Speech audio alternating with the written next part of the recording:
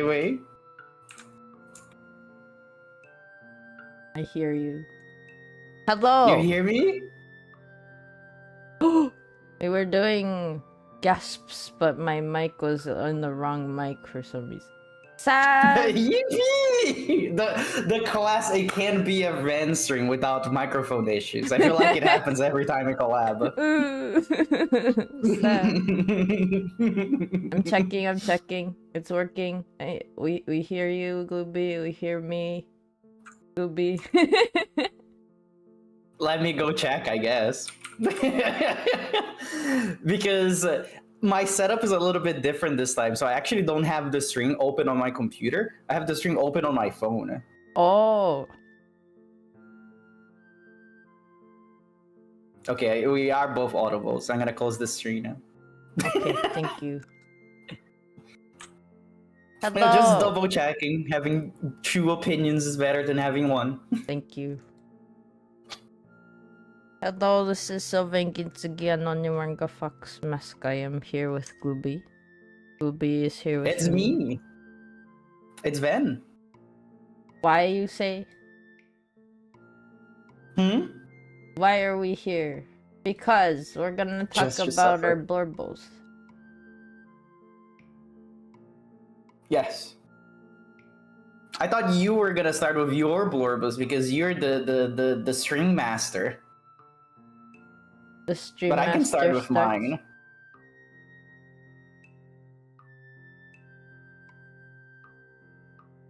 I forgot about one thing. Let me. Uh-oh. Ooh. You love my hat? Thank you. I made actually like 5 minutes before the string started.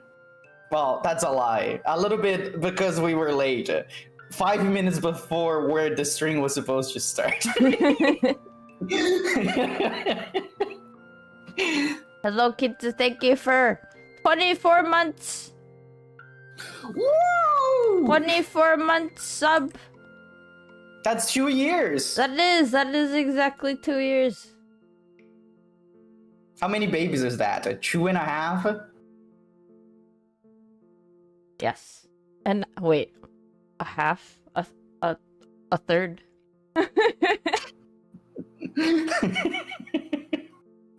So many babies. You did it! What would you do with half a baby? Gregnant. Do people still say that? I say it as a joke, but I know that an old Twitch thing people would do is like if you had a 9-month sub, like you had like a string baby. But it's been a while since I heard other people other than me say it. I think I know at least one person outside of you and me that says it. Okay, good. I'm glad the tradition is still going. Tradition. Tradition. Well, the thing is, Glubie, you know me, I'm not as organized in the sense of having like all the stuff ready. So I thought it makes sense for you to start. We can do that. I can start, and then I can set up the what's the word I'm looking for? The template, and then you can follow what I do. How does that sound? I think that sounds good. Wait, just a second. I'm waiting a second. A second has passed. Where did they go? We can do it like this. Why don't we introduce the characters? Like I say a character first, and then talk a little bit about them, and then you go and then you talk about a character, and then tell a little bit about then, and then it comes back to me, and we keep bouncing like that. Yeah, I guess we can do that. Because we're gonna be honest here, chat. We didn't have any structure for this stream. Basically, the conversation was, let's do a Blorbo stream, Ven. And then Ven was like, yeah, we can do that. Ven never asked me how we were going to do this. And I also never said how I was going to do this. I just trust in the process that is going to work out. Oh shoot, before we start, I forgot to introduce in Japanese. Oh yeah, go ahead. どうも、キュービの鬼の銀継シルベンです。今回はグルービーさんとね、オリジナルキャラクターのお話をさせていただこうと思います。英語コラボ配信なので、字幕はわしのね、英語は字幕で出しておりますが、グルービーさんのはちょっとね、出せないかもしれないのでご了承ください。はい。いつも通り英語コラボですけど、日本語でね、チャットしてくださった方には、わしが日本語でお返事するので、よろしくお願いします。よろしくお願いします。You did it. Ready. You ready? Yeah. So I guess we can start by. I think a good way to start this. I feel like we should talk about how different you and I think about our blurbos, because I said this in your chat before, but I think it's good for us to reiterate now that it's in video, because the way that I think of my characters, I make the character first. Let's just say I don't have any blurbos. Zero, none, nada, zilch. That's a lot of different ways to say nothing. Anyways, I was like, I want to make a kobold. And then I draw a kobold tailored to my tastes. And then, that's also a good thing. Which one of these guys do you think was my first character that I made thinking this is going to be a character? This is going to be a blurbo. Which one of this list do you think it is?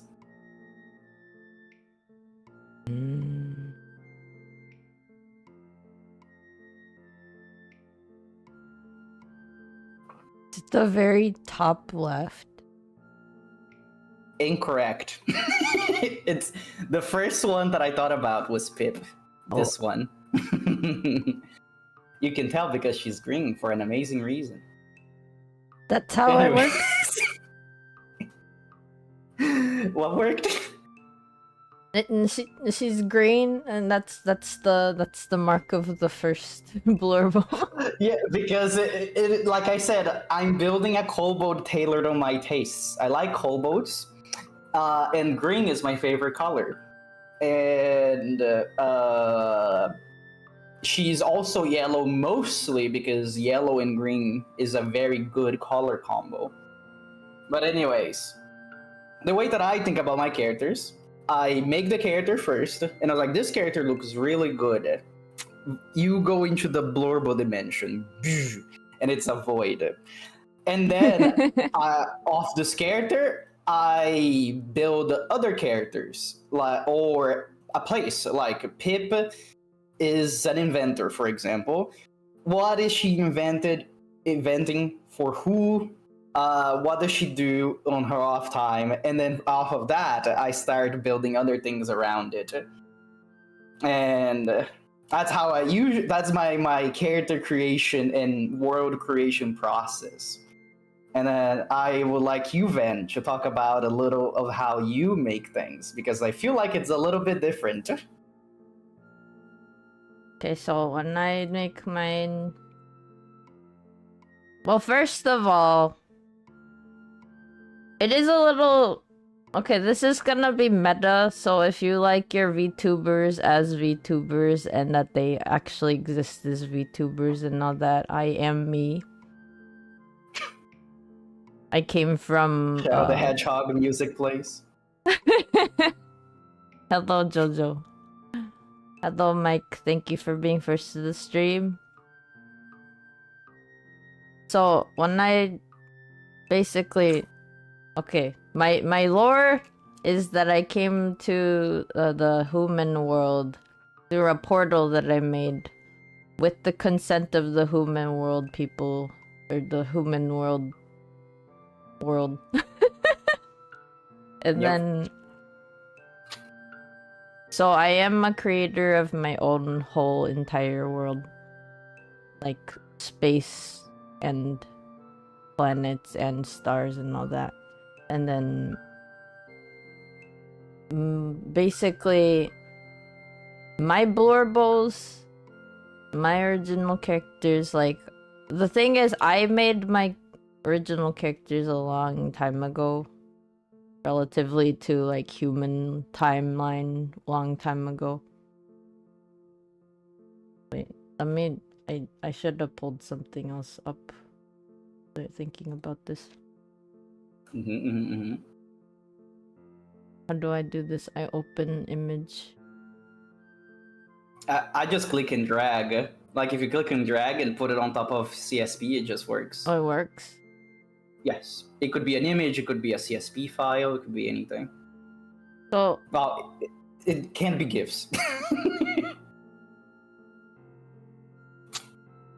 So one of my first blorbos is actually Shui. And Shui, so in the human world timeline, they were like basically made like more than almost 15 years ago. Old. More old. Actually, it's however long I like, almost as long as I've been posting art to the internet. So like more than that, maybe. But the way that I go about it is like, at least like when I first decided to make blorbos, is like they were kind of my alter, if that makes sense, like my ego alter ego self, my other self kind of thing. And then so like that's where they began. And then it was like, okay, so then I have my other, I don't have too many like that have had been manifested into like a certain form. But then I made Kuga like also around the time, because what basically, like, you guys know I'm non-binary, right? I hope so. But at one point I was a questioning being, and basically like she was my alter, and then Kuga was like, I mean, Kuga still is, but Kuga was basically like a amorphous like idea of like what I would like in a partner. Pretty much. And you know, they have this like Tengu form now, but they used to be more like mysterious, and like their face was covered with their hair, and they were like super emo at the time, because that was like what I was into. As you should. Yeah, I'm pretty sure like I had like a look. And actually, like, before that, before Kuga, there was another being, and it was Seigi's like prototype, basically. Seigi. Wait.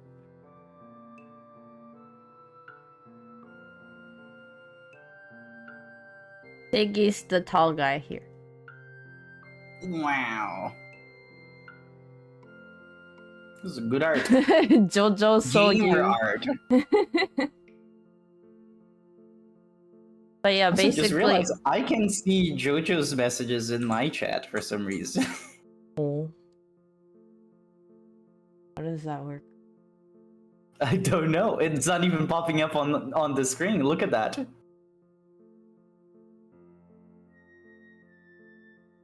Jojo, what are you doing? Magic? That's so weird because I was looking at the chat. I was like, who's been replying to? And then I look at the chat on my phone, it's not there. And then I look at the chat on my computer, it's not there. And then I look on the actual stream, it's not there either. It didn't even pop up as a Hitodama-san. That's so interesting. What the heck, man? What is happening? Do I show up if I type something?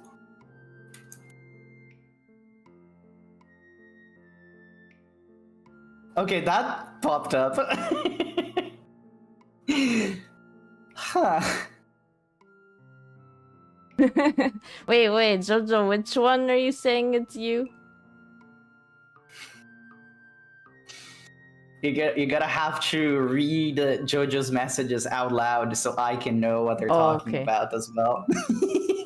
They said... Been a while. Their first one was let me think. And then they said venting sus. And then Jojo said so me. But I think that was when I was talking about one of my blurbos. Yeah, that's the important question. That's very interesting. I don't think I've ever seen Twitch doing that. Sorry to interrupt you. Go on. Oh. And then I said, Jojo was like, cause I blocked Glubie. But then you would still pop up on the string. No, Jojo is talking to us from a different portal. Oh, okay, I see. I will just read I understand. What Jojo's saying for you. Thank you.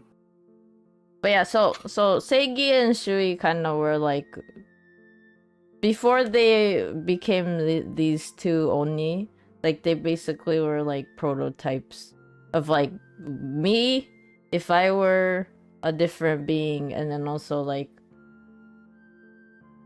handsome tall guy. Fair. And then but yeah, they like originally they were like gonna be like also like a separate story where she was like this immortal being that would not die. That was just like a thing. And then the Seigi was this like basically an android that was trying to assassinate the immortal being. And then that they would have like a strange love-hate relationship that was like a really old time story I had. So like a lot of my OCs that I talk about, and you know, the ones that I call Gintsugi family, they're originally like beings that I created more than a decade ago for myself. And then they're like, now I've made like a world that they live in and stuff. So that's how I go about mine, is like, that was how it was, at least like for these guys, not necessarily for other characters, because like I have a bunch of, you know, random OCs that don't necessarily have names or like where they would be, but since I started streaming, basically that's like when like I made Utsuyo, and then I was like, yeah, they're all in there. So like if I draw a new character, they're probably gonna be in Utsuyo, if that makes sense. Just plop it in there. Yeah. That's how my brain blurb will work. The brain has been discovered. I guess building off of what you said, since you were talking about like when and why a blurbo was made. So in my case, I guess it could be a little bit superficial, but every single one of these characters, with the exception of two, I want to say, were all made because I wanted to have more OCs to participate in art fight. But most of these characters were already made at some point and thought about it. I just never organized them in a neat way for the viewer, for the viewer to see them, if that makes sense. Right. Like, I want to say when I started drawing, like drawing for real and not my old things that we're not going to be talking about here today. When I started drawing on my drawing tablet, I made every August and every year, the kobold month. And I would just draw random kobolds every August. And then in August, I want to say 2023, I was like, it was just after, was it 2023? No, it was 2024. It was right after Art Fight. And then I was like, I kind of want to participate next year. And I was like, I need to make some OCs. And then I was like, wait a second. I already have a lot of kobolds that I like, and some of them that I even drew more than once that just don't have names. So I started picking my favorite ones that I did for Kobold Month because I really like kobolds. In case you guys didn't know, I'm a huge kobold fan. I don't think it was obvious enough. I don't think I'm so stupid. I'm literally pointing at my head in real life, like you guys can see it. Imagine Glubie tiny hand pointing a hat. Oh yeah, Ilo, we're talking about our OCs or blurbos in case you didn't know. This string is about me and Vin yapping about the characters we love. That's basically it. The characters that we made, original characters. Just like the title that I made for this. Exactly. Read! Jojo also Anyways. said that they're in the voice chat and Glubie got you muted. Glubie got Jojo muted. Yeah, I blocked Jojo on Discord. Oh no. Anyways. Time to think. Okay, I remember. So, 2024 fast approaching. I started developing those characters more and more. And then when we got to, I want to say, the tail. No, I think it was more like. I don't remember exactly when the timeline was. But I know that it was in 2024. I was like, I have too many kobolds. I think if I want to interest other people in what I make, so maybe they will keep an eye on what I'm making, I need a little bit of variety. So, and that was also that I wanted to draw something that wasn't a kobold just to see if I could. So the first one on that list, not to get ahead of myself, I'm not going to talk about the characters. I'm just going to say how basically they were made. It was a satyr. So I drew a satyr and I was like, this looks good. I like this. And then I was like, what else is a creature that I like that isn't a kobold? And then I really like seeing art around of merfolk with tails. And I was like, oh, this looks good. So I drew a merfolk. And I was thinking, what other type of character that I enjoy? I didn't want to draw a rat because I'm already a rat. So I wanted to draw something new that isn't like myself. So that's why I don't have any rat blurbles, in case you were wondering. Oh. So I was like, well, bats are basically rats with wings. So I'm gonna draw bat. And then there's a jackalope character that I have that I think I should get to that when I get to her. But there's a special funny reason why she was made. So we're gonna leave it at that. But then I made a jackalope as well. And then only recently I decided to pull one of my old D&D characters that is not being used and started using her as a blurbo.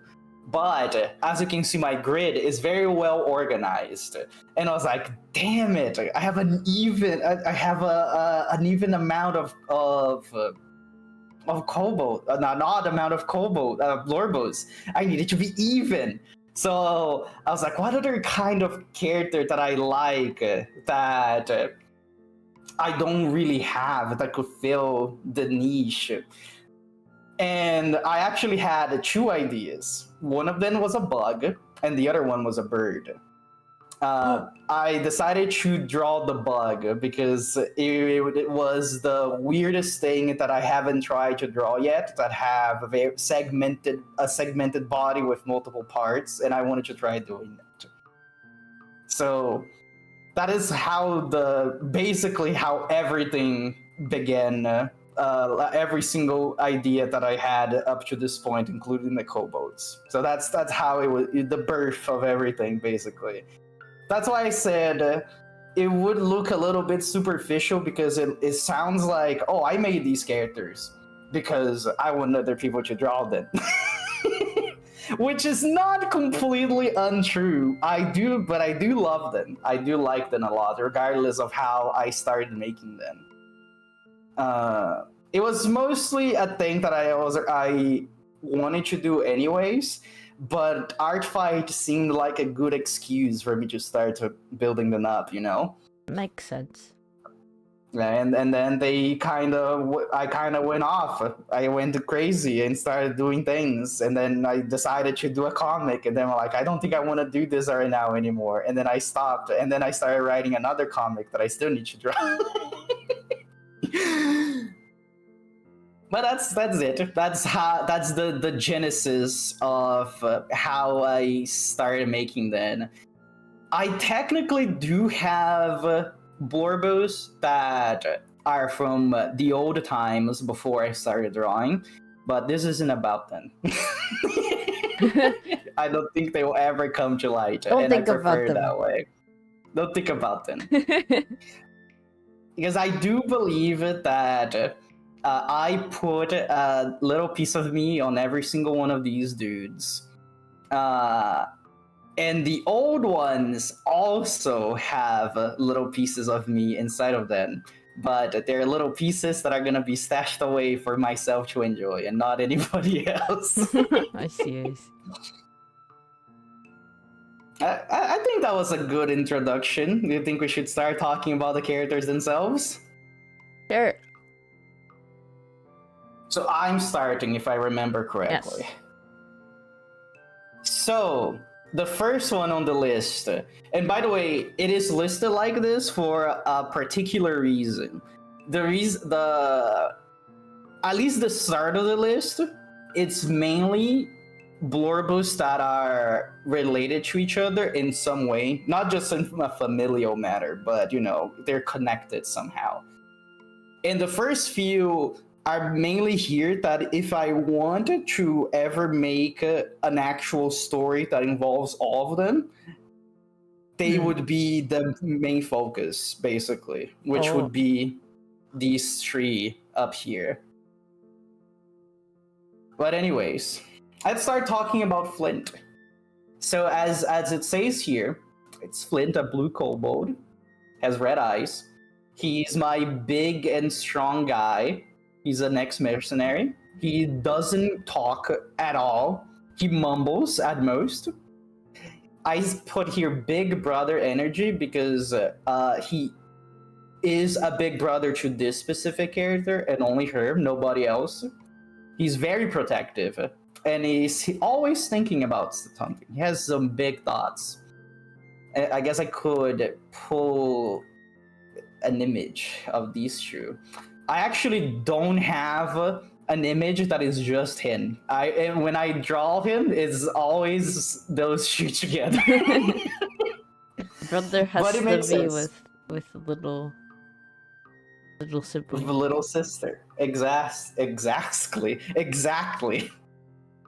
So the idea of this character is that he, as I said, is an ex-mercenary. I guess I can talk a little bit of his background, which wasn't revealed at any point. This will be exclusive van content right now until I actually make the story. This is it, guys. Exclusive content right now. Listen with Do you your know big that ears. image? There's an image that is a guy cleaning like snow outside, and it's a big field. It's like 2 foot of snow, very big, and they're only cleaned a little bit. And in the part that is cleaned, it says lore about my OCs that I share, and then the big pile on the corner is like lore of my OCs that I didn't share. Oh, yeah. It's basically that meme with me. And I feel like with most people. Yeah. So Flint is an old he's an ex-mercenary. I don't have his story completely made. Also, I saw that you could see my desktop there for a second. Good thing there's nothing on that screen. Anyways.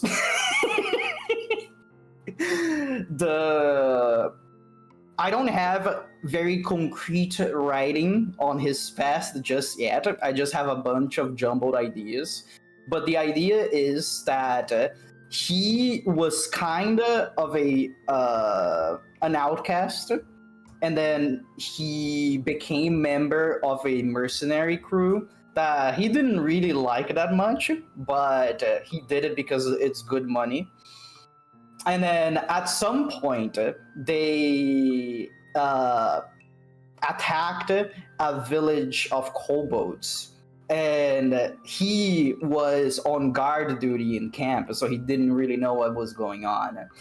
And then when he found out later, he went to the village and basically it was like, you're killing my people. And then it's like, oh, who cares? You're just, who cares about the kobolds?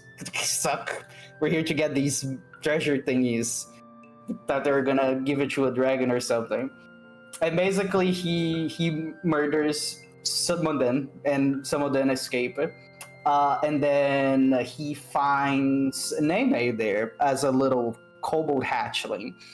And that's when he basically adopts her and sheds the mercenary title away and is like, I gonna try to live a better life with people that I actually care about. And that's why Nene has a little wrapping on her tail always, because that's the scar that she got on that day, that he hides it. That's not even her that does it, that's him that does that.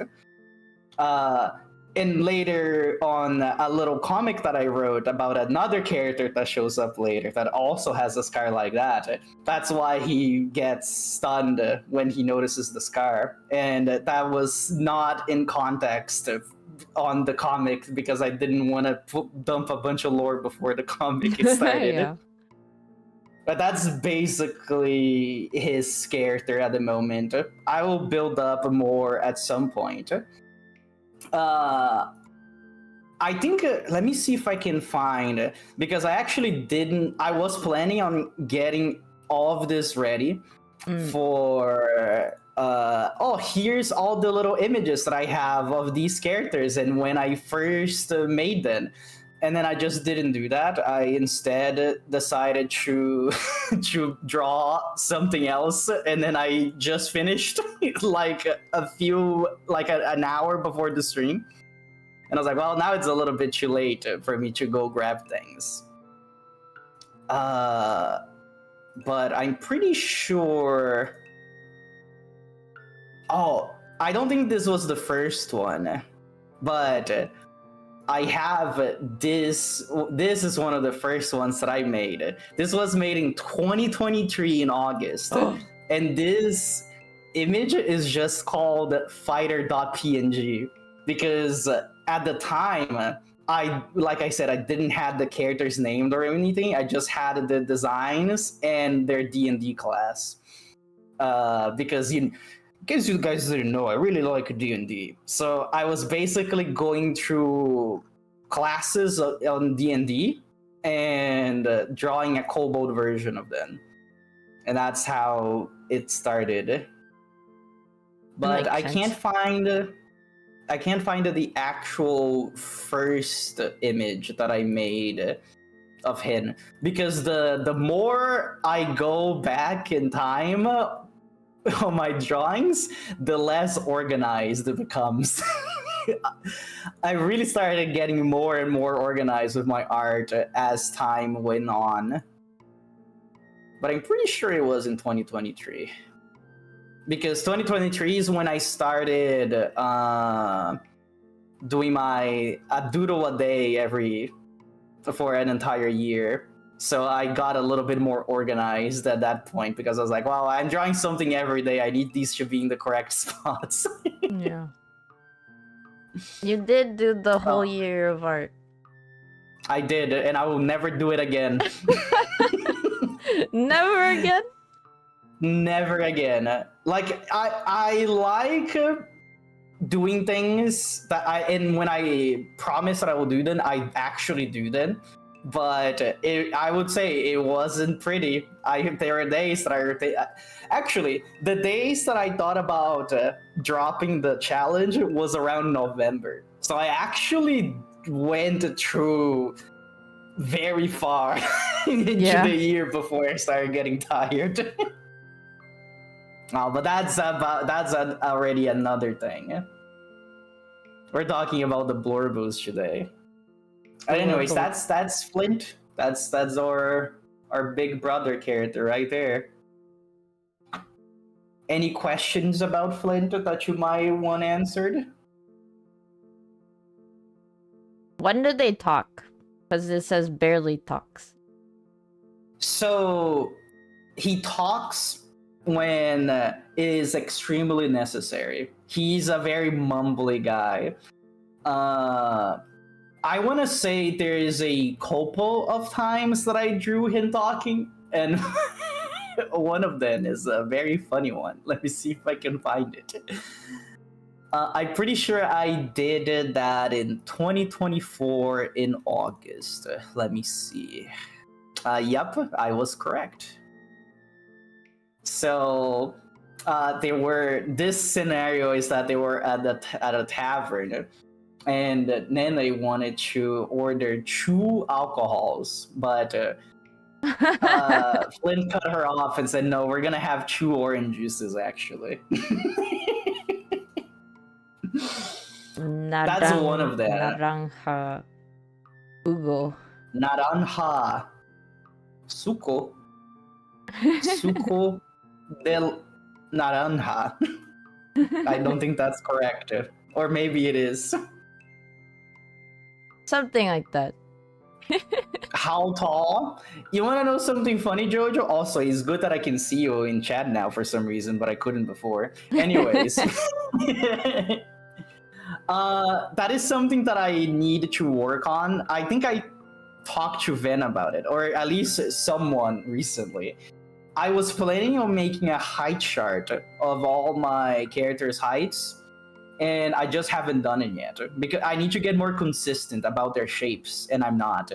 But you can assume that he's around, I want to say like 3 feet or something like that. He's a kobold, so he's not very tall. Any more questions before we move on? 3 feet in centimeters, please. I'll have to convert to that. You know what's funny? I usually use centimeters and meters because, I'm not American. But when I was making these characters, I always think about their height in feet because that's what it gets used in D&D. That's fair. That's like 90-something centimeters, I think. Yeah, I don't think he... Well, let me see.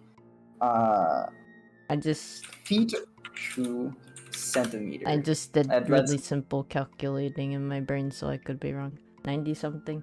That is correct. It's like a meter, and now that I think about it, that's very small. Maybe he would be like more about 3.5. So he would be like around 1 meter and 20 centimeters, I want to say. Apparently, that's What's like the average? about like the average VR chat furry height. There it is. So the average for kobold height is around 3 feet. So that's why I say around there. So he's a slightly taller kobold, but not by much. So he would be like around 3.5, 360 something, somewhere like that. 360. I don't think that's a real measurement you can have. Like a meter and a half, maybe a little bit less than that. No, a meter and a half would be too tall. Maybe like 1 meter and 40 centimeters. Let's put it like that. I don't have a lot of specifics when I think of my characters. I have a lot of I think it should be like this ideas in the brain when I'm thinking about my characters, if that makes any sense. Any more questions before we move over to Ven? That's a tall lizard. It is. They are. He is. Glubie, I just realized you have like 6 rows of 3. I think you should share your whole row before you get to me, because I don't have that many characters. Oh, so I don't just rapid fire then at the end? You know what? That makes sense. Honestly, that probably is a better idea because these 3 are all related. Yeah, and I also like each of my characters, I could go on about them, but yeah, so I think that would be more balanced. Yeah, I agree. Because, like I said, these characters are new technically. They're at most 3 years old, and some of these are not even a year old. No. No, 6, 7, no. Murdered. Anyways, the next character is Nene. That's how you pronounce her name, by the way. It's Nene, not Nene, like I've seen some people doing it before. We're not talking about the Nene cringy ass baby here. Anyways. It again. Oh, Nene. Right. Like I would read that Nene like in Japanese too. Yeah, it's not Nene. That's how I've seen doing. Like they added Y's into her name for some reason. It's a baby. Well, she is the youngest among my Blorbos. She is baby actually, but not that baby. Oh yeah, I forgot to mention. I have by everybody their preferred weapons. So as you can see, Flint has a great sword, and then it has a big hammer. But anyways, as it says, she's an impressionable kid. She causes problems on purpose. She's too attached to Big Brother, and she's cute but problematic. And basically what this means is that she's a brat because she's a kid. That's basically what it is. Flint and Steel, no! Honestly, the reason why I chose his name to be Flint, it is mainly because I wanted a name that it was like an object, but sounded like a strong object, if that makes sense. Because most of my characters are named after objects, because that's just how it is with kobolds. Oh. Anyways, also because I'm bad with names. Nene is called Nene because that's the first thing that she said when Flint met her. So she was a hatchling, so she didn't have speech, and I don't know if Flint had the faculties to actually come up with a good name. As I said, she's an impressionable kid. the reason why she likes to cause problems on purpose is because she likes the attention. And she knows that if anything bad is going to happen to her, she has somebody to call that will fix the problem immediately. And that's why she's problematic. Like Axel, exactly. Axel is also a good name, but I don't have any blurbles named Axel. It's funny because Nene was one of the first kobolds that I actually started developing a lot. I think she's the first one that when I finished my 2023 walk through hell, that I actually took some time to draw. But let's see her beginnings. I think, yeah, this is the first drawing I have of her. This was made in 2023. And as you can see, the design is basically the same. It did not change at all. It is the same thing. She has her leather straps, the one shoulder pad, and the braces and the ankle thingies. Her hammer got bigger as she started going. Biggest hammer. See. Yeah. You know, she needed something to use that would match her brother's big sword. I think 2024 is the next one that I did of her. Where is it? She wasn't the first, but she was one of the first. Oh, it wasn't actually in 2024. When did I made the more defined version of her? Was it still around 2023? Was I that insane? So I was like, oh, let's draw this character again, like, but with more detail. I should have been a little bit more organized when I was making these. I was planning on separating everything and being like, here's everything for this character. But I ended up not doing it because, like I said, I was drawing a different piece today. And I finished a little bit before stream time. Oh, not the image I was looking for, but I found this one. This one was made in October 2023. That's cute. Yeah, they're a little bit more defined. I actually started drawing eyes instead of little dots at this point. You can see the evolution of art happening right in front of your eyeballs. But I'm pretty sure there is an image of her that I really liked using it, but I can't find it anymore. It's gone. Oh well. We'll leave it at that for now.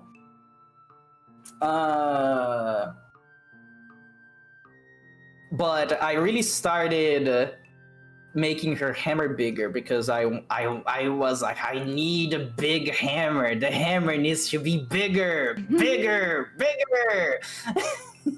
Make it big. Make it big. If it's small, it doesn't. It will not have the same impact because the trope. Oh, I actually found the image I was looking for. This was made in April 2024, and then here she's a little bit more detailed, but still kept the same design, and I made her hammer bigger because a little girl with big hammer is a very good trope that I enjoy. It's so cool. It's good. She looks like she's about to whack someone really, really well. Man, about to bonk someone. But that's basically her story because, you know, she's baby and her story is very much tied to Flint's story. So you already know how she appeared. I also have this of her that I trying to do an angle real quick. I like how goofy this looks. Any question about this character in particular before we move on? The memes. Yeah, do you got any games on your phone? That's the 3 feet. Or wait, how do you have a tall How tall? So if we look at these two together, and Flint is like a meter and like 30 to 40 centimeters. She was probably gonna be around a meter. I want to say around there, maybe a little bit more, Small. maybe like a meter and 10. Yeah, she's very tiny. She's not the smallest blorbo that I have, but she is the smallest kobold that I have. Small babu. Small babu. They forgot to tell you that at Hammer classes. Oh, forgot to tell you that at Hammer classes. So you're still a junior, even though you've graduated. You need a bigger hammer. Oh, if you're not a girl, then your hammer needs to be sized correctly to your proportions. I'm sorry. You can only have a big hammer if you're a girl. That's the rules. Any more questions? Oh, completely unrelated. But at some point in 2024, I started changing how I drew my kobold's feet. Well, you could see my Final Fantasy background there for a second. And then it became harder and harder for me to draw these weird ankle thingies because they need to be... what is this feet called? I don't remember.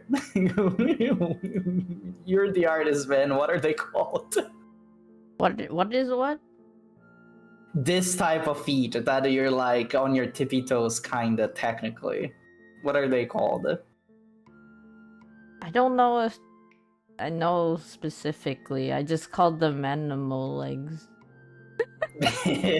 Well, as you can see here, I used to draw them like this. Flat on the floor. Brump. But then, like here you can see it as well. But then I started to draw them like this to be more anatomically correct. And if you look at this, now this doesn't make sense anymore. To draw these little thingies over here. Oh. But I still haven't drawn an image. That is a lie. Kitten nose. Digitigrade feet. Thank you. I knew it was something like that. I just remembered something. I have a thing here. I wanted to start drawing a height chart, but I didn't finish. And this is an image of her that I don't think I ever posted. Also, you can still see that I have the old blurbo grid over there. So you know that I wasn't doing this like this. Oh, we can actually see the heights that I gave to people here. It's the ye old version. Yeah, the ye old version. So what is with your cursive handwriting? Yeah, look at, I actually have heights over here. So counting the ears, Flint is supposed to be 120 centimeters, and Nene is supposed to be 90 centimeters. She's very short. And these are characters that are not like here yet, so we're not gonna talk about them. But that I never finished, so it's not canon, but it's good to have an idea. Any more questions before I move on about this character specifically? I don't think so. While I'm drinking my water. Anyone in chat? Water. Chat delay. Delayed chat. I'll move on, and if there is a question, I'll move back. Sounds good. So, the next one on the list is Nephilim, or Neph for short. So this is a very interesting character and I say interesting by the way that she was born. You may have noticed that these two characters look very similar. You know, like in cartoons usually, you would have like a main character, and they would have like a time travel episode that they would meet the future version of themselves, and they're like grizzled and usually have an eye patch and scars, and they're like, the future sucks and you need to do this to stop it. This is Nephilim's character. So, as you can see, her description is... Also, I'm gonna preface this by saying, I know it's cringe, and I don't care. Don't say that. You don't need to say it's true. that. I do need to say it, because I know it is, but I embraced it. It's my cringe, and I love it. You're cringe. So, Nephilim is an edgy time traveler, as it says there. She has an unhealthy sense of duty. She has amazing martial prowess. She feels like she doesn't belong, and she's also a crybaby. You may have noticed that she has very big things tied to her. Like, everybody else has very, like, normal things to describe themselves, and she has... how can I explain this? She got like, she has an amazing martial prowess. Ooh, she's a time traveler. Ooh, sense of duty. Mainly, I've done that because when I was looking through my list of Blorbos, I was like, I don't really have a character that is very serious or sad. Most of my characters are goofy, and I was like, I think I wanna make a suffering Blurbo. I wanna make a Blurbo that suffered. Well, that suffered recently. I need to make a character that has more trauma. Not that the other ones don't have some sort of trauma, but I guess I should say that when I make stories in my head, or the stories that I enjoy, I like stories that the characters have some sort of crisis that already has passed. It was already resolved, and now they're just having a good time. And that's basically the vibes with most of my characters. Oh, something bad happened to them in the past, but now everything is okay. So now they just get to enjoy life. Nephilim is the character that most recently wasn't okay, and she's still technically not okay. So the first time that I drew her, I wasn't even planning for her to be a character. I think it was in November of 2025. Yes. So at this point, she didn't even have the difference in design that I made to distinguish herself from Nene, because if you notice, their colors are slightly different. Here, she just has Nene colors. The reason I changed her color slightly is because I really like color coding things. But since they're the same character, kind of, but not quite, I made her color slightly different later on. But the gist of it is that, actually, I think I do have a version of this image that is color corrected. Unless I didn't save it.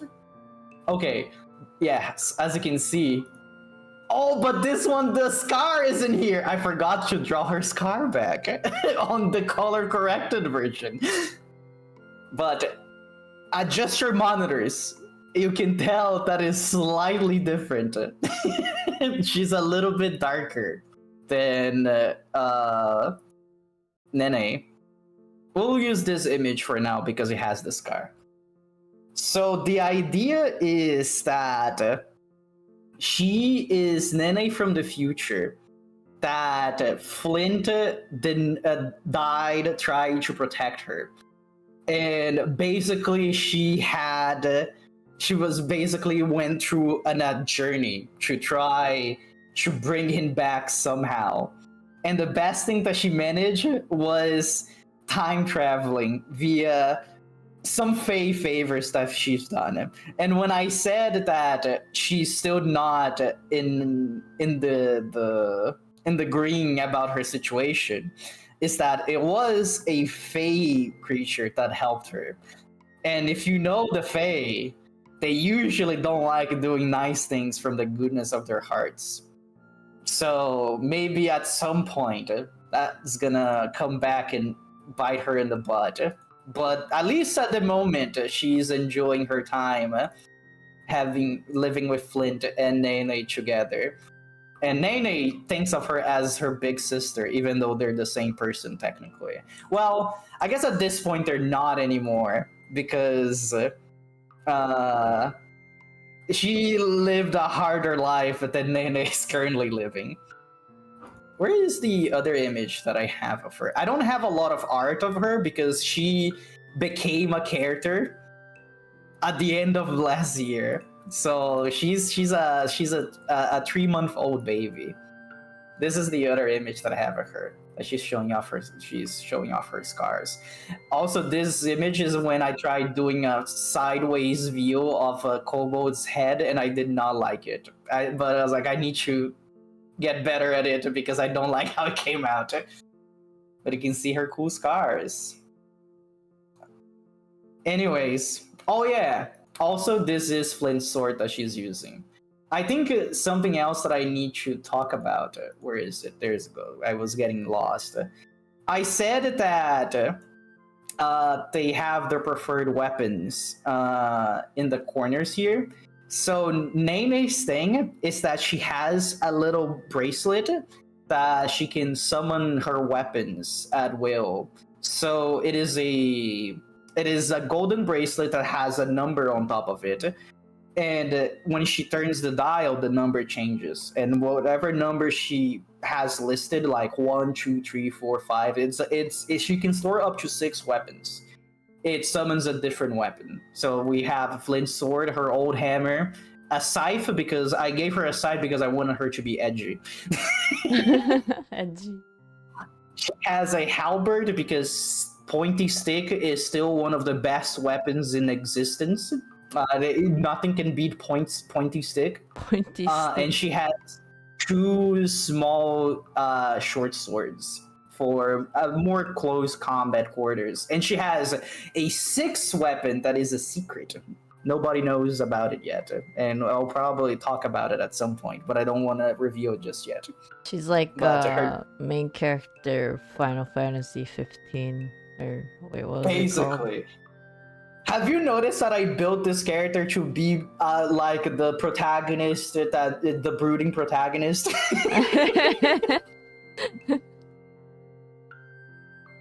But I do like her. Because like I said, I drew this as let's draw an AU future of one of the characters that I have that is very happy and jolly. And let's make them sad. And then I liked the idea so much that I decided to turn her into an official Blorbo, if you will. Here she doesn't have the bracelet because I haven't thought about that at this point. And the reason why I wanted somebody that could summon weapons is because I think it's really cool. That's the reason. That's very understandable. In her little journey, I made a little comic about her, but I don't want to show off the comic because it's long, and I think we spent too much time on her already.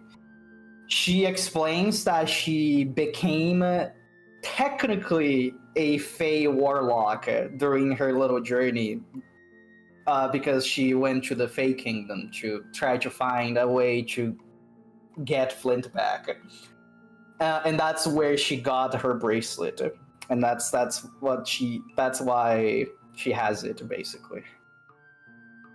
Anyways, any questions? I feel like this is one of the characters that I have the most backstory. Makes sense. We can make up her height right now as well if you wish.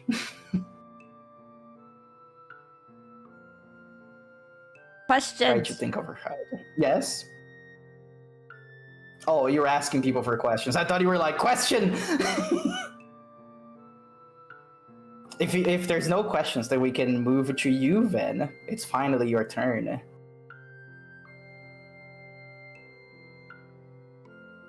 Unless you want me to keep going, which I will, if you let me. No, I think I'm ready. You ready? Okay. And I'll send the mic. I'll give you the microphone. There you go. The microphone, thank you.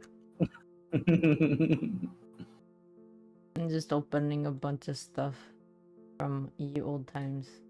Some of these, like, you see me fiddling with it, but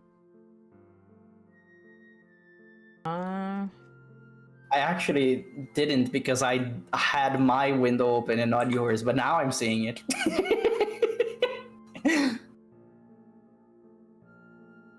That's some cute art right there. thank you. Maybe you guys in chat will get to see it at some point. One day. One day. One day. Oh, there it is. Okay.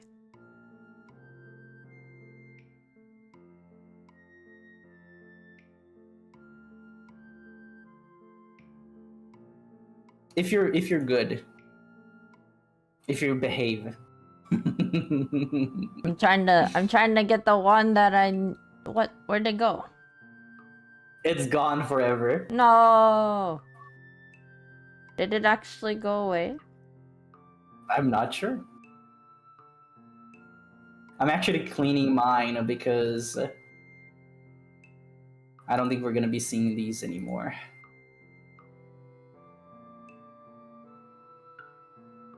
So I don't get lost like you're getting right now.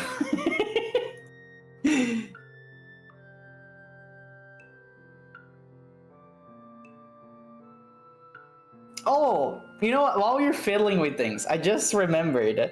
I have a few drafts about things that I want my characters to do. Like I have some doodles things. And it's funny because I have a thing that Nephilim, or Neph for short, was talking about her scars to Nene because Nene thinks her scars look cool. Let me see if I can find it. Yeah, there you go. I'm gonna read an excerpt of what I have, like a very small.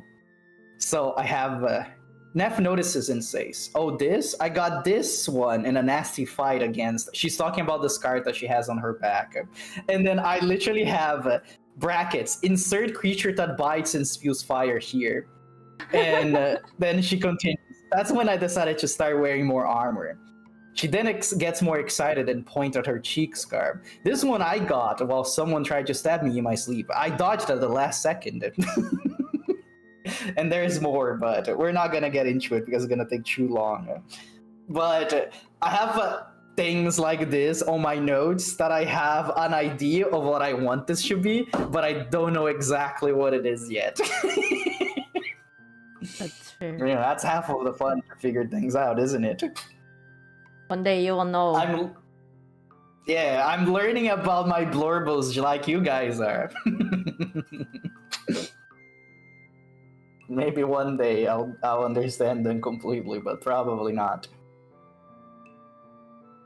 One day the blurbles will be real. Oh, they're real already. They're real to me, damn it. I know. It's so true. I have a couple of blurbles like that where it's like, one day maybe they'll be real. One day. It's funny because a lot of my blurbo crafting, I guess you could say, is when I'm at work because I don't have to use like 100% of my brain to do what I do. So it's funny because people are usually like, wow, I've seen people saying this. I'm not just saying this to flex on people, but I heard people saying, wow, Glubie is so concentrated on their work. Wow, they doing a pretty good job. I didn't expect them to be like so serious about this. But little do they know that the reason why I'm concentrated at work is actually that I'm not concentrated at work at all. I'm just in my head talking to my own blurbers and being like putting them into situations and seeing how they would react. That's That's basically my whole work day. But it looks like I'm concentrated at my job, but I'm not. It's fun. It's actually kind of fun. It's how I spend my time, or else I would go insane. I don't know how people manage to go through day-to-day life without going deep into their minds and think about fun things that you're doing. It's funny because I was talking about this exact scenario with somebody in my chat like a month ago, I want to say.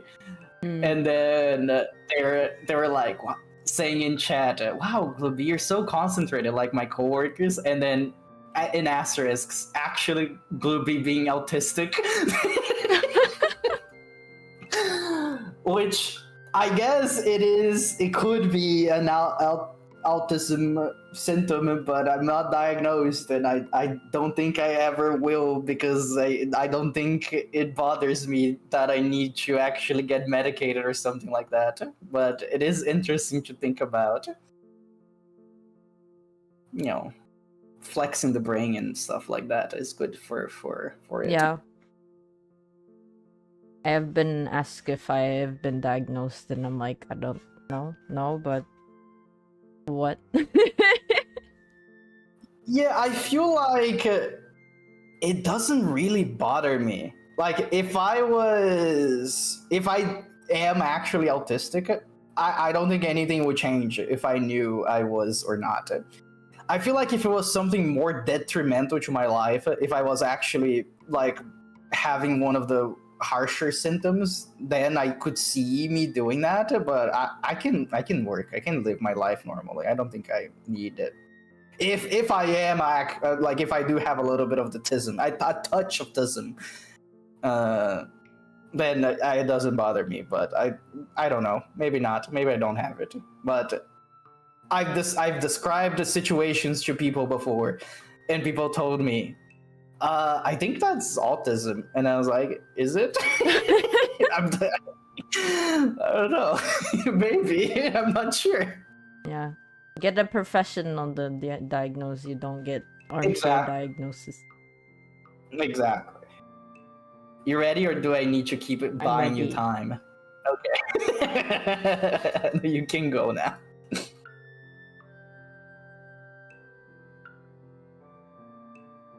Okay, now I am ready. Thought you were already ready. Oh my god, it's Ven lore on Ven channel, actually. Whoa! I've never seen this before. Whoa, exclusive. I need like sound effects. Da-da! Bum! Ba-ba! Oh. Where's the hello, claps good from morning, Discord? Kadong. Who are these? Who are these blurbles? I don't know who they are. Who they? Okay. So I'm just gonna describe like the basic of my family and then get into one of my characters. And then that'll be like my part for now, I think. Mm-hmm. Anyway, this is the Gintsugi family. This is my yokai family. When I say during any of my streams, before this stream or after, and I say my Gintsugi family or my yokai family, these are the people I'm talking about, alright? So, I don't know if you guys can read it. Is it small? Is it too small? But, I can read it. Like on both screens and on my phone, so it should be okay. Okay. So, you know, it's in Japanese and English, so the very left being, again, this is Shui, I did show Shui a little bit earlier. Wait. You know, I don't have a lot of... I think I'm gonna share Shui and Seigi at the same time, like, after I do Kuga, because then, like, I think those two will fit better. And then I have a bunch of other Blorbos that have, like, maybe 1 or 2 art, and that's it. But anyway, so here's my family. So on the left is Shui, right? They're a red Oni.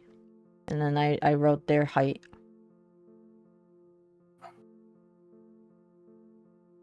Kore hidari ga Shui ne. Ga Oni no Shui desu. And then there's Kuga. Ku-chan. Ku-chan, Kurama Tengu Ku-chan. Kurama Tengu actually, like, in the human world, there is a temple in Kyoto called Kurama Temple. It is a very beautiful temple. Unfortunately, you do have to walk really, like, a lot just to get to the top because it's, like, on the mountain. They do have, like, a rope way that you can use. Like, one of those, like, rope thingies. What are they called in English?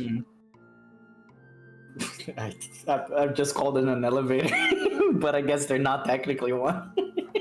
Yeah, it's like the ones that are like hanging from like those like big things. You can walk up. I actually did walk up and down both ways. Or not. Wait, what is it? Like I went up one side and then went down one side because there's another shrine that's like really close by. It's really pretty. But anyway, so earn the favor of the Tengu. Gotta earn the favor of the Tengu by walking up the steps. Yeah, you gotta show that you have the power to get up to the mountain top even though you don't have wings. Actually, I guess it depends. Maybe some of you do have wings. I don't. Glubie does not. Glubie will have to walk up the stairs. Hell for a rat, actually. Wait. Every step is a trial. Every step is a trial. Every step is like your height. This stair Basically, grinds. Gotta jump for each step.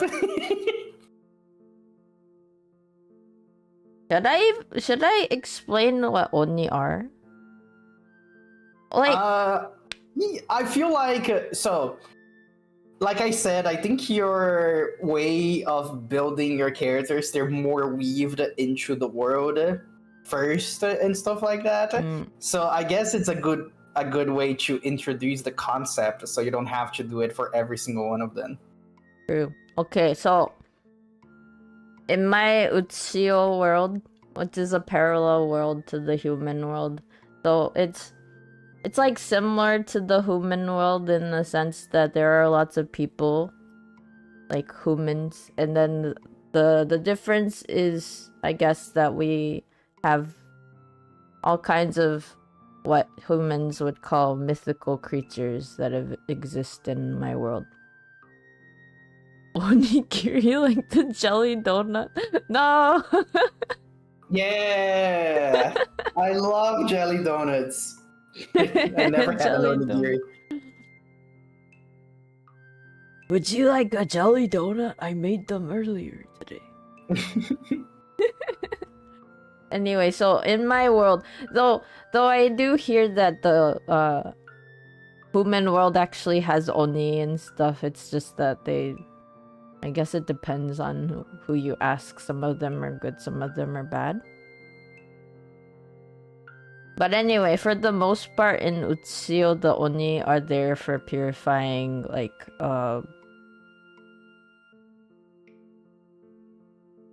what is it? Any like key that has been turned bad, if that makes sense. It's like the vibe. They're the vibe checkers of the world, if that makes sense. This guy smells. Get them out of here. So what Oni do, including me? like we have horns, right? We can purify like the vibes of an area, basically. So they're like Oh, another thing that Oni do in the Uchiyo world is send deceased people's souls away after purifying them and all that. I have a question. Hi. I'm gonna interrupt you immediately because I know that if I leave to the end, I'm gonna forget about it. Okay. How do you purify something? Is there like a ritual, a specific thing that you have to do, or does it depend to be like it's on a case to case basis? Like, it's kind of case to case because so it's not just Oni that can do it. There are other species of beings that can. It's just that I am mostly knowledgeable about Oni just because I am one. Makes sense. But like even humans, if they know how to do it, they could do the purifying ritual. Kind of like how humans in the human world do it, you know? But with Oni, it's like burner. It's like we kind of just like absorb the vibes of the world. Does that make sense? It's kind of like an innate thing, so it's not like we're like we can focus to do it more efficiently in a way. Like imagine Dragon Ball, but like you're absorbing the ki around you or something. Okay, that makes sense. I'm satisfied with this answer. You may go on now. Thank you. I'm glad you were satisfied.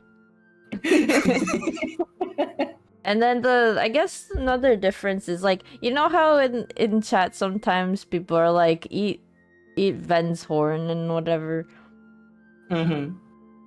Unfortunately, that would not bode well for Oni in my world because our horns are kind of sensitive in the sense that like they are also sensing parts.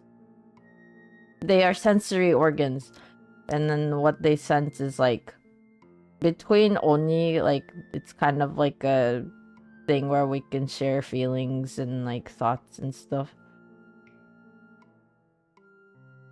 So you're telling me that your horn is like an antenna? Kinda, yes. And then there are like degrees in which like even like an Oni like that meets for the first time like would not ever touch another Oni's horn, if that makes sense. Disrespectful. Yeah. Like unless the Oni is like, please, like I give you consent, then you can, but you can't just go up to like even if you're an Oni and you have a horn yourself, you can't just go up to someone else and be like point and touch. Nah, you don't go up to somebody and it's like, let me touch your balls, and then you just grab them by the balls. I'll get you in jail. That's sexual harassment. Oh my god, balls.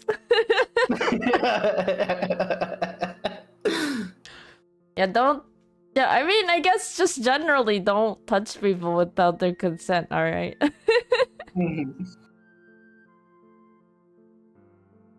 But yeah, so like within Oni people, at least like if you are allowed to touch another Oni's horn, it's kind of like a very intimate thing, because that's like them trusting you that you're not gonna just like send them like terrible feelings and like all that, because that's like another thing is like you know sensing. It's like when I say sending horrible vibes to this chatter in my chat and concentrating in my brain to do so, but it actually works. It does. Don't do it. I mean, for the most part, so Uchiyo actually has like kind of like different age timelines, because like I was born as Oni. Like before that, the world at least like the Utsio, you know, planet of people in Utsio, like basically was not. It was more like the human world where like people and mythical beings did not necessarily get along really well.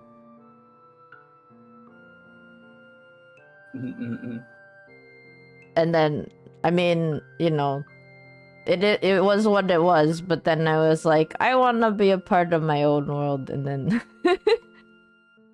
decided to be born as this. So since then, I guess I have the power to basically kind of calm down the negative and mean vibes around the whole area. So that's like my effect as a creator of the world, I guess. I'm gonna be like, oh, the vibes are off, and then I'm gonna call Van, and I was like, Van, can you fix this? And he's like, Van, sure, buddy. Okay. Give me a moment. Okay, and then I just sit there. Yeah, the people in my house are like, who is that? What are they doing there? I was like, oh, don't worry about it. You know, fixing the vibes. And they're like, oh, okay. Vibe air freshener. The vibe air freshener is here. Oh my god. Yeah, I just do it to like the nth degree because, you know, just the what is it? The privilege of being a creator of the world, I guess. Yeah, so in that sense, like, since I am only like 700 something years old, in the world has been a lot longer. Like all of my, I didn't write their age on here, but all of my yokai family are a lot older, at least is like in physical form. So they've had a lot of things that they've gone through, including lots of Discord. I like the voice call we're going to right now. So yeah, Oni, that's the thing. And then my world's Oni, we have prehensile hair. But it's not all of us. Like, not all of us have prehensile hair. It's like most of us are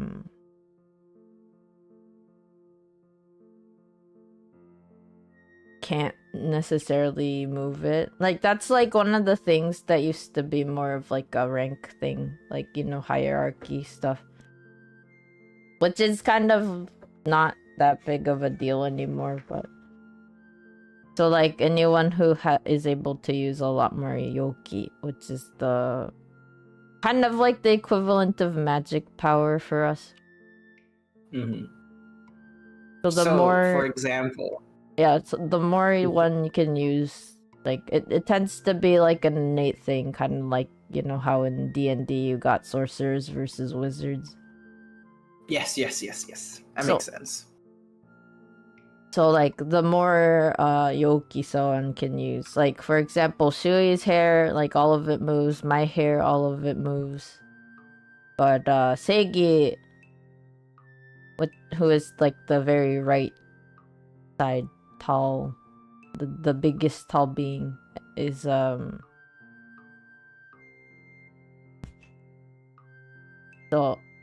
I'll show you when I get to him later, but there's like little parts of his hair that move, and they're like specifically those bits move.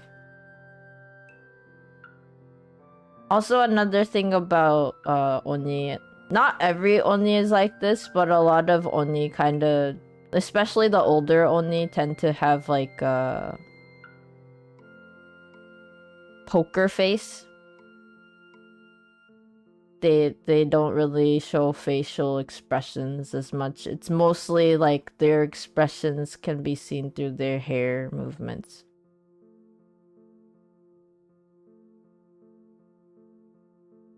So Seigi does smile and stuff, but it's like super subtle. And then if you want to know how he's feeling, you should look at his hair more. Kind of like Shui is very more expressive with their hair.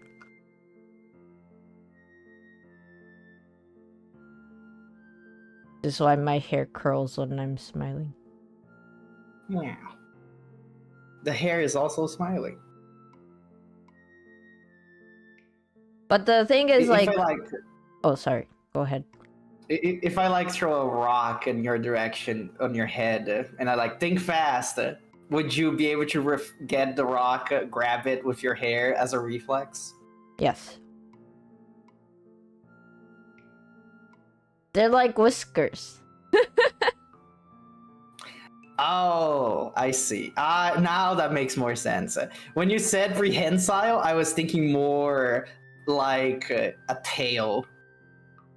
Oh, like they are kind of in the sense that like I mean prehensile, like they do like stretch and, well, I guess stretching isn't the right term for it. It's like its own thing, but like we can grab things with our hair, if that makes sense.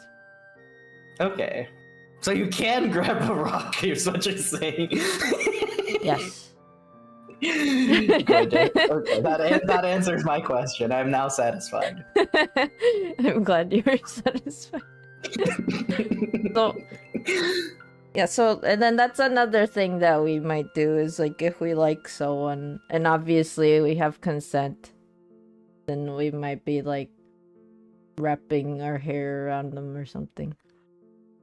It's like tails for but like hair. And then also before anyone asks, we can get our hair cut. It's just like we don't, because kind of like why would you need to, because it's already prehensile. So technically we could just have our own, like, at least like the oni that can grow their hair as long as possible. Like me, I don't really have like I don't have to have a haircut because I can just decide to make it short or make it long.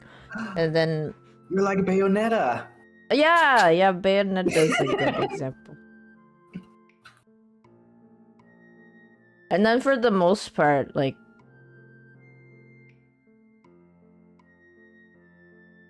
we can do most things with our powers. So it's not too big of a deal.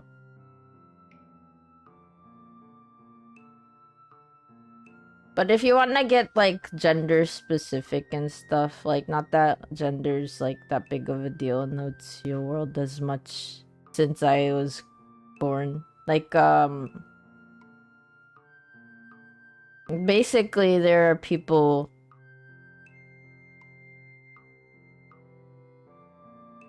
Wait. Oh no! What happened? I had a moment of forgore. I think that's normal. It's a lot to keep track of, especially if you don't keep notes. What was I about to say? I don't remember. Oopsies. Fine. Talking about hair, about gender, and then getting specific about the gender. Thank you. Okay, so about that. So for the most part, there are more oni, female oni that have the whole like long hair, lots of hair movement relative to male oni, but it's not always the case. We have exceptions because like Shui is one of those exceptions. Shui is a male being but has all prehensile hair. Big hair. But yeah, it's more like a number thing more than like a rule. That's a lot of oni stuff, I guess. I wish I had all of my manga, but unfortunately they're all like in a different place, and I do have them on Instagram if you want to look at my Instagram for them.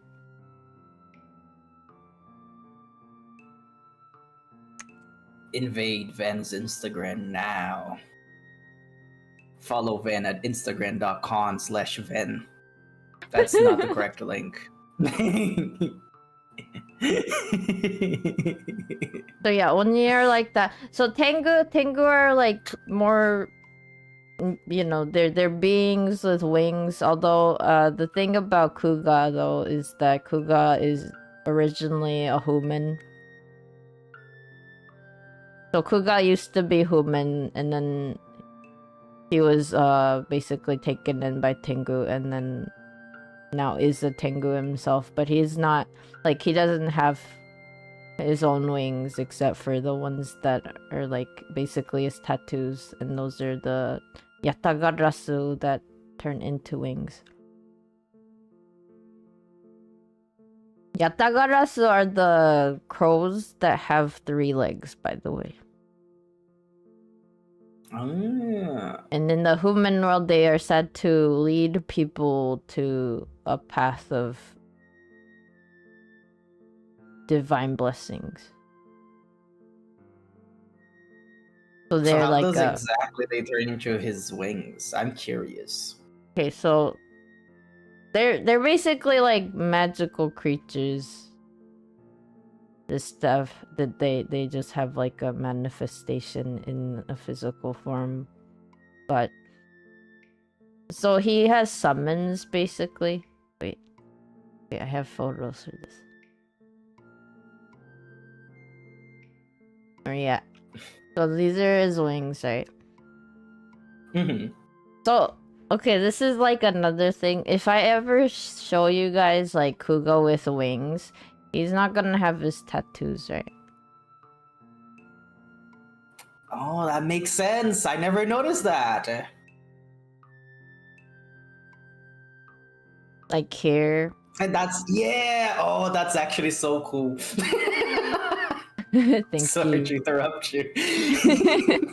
So his tattoos are basically like the two Yatagarasu. They're like a bonded pair, pros, and then like they basically kind of like chill in his fully like arm is like the sleeves and like the chest and the back. Oh, and then this is like one of my favorite drawings I made of Kuga, like in 2022. Yeah, you see there's like actually like a part of the Yatagarasu and part, like you can see the wing, and then there's like another wing on the back. And then these are the tail on his like lower arm. I mean upper arm. And then the rest is just like a bunch of pretty stuff. Wait. I just realized I'm like talking about Kuga, but what about me? Should I talk about me? Look, you can talk about whatever order you want to talk about. I guess I should talk about me. When I was thinking about this, I was like, since the way you seem to have your characters weaved into the world, I assumed that when you would talk about one thing, it would lead up to another thing, and then another thing, and then another thing. It will. That's it. And then this is to be expected, I think. So you can just keep going until you're done. Okay. Then I'll start with me, and then once I finish talking about me, we can go back to you, because, you know, it's gonna get too long. Yeah, I don't mind. I don't have anywhere to be. Okay, so you see me. This is one of my forms. Hello, this is Ven. Hello, Van. Hello, Glubie. So it says like here's my thing. I'm an Oni god and also a 9-tailed fox. So this is just one form that I have. I have many forms. There's at least 9 forms that are like my regular interchangeable forms, basically, that I like to take. And then there's like a bunch of rest. Like the rest are just kind of like, you know, shapeshifter shenanigans, you know what I mean?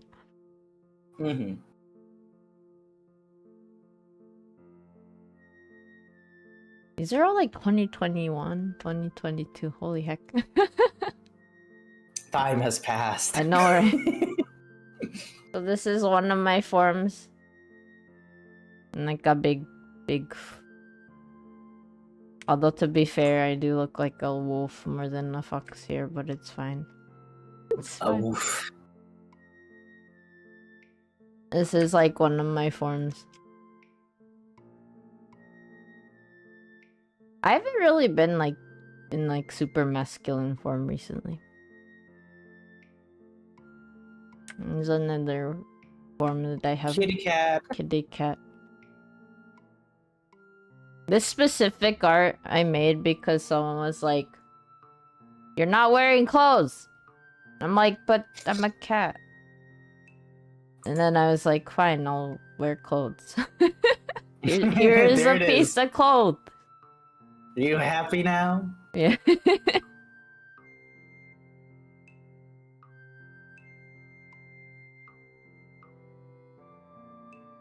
And yeah, this is my baby form.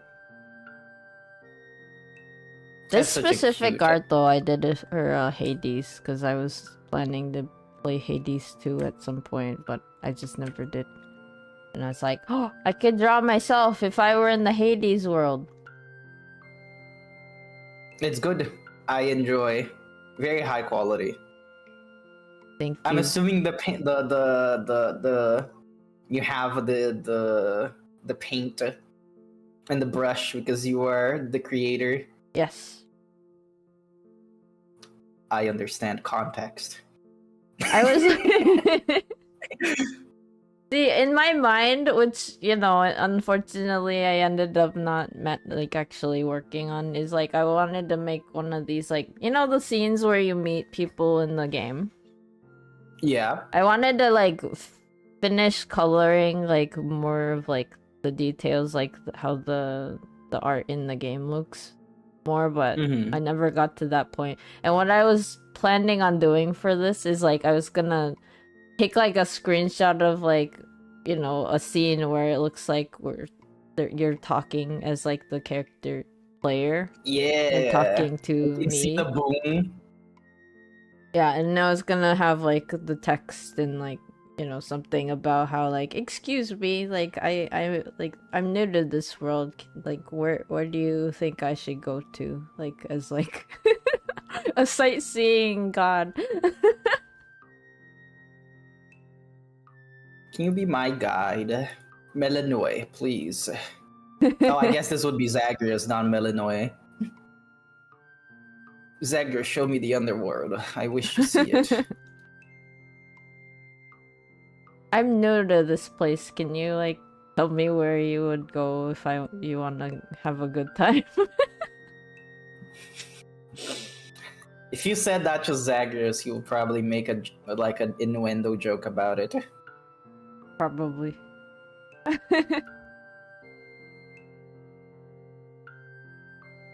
This is like from 2021.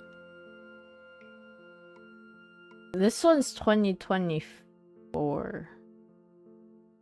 It says, I started dating my art. Because I was like, I'm gonna forget, and then I'm gonna want to bring it back, and then be like, I know when I made this. So I started dating it, but I didn't date anything before like 2022 or something. I don't really put the date in the art. I put in the folders. Like I have my folder separated by year, month, and then I don't have been set by day. So I know the month it was made, but I don't know the date. The day, I mean. That's like my art from like 2022. They're all just like in one folder and it says 2022. Nice. Not even the month. No. That's funny. It's just like, there you go. That's it. There it is. And some of them, like, I didn't do it on Clip Studio. This is from, I think I did it on my iPad. Maybe? Ice cream. Ice cream. I love sea salt ice cream. Sea salt ice cream. You can get it yourself at Disney Sea in Japan. Wow. I actually never had it before. I've only seen it in Kingdom Hearts. Yeah. Well, it's not like this. It's not like the Kingdom Hearts like bar. It's more like a ice cream cup, and it has like.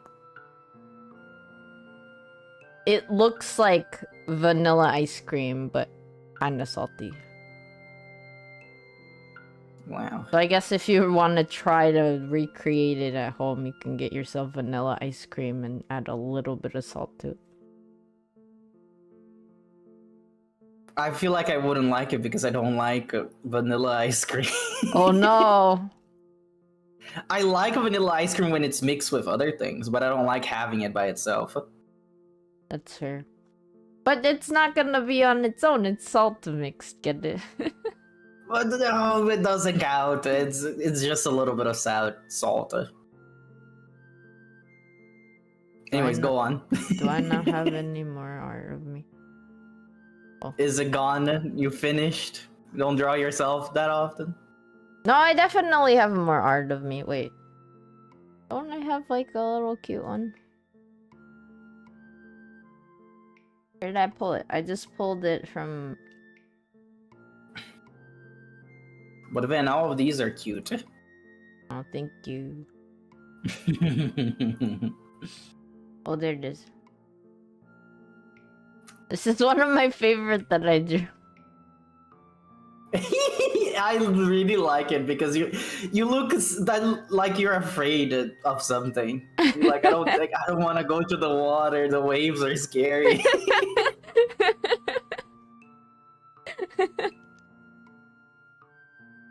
I think when I drew this, I was feeling that way. Like something was bothering me, and I was like, "Oh man." The vibes are off. The vibes are off. Yeah, but oh yeah, that's the other thing. When I'm in baby form, my lower half of my body is more like a fox. Actually, even in this form right now, I know like if I move myself right now, I'm gonna like I don't want to do it right now, but I have fox footsie. Wow. Now that's good right there. That's high quality. Thank you. I have too many Kuga art. I wonder why. I don't know. I wonder why. This is me doing the thinky. Like when you described earlier, saying like, I made Kuga about like how attractive I like the things that I like in an attractive person or something like that. Yeah. I was like, yeah, that makes sense. We'll get to that later. We'll talk about that later. But so I do have all these baby forms.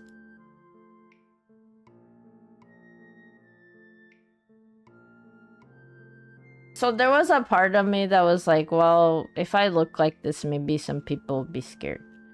So I was like, what about baby form? This is Ring Fit Adventure event.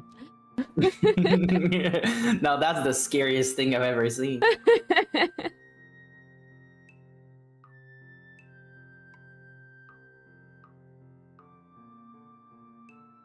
It's funny because now I'm being a diligent person, and I'm preloading all the images I'm gonna be talking about instead of looking around for it while I'm talking about it.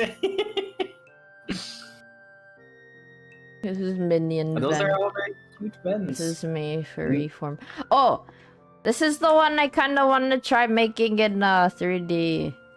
Because I was thinking like this year, maybe I'll have a live 2D moving form version of this one, but I don't know if I'm more like I'm kind of more motivated to do the 3D art than I am to do the live 2D right now. So I'm like, I'm thinking about it. Yeah. Gotta get in that big 3D. Yeah. It's now the year 2000. You gotta start doing it. Yeah. That's all the rage. Nobody cares about that 2D stuff anymore. Sad. I say that, but I do want to get myself re-rigged, but that's unrelated. That's fair.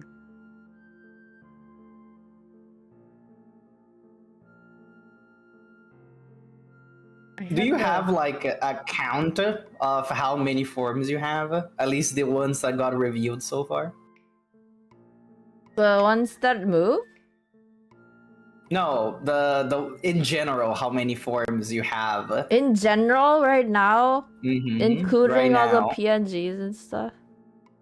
No, I mean more in lore-wise. Lore-wise, like how many oh. forms? How many forms do you have official? Well, I know that you're a shapeshifter and you could technically have any form, but the ones that you usually like going back to. Oh, I have 9. Oh, one from each tail. Yeah.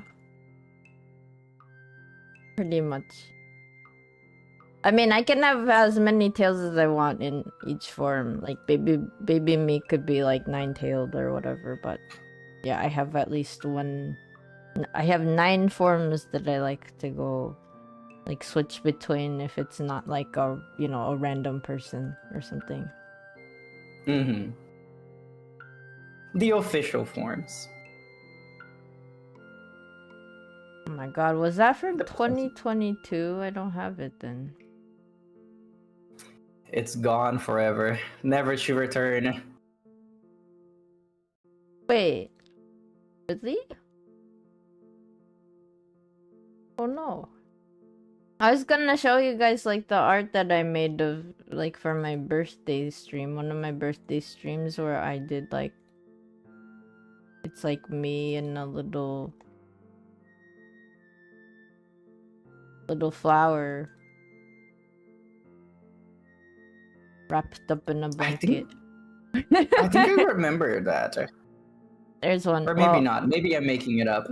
Well, I can't remember where it is. Oh. But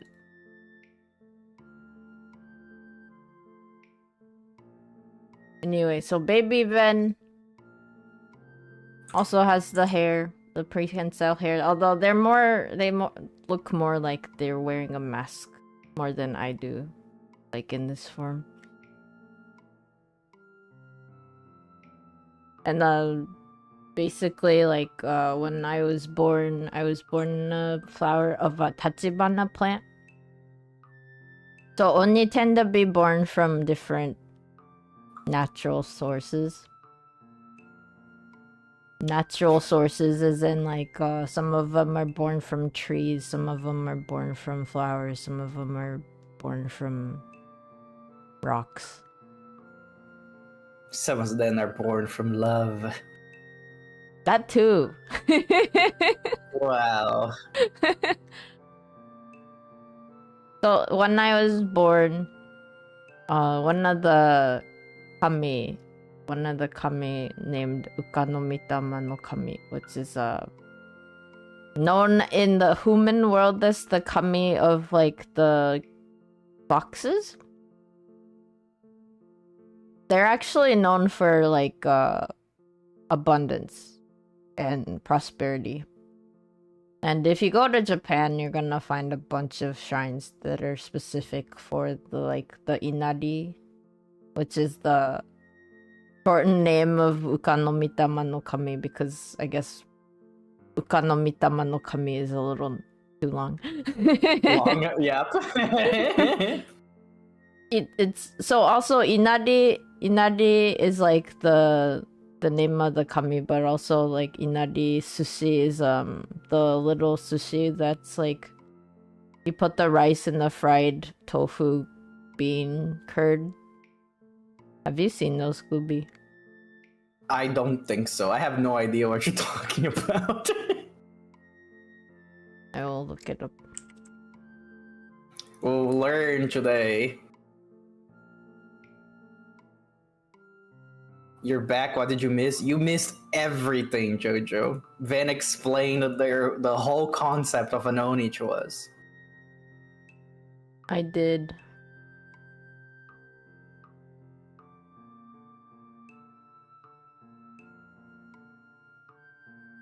Here's a web page for some of you if you haven't. Unassociated web page.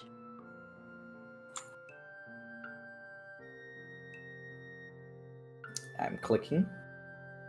It's a virus. It's not. Oh, these actually look pretty good. Yummers. Candy cane lord, no. No. My horn is not a candy cane. Kitsu, you love inari sushi.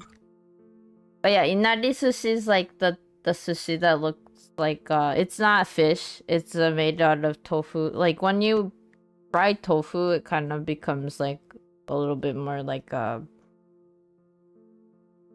brown, chewy texture. Mm-hmm.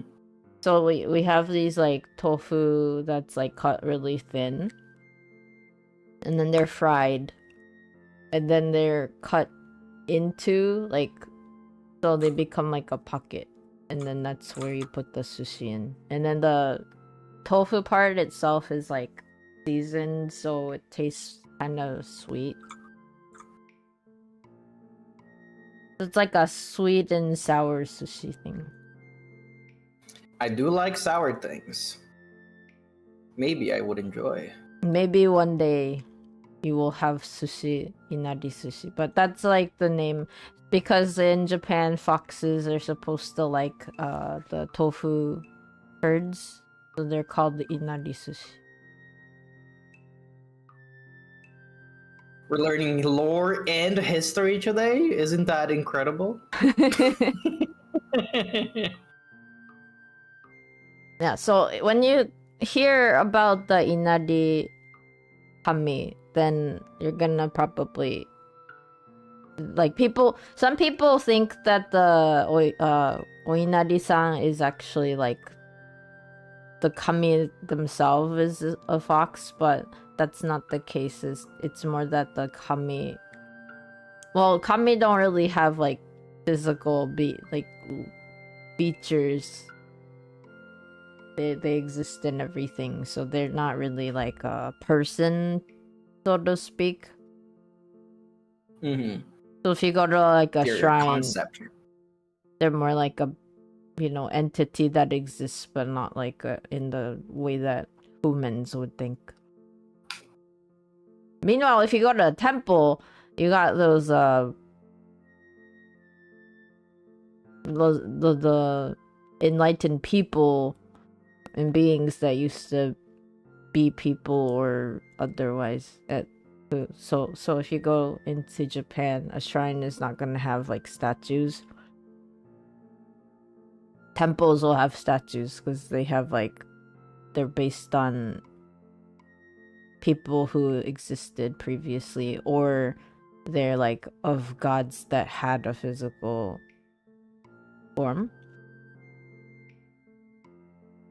It's basically this person was very important for this, so we're gonna build something in their image.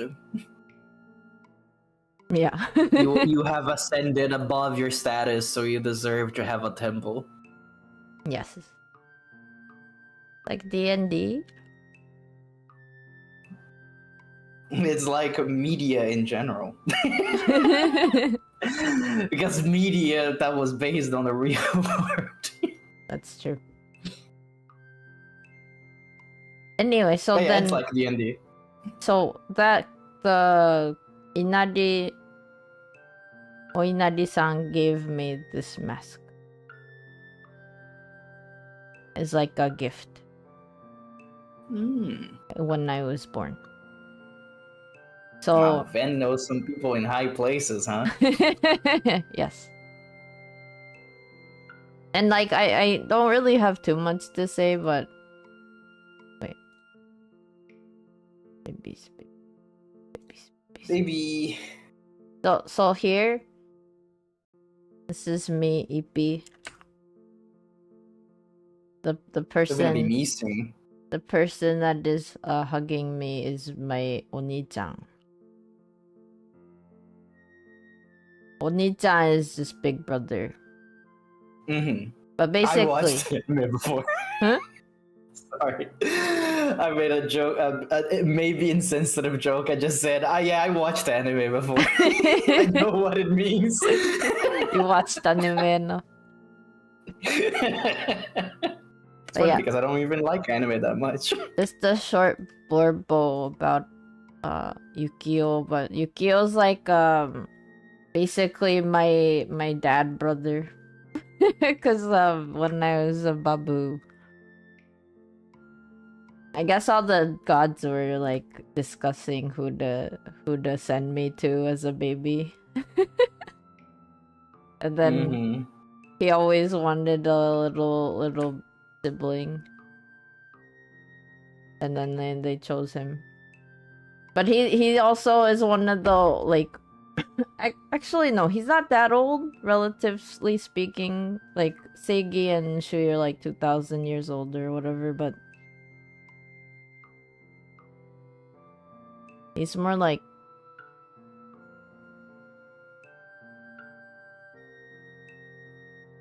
maybe 1,000. Wait, I'm forgetting. Anyway, so I was basically he was like ready to welcome me in and teach me the ways of the Oni, basically. He's not a stepfather, he's the father that stepped up. Yeah. Or the brother in this case, I guess. Step dad brother.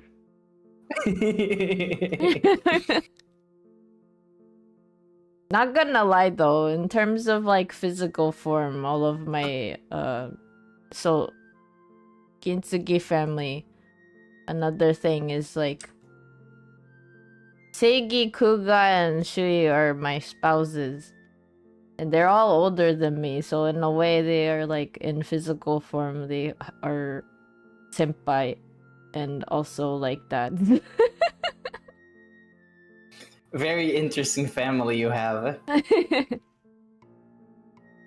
It's poly, I guess. I would say though, found families is my favorite trope ever. You're gonna see it a lot in my blurbs. That's so true. You already showed us kind of like a found family duo. Yup, the three of them I have, yes. Oh yeah, trio, because now Nephilim is like a part of it now. I just realized I forgot to say something important about her, but we'll get to that when you're done. I'm trying to see where I put everything. But anyway, so That's why you should have put them in order. I did. It's just that the names are hard. You're still lost. I'm lost because like I have more tabs than are showing here, so I have to like click this like side thing to see that. And you guys can't see it, but there's like a whole side thing with like a bunch.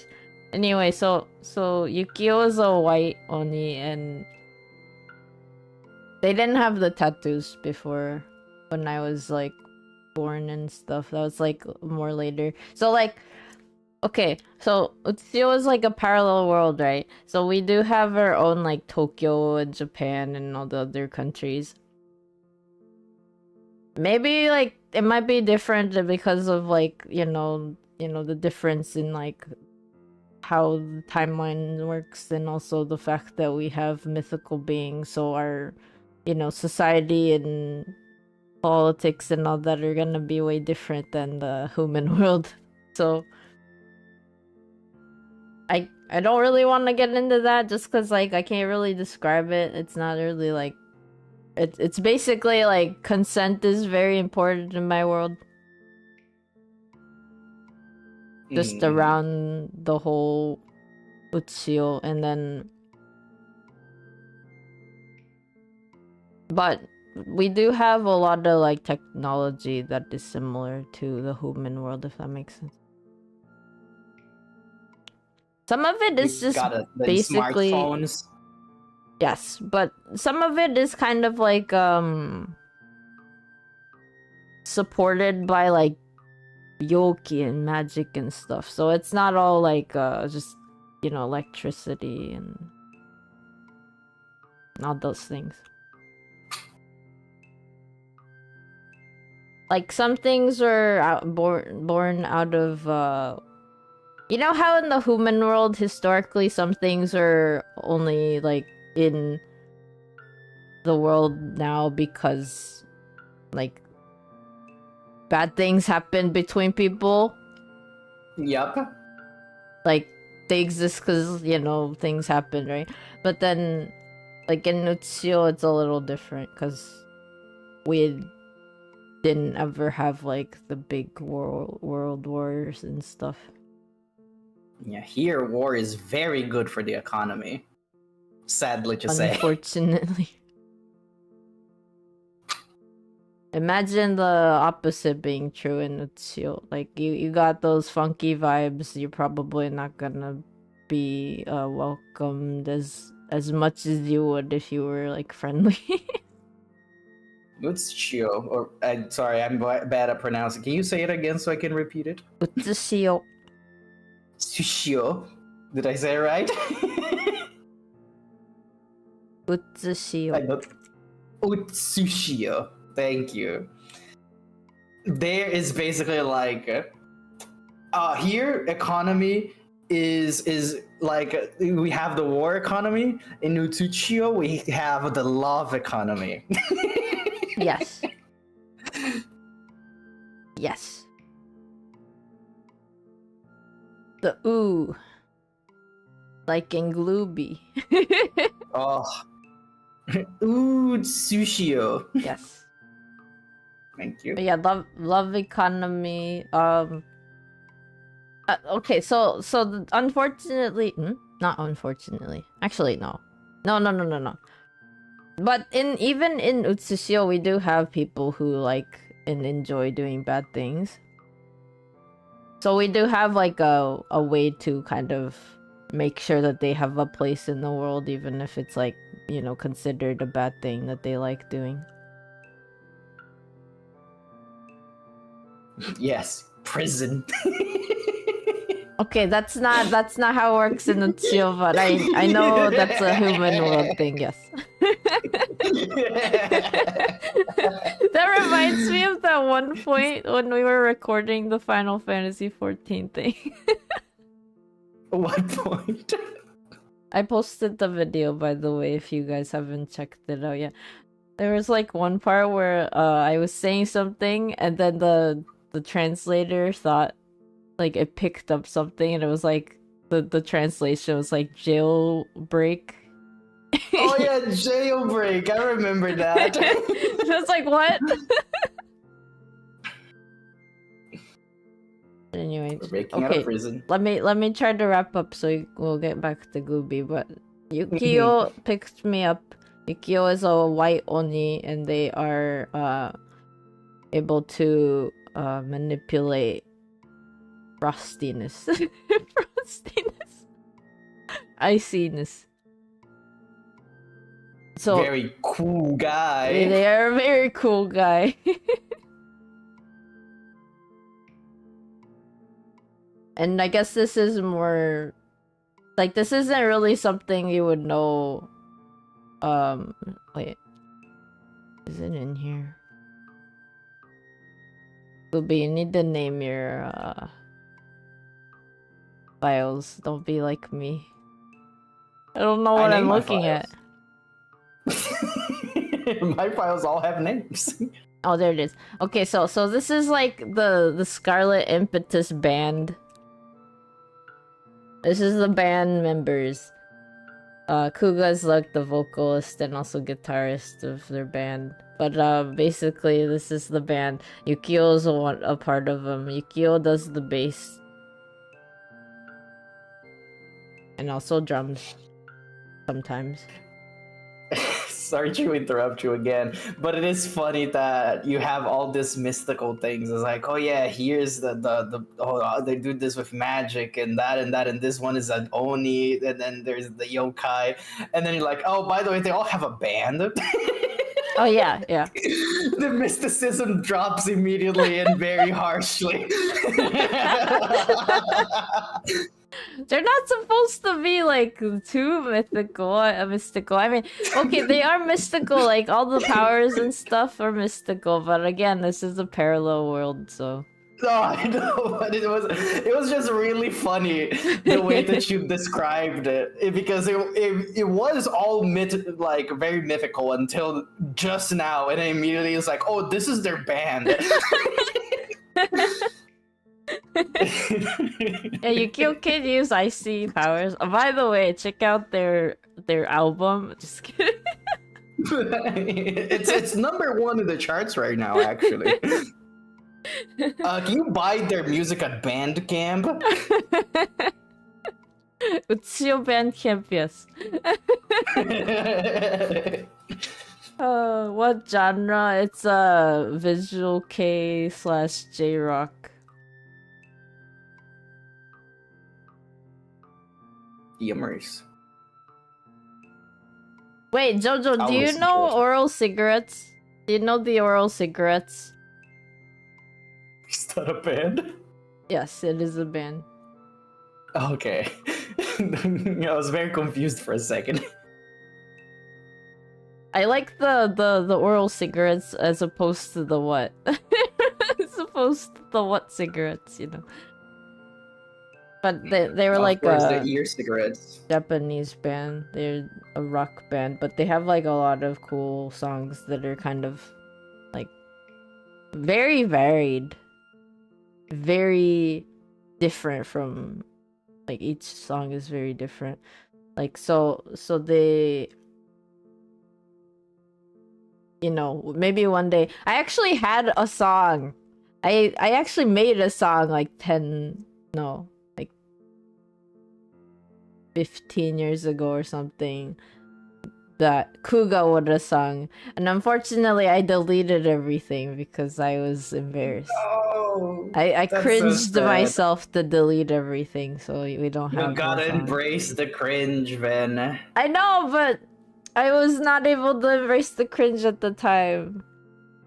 Yeah, and I get it. Yeah, I sung the song, and then it was like a rock song.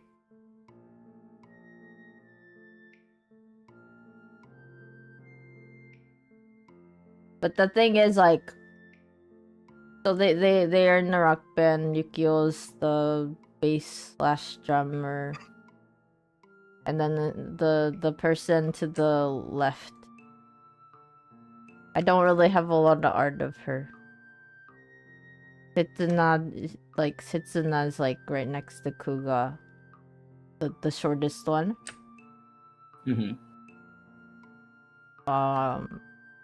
But yeah, Yukio's girlfriend is Setsuna.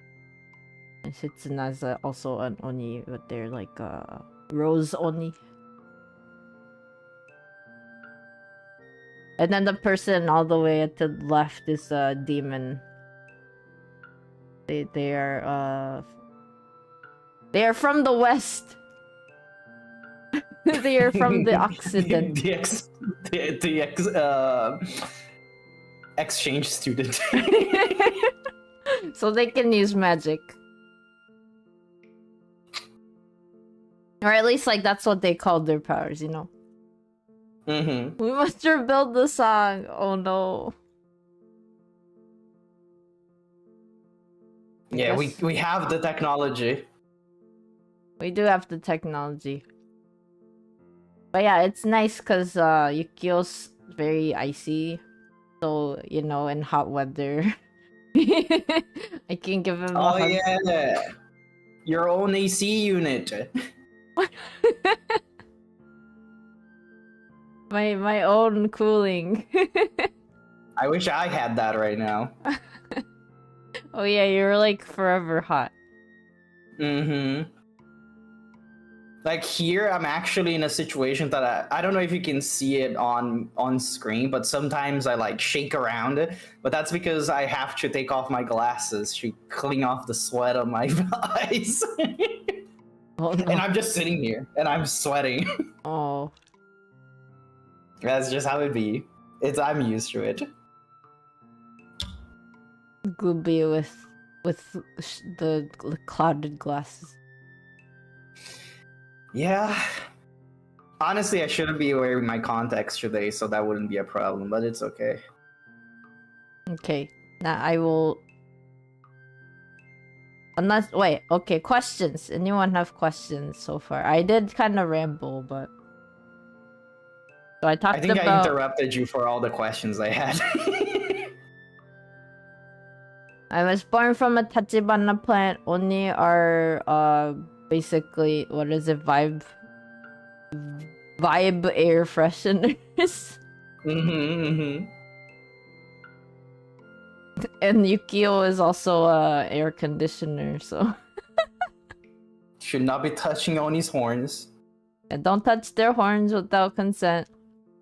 Or anything, really, but especially I mean, the horns. yeah, I guess anything. Don't touch people's anything without consent, obviously, but, you know. Not even their balls. Why would you touch their balls? I don't know. But... Not a question, but you'd like to know more about the band. It's not a question? Oh. The band. I'm already forgetting. Where was that drawing? Where did I put that drawing? No, that's If it's baby. not a question, then you'll be vaporized. There's a band, okay. What about the band? More about the band. So it's called Scarlet Impetus. It's actually named after Shui's name. The reason being because, so basically, like, in the ye old times...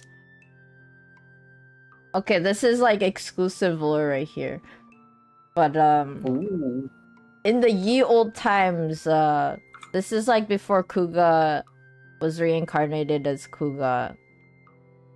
So Kuga's been, like, reborn many times, just, you know, over... So Shui's 2000 about. And then back in the ye old times, like, they were born to this village.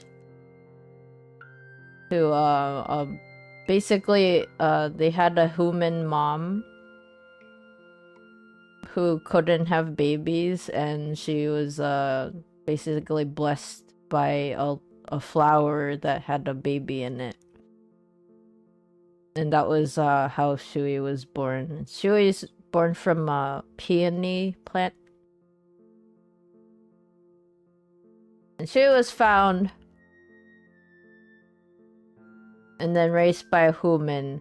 And in the same village at the time, Kuga's previous version, which actually, like, kind of looks like Kuga now, but, like, was a different person. So they were named Sora. Sora, like, you know, Kingdom Hearts, but not. Oh. I don't know what name that is, but it makes me sad. I remember that part.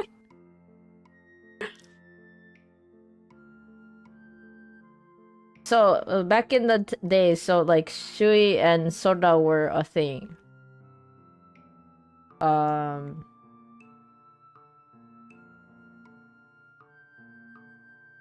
And, like, this is, like, they're basically, like, Kuga was reborn. Like, Sora died at one point. Obviously, Shui did not, because Shui basically is immortal.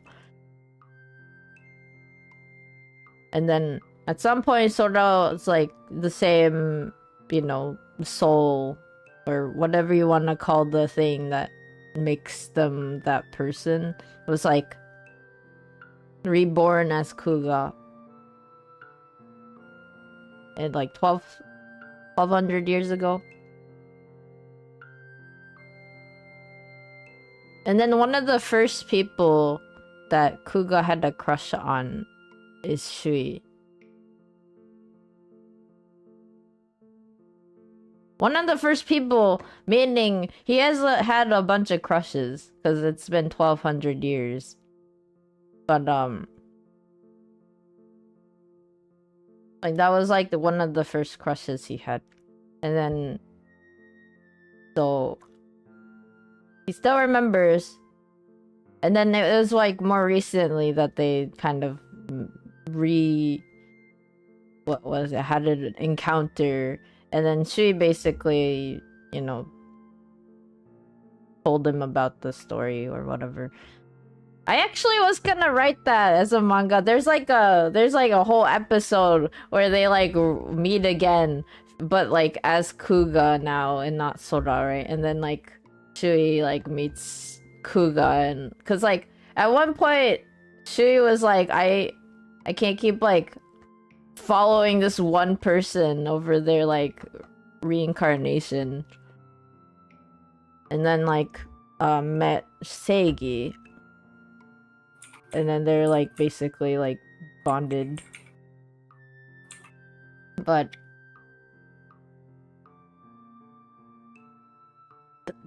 like long story short, Kuga named the band after Shui,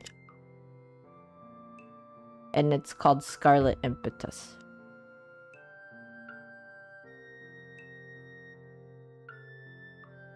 But It's a cool band. the only thing Scarlet in their band is Setsuna, who is a rose Oni, so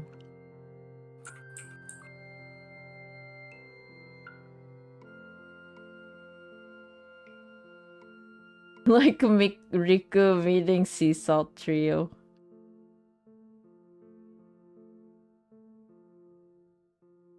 Would you like sea salt ice cream? Yes. Can't Jojo, you're gonna join them like Ace from Powerpuff Girls joins Gorillas. What? I don't know. I do not know that lore. Yeah, I don't know that either. I was like, huh? I only know that Powerpuff Girls had like a big sister or something. I don't know anything about Powerpuff Girls, even though I watch the show a lot. Oh yeah, by the way, I have a question. Yeah? Oh, question first, go. Now you go on. Okay. So about the band as well. Are they famous? Like, do people know them, or they're like a garage level band?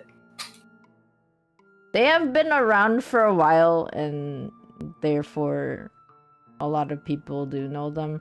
Although more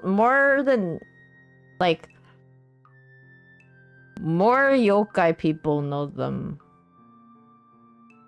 relative to like humans, because like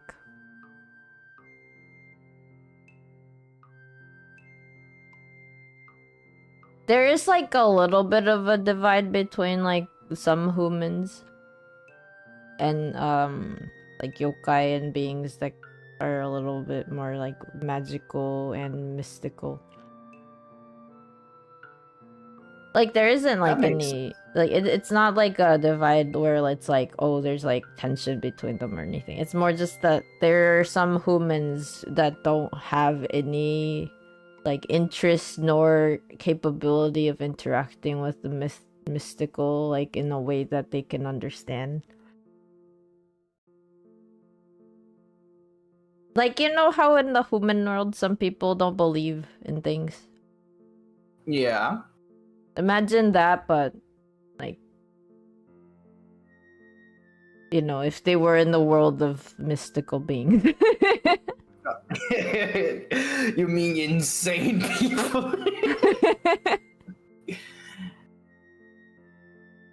It's like that always is funny to me. It's like being an atheist in the D&D world. Like, what do you mean? That you can literally say physical hard proof that ascended being exists. How can you be an atheist?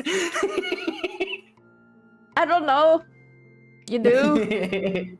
No, I know that there are people like that in those worlds, but I cannot wrap my head around how somebody like that can exist. But I do know that they would. Yeah, it's fair. It's probably like, imagine like someone who's just born in one place and raised in one place and never goes out.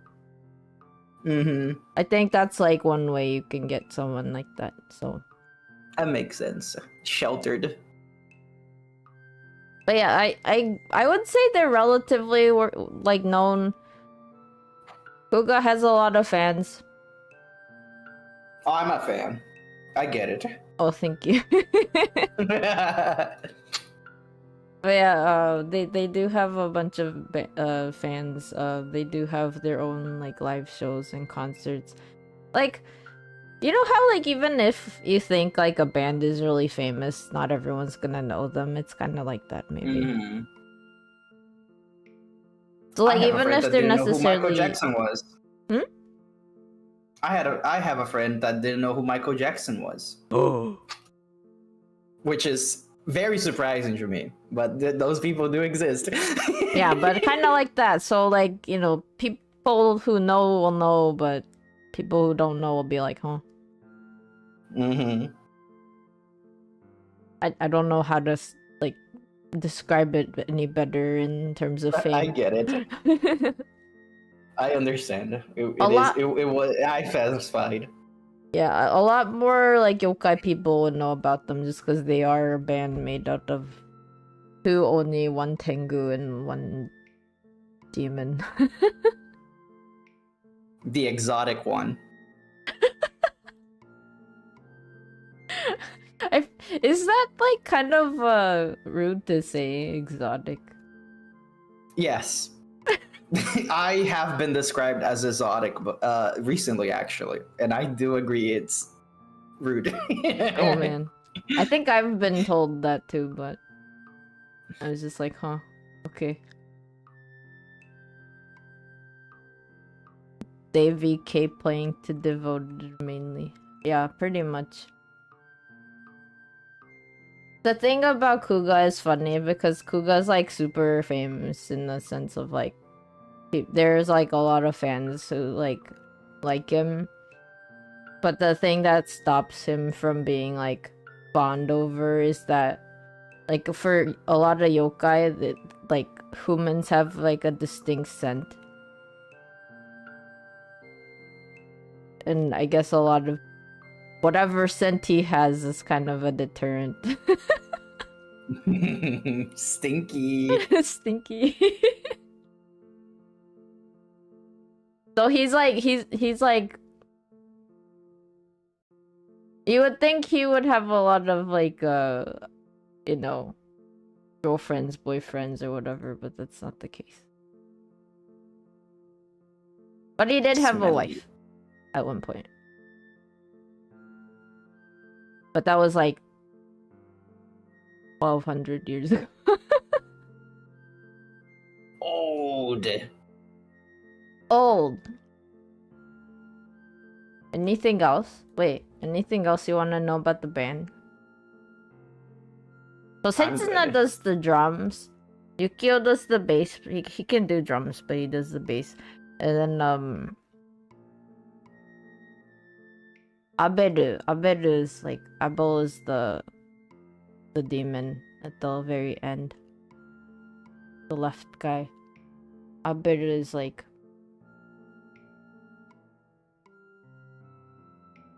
either like the second voice, or you know, like when like you have like a band where there's like singing in the background. It's like that. You know, the backup singer. Yeah, or like another guitar or something, basically. Are they disbanded? No. Thankfully, they are not disbanded, and they haven't gone like parted ways over a difference in their musical taste. There would be riots in the streets if they were disbanded. They do have like, you know, they're like each have their own separate things. So like, you know how like in the human world you got people like in bands who have their own like Instagram or whatever, or like TikTok or whatever. So like they are a band, but you know, each of them have their own things that they like doing outside of the band. So they have that too. But all of them. So the other reason why they're all in a band is also that Kuga runs a tattoo store, a tattoo and piercing shop, and then they're workers there. So they are banned out of convenience. Partly. Makes sense. But you know, if you hang out enough with people, you're gonna, and you're all music inclined, you may want to make a band with them. Yeah, thankfully also they're like, you know how like sometimes you'll work somewhere and you don't really want to get to know coworkers or whatever. That didn't happen for them. That's me, baby. I'm like that. Oh no. Oh, unrelated. I want to talk with my experience that I had. Sorry. That's fair. An old coworker of mine is tried to contact me the other day, and they did something that I hate. That instead of immediately opening it with what they want, they say, "Oh, hi, Glubie," and that's it, and don't say anything else. And then I just didn't respond. Why am I going to, I need you to tell me what you want first, if you want my attention. Anyways, you may go on now. What if they just wanted to say hi? Then they should have said that. Because, hi, Glubie, it's been a while. I wanted to see how you're doing. It's been a bit. Say like that, instead of just saying, hi, Glubie. Glubie, not everyone does socializing well. Well, then that's their fault, not my fault. I'm not gonna pick up their slack if they're gonna, like, if they wanted to reconnect after some time, they need to put a little bit more effort. I get that. I understand that. Because, you know, I think I'm the kind of person that I feel like I already have enough connections that I'm happy. So if you want to connect with me, you're already a person that I didn't care that much about before anyways, you're gonna have to put a little bit more effort in that. I'm sorry to say. Let me see your effort. Yeah. Anyway, sorry to interrupt. You may go now. That's fair. That reminds me of the thing that I said in one of my streams about how, like, sometimes if I feel like I need to be the one maintaining a relationship, I drop it just because I'm like, okay, I don't want to be the only person trying to chat with you and like trying to make conversation. Mm-hmm.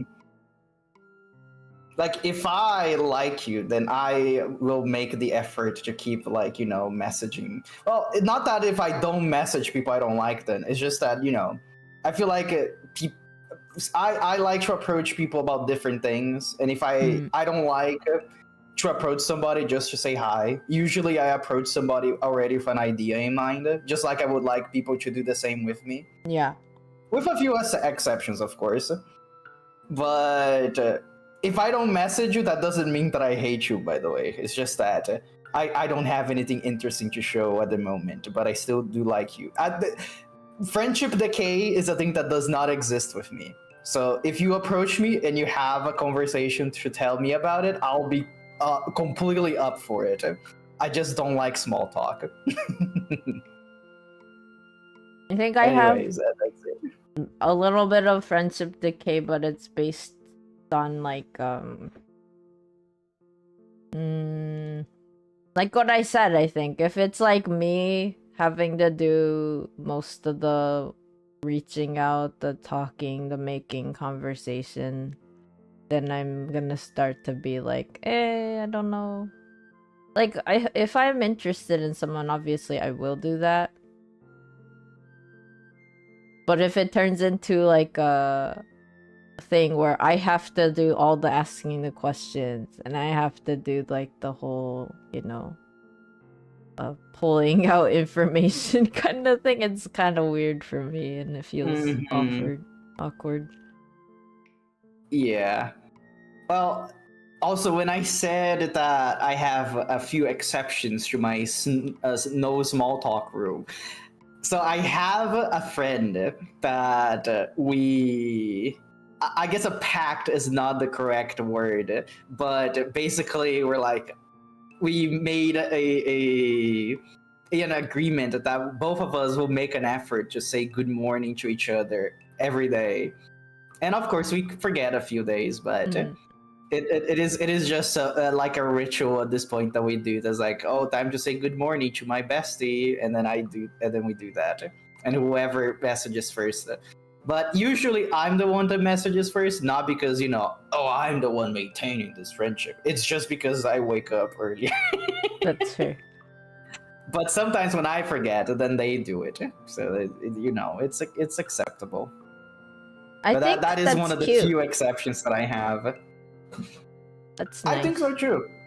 It is a nice ritual to have.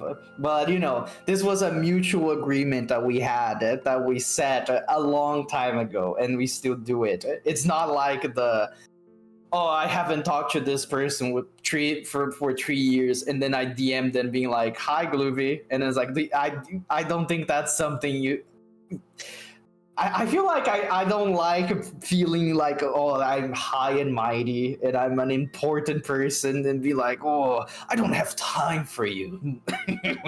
But it is basically that. I have other things to be spending my brain power on, and I feel like that is not worth my effort to be like, hey, how are you doing? I wish that I could have a way to say, what do you want from me? That wouldn't be rude, but there's no way for me to reply that it wouldn't be rude. So I just don't until you tell me what you want. That's fair.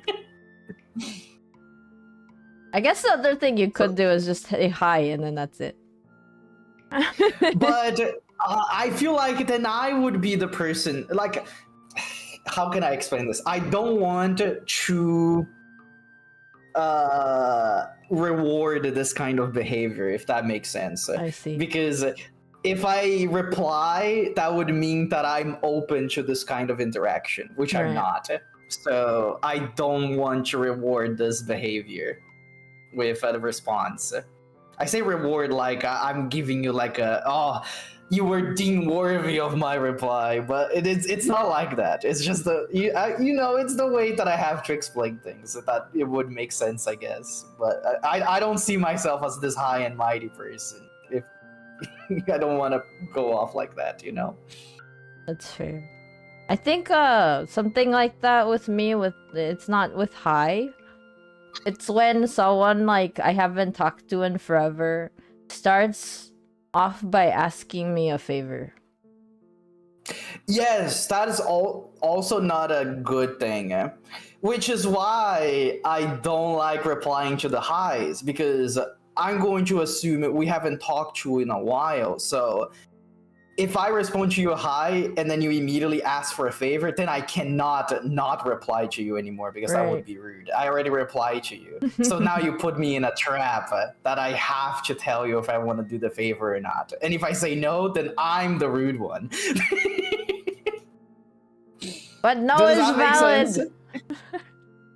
It is, but a lot of people would see that as a rude thing, and I'm doing a lot of assuming here. But I feel like let's just say I had past experiences that validates my opinion. Yeah, I bet. I get it. People are not used to being told no. Mm-hmm. So I built this, I guess you could say, a wall that I have standards that I set to myself, and I very strictly follow them.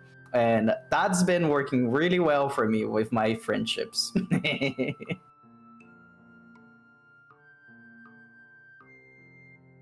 You were into friend decay talk, but your phone died 5 minutes ago? Oh, no. It's okay. Honestly, everything we're talking about right now is filler and not related to the string at all. So you didn't miss anything. Yeah. I mean, basically, like, long time no talk person suddenly asks and says hi. Glubie feels like that might be like a favor. I'm not a fan of that either. I've had that happen like multiple times where like people want me to talk about something Japanese or like translate something suddenly out of the blue, and I'm like, why? Yep.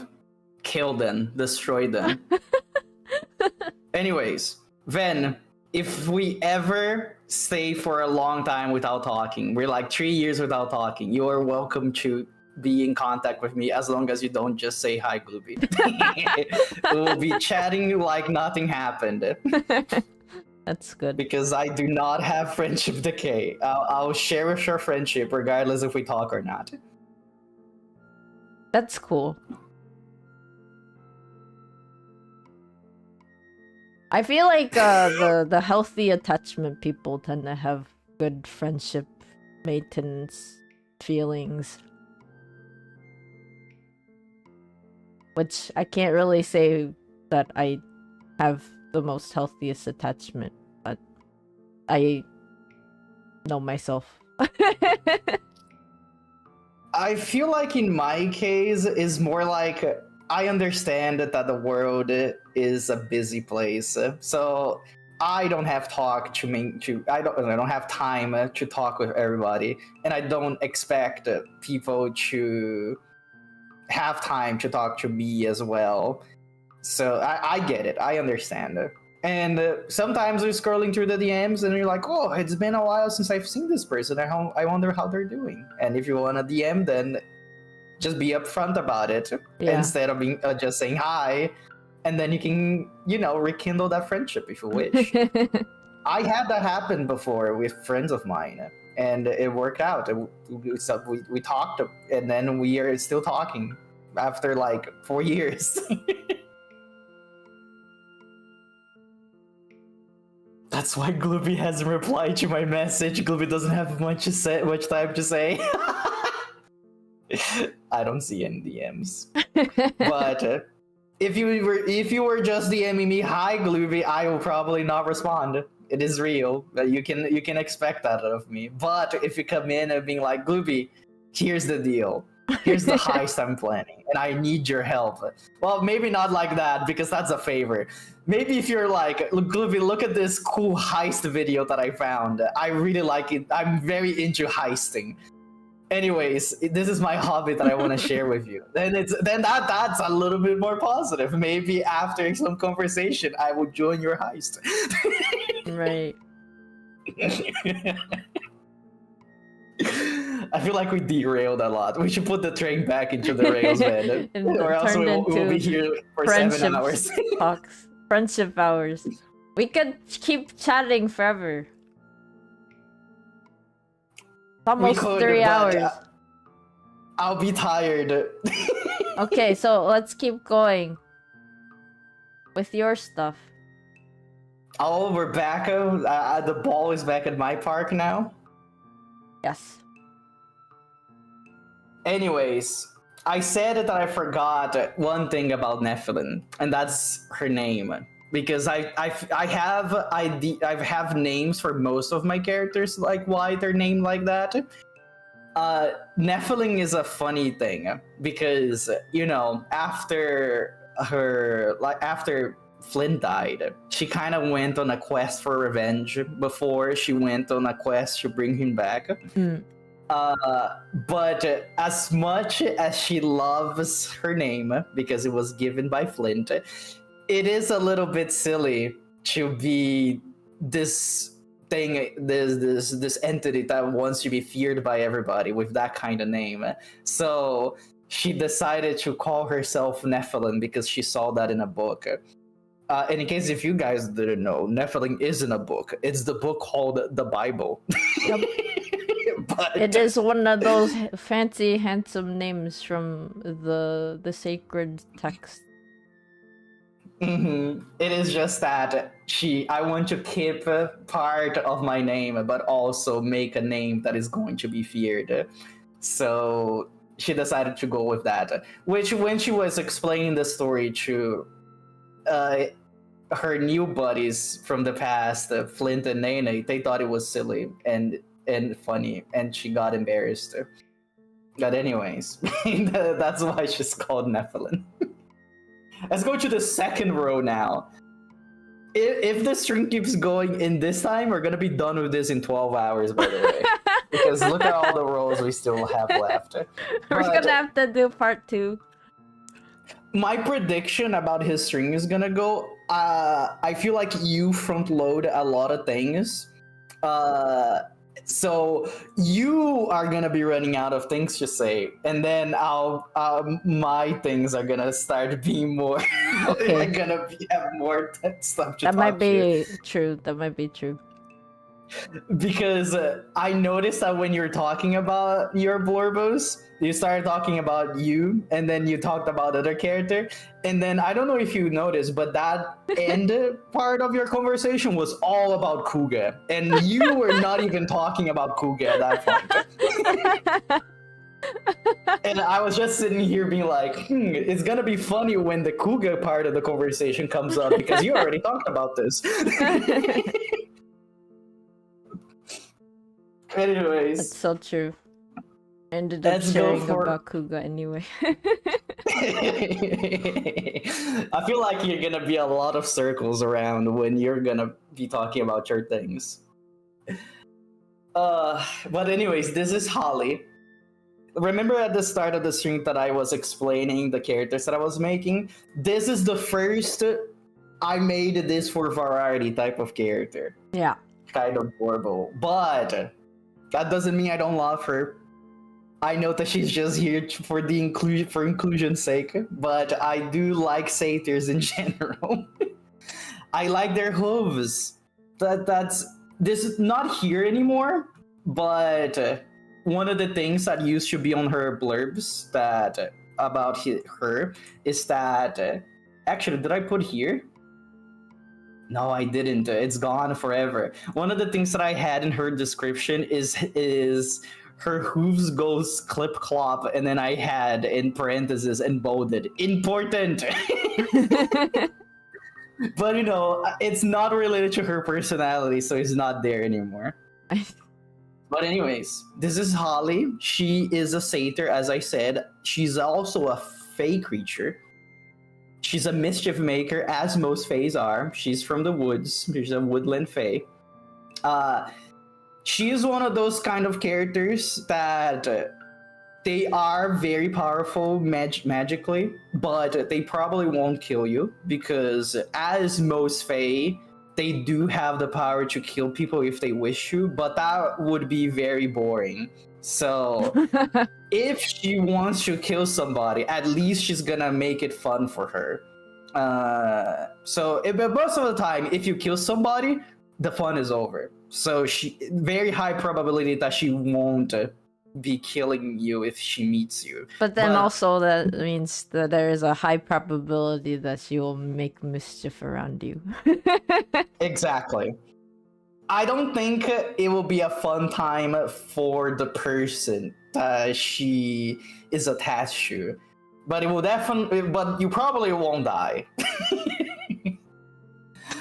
As a woodland creature, she hates clothes, but she will wear a shirt if asked,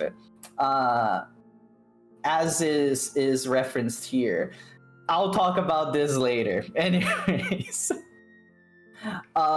This last part, as she will steal your socks, is because I feel like one of the things that I see with mischief, a big example that I feel like everybody experienced this, is that when you're gonna wear your socks, you always lose a pair and you never know where it ends. And when I think of like fake creatures, this is the first thing that comes to my mind. Is like the fact that you're always missing one of your socks. And I like to imagine that it's probably fault of one of these things. Where's the other sock? Oh, it's probably another fae. Yeah, the duendes took. We're not talking about duendes today. But as I said, she's one of the characters that I actually have kind of a ref sheet for. It's funny because the three of them that I said at first were technically the quote-unquote important ones for a story that I want to build, but I don't have ref sheets for them. Most of the ref sheets that I have are oh, this is the character that I want to draw at this moment, so I want to make a ref sheet for them. Those three don't have it because they were not in the season, if that makes sense. But yeah, she's like this. The only piece that you could consider clothing that she has is her hair tie. The main reason for that is because I like ponytails. That's the main reason. There's no other reason. Ponytail. It's funny because Ven was the one that asked me this when I sent a picture because I never thought about it. Because I asked Ven to draw Holly some time ago. And Ven was like, "Is she exposed? Like, does her boobies have like the circles?" And then I was like, "I don't know. I never really thought about it." And I think the reason I ended up coming with is like, she likes when people ask questions, and this is then about it. But this is how she usually looks like. She's smooth. But recently, I've been going in a different direction about this. Let me see. So this picture, for example, I think what I want to start doing is, I think it's called convenient censorship, that she always gonna have something blocking her areas that would be exposed. And I feel like that would be funny if I start doing that. Convenient censorship. That's so funny. Yeah, there's something in the image that is always covering her chest area. And I think that would be a good idea from now on.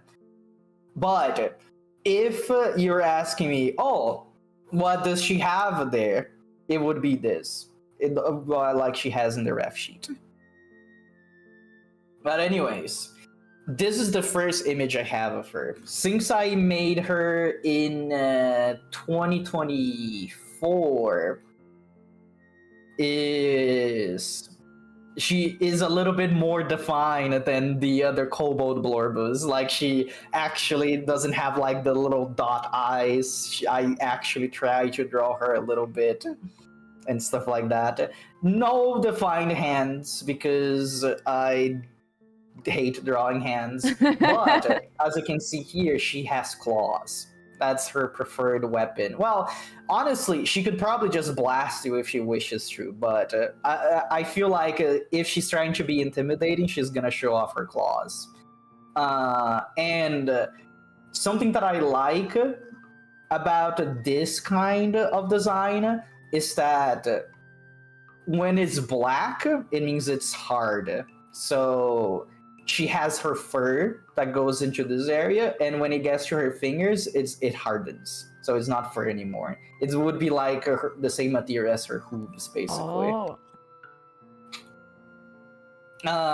Another thing that I like on her design is that I'm a huge fan of hands that gradually becomes blackened. And I think that's good. High quality design right there. I know that. I understand. I don't know exactly how to describe it, but it makes the brain feel good. I like the opposite too, where it like gradually like becomes white, and then like the whole hand is white. I like that too. It's good. It's good. So this is the first. This is when she appeared, and this picture exists because somebody said, "Oh, give her a shirt. She needs a shirt." And then I asked, I think No Name, if you would give like a creature that doesn't wear shirts a shirt, which shirt would it be? And I think at the time they were playing like Jackbox recently, and he sent me the picture of this. So this is the shirt I ended up giving to her. This is not canon. This was just something made for fun. But also about her funny powers. This is a character of mine that is called Tresk.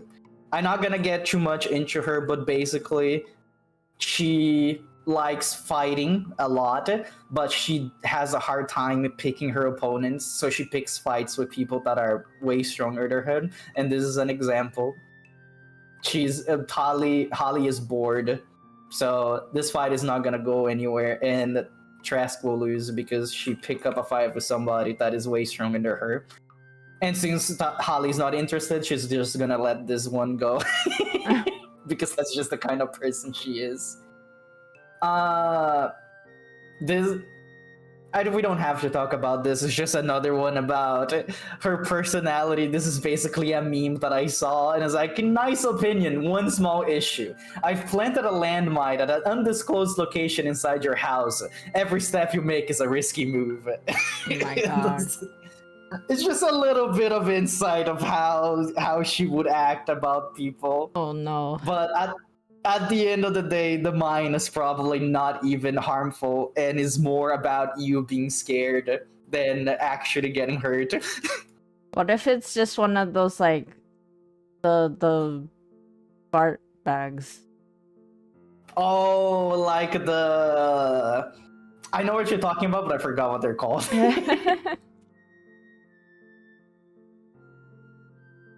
Hi, Otis. Hello, Otis.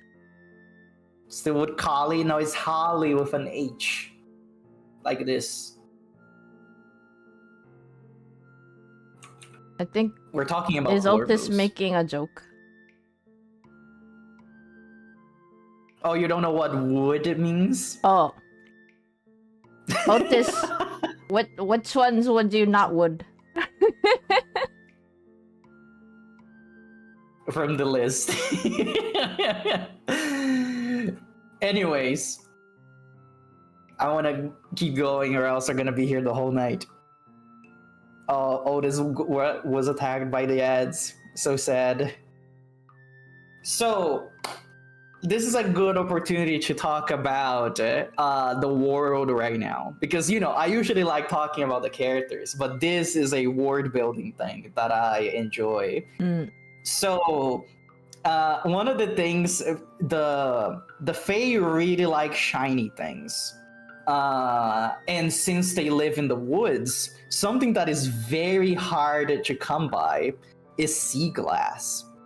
So they kind of use sea glass as a currency. So there's this other character of mine that is called Murby, and he's a merfolk. So for him, collecting sea glass is pretty easy. So these two have a symbiotic relationship of sorts. So she's a little bit nicer to Murby than to the usual person that walks around in the woods. And he has his reasons to be there, which we'll get to it when we get to his part. But basically, their connection is that he collects sea glass for her. And with sea glass, she can barter with other Fae, which usually it would be different for, you know, any other mortal. The Fae needs a little bit more to be nice about, I guess. And since they like sea glass, having a lot of sea glass means that you're gonna have more pull into the Feywilds. But anyways, sea glass. This is sea glass. I was like thinking really hard about these two relationships because I was like, I don't think I can just make them like there's no reason for her to be interested in a random merfolk. But you know, now with the sea glass, there is a reason. This is just a meme. Have you seen the what you got there? A smoothie. Have you seen that meme before? What you got there? No, I haven't. It's from the show iCarly. But basically, I did this drawing because it was unicorn prompt for our October thing last year. And this is what I was explaining earlier about. Yeah, these two images is what I was explaining about the convenience censorship. That's funny. it's good. I think I enjoy. And this is more about these two relationship. Holly likes to prank people, and sometimes she tries to get Murby to get into it, but he's a little bit busy with his books, so he usually does enjoy her on her funny activities.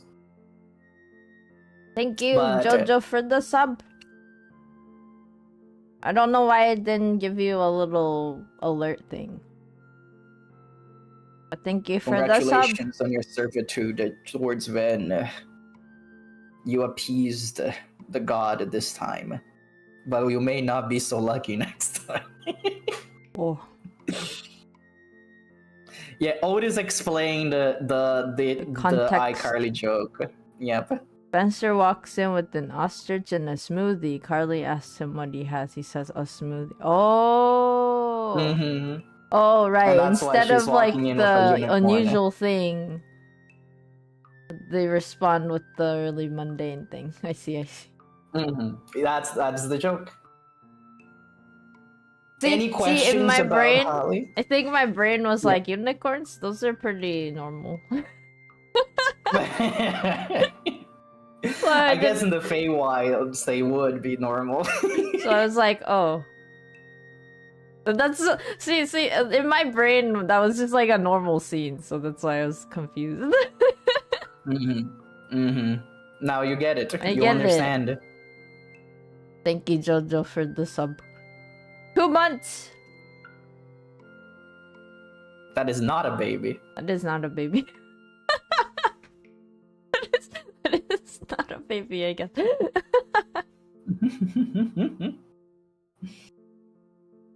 Do you have any questions, Ben? Or somebody in chat? Anything else you would like to know about Holly before we move on to the next character? Is Holly immortal? Yes. Okay. You can think of her as like a fairy, basically. I don't think all fae are immortal, but most of them are. Or at least they live for a long time. But Holly is immortal. She's been around for some time now. Do not ask me about timeline and the length of time that somebody has been around, because I haven't thought about that. Okay. Now my next question. Yeah? So, like, I don't know how Fae in D&D and all that, and also in your world work, but, like, can they have, like, babies? Yes. They can just make the babies if they wish to. Oh. Like, it really depends on the rank of the Fae. Like, the older they are, basically the stronger they are. But they are also limited to what kind of Fae they are. Like, usually, like, the very old Fae that end up becoming more like a concept than an actual creature, those are called the Archfae. So they're very, like, powerful, and they're basically a god at that point. That's fair. So they're like me! Basically, yeah. Probably just being like, you're pregnant. You're pregnant. Hits you with the impregnation being like that one character from Baldur's Gate. Oh yeah. With the Githyanki. The Githyanki god basically appoints somebody to be pregnant and they become pregnant. Like, you carry babies now.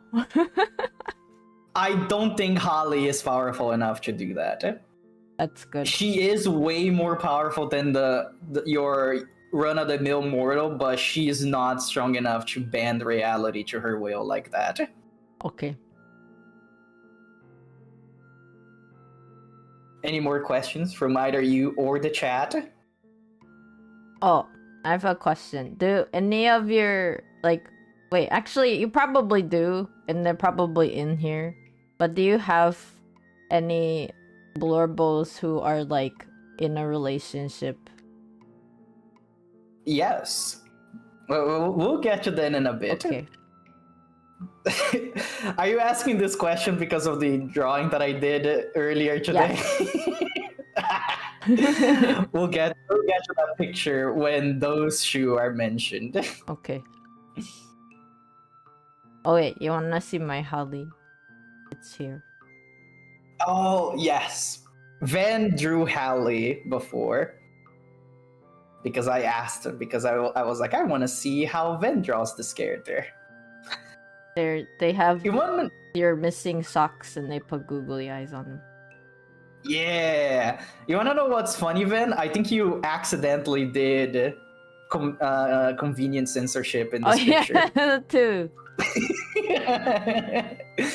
I don't think that was something that I ever said to Van specifically. I think I talked about it on stream before, but it is funny that it ended up this way.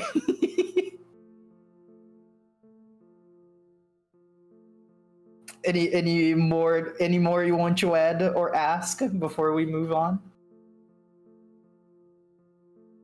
And this is to you as well, chat. You are free to ask anything about the blurb on screen.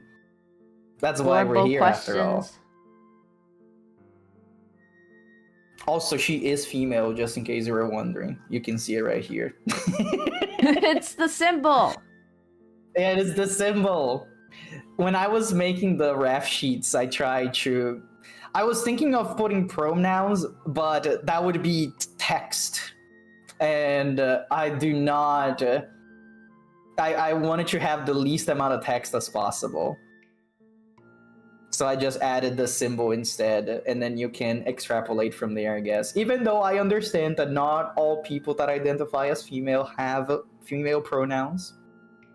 It's just the case that it matches. Does Portuguese have like non-binary pronouns? We do not. So if they don't have a they, the they is the male pronoun. So if you don't know somebody's pronouns, it defaults to male. Okay.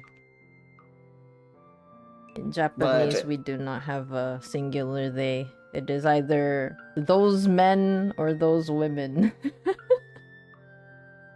I've seen one non-binary people from my country, and they are okay using male pronouns. So that makes sense. But I don't think that applies to everybody. But that's the one person that I know. the one personal experience that I have. How Holly gets so damn, she was just born like this.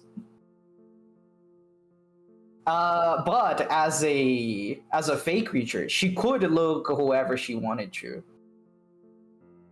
I feel like permanently changing her appearance, she's not powerful enough to do that. But she could use like a glamour, for example, so she could temporarily look different. But this is her actual physical appearance.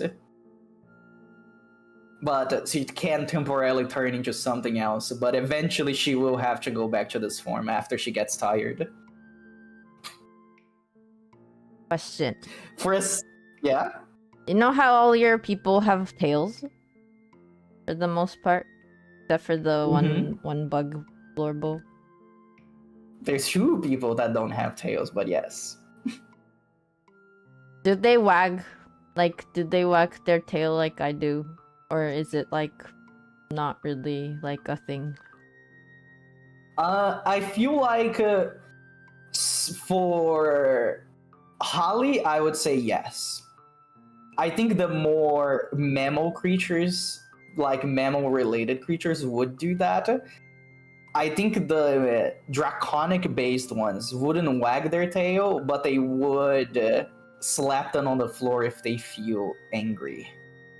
But I don't think they would wag out of happiness, if that makes sense. Yeah. Any specific reason why you asked this question? I just want to know because they have tails. Or yes, like, do their ears move? I think for the kobolds, yes. I don't think Holly's ears would move though. Okay. Because her ears are more like similar to like human or elven ears. You don't really have much control over what your ears go. That's fair. But the kobolds have bigger and longer ears, so they would express themselves with their ears as much as they would with their face.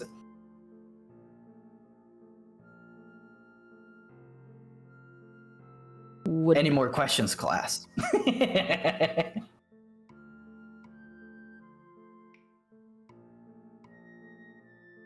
They cute. They are cute. I do like her design. I made it. So Also, true. she's green for an amazing reason. You want to know why? I think you know the answer, actually. 'Cause you like green. Exactly. Oh, it's so good. Why are they all green? Because Glubie likes green. It's my favorite color. We can move to the next character in line now. Why is Merby green? Oh, that's a good question. It's because I like green. You want to know why he's kind of pinkish as well? It's because it's my second favorite color. Just shove all the favorite greens and pinks. I would never fold to a pretty person with an evil personality. Hallie shows up. So that's the thing. I wouldn't call Hallie evil. At most, I think I would call her chaotic. Because, you know, she's not doing evil things for the sake of evil. She's doing it because it's funny. She's doing it for the bit. I guess with like from a mortal standpoint, that could be evil, but for like a more, you know, above a mortal status creature, I think that's just, you know, what they want to do. I guess that's called chaotic neutral in terms of alignment. Well, I mean, what else do you do when you can live forever and you get bored? Yeah, but I do not like alignment in D&D. It sucks so much. It just limits your roleplay ability. She'd probably still irritate you, but much more bearable. Yeah, like I was saying earlier, she will not kill people unless you know you're annoying her. But because if you die, that's where the fun ends. So she usually doesn't want to hurt or kill people, but she will make sure that she's having a good time. She will not care if you're having a good time. Damn. Yeah. But this is Burby. He is another one of the characters that I was like, I want to draw a character that isn't a kobold for inclusion's sake. So usually when I go around the internet, I look at art. And I saw a merfolk design that was kind of similar to this. Sadly, I do not remember who the artist was anymore. It got lost. It's just one of those things that I saw it and it's like, this looks good. This is a great merfolk. And then I drew it and then I never seen the art again. Because I was a huge fan of how they drew the ears. That's why the ears are kind of look like fins like this. That was like a top-notch design. I don't think it was exclusive to that one artist because I've seen it around before. But I saw from one specific image and I was like, wow, this is good. I can't believe we got a free smooch from Glubie. I'm kidding. Oh, you did. Oh, that's funny. Actually, we should probably go back to the grid because so we can see his information here. So Murby is a bookworm. He's usually very lazy. He's deadpan all the time. So he's basically the complete opposite that Holly would be. Holly is like a very hyper and overreactive character and would be very extra. Murby is very reserved and usually stay on his own unless he has to interact with people. But he's not like socially awkward or anything. He just likes to stay in his cave and read his books. You'd also smooch Murby. I don't think he would like being smooched because he doesn't really like people. Otis, are there other people and characters you would not like to smooch? Yeah, I feel like every time we show anything to Otis is like, yeah, I would smooch that. So he's currently in service of the Fae. As I explained before, Demogorgon. Oh, I see. That makes sense.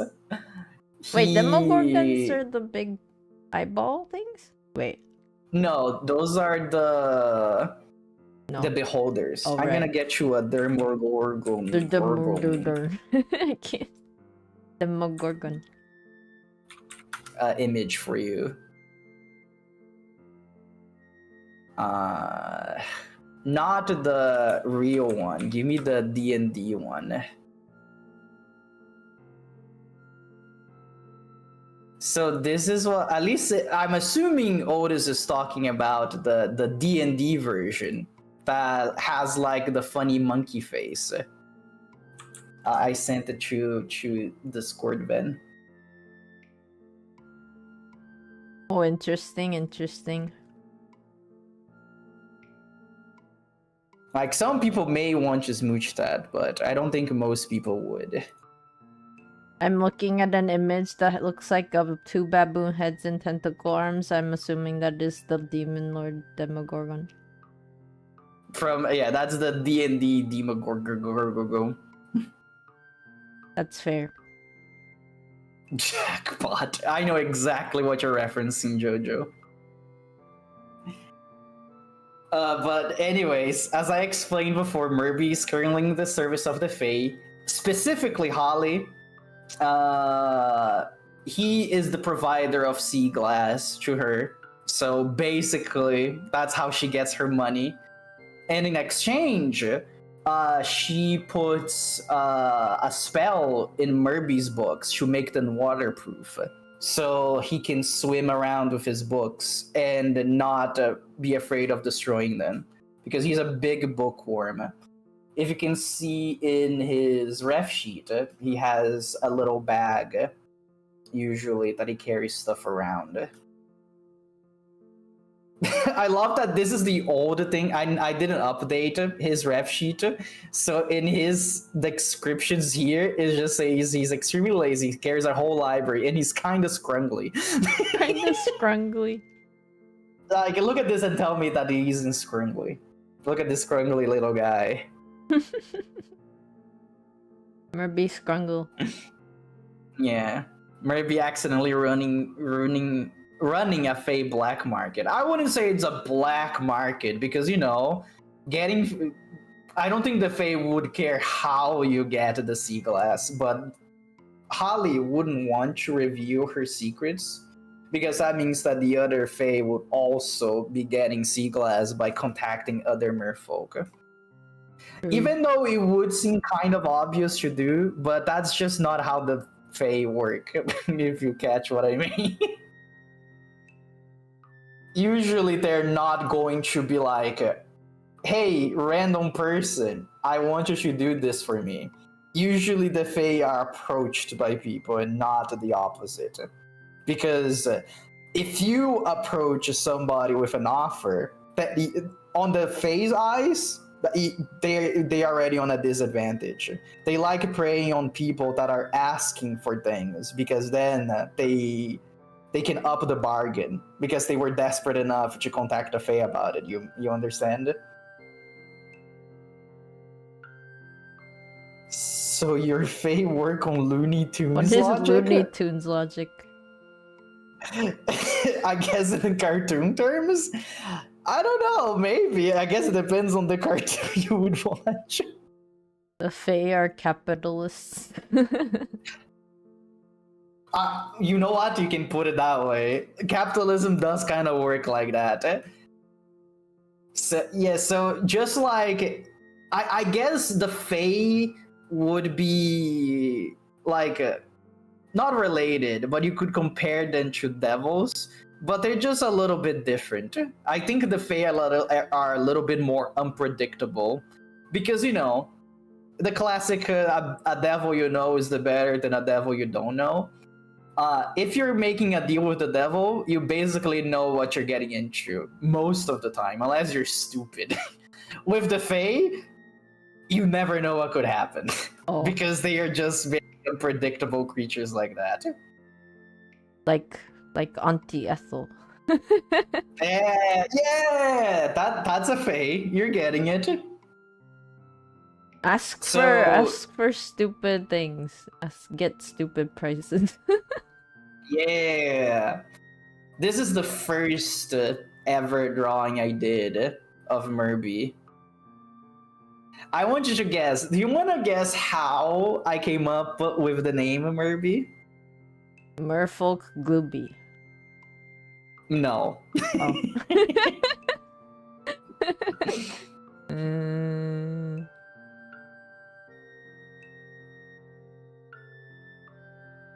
I feel like Mur is obvious, but I don't know the B part. So we're talking about Auntie Ethel. What is that? That's a Baldur's Gate 3 character. That is a. You know what? You should play the game and find out. Otis BG3 when? Yeah.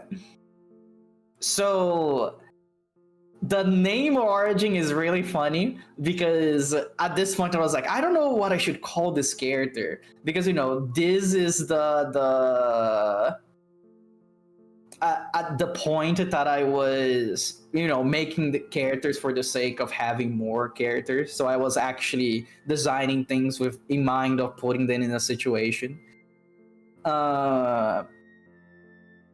So I was like, oh, I guess I'm just gonna type it. Like, I need a name for the file. So I was gonna type Merboy, but I mistyped and put an I instead of an O. And I was like, you know what? That's a good name. And then I kept it. So the typo became the real name. They were gonna be Merboy. No, that was just a placeholder name until I could find a real name for them.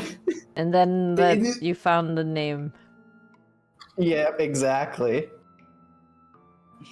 Oh, you like that the gills are closer to the lungs? I feel like such an easy design thing that nobody freaking does. I agreed. I feel like that's where I like drawing the gills because it makes the most sense. He also has gills close to his neck as well. But as a merfolk, he can both breathe through the gills when he's underwater, and if he's on land, he breathes through his nose. In case you were wondering.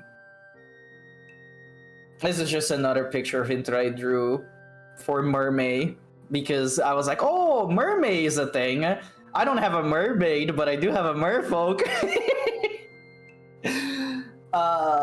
And also the reason he has a ponytail is because I like ponytails. Oh, you have a good one, Jojo. Thank you for coming. Bye, Jojo. Thank you for the sub. I hope you like enjoy those emotes. My emotes. Wait, that reminds me. I actually have mer people. In my world. Do they also collect sea glass? No. But I don't think I have any art on my computer, so I gotta pull it out somewhere. Nice. Does anybody in chat or in this voice call have any questions about Merby specifically? If not, we'll move on to the next character. But I do have one more thing to add about him. Murby is specifically a seawater merfolk and not a freshwater merfolk, because he would not be able to breathe in freshwater, just like a normal fish. Did you discuss favorite food? I did not, but I'm gonna be honest, that is not something I thought about for most characters. But we can make it up right now. What do you think a merfolk would eat? Especially one that usually hangs around in a forest. Is there anything you could do to make him enjoy your presence more? Giving him books would make him like you more.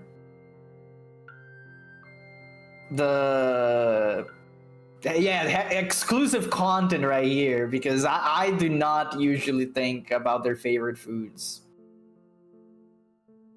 But he enjoys books. I think that's the main thing that he likes that passes time is by reading.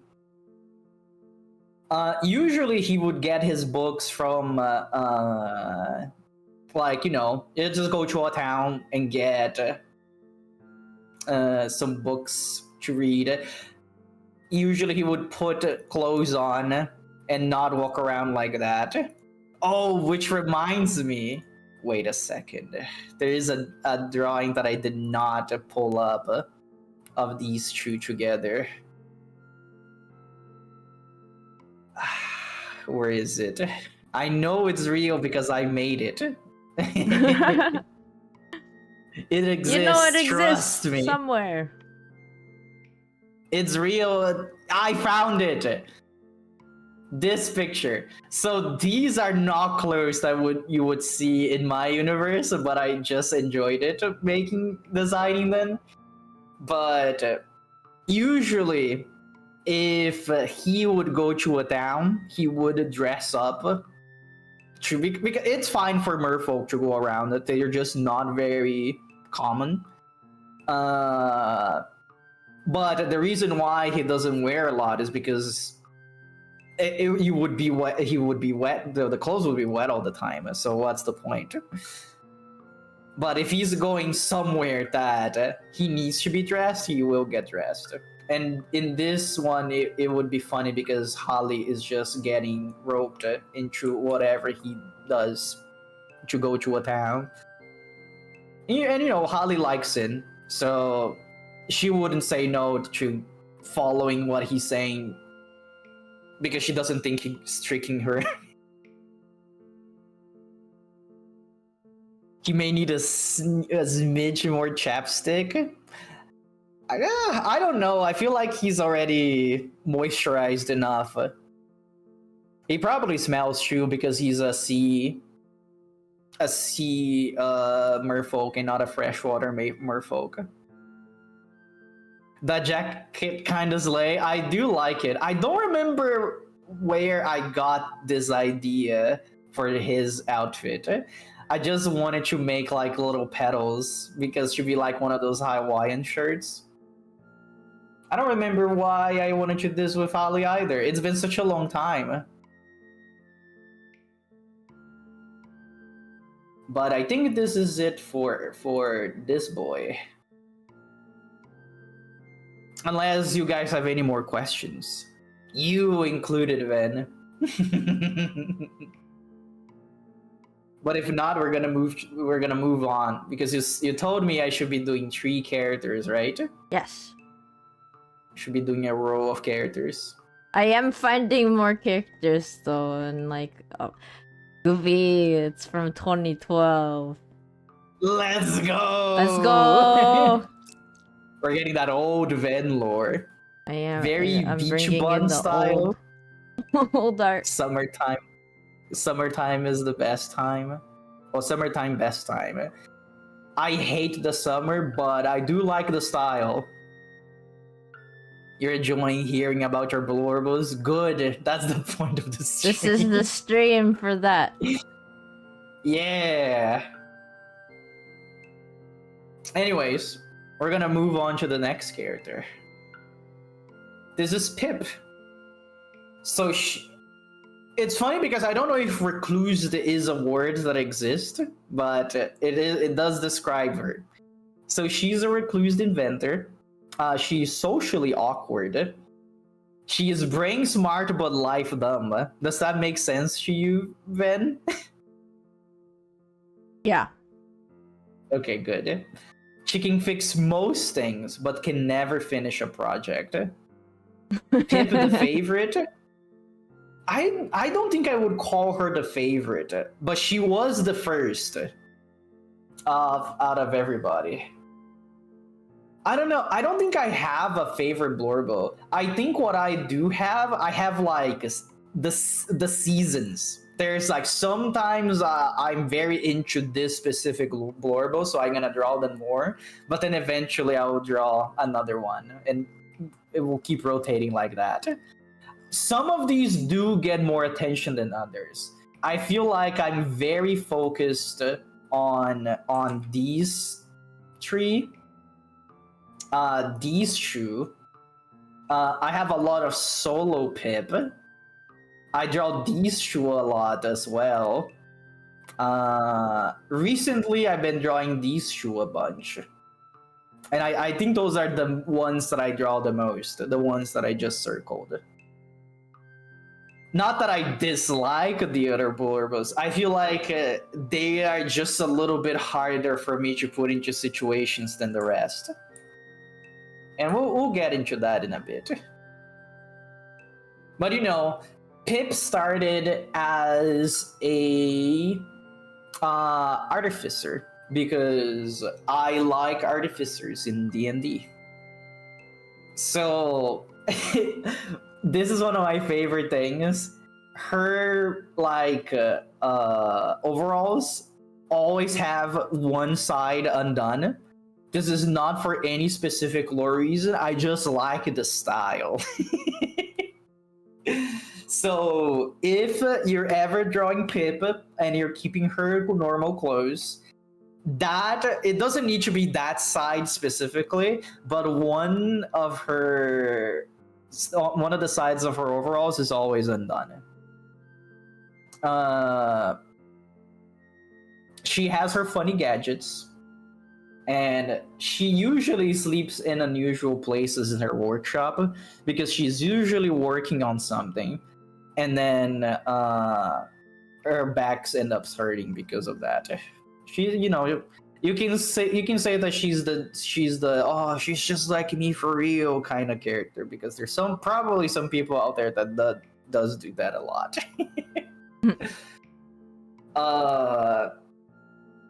Another thing interesting about Pip is that I've been trying to connect her more with other characters. So canonically, she rents the upper level of Juniper's Tavern. That's where she lives.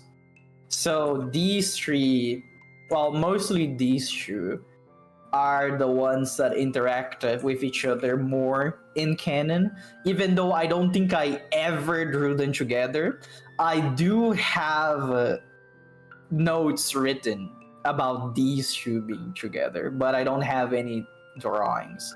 I have a lot of writing that I will not be sharing today. This is more like a visual thing. But it does exist, trust me. You're like, trust me, bro. Source me. Another thing that is a lore thing that was recently built. In the city that these blurbos live, there's a dragon mayor. And I want Pip and the mayor to interact at some point, because since Pip is an inventor, she makes the armor for the city guard. They kind of are like medieval looking fantasy armor, but they have like a little bit of technology into them. There is a character that doesn't have an appearance yet, but they will be a bird and I will draw them at some point, but they don't. They at the moment they're just a concept. That is the captain of the guard, and the armor that that Pip built for them. It's like it has. It's like a heavy armor, but the top comes off and ejects the captain out so they can launch themselves and fly, go boom. So basically they go into their heavy form when they're around, but if they need the speed, they can launch themselves out of the armor really quickly and then be faster instead of being more defensive. And I like that idea a lot, and I want to explore it at some point, but at the moment it is just a concept. And the reason why the Pip and the mayor would be interacting with each other is because, you know, since Pip is being commissioned to do things for the city guard, the mayor would be the one doing that. And the mayor is not a main blurbo, if that makes sense, but they do have a design that I made for the kobold form. So they currently look like this. They are a silver dragon, actually. And I had a hard time designing their outfit because I was like, how can I make this outfit make sense if they have butt wings? So this is the outfit I came up with. I think it came out looking pretty okay. But yeah, they are a silver dragon. They usually look like this because they are more approachable as a kobold, but they also have a dragonborn form that they walk around, usually for more diplomatic reasons. If they need to meet with leaders of other city-states, they walk around as a dragonborn. And they also, of course, have their true form, which is just a silver dragon. Also, not pictured here, but they usually use their wings as a skirt. Like, they fold into themselves and become a skirt. That I guess I will draw it at some point, but I don't really have it at the moment. This is all you get of this character. But not a main blurbo. At the moment, the mayor is just a force that exists in the city. Because... I guess I'll talk about that when it related to another character. So for now, we're gonna go back to Pip. It's funny now that I think about it.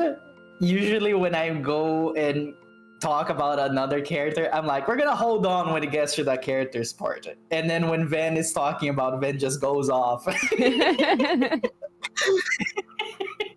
I forgot it was like I was talking about one character and I was like, wait. No, but that's good. I like the way you present things. It's very interesting. Thank you.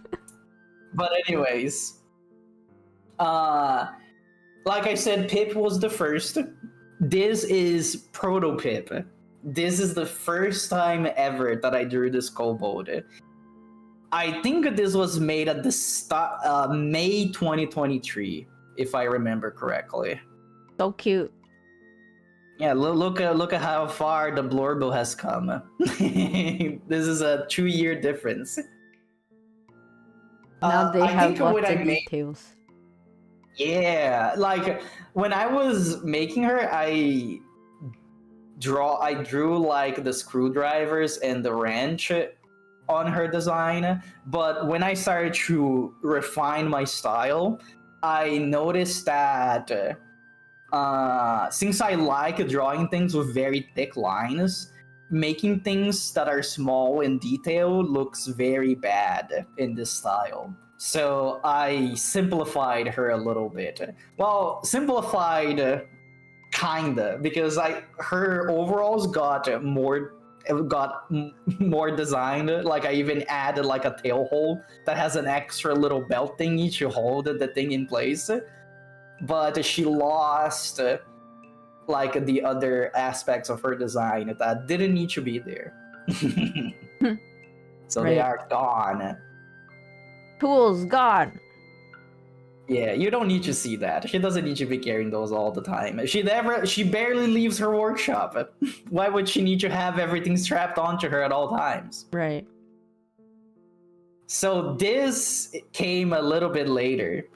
So this was when I was trying to see how she would be in a combat situation.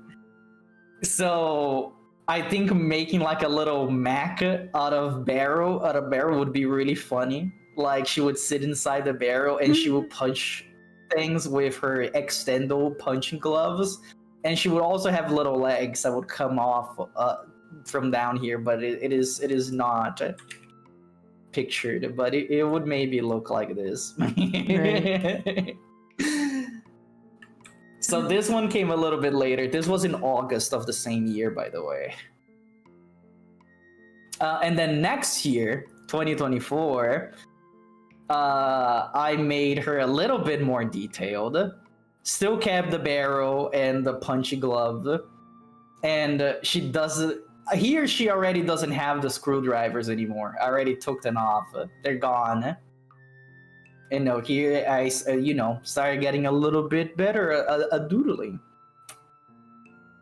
And I think this is where I think her design got way more solidified. That it was like, yes, this is gaming right here. This is where kobolds are supposed to be. If you notice, this was at the point that I would make the outline of the horns a different color. I feel like that's something that nobody ever noticed, but recently, she still has it. This was made in October of 2 years ago. But this is the most recent paper that I have drawn, and now the outline of the horn is the same color of the outline of the body. But I think what changed a lot in her design is that I kept making her skinnier. And if you look at the snout, it also got a different shape. Yeah.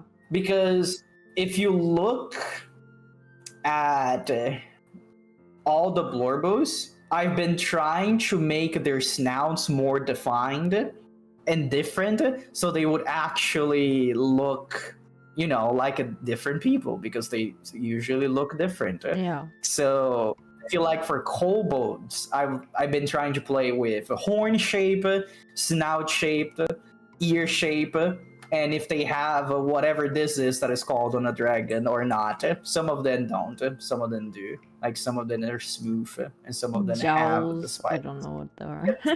the funny jaw spikes. So Pip always has one, and her ears are very long, and her horns are medium and curved.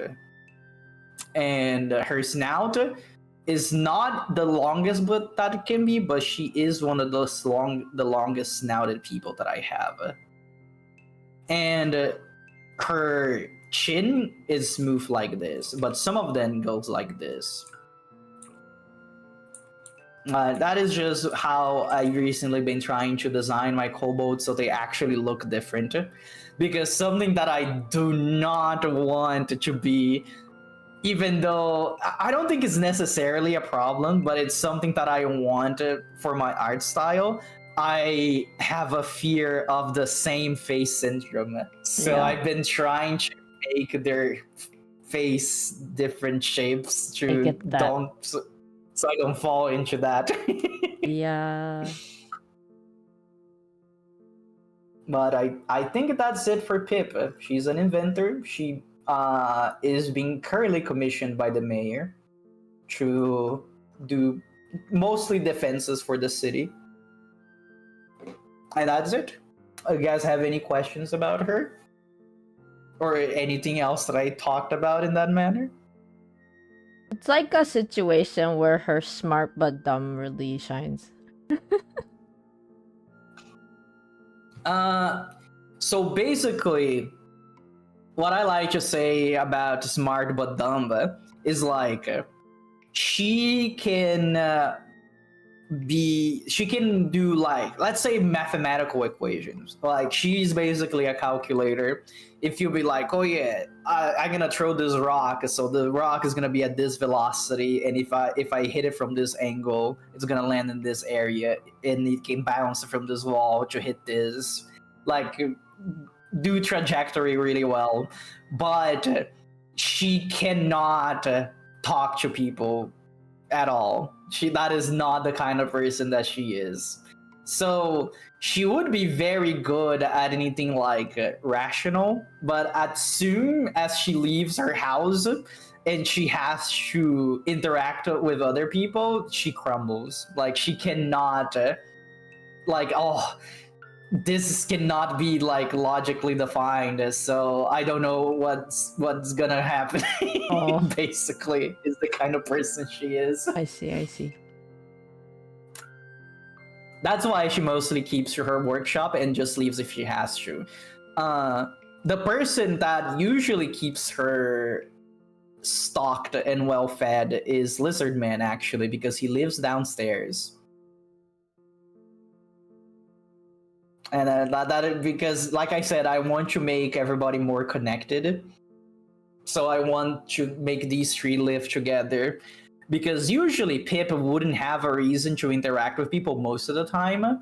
So having her rent a property from somebody else, that is a forced interaction that she has to do to keep on living. And I also want her to interact with the mayor, because Ven knows this because I talked to Ven about the mayor.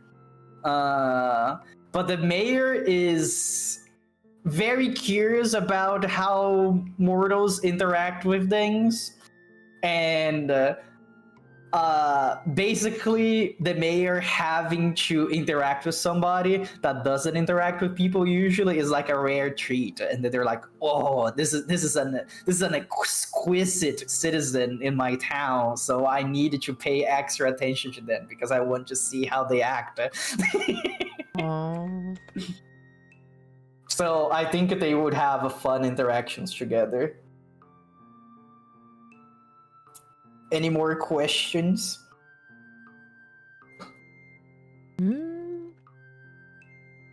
Either from you or the chat. I'm pointing at the chat right now, but you can't see. Why does Pip have one side always undone? You weren't paying attention because I talked about that. I'm sorry. The reason is... No, I'm kidding. It's fine. The reason is because I like it. Oh, okay. So, like, when I was talking about her design, I said that one side is always undone. It's important, not because, there's a reason behind it. I just think it adds to her design as being a recluse inventor that doesn't really interact with people. Right. So it is just a way to show like she doesn't really care about how she looks. She's not really presentable, and the outfit that she wears is more about function over form, if that makes sense. So that's why she wears overalls with a lot of pockets. That's fair. Any more questions?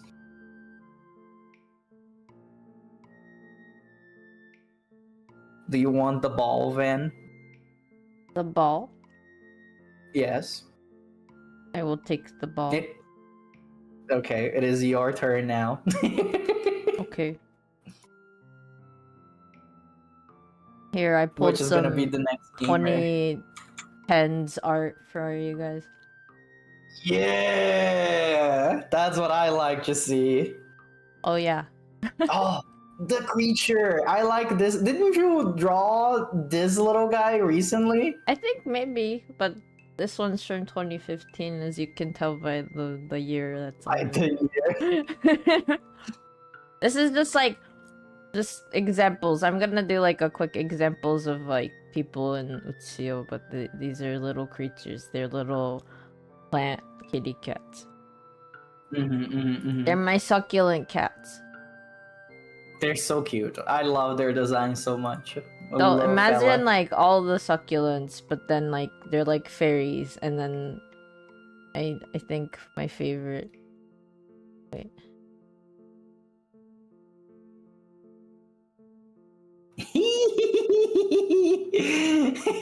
That's so good. I love that. They will sit in a pot. Obviously, like they're like plants, so you only give them water and then like maybe soil nutrients. But if you happen to befriend them, you can put them in a little pot in your home. What a fella. They will, they will move out and go about their day if you let them, but they will come back to the pot. It's their home. You gave it to them. You know how kitty cats like boxes? Yes, if they fit, it sits. They fit, they sit. So that's what happens with the little succulent cats. The perfect pot for the perfect cat.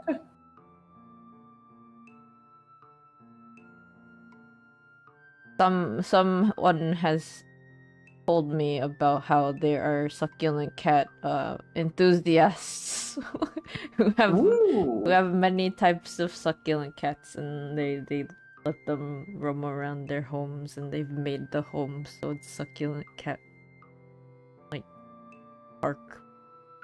Succulent cats.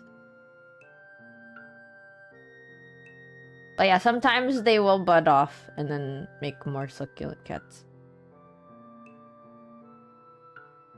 But doesn't happen that often. They just like it is time for a new one and just go whoop. Pretty much. That or like depending on like sometimes the buds might fall off from their tail.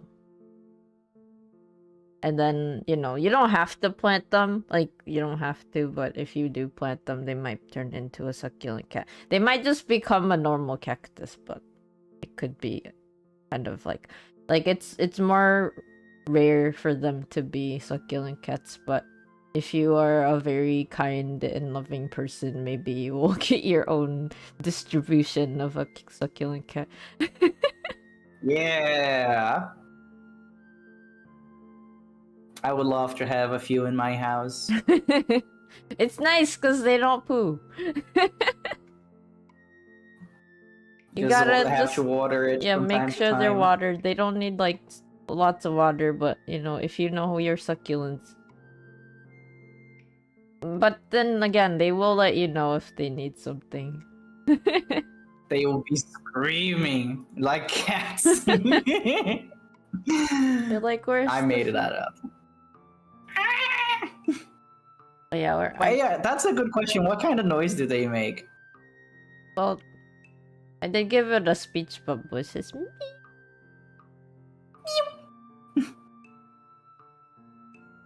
They make little tiny noises, although some of them can yell.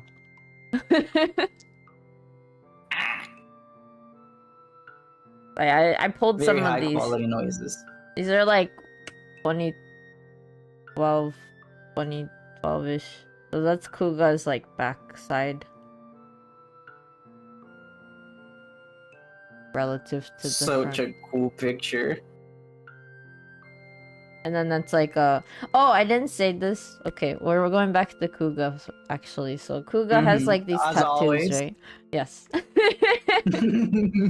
Kuga's tattoos are his familiars. So basically, he has a little like a yatsude plant, which is like the thing that Tengu used to blow wind. It's like a plant. I don't know if you guys ever seen the plant itself. They have really big leaves, and the Tengu used them like fans to wave wind.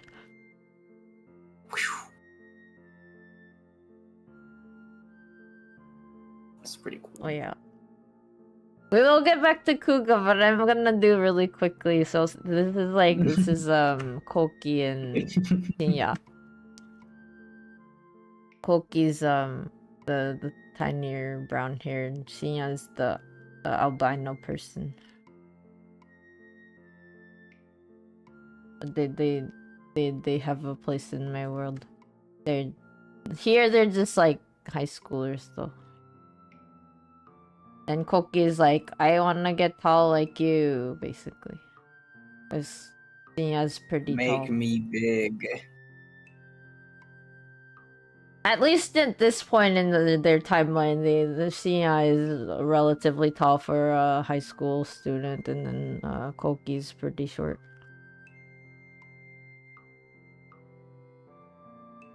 Oh, and then small fella. Yeah, 2012. This is Shui before Shui. So this is when Shui was named Doubt. But their shadows. What is like, yeah, is that like the, because I think you were saying about this blurbo, this about Shui, that their hair was a little bit more, I don't remember exactly how you said it. Prehensile? Yeah, prehensile. Yeah, they can move all of their hair. And they like to dye it, or actually bleach it, just because their hair is like naturally super bright red. Which they have their own reasons for why they're not a big fan of it sometimes. Makes sense. But then again, I also use some should dye my people hair. don't necessarily like their normal hair color anyway, right? Mm-hmm. I had a phase that I was like that. Here's more stuff they like. Oh, so this is like before they had lots of hair. This is Seigi's like prototype. They were like a android character. Proto Seigi. Proto Seigi. Their name was Regret. It kind of reminds me of the Demi Fiend from Nocturne. Oh yeah, a little bit. I love the Demi Fiend. I forget. Like I wasn't really thinking about why I decided to give them the face markings, but I'm pretty sure I got inspired by Nocturne and stuff. You did it because it's cool. Huh?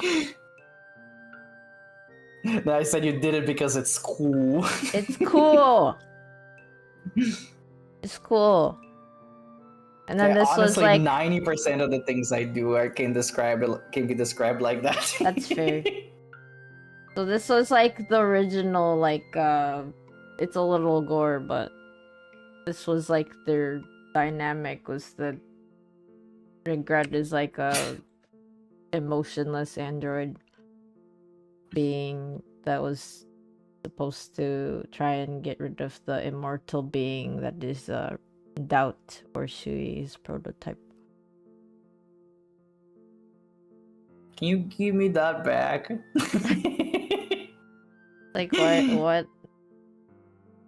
So the thing is, Regret doesn't understand why it doesn't work, but it doesn't, and Doubt is like, why are you doing this?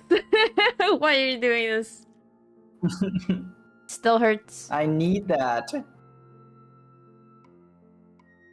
But yeah, 2012?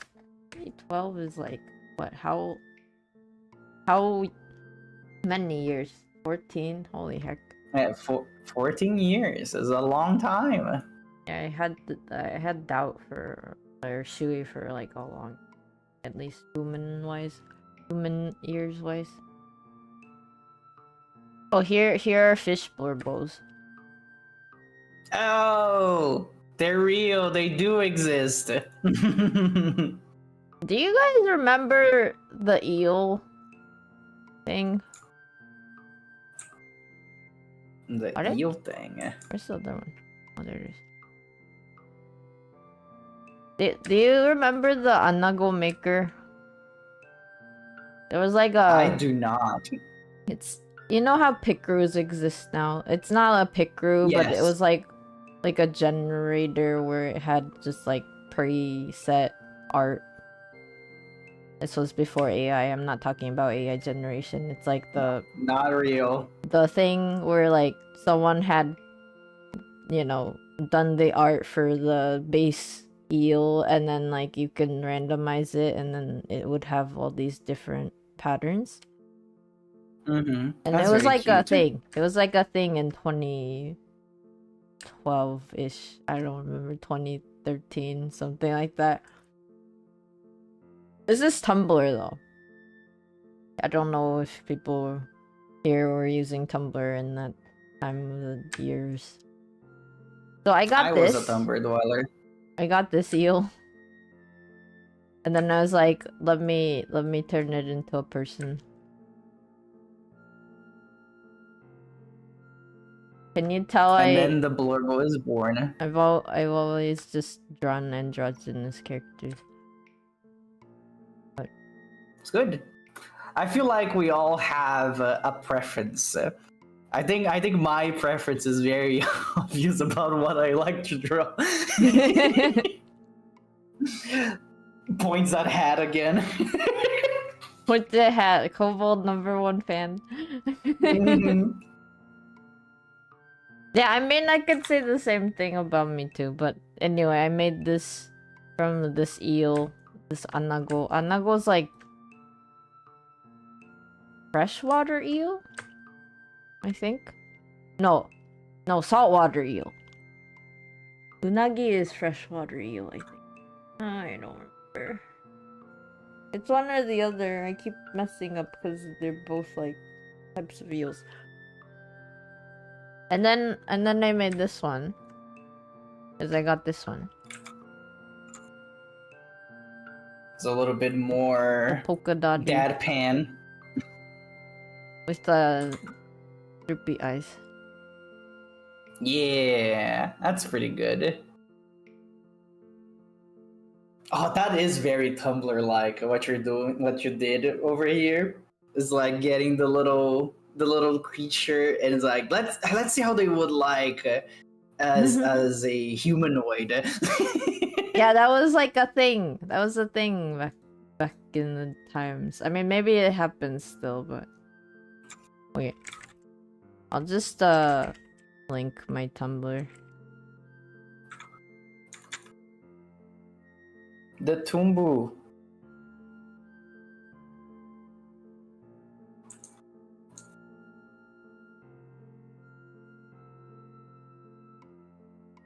I haven't updated it since that one time when it got acquired by Yahoo. And then like they started censoring things. Mm-hmm. That's when I stopped using Tumblr. Yeah, that's when I stopped using it.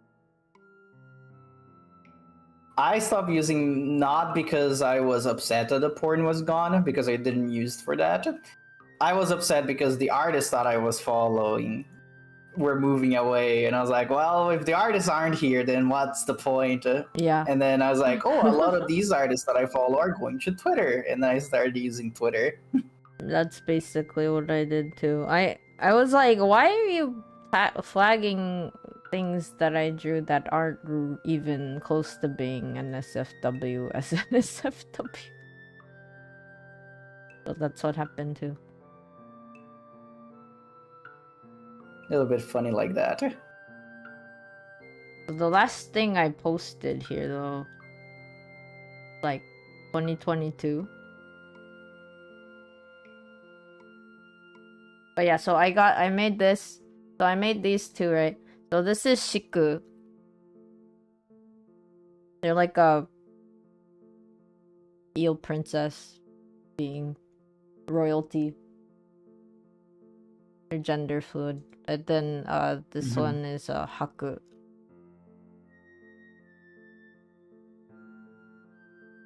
Haku's kind Also of like... a princess? No, Haku's just a dude.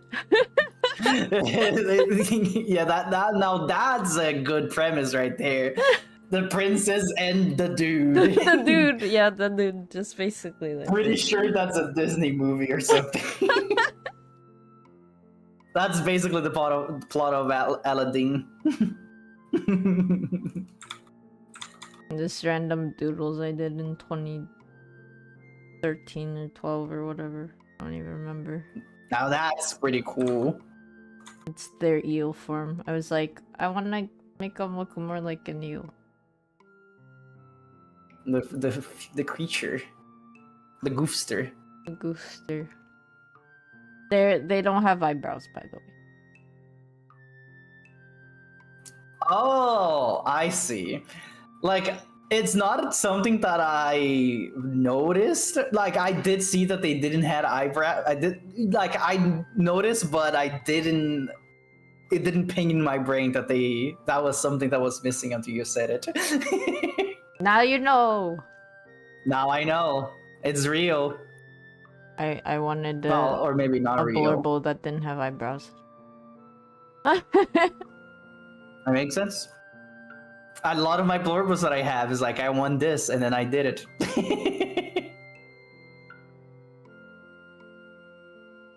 Them being cute. That is a very cute picture. They're being cute. Actually, though, like, I think there was one that I did that was a little bit more romantic with them in it. Ooh, they were kissing. Smooches! If I can even You find can't it. say that on TV. Oh no.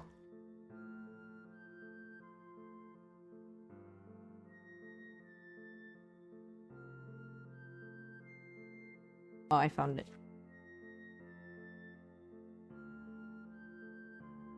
Old art. I just wrote old. I just wrote old. It's like old. I don't even remember where these are from. Here's this one. Oh, it is actually a smooch. Also, the legs, high quality, I would say. Or I guess not the legs, but the, tail leg thingy. Yes. What Thank it's you. called? I guess it is a tail. I think I'm just a very big fan of the less human features you have, the more of a fan I am. I understand. I have some more blurbles that are less human, but they're not really like fleshed out as much. Like That's even fair. Kuga and Seigi and Shu kind of have like forms that I like them to be instead. Leftover. I think that's it for Tumblr. Tumblr has been defeated.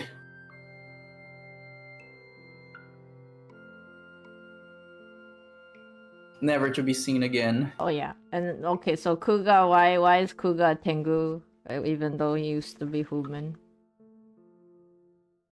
Another exclusive lore thing that I basically put the exclusive logo on screen. It's blinking. So it 1200, well, not exactly 1200 years ago. That's like about when Kuga was born, but like around the time, those times in the ye old days, like, people, at least humans, would be like deemed adults really early on, right? Because of like the life expectancy and such was very different. So when he was still a human, he had a wife and child and all that. But then basically what happened was like, this is before Ven was born, before I was born, so vibes were not vibing. The vibes are off. The vibes are off. Like, not in the best way it could have been. So then what happened was there was like a couple, like, so Shui's also gone through this where like something bad happened to them, but we'll get to that afterwards. Kuga basically like was living happily with wife and kids, and so back in the day, Kuga was basically like the tallest being ever. Because he's like 193. And this is like Japan. So he's like a tall hickin' dude. And then They're playing basketball. Basically, so he was working as like a guard for a relatively more, well-known person. But then this well-known person was not necessarily favored by other humans, and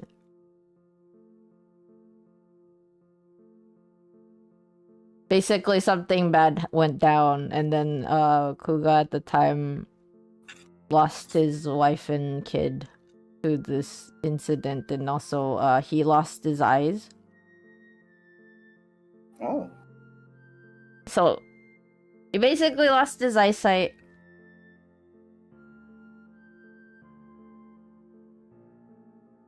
That's baby. So I guess, wait, I need like a close-up. I need a close-up. Can you tell, like, whenever I draw him, his pupils are white? I never noticed, actually.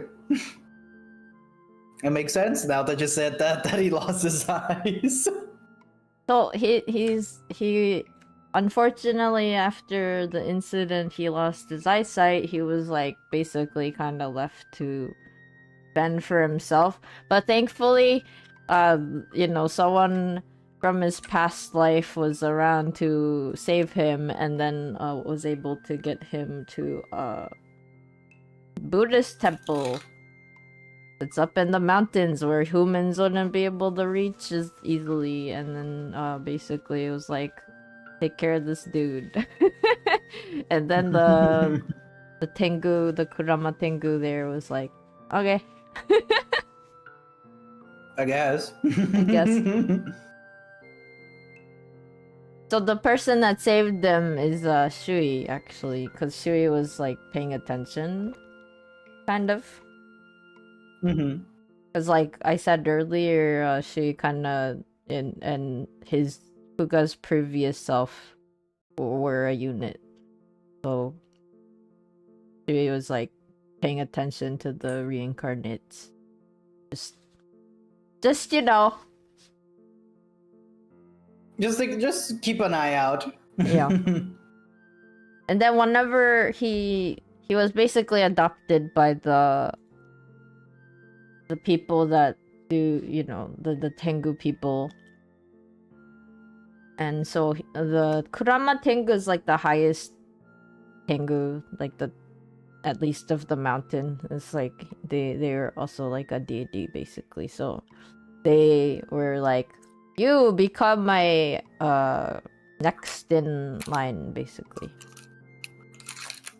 Like you take over when I decide to retire, which it's kind of weird for Kami to retire, maybe for humans to hear about, but sometimes they decide that they want to do other things.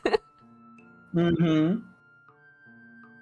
So then, That's when right. he was adopted, I mean, Kuga was depressed as heck at the time because he just lost his family and can't see anymore and all that. But thankfully, the way that he sees now is that when Shui saved them, Shui also lent him a little bit of his yoki basically, so yokai powers, and then he got his third eye. So he has a third eye. And that I did notice. That's the one that is seeing mostly. Yeah. The boy can see again, finally. Now everything's right in the world. Now you know. Now you know why he's third eye is here. He has three eyes. So these are stuff one day I want to write, but I have not yet done that, so it's not one day yet. Mm-hmm. That makes sense. Does he have depth perception since he sees mostly from one eye? Well, let's say it's not really human perception. It's like mystical perception. Yeah, it's mystical perception. I don't know how to describe it. Like for example, one of the things he can sense is like someone's, inner being in a way.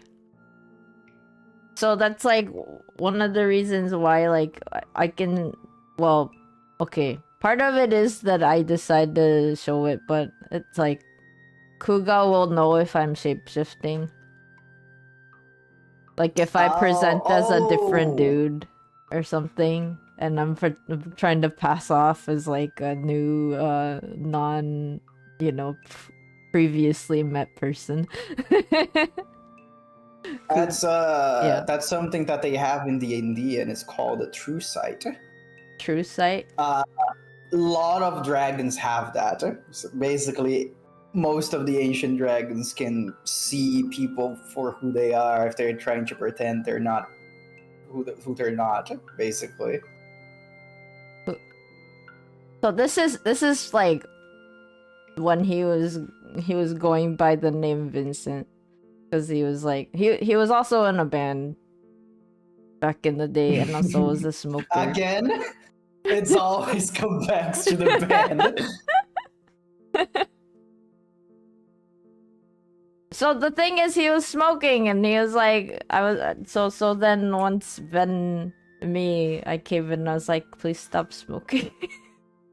This no stinky. more.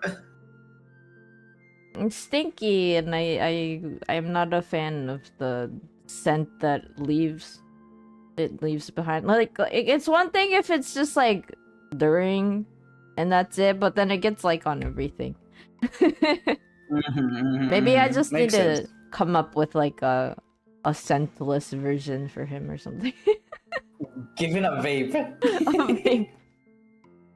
But even vape can be bad. At least like the human world ones. They're not good for your they lungs. are. I don't know. That's why like I have a thing where he's like holding a little lollipop instead, but I don't know if I have it out. Oh, it's just like one piece. It's just like one piece. Why is Sanji's lollipop like giving off a smoke? Because he spins it really fast between his teeth. They actually said that, by the way. That's so funny. They made that canon. In the 4Kids dub, yes. So weird. Very funny bunch.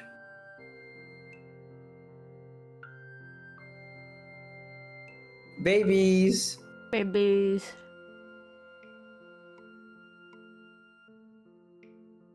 Tell me about the babies. I guess babies. Wait. Where the other babies at?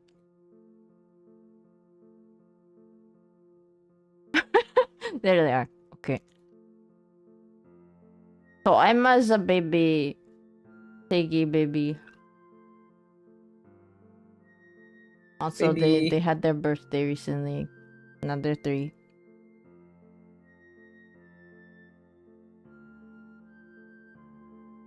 Before anyone asks, so Oni can have babies like humans?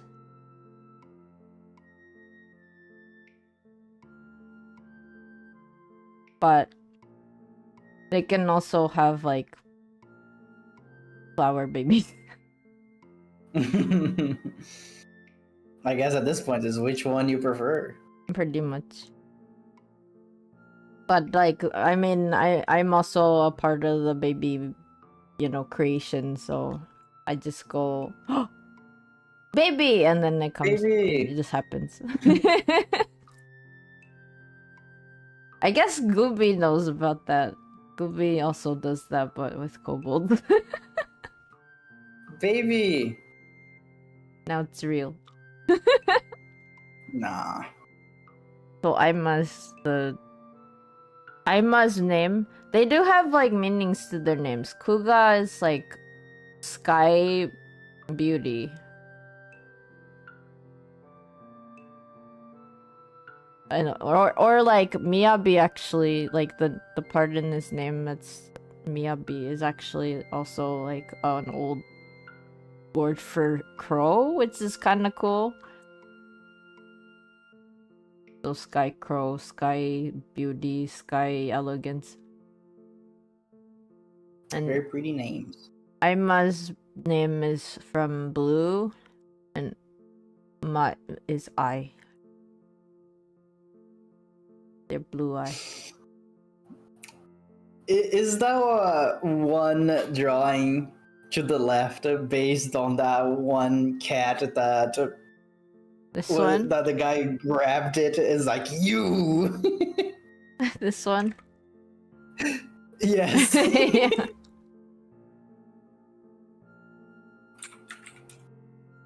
But yeah, I drew this because I was like, okay, Aima also has the little hair things.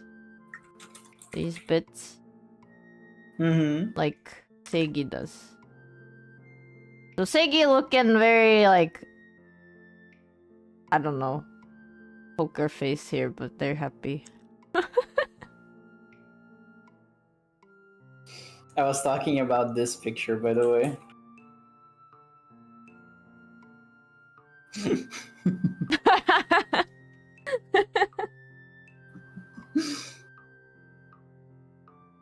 I wrote, do not shake baby.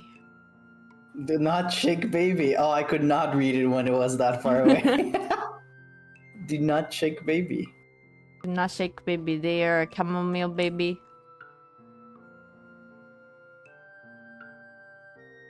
If you wanna know, our birthdays are like birth flowers birthdays.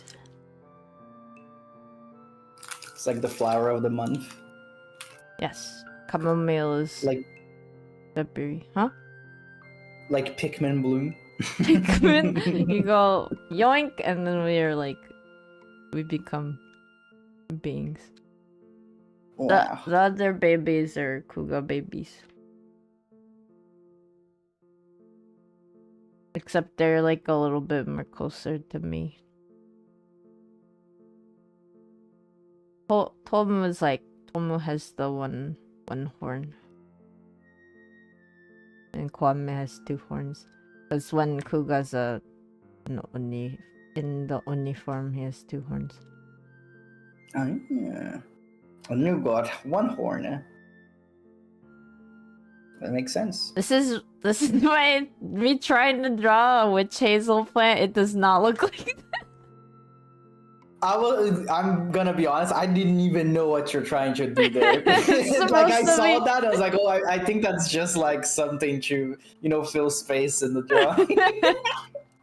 That's what I assumed. Yeah, they're made of witch hazel. They were born on the 6th of January. That's funny. They're 5 years old. They're 5 years old. Those are some old ass babies. They're gonna, if they're Oni, they're probably gonna, so Oni of age is 300, so they're gonna be babies for a while. Oh, those are the oldest babies I've ever seen. Have you seen that one? You're the youngest person ever meme. These are you're the oldest babies ever. The oldest babies ever.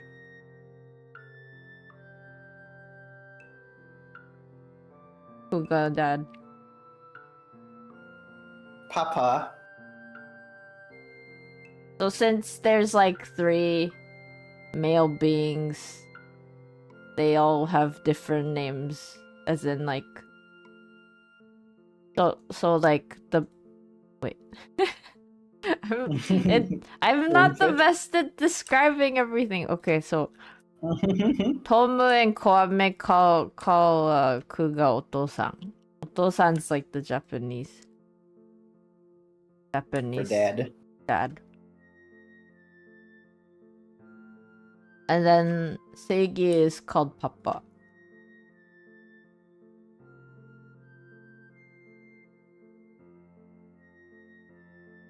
One is the dad and the other one is the papa. Yeah, and then Shui is called Shui. Does not get a title. Like, oh yeah, that's Johnson. My dad. That reminds me, have you ever watched Ponyo? The Ghibli movie? I have not. Okay. The kid in that doesn't call their parents by papa, mama, or anything. It's like they call them by their name. I always thought that was weird. Were you like I when I was a little rat, I was one of the people that would think that my mom's name is Mom, and I just learned that she had an actual name later in life. That's so Like, cute. I did not imagine Mom as a title. Mom is Mom. Mom is just named Mom. It's so cute. Yeah.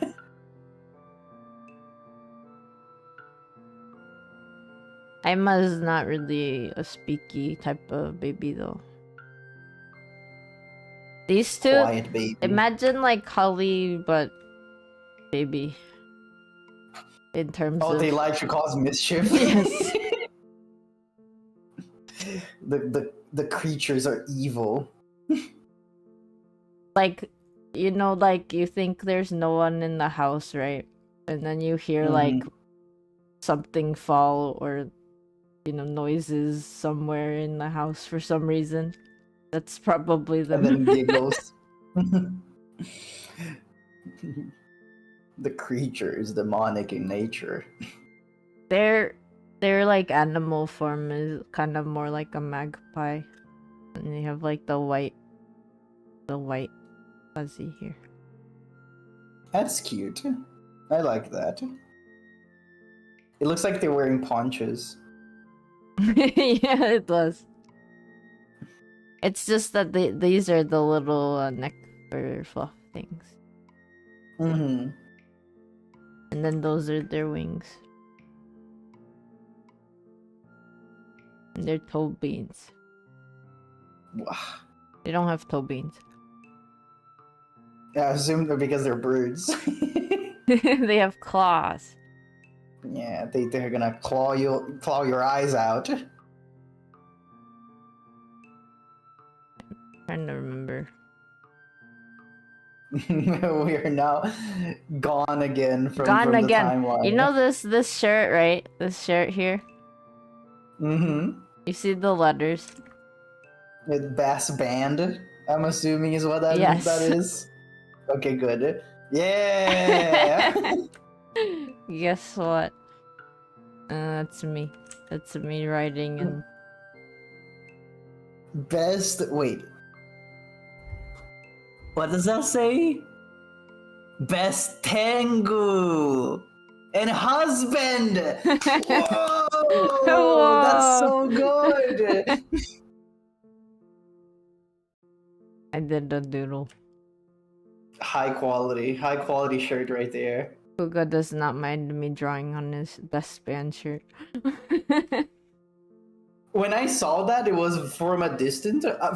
From distance, I thought it was your signature until you zoomed in. That's why I paid no mind to it. Yeah, my signature is right here. Oh, it's even tinier. Now I didn't even notice that one.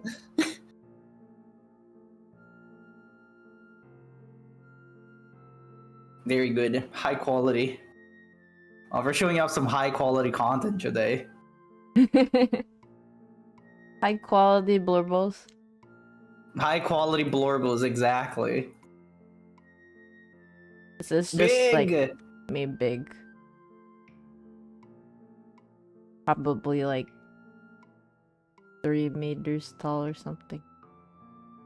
It's like that one meme of me and the baddie I managed to pull up by being autistic. And you're the baddie.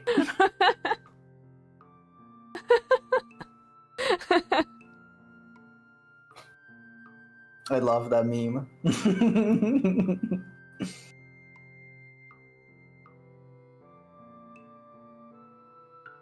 Yeah, I already talked about how his tattoos are familiar. Oh yeah, we didn't talk about this one. Yeah, did not talk about that one. This is his snake. He has a whip. It's a snake. And it's their name is Sirius. Like the star. Like with an eye? Oh, okay. Yeah, that makes sense. So the reason why is because Tengu is like the sky dog. At least like if you write it in if you write it in Japanese, it's sky dog, the kanji. Oh, I see. For a second I was like, but they're birds, aren't they? They are. But the Sirius is the dog star, right? Is it? I am not. I do not know any astrology.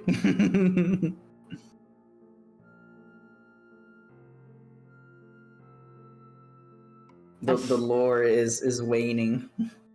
It is the big dog star.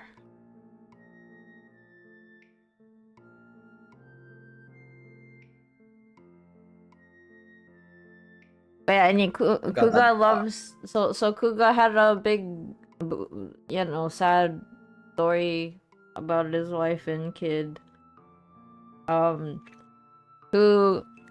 so in my world there is reincarnation, but it's kind of like up to the individual.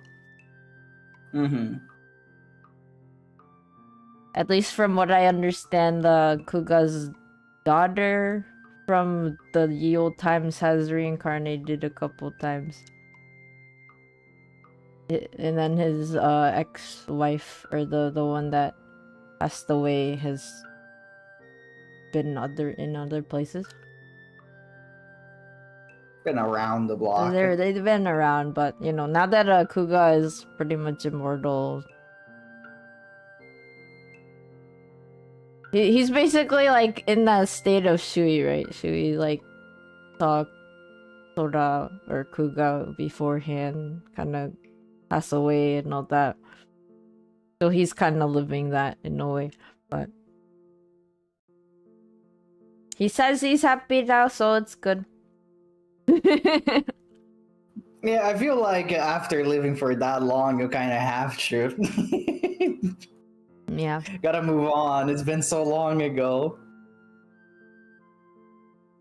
But yeah, so the thing is, like, past. Kuga wanted a partner, but then the thing afterwards is that unfortunately, like, he was like in between human and yokai, that it was a little hard for him to kind of fit in. Because like the yokai people will be like,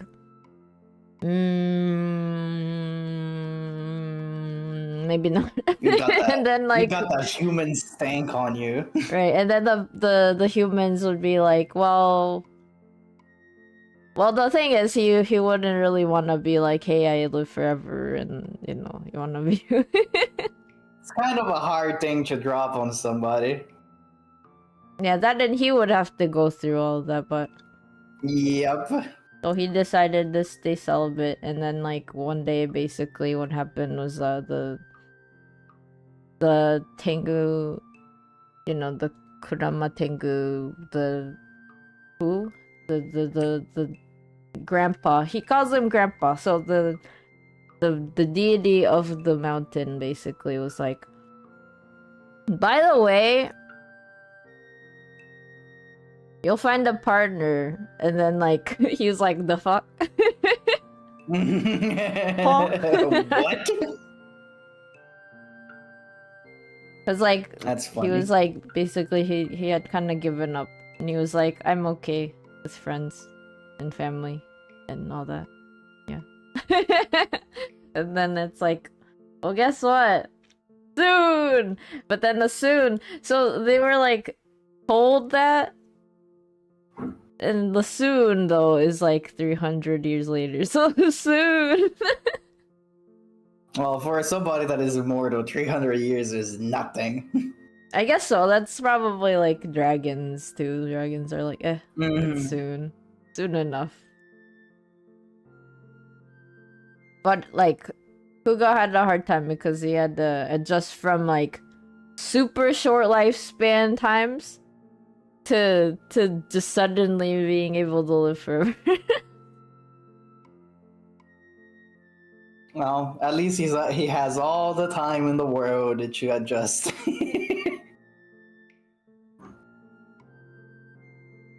Thankfully, it worked out. Oh, wait, I didn't talk about personality. I keep, like, you guys know what he looks like, alright? You guys know what he looks like now. Okay. Oh yeah, this is a femme version. I love that. So you guys know how he looks like. Immediately goes to the picture that he looks very different. I mean, mostly the same. Facial features, mostly the same.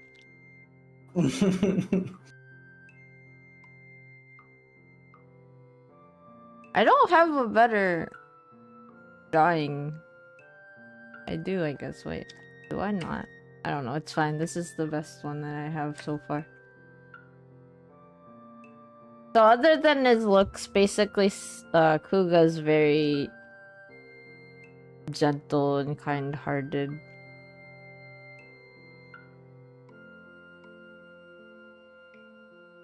It's kind of the gentle giant kind of deal. Big fella, heart of gold. Yes. It's good. He likes having fun. If he meets people who are kinda sad, he'll try to find a way to make them happy. He doesn't, like, go out of his way to, like, force someone to be happy, you know? He just kind of, like, tries to find something to talk about that might be, like, better. No. At the end of the day, just giving them a little bit of company is probably all they need most of the time. Yeah. I'm not gonna lie though, he's like a lot of like what I like in a person. So we already This is the talked third about time you've said that today. Yeah. I am drawn to more masculine people, relatively speaking. I am bi though, so I do like my ladies, but like if I were to put like a ratio to it, it's probably like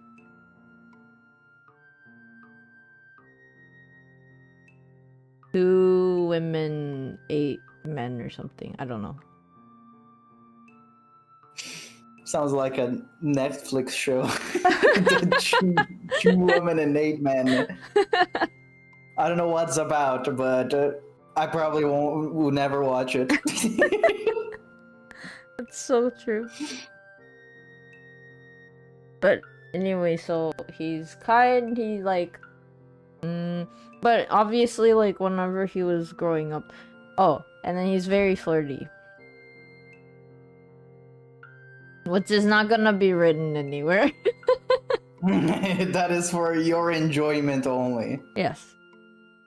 I am saying it here just because it's not like I'm keeping it a secret or anything. It's more just that it's not really relevant to like a story I would want to tell necessarily.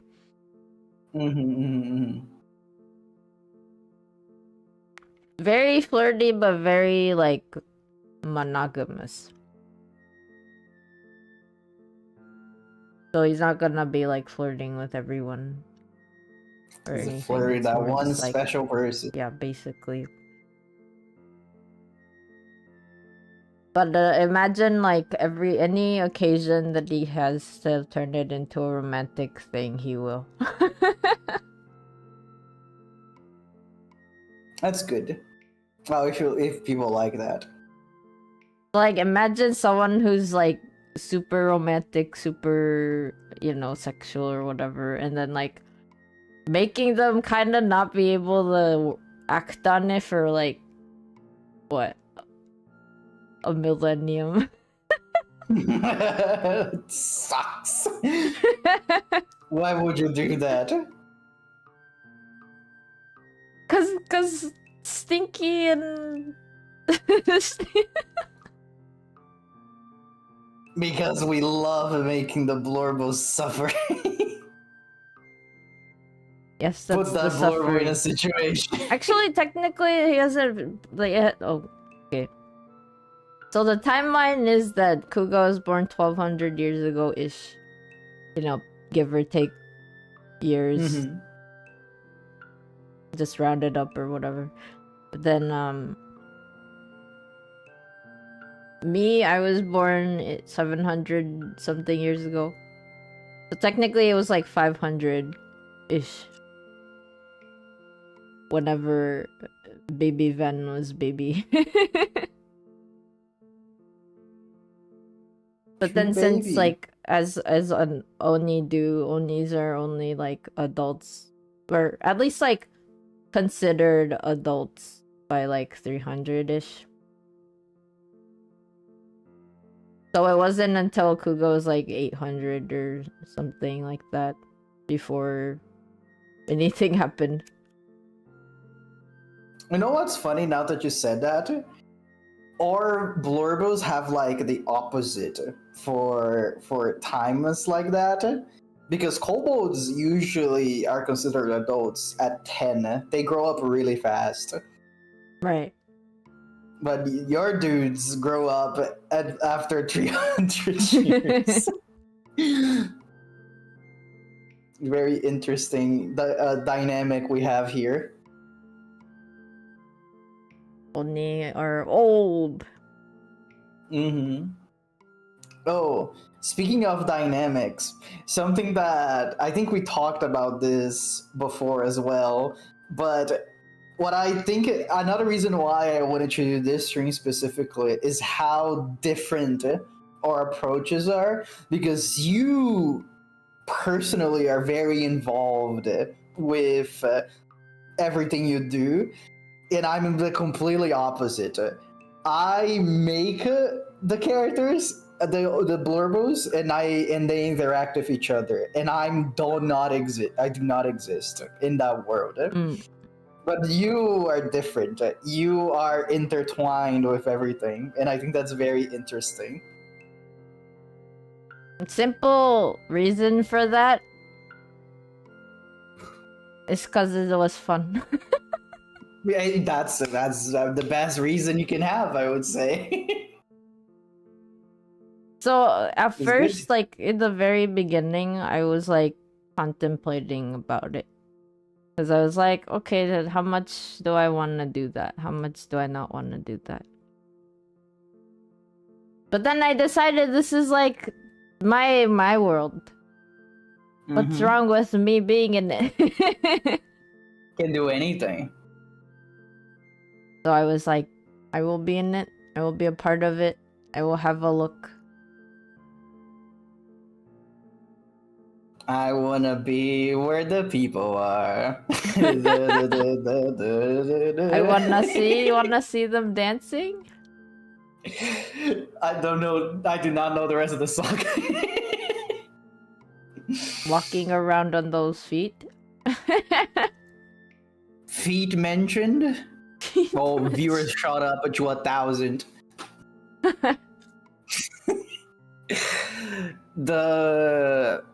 But yeah, I don't personally involve myself with the blurbos, but there are little things that I like adding from time to time. That is like, oh, an object that I interacted with at some point, and then I put it in a drawing as well. But I don't like put any attention to it.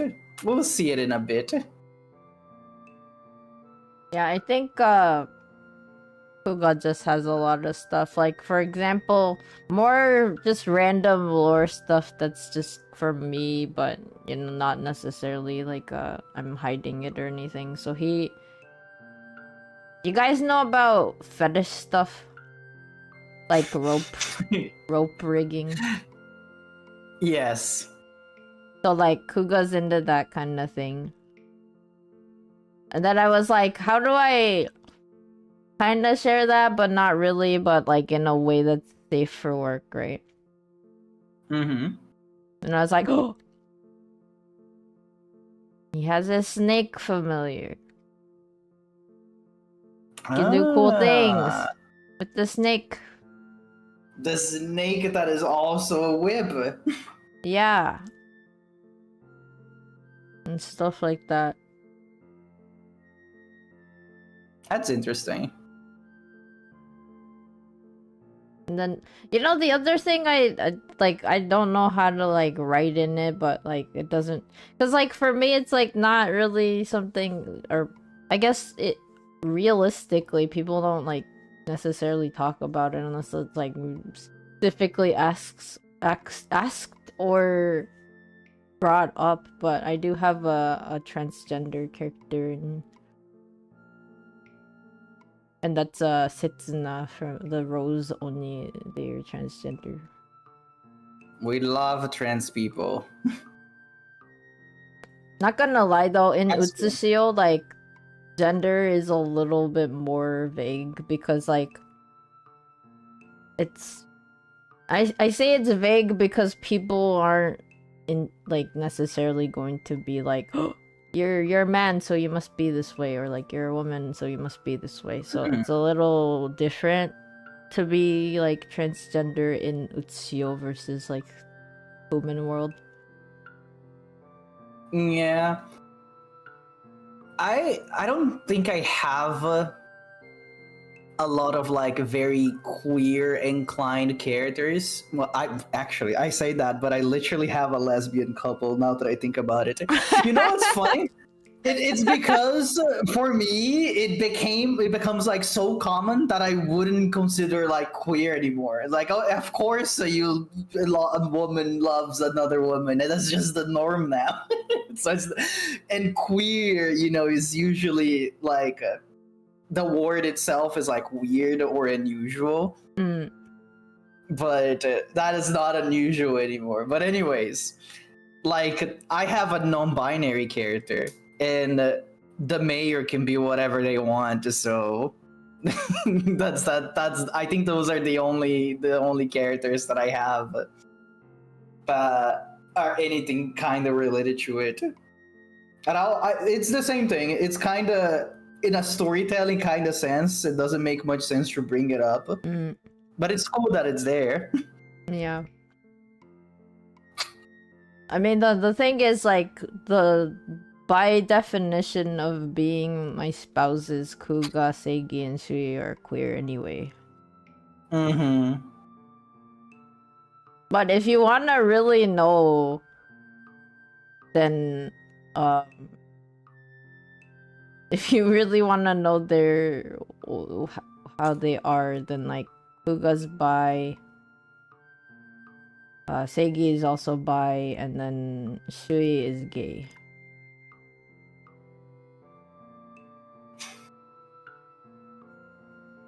I just remember about a random joke in my head when you said that. The family is having a dinner, and then his wife is like, "Oh, actually, sorry, I think I like women." And then the daughter is like, me too, I'm also a lesbian. And then the dad says, does anybody in this house like men? And then the son chimes up, like, oh, I think I'm gay.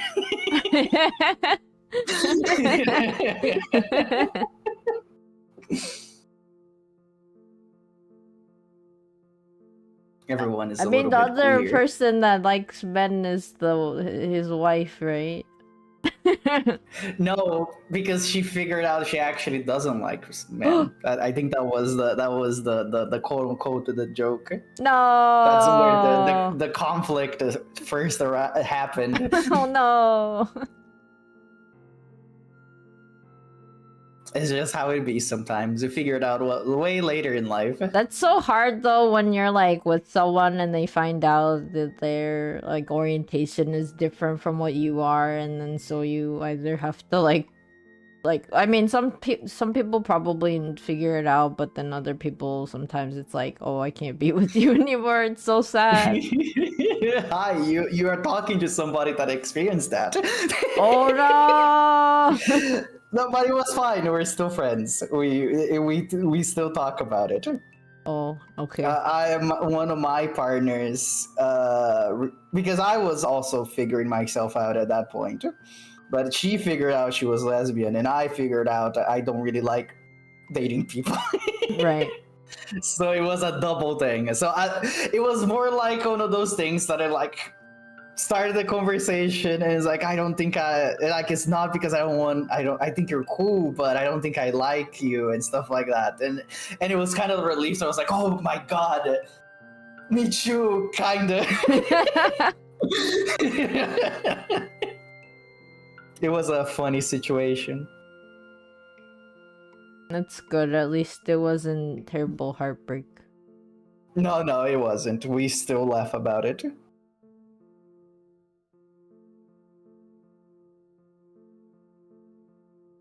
Yeah, it's hard. I mean, to be honest, like, just generally relationships are hard, so it's like even more hard. Mm-hmm. Unless you're already When you're dating someone hard. who's like demisexual or something.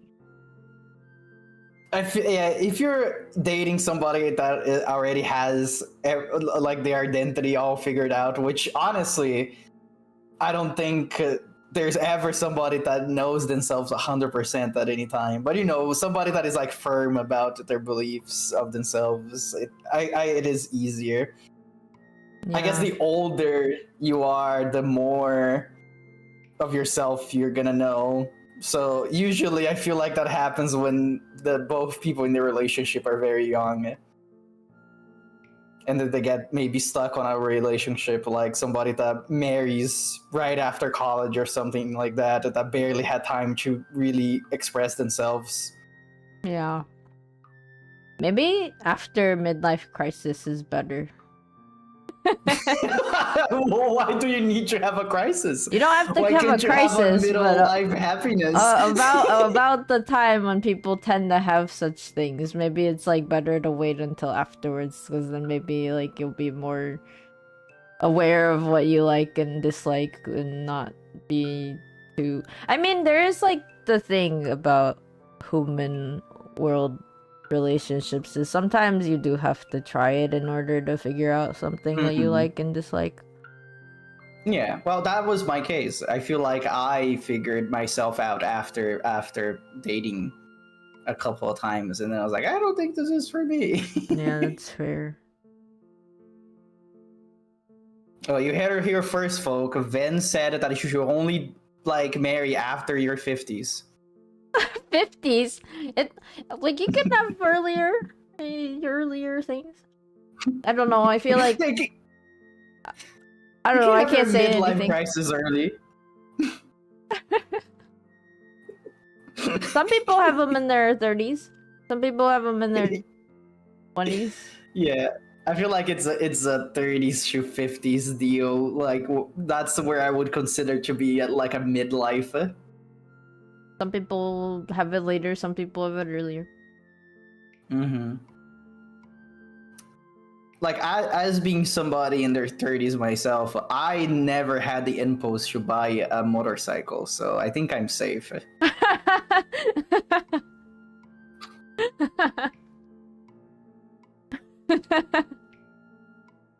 Is that a thing for some people? Impulse to buy a motorcycle? A motorcycle for midlife crisis? Yeah, that is one of the stereotypes. Oh, really? Yes. Interesting. Because usually I think the most common thing for like a midlife crisis is people thinking that they lack freedom, and like getting a motorcycle is very tied to being a free person. This psychologically is the reasoning of why. My only life crisis would be getting a VR full tracking set.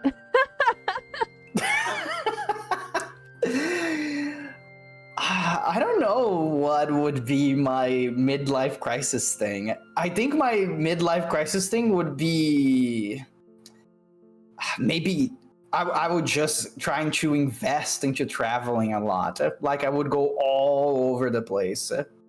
That's actually like a good one though. That sounds like a fun time. It does, but because I don't really know what I would do, because I don't think I would buy a motorcycle. Like I feel like if there is something that I would be afraid that I wouldn't be able to do later in life, it would be traveling. And I think that would be the thing that I would do as soon as I, like, if I today was like, Glubie, you're gonna die in like 5 years, so you gotta start doing the things you want to do now. I think traveling would be what I would do immediately. Yeah. Yeah, I think about that too. I mean, you know, Oni don't really die, but there is like a span of time that I get to be in a different world. So in the human world, I might, you know, it might depend. So, like, sometimes I'm like, what can I do in the human world that I wouldn't be able to do anywhere else? And then... Gotta go. Yeah, like, one of them definitely is, like, people, relationship stuff. I've always been a romantic... Like... I'm more ace in the sense of, like, demisexuality is a little bit more of, like, the ace category.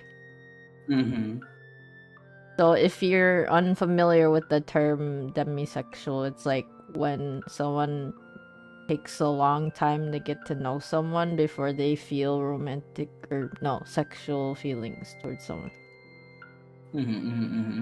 I think I'm also demi-romantic, just generally too, because I don't just suddenly feel romantic towards anyone. So, you know how some people are like, I have love at first sight. Yeah, that's not gonna ever happen to me, I don't think. I agree. Well, not about you, but about me. Yeah. Like, I have I guess in my case, like, pleasing things, like preferences, but those are different, because it's like, oh, this person has like a look that I like. Like, let's say there's a human somewhere who looks like Kuga, then I'd be like, holy heck, they're hot. But like, I wouldn't be like suddenly interested, you know? I think in my case, I am definitely arrow ace through and through. I do not want to have sex with anybody, and I also don't want to be in a relationship. I don't even like being touched by people.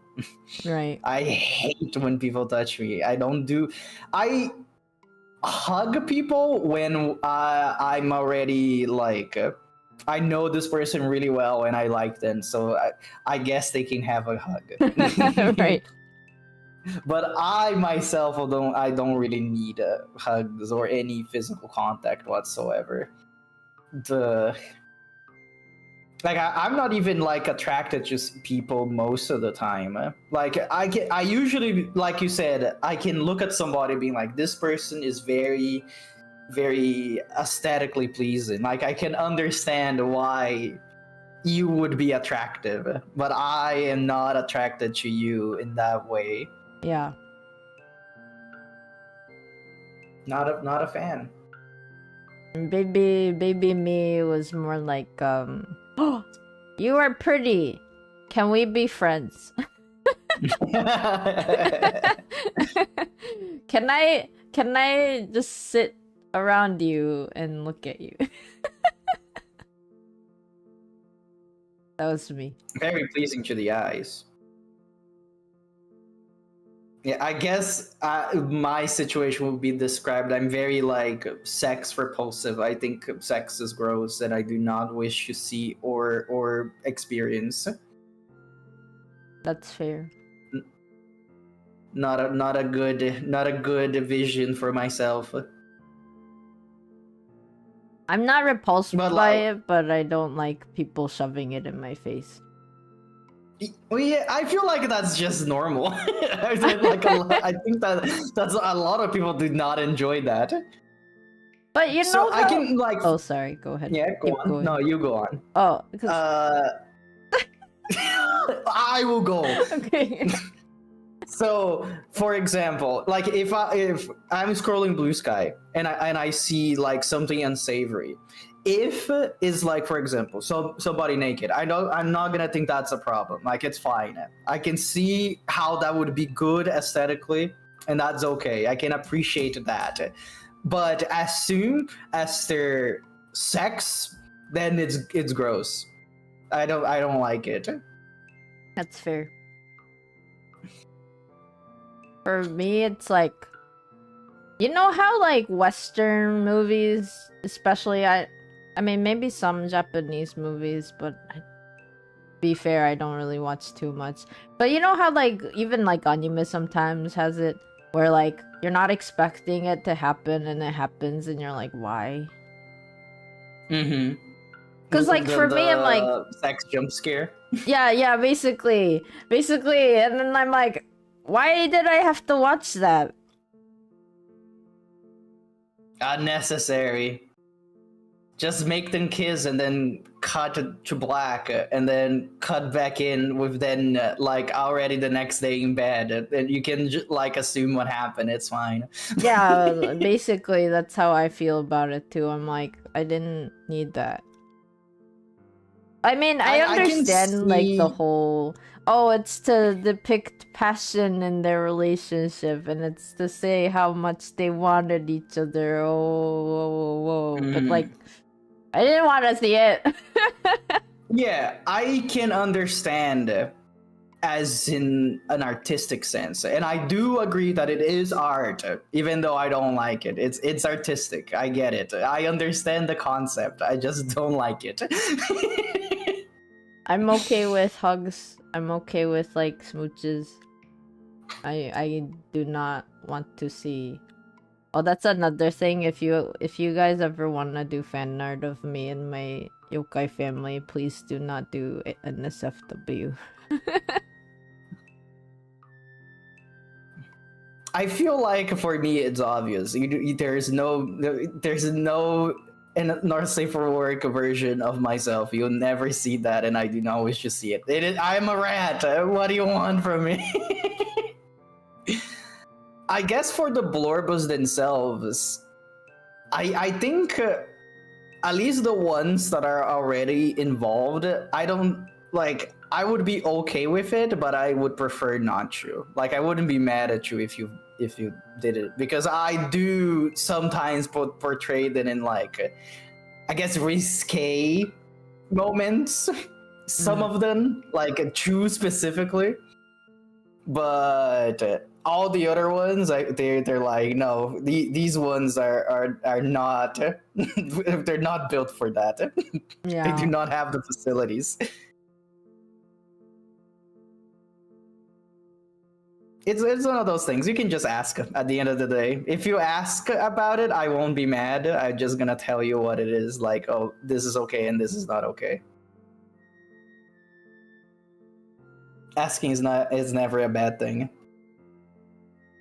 Asking Consent. Yeah, asking in like text form is probably better. But asking after you've drawn it and then throwing it is kind of awkward. Yeah. Not good. Like, there is that one saying that is like, better to ask for permission than forgiveness. I think it applies to pretty much everything we said here. Yeah. And the other thing, like, about Kuga. oh yeah, about Kuga. Well, Kuga is a human man, so I guess, you know, physically he's a man. But I have drawn him like as like a more of like a bird person or like an oni and stuff. It's just I don't have the art to show you guys right now, unfortunately. I ate it, I'm sorry. Oh. How did it taste? Like chicken.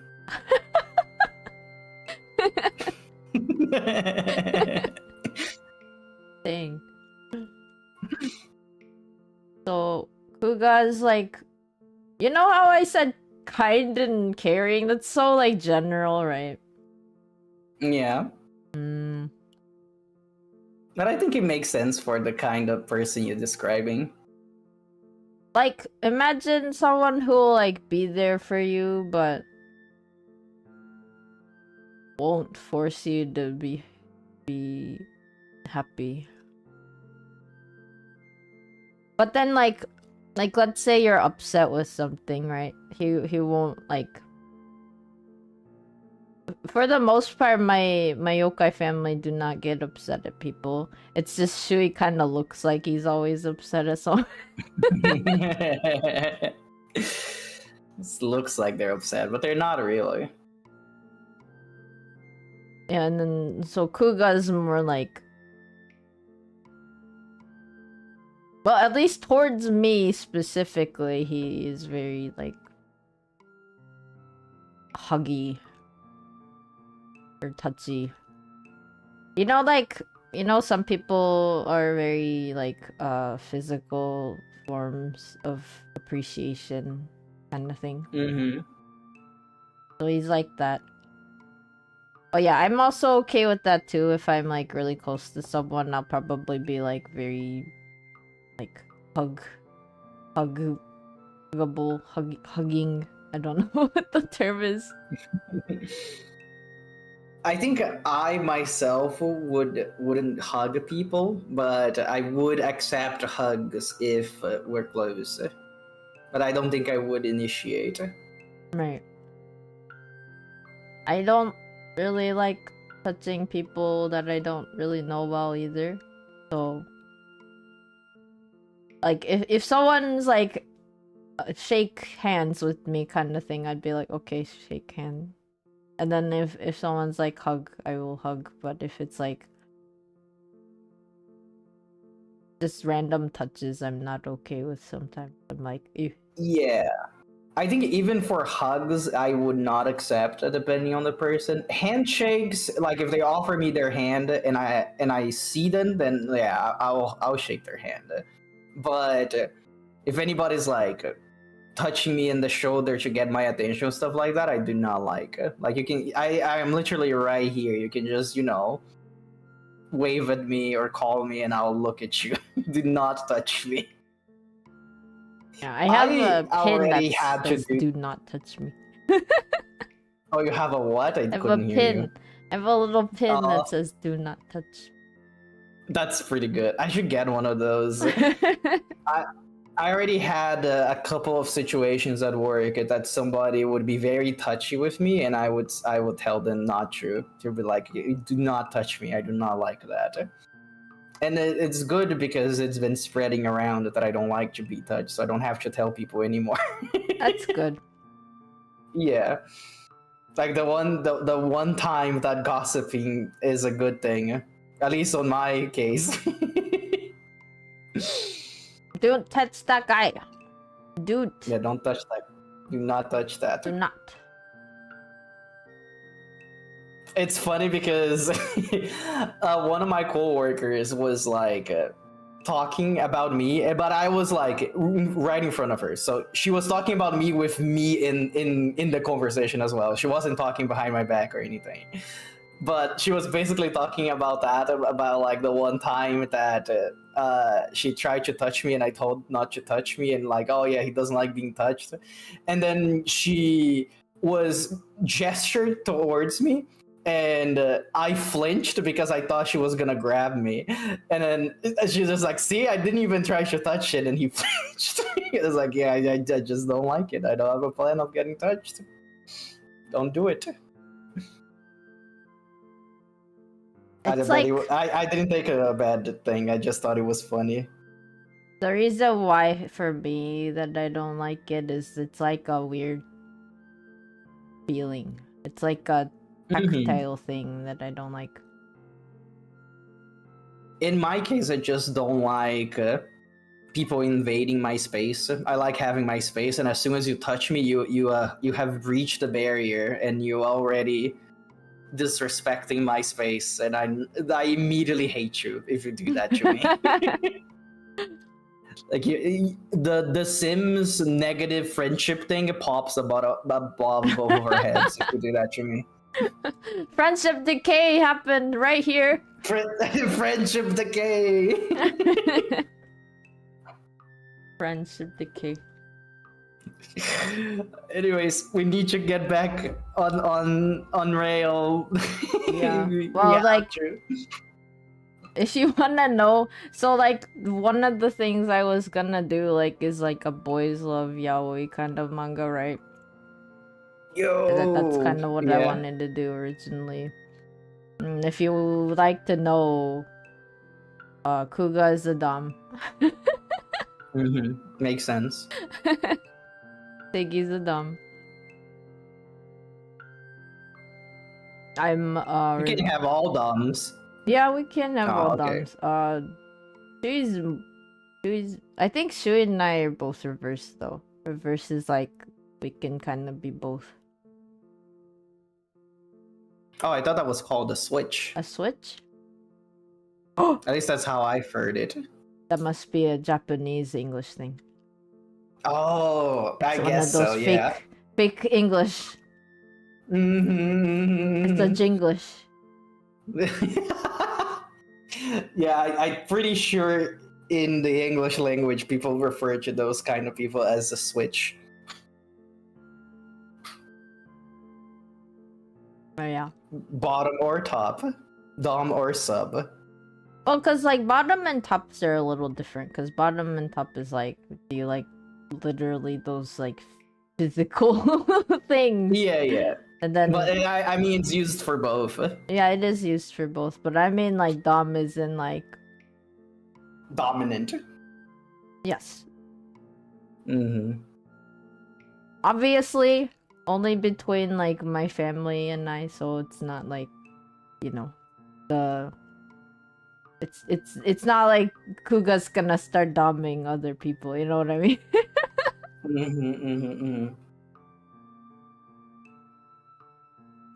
Those are preferences too. But again, when would I ever write these things? This is lore exclusive right here. Oh lord, the exclusivity logo appears on screen again. It's blinking. My logo. It was funny because I was talking about what my story would be titled at one point with someone, and they like made up like a light novel sounding title, which is really funny. It's just like the biggest title ever. Yeah, it's like the longest thing ever.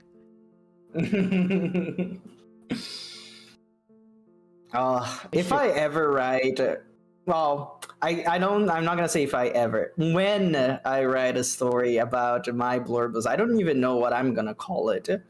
Yeah. I do know what the little sections are called, like the one that I wrote for Neff's introduction. I call it Out of Time because she's both out of her time and she's also out of time, and she doesn't have time to be there for long. But actually, she found out that she did.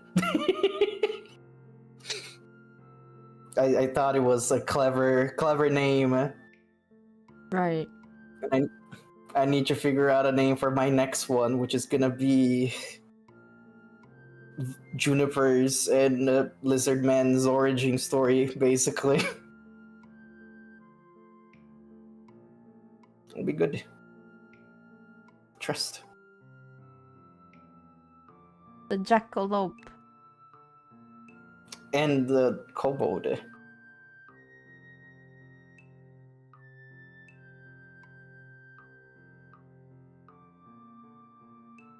You know, it's kind of frustrating because I was like thinking about episodes where I can be like, oh, you know, the Kuga is like kind in this way, and for example, and all that, but I can't think of anything right now. Okay.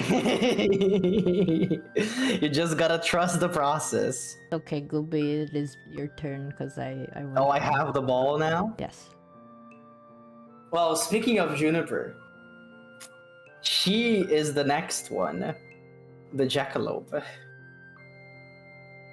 You know, she is a retired bounty hunter, which is different from a mercenary. She's stern but kind. She has a good eye for business. Is very quick to anger, but has a soft spot for kids. As you can see, her favorite weapon is a revolver. This is her ref sheet that I made some time ago that is kind of outdated because some of the stuff here is the same, but she used to have suspicious gun knowledge as her descriptor. But I feel like now that everybody knows that she's a retired bounty hunter, it makes more sense that she knows how guns work. And then, she has an adopted son, which is Lizard Man. Remember when I was saying that my favorite trope is found family? Yeah. This is how she looks like. She usually has a poncho.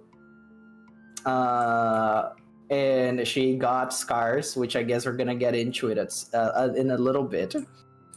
So her right arm does not have. She can still move around, but I don't know if you ever know somebody that had a bad injury on one of their arms, and they can still move their arms around, but they don't have strength to hold and grip things. That's kind of her deal. So usually, if she's doing something that requires her to grab anything to hold the things, she's using her left hand and never her right hand. This is how she used to look like in the good old days. When she was a bounty hunter, she was actually known as Black Violet. For very obvious reasons, because that's the colors of the outfit that she wears. Right, not green. Well, she has green eyes. Ooh. They're great. The green spots. She has those. The green spots on her fur. The reason why this character exists is very interesting. So, at this point, all my characters have been very fantasy coded, and she is, I guess, could still be considered fantasy. She is an anthropomorphic bunny, basically, with horns, but she's got a gun. The reason why I decided to make a gun wielding character that look a little bit more Western is because I was playing Undertale Yellow at the time. Oh. And then I was like, I really like the Western style. I really like ponchos. I want to make a character that has those things. So I gave her a poncho and I gave her a gun. And then I was like, but I don't really have a lot of characters that have scars. At this point, I have one character that had scars, other than Juniper that I made. We'll get about her later. So I decided to make a character that had some kind of injury for life, because I don't know. I think it's interesting to have somebody that, despite their limitations, they can still function and be a force to be reckoned with. Having a gun and all. Right. So she is Western styled because of Undertale Yellow, like I said. And at the time, there was a Undertale / Deltarune tier that I would watch that was a jackalope. And I was like, she is so cute. I think I want to make a jackalope character based on this person. And I was actually looking for her channel to show you where I got the inspiration, but I think she deleted her channel because I can't find it anymore. I went to my subscriber list. I combed through everything, couldn't find it. Went through my history to try to find her videos. They're gone. So I guess she deleted everything, and I was like, oh no. Aww. What's with me trying to find information about my Blorbos and then the information is gone forever? Oh man. That's the second time it happened. You are now the archivist. Yeah, I gotta start saving my inspirations for my characters. But her name is also something that there's a little bit of background to it, because I had no idea what I wanted to call her.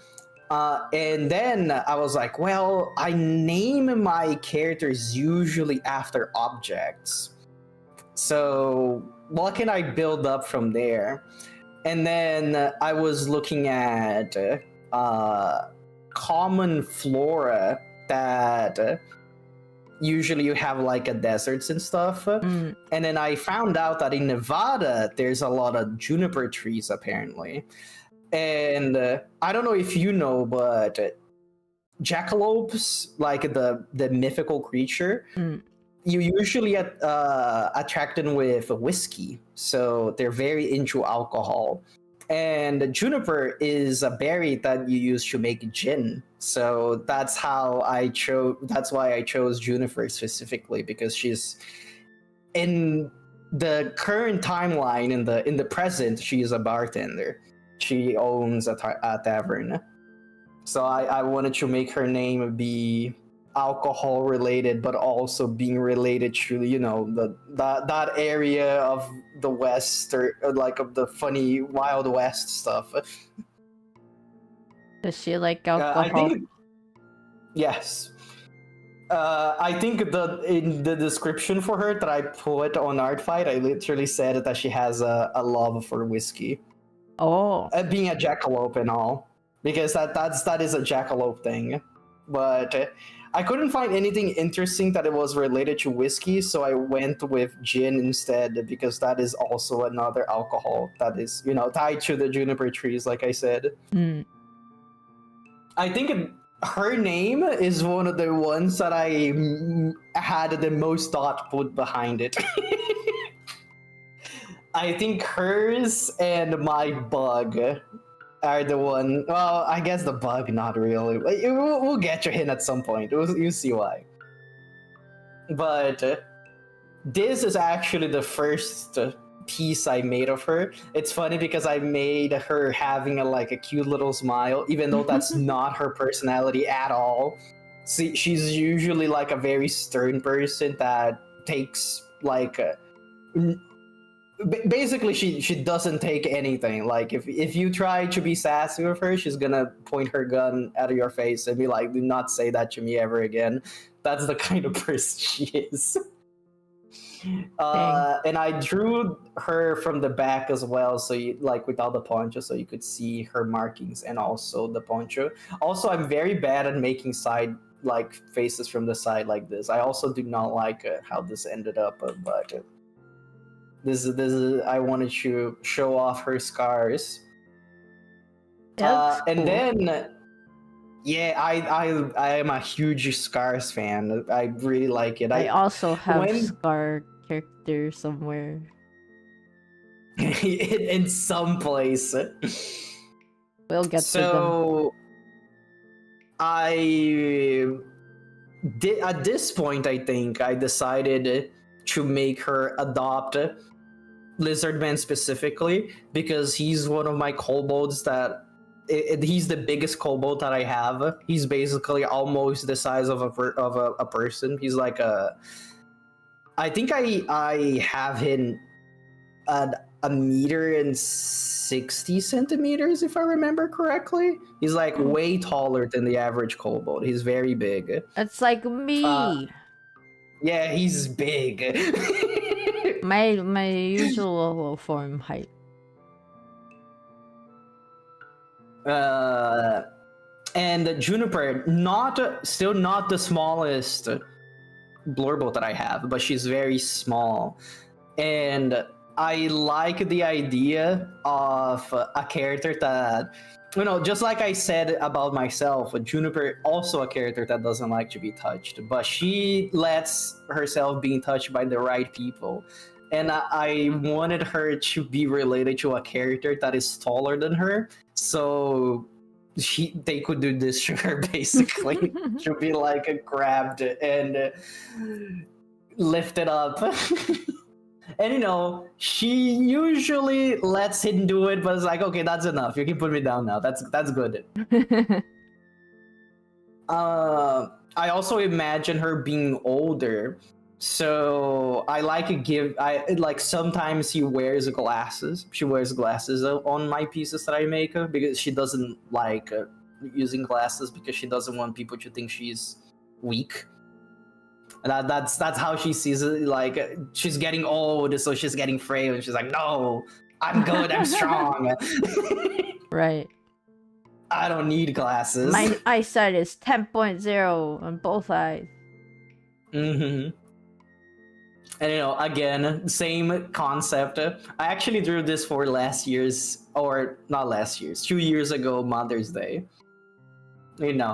Since she's the only character that I have that is a mom. And this is more recent. This was for Appreciate a Dragon Day. But I wanted to point out that I think every time that I draw these two together, Lizard Man keeps getting bigger and Juniper keeps getting smaller.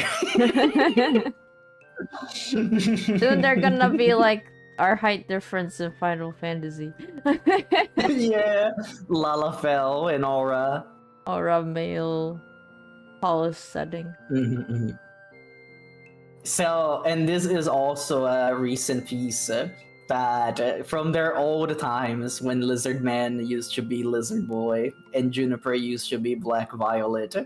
I don't know. I needed to give the Scar's origin story. It is supposed to happen, but basically, the gist of the story is that Lizard Boy was like a homeless kid, and since Juniper has like a little soft spot for kids, she would always like give him a coin when she would pass by.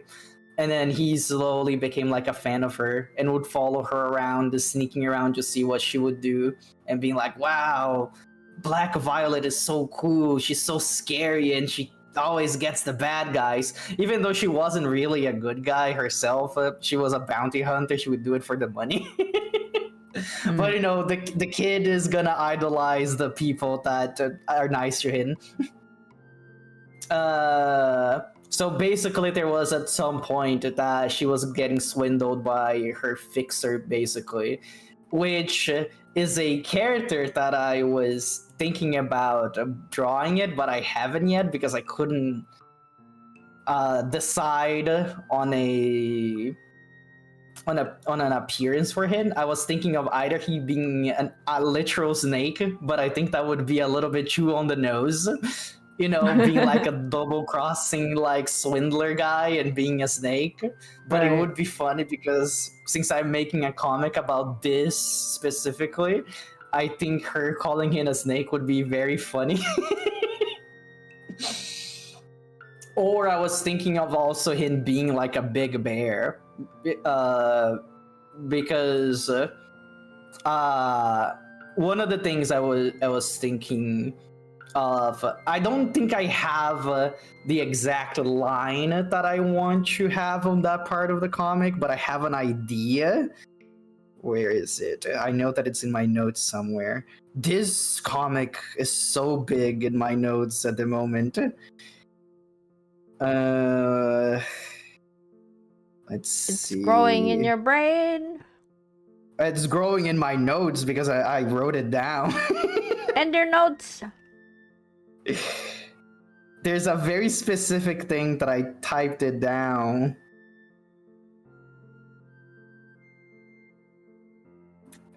Where is it?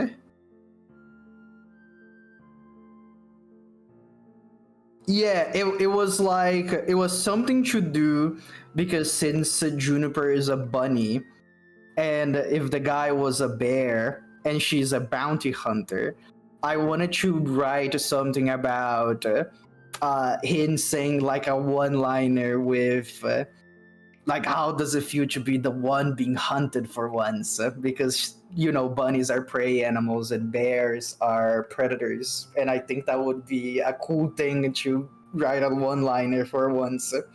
And it would also work because she would be the one getting shot.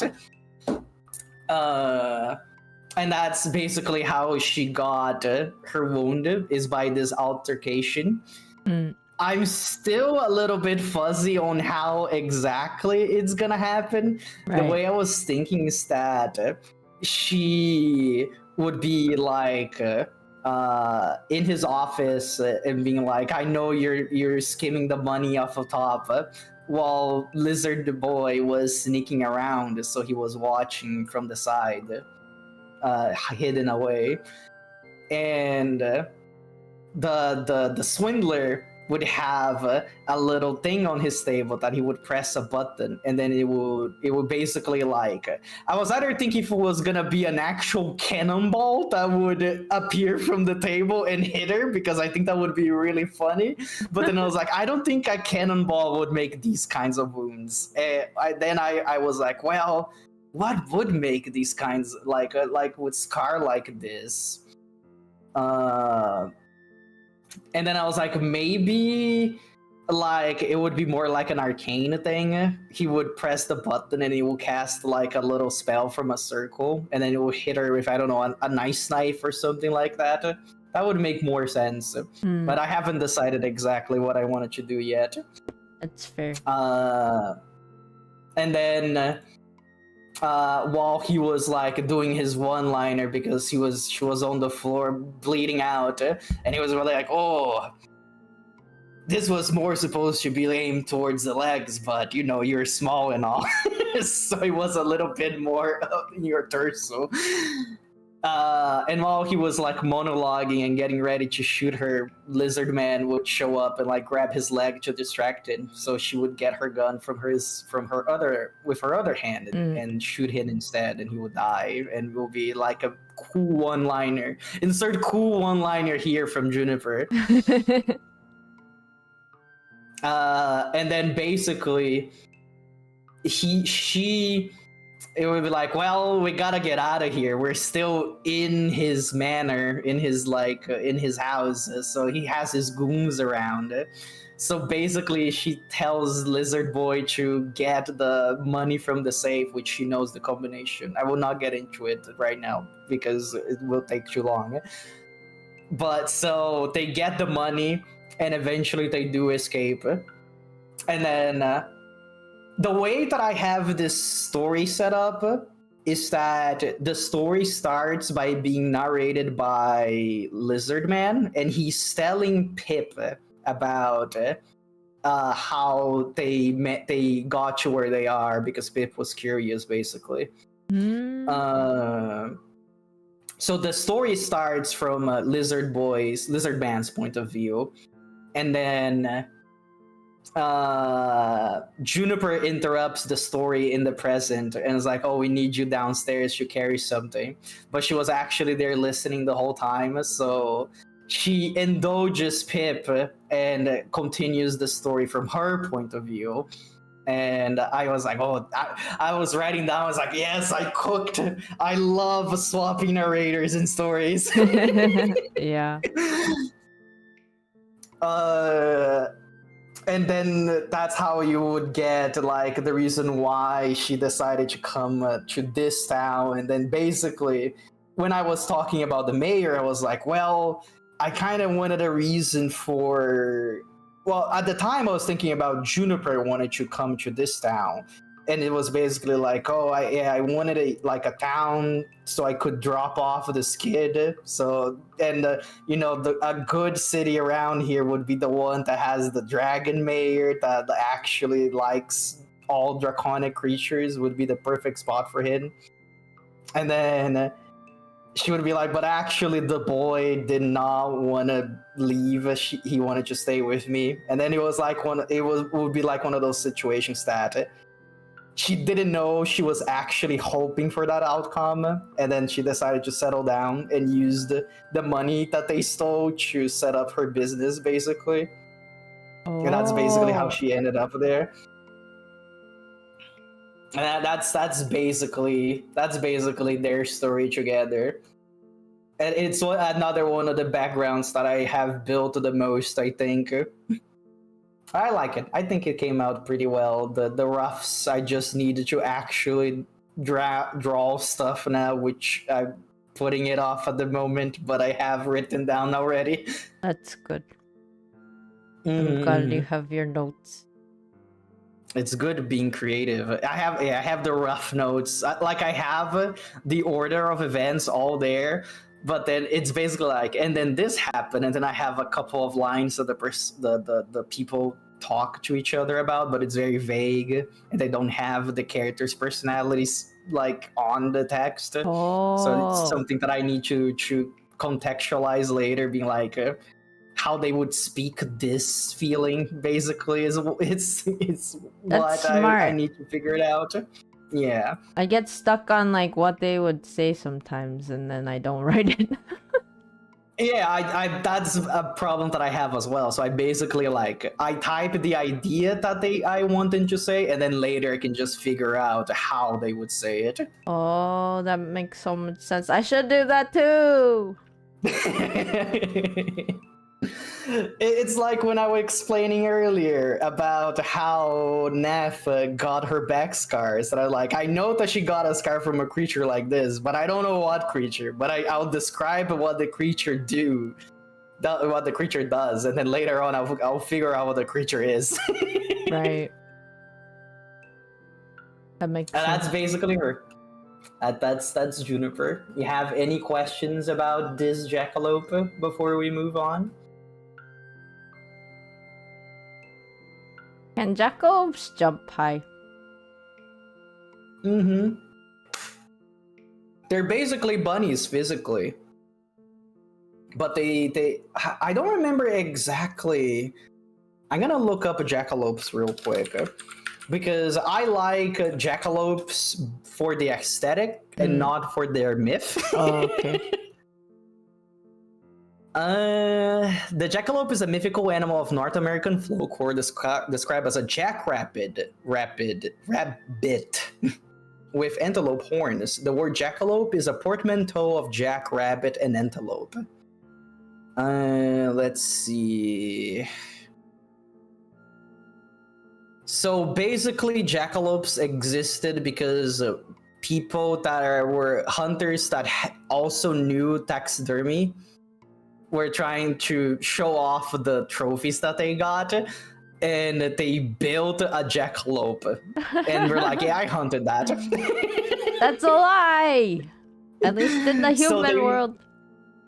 Yeah, so they would basically like made up stories about how they would attract this animal, which basically was like, oh yeah, you would put like whiskey like in the trail, and because the jackalopes like whiskey, and when they would show up, you would like shoot them, and that's how I got it.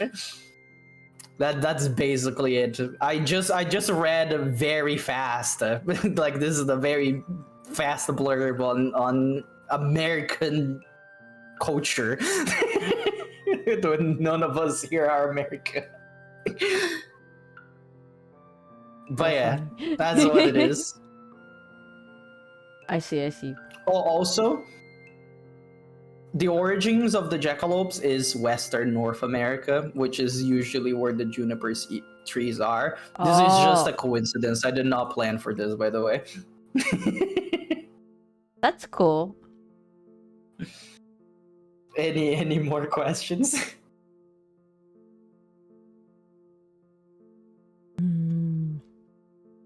So she's older?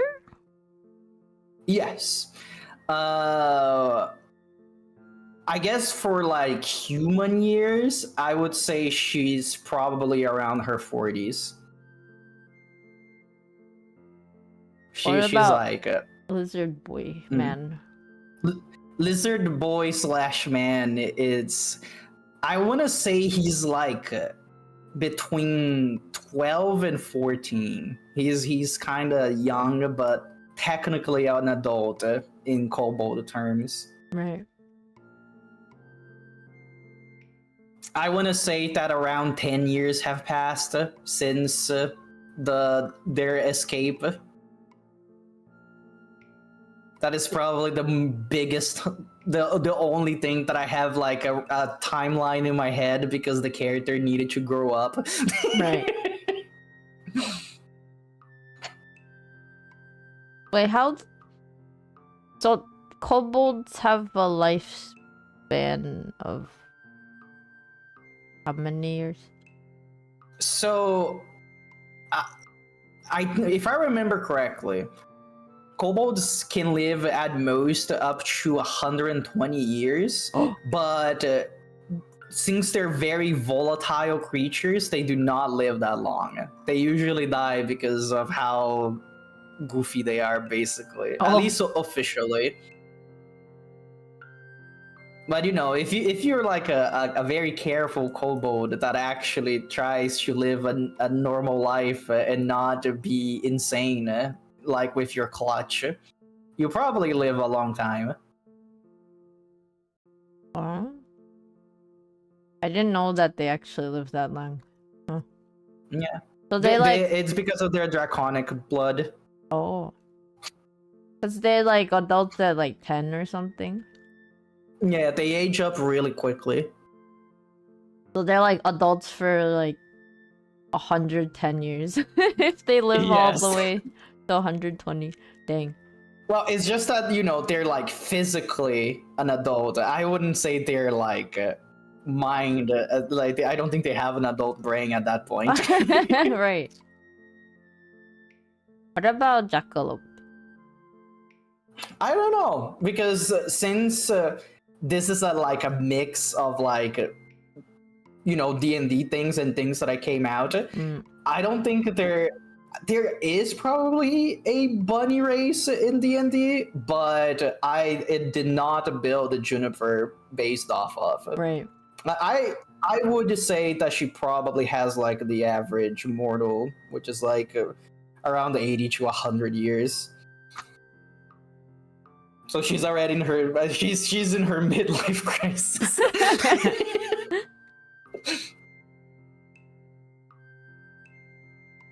That's fair.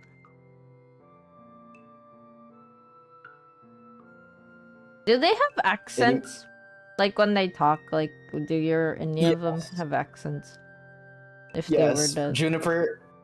Juniper has a very like the default Texan accent, basically, because I built her like imagining that she was around from the region, like whatever the Wild West of the world I have was. I was thinking of calling it the Dusty Dunes because I really like how it sounds, but I'm pretty sure that's a location in Earthbound, so I don't know if I'm gonna use it.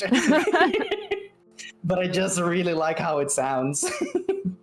Like the Dusty Dune Desert, because it's 3Ds. It sounds really nice to say. Yeah. It's like a dream drop distance. Oh, it's such a fun thing to say. That's fun. Any more questions about the Jackalope Juniper? Also a very fun thing to say, by the way, because it will start with a J. The JJ. I was gonna ask if we can take a quick break. Of course. We've been streaming for almost 6 hours. I think we deserve one. Okay, I'm gonna change to be right back. So I'll be right back. Okay.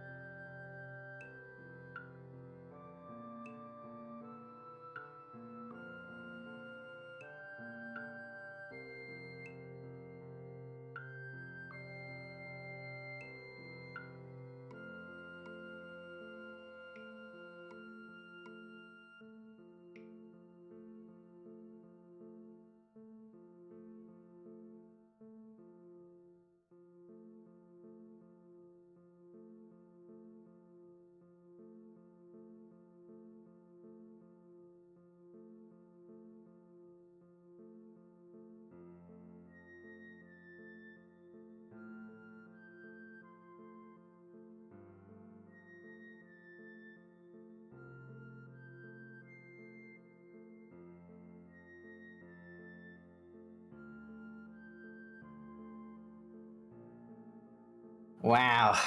Can't believe we're real. We are I back. forgot about my hat. the number one kobold fan hat. Don't forget the You hat. have it. Don't forget the hat. It's very important. Do you have any more Jackalope Juniper questions? Is it safe to assume that they also have green spots and pink ears and stuff because you like those colors? Yes. that is literally the case. Well, the pink, it's mostly because that's the normal flesh color for mammals. Right. So that's because of that. But the green is because I like green. Okay. She's green for an amazing reason.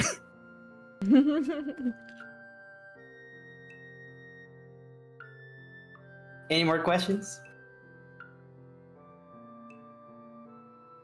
Do you have like a whole story of like why she became a bounty hunter? I do not. One day maybe. It was basically like I decided to make her a bounty hunter because I wanted to have a reason of why she was so skilled with guns. Because I wanted to have a gun wielding character. But mainly the reason that I have said that she's a bounty hunter is because of the money. That's literally it. Okay. I had an idea of she liked having money because she was a poor kid, did not want to be poor anymore. Started killing people and found out that killing people it gives you a lot of money if you're good at it. And since she's a jackalope, she has a smaller frame naturally, so people would not expect like a tiny little thing to shoot them in the face immediately. Taking advantage of her natural talents. Also why she has a soft spot for kids. Oh. And why she always gave money to Lizard Boy every time she saw him. Very good mom. Any more questions? Yeah, she's pretty good mom. Maybe not the best mom, but she's a good mom. That's it for me. And we're gonna move on to the Lizard Man. Lizard What do I Man. have for his grid? So this is Lizard Man. We're gonna talk about his name in a bit. He's always in trouble. He's a very funny, clumsy guy. But he's too nice to be intimidating. He tries to be big and strong, but he's a little bit too caring and nice for people to actually take him seriously. Gentle giant. Yeah. He's a mama. He is, I would say, part of the gentle giant archetype, but I feel like he's a little bit too much of a yapper to fit the archetype correctly. I feel like the gentle giant usually is like more of a silent guy that is also has a heart of gold. Like Flint, for example. I think he fits more into the gentle giant archetype, even though he's not that big. Right. He's like slightly larger than the average kobold, but he's not the lizard's man size. I know, also a mama's boy for reasons that have already been explained. He's a little clumsy, and he's very, I need to be strong for mom. Juniper took a very good care of it, and he wants to give it back. I feel like that's a very relatable sentiment. Like I said earlier on the stream, all of these characters have a little piece of myself in them. Like, Juniper doesn't like being touched. Lizard Man has a very big appreciation for his mom, which I also do have for my mom as well. Everything you, well, I guess not everything, but a lot of the things you see in the characters here is because it's something that I kind of relate to. That's fair. Some more than others. So his preferred weapon is a greatsword. Very weird shaped greatsword. We're probably gonna get into that soon enough. Oh, I did not get the picture I was supposed to get for him. I'll look for it while I'm explaining. So I don't know if you've noticed, but he has a very distinctive design. Wouldn't you agree? Like he kind of doesn't look like everybody else, right? Like maybe he's a little bit more detailed. Has like an armor that it looks like I took from from somewhere else, which you would be correct. This is the picture I was looking for. So this is the, I'm trying to move it where it's supposed to be. I think it would be here. There we go. This is the first image of him that I drew. And it's funny because in this, the sword is the incorrect shape. Oh, it's a normal sword. Yeah, but he also has he used to have a shield with a spike at the end of it that he would also use. And if we look at the old grid that I have, Lizard Man has way less descriptors. So he was always, no, this is the wrong one. Don't I have the OG character grid? I don't think I do. Because in the actual original one, I guess I edited it because I was like, I should probably take that off. It used to be all the way at the bottom, maybe a video game reference. So there is this random mob in Wild Arms 5 that is called the Lizard Man, and it's basically this design. And it looks, well, I of course koboldified it to be, you know, more to my taste, but I always thought it was so cool, and I was like, I saved an image of I should have prepared this before the stream, but I saved an image and I was like, I need to draw this later and turn into a blurble. Well, I didn't exactly thought that at first. Is just what actually ended up happening. I'm trying to look for the image right now. I know I have it somewhere, but it's on a Discord that I use, that is my private Discord that I usually use to save images from my phone to put it on my computer. Because it's easier to just upload it to like this random server and then save it on my computer than just do it the way it's supposed to. Yeah. But I'll find it.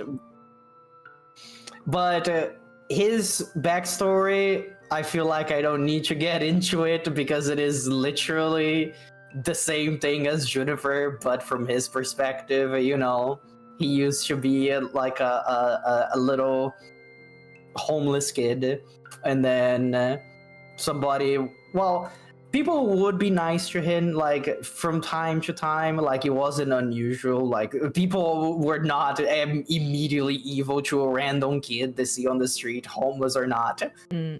But oh, I found the picture.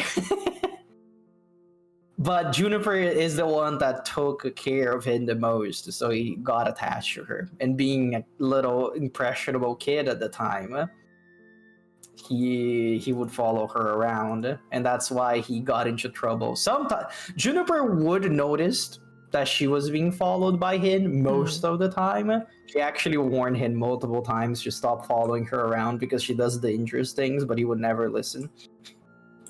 Anyways, this is the mob from Wild Arms that he's based off. As you can see, the armor is the same. I added the red things. It doesn't have like the weird face covering that these guys have. But you can see the pike shield and the shape of the sword is the same as these guys have. And they have like the leather armor with the metal plate on it, like the wrappings on the hand, like I think I added like the red stuff and the shoes because these guys, well, not the shoes, but the ankle things, whatever these are called, because those guys did not have it. But I saw this on Wild Arms 5 and I was like, this is fire. I love this guy. And then I got the design for the body and the head. I made it myself. I koboldified basically, and that's how he was born. The Blurbo. The lizard man. Yeah. So the reason why he's called Lizard Man is because everybody would call him Lizard Boy as a kid. He was an orphan, didn't really had a name. Like, and he was, kobolds were not a common sight where he used to live. Like in the dusty dune desert. I don't know if it's gonna be called that, but I do like saying it. And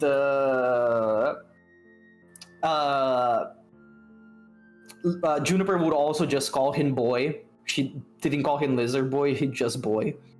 Oh. And then at some point, when he was like already old, Juniper was like, "You need to like call yourself something."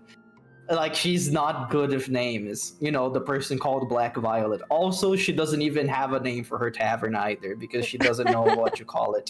She's not good with names. I think I wanna Le Tavern. I think I wanna make a little short story about them figuring out a name for the tavern at some point, but that's for the future. Right. Okay.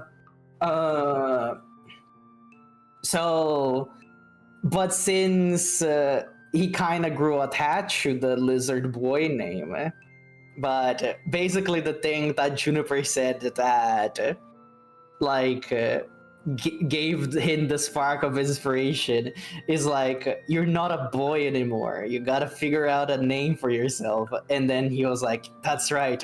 I'm not Lizard Boy anymore. I'm a Lizard Man. That's so funny. Like, I'm a man. And then Juniper is like, I guess, whatever, it's your name. Sure. But she still calls him Boy. It's funny. And you know, this is just... Also, I just realized that back in the day, I used to make the outlines way more softer. Then now I draw them a little bit darker. That's just something I noticed about my art style. But he usually would not call Juniper Mom. He will always call her Junie by her nickname. And she would be mad at him for random reasons because that's just how moms are.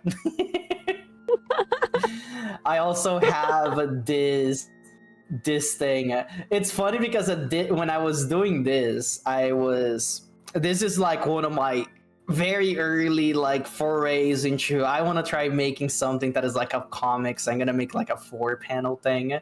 And I was like, this was the time that it was like a meme to, when you were referring to something, it would be like the Mario text, and if they're referring to a person, they would have a little portrait of the person right next to their name. Oh, so yeah. if you're talking about Pip, they would have a Pip in the in the text, like her face. Like Mario's story did that. I think. No. Yeah, Paper but Mario? A lot of Mario games did that actually. A lot of them. But Yeah. I kind of gave up on the idea, and instead I do color-coded text now. If they're referring to somebody, I like color-coding the text. So even though she's not saying lizard man or lizard boy, not saying his name, since she's referring to him as this name, is gonna be his color. And that's how I will write things in the future when the comics happen at some point, I guess, because I like color coding things. Makes sense. It's good. Where were we? So this is the thing about the glasses that I was talking about. She doesn't need it, but a quirk that I like to make about these two is that Lizard Man knows that Juniper doesn't like being called mom, but it's not like she hates it or anything. It's just like she's not used to. So he will on purpose call her mom when he wants her to do something because it would make her flustered, and then she wear the glasses. And then it's like, you look great. It's funny because when I did this, like a 4-panel thing, the image in the back is just a random image of a bar that I just blurred to oblivion, so you can't tell what it is. Because I didn't want to draw backgrounds at this point. I later on started drawing background, but we'll get there. I know this is Lizard Boy. Look at it. Look at the boy from a point, from a top-down point of view. I think this was from.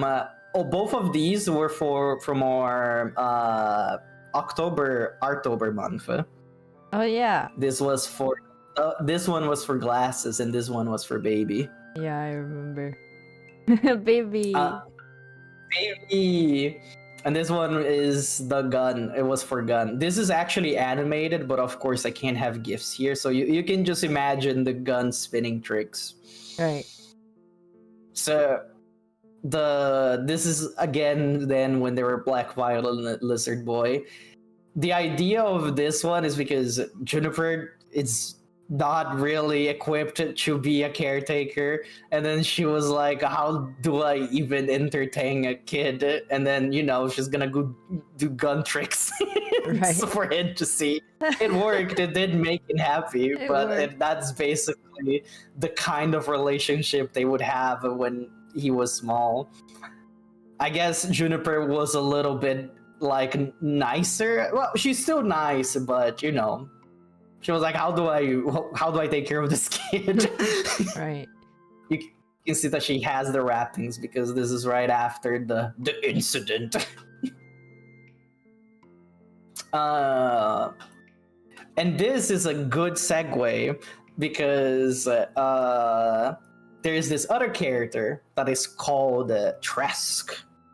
And I had this idea that I explained earlier during Holly's segment that Tresk is a fighter that doesn't know exactly how to gauge the strength of her opponent, but she loves fighting. And that's why she has a lot of scars. But also she doesn't wear armor because she wants to show off the scars because, it's like, oh, look at all the fights I've been in. Even though she got beat up, but that's still something for her to be proud about.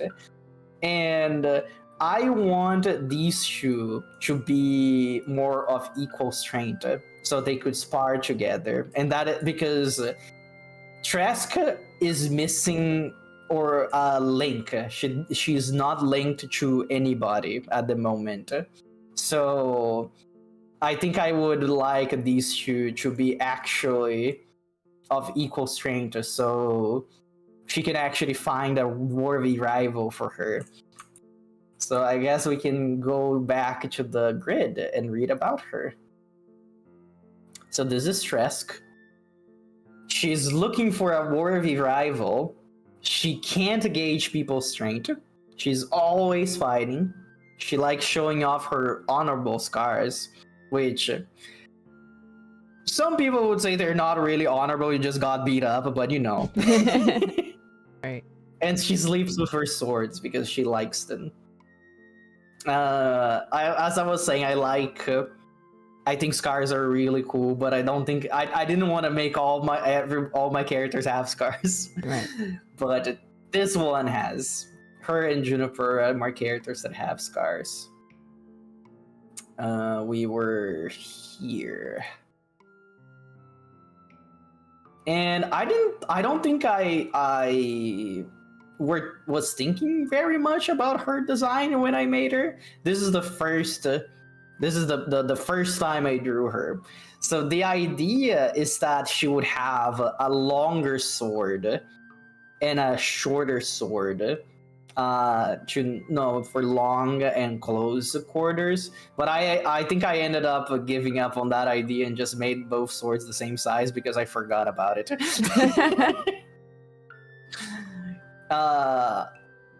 Oh, you want to know what's fun? I think Tresk.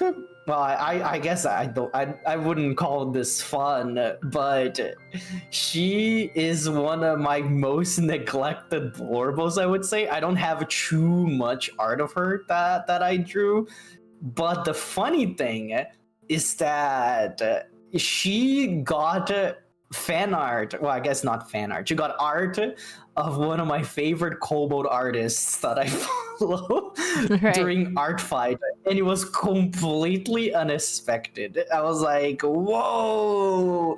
Like, first of all, I wasn't expecting them to draw anything for me. Yeah. Second, I wasn't expecting them to pick this character specifically.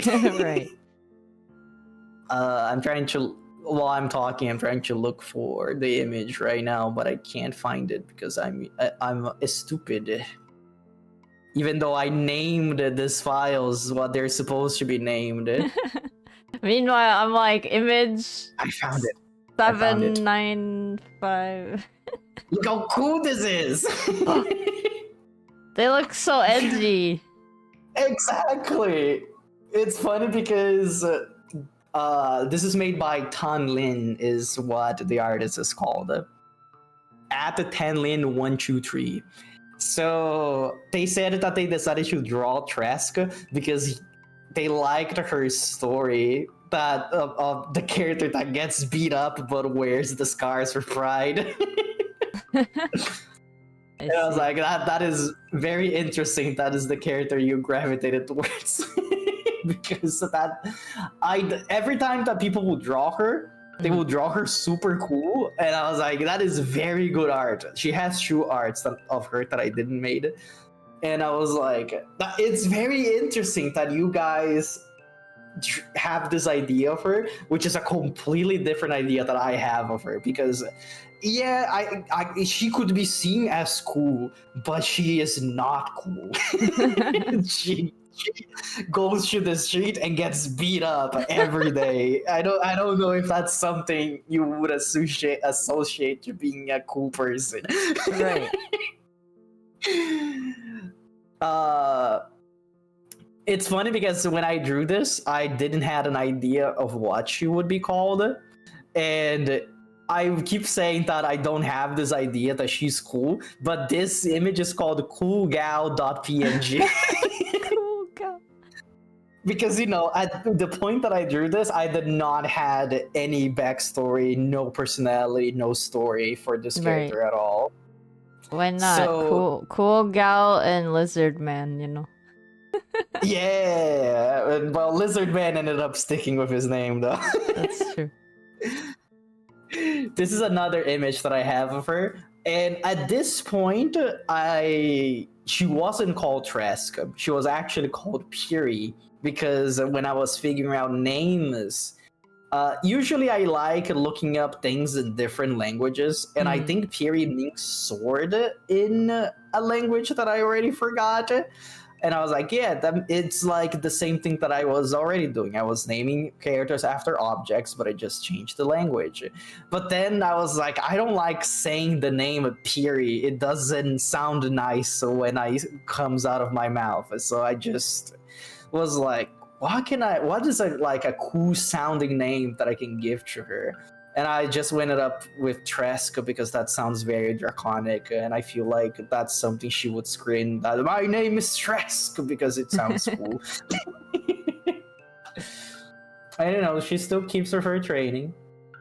She wants to be sure that she's in tip-top condition for the next time she gets beat up. Stab that straw bundle. Yeah, I gotta make sure that your stabs are going correctly. And since I wanted her and Lizardman to have this relationship of rivals, somebody does not like that, and it's Juniper. Yeah. Because I like to imagine that every time they get into their spars, since Lizardman has a giant sword, that will cause damage in buildings and places that they're gonna be fighting, and that ends up being problems for Juniper. And Juniper is like, you guys gotta stop doing that. Right. So she doesn't like that they're like that. And since I recently decided to bring my old D&D characters to the fold, this is Korshin. We're gonna talk about her way later, maybe in like 6 hours from now.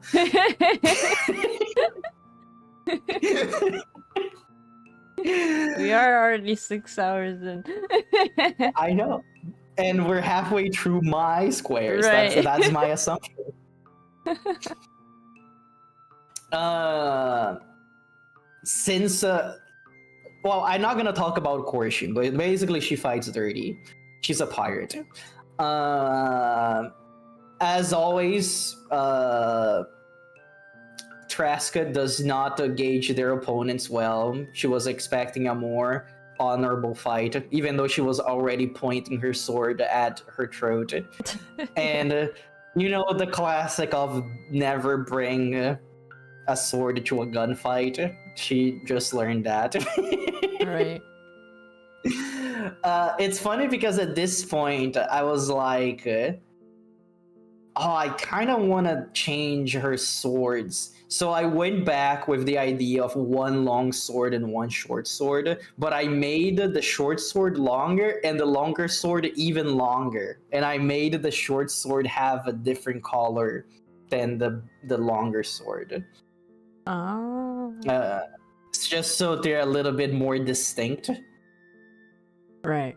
Also, don't worry. Korshin is using a smoke thing on her gun, so she's not actually shooting a real bullet here. So That's good.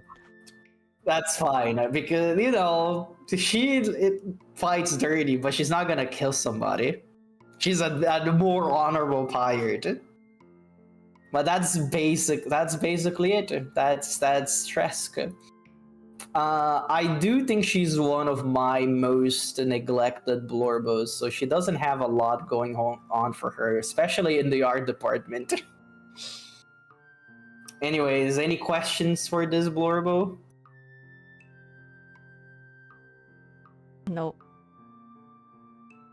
Wait, So I guess I wait. was- Actually, well, I do. I'm waiting. Okay. Is her right eye like? Can she see, or is that No, she is blind of one eye from Okay. her honorable escapades. scar? Yeah, that's one of her honorable scars. I would not be able to tell you how she got it. I'll be Okay. coming up with that at some point. That's true. I like your little rat G. Oh, yeah, so that's the watermark that I use. I started using every time I post things, and since the grid was divided in 2 sections when I posted, I have one here and I have another one down here. That makes sense. Just so it would be on both images. Any more questions?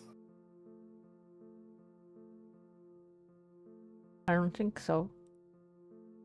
And I'll pass the ball to you again, since I'm done with my row. Okay. Well, I guess I'm probably gonna try and keep it a little shorter than earlier, but we're back with one thing I forgot to talk about with Kuga and my other people, my other blurbos is like, so in Japanese we have a lot of different dialects. Mm-hmm. And Kuga's from Kyoto. And if you know, well, okay, so in, you know, the Yakuza series and the English translations, right? They made all the Kansai people like Southern English speakers for some reason. But I don't really appreciate that idea because it doesn't make sense to me. So like, I was thinking about it. I was like, if I were to like give him a voice and like him speaking in English, would he have like an accent? And I don't think so. I don't think I'm gonna give him like an accent like in English, but in Japanese he would be speaking the Kyoto dialect, which is specifically distinct from like other areas. And like Kansai, it just means like the western area of Japan. But obviously that's, you know, we have a lot of little dialects in little places. So like you can't just say Kansai dialect and just be like, oh, it's all the same. But Kyoto dialect is one of the many that are in that.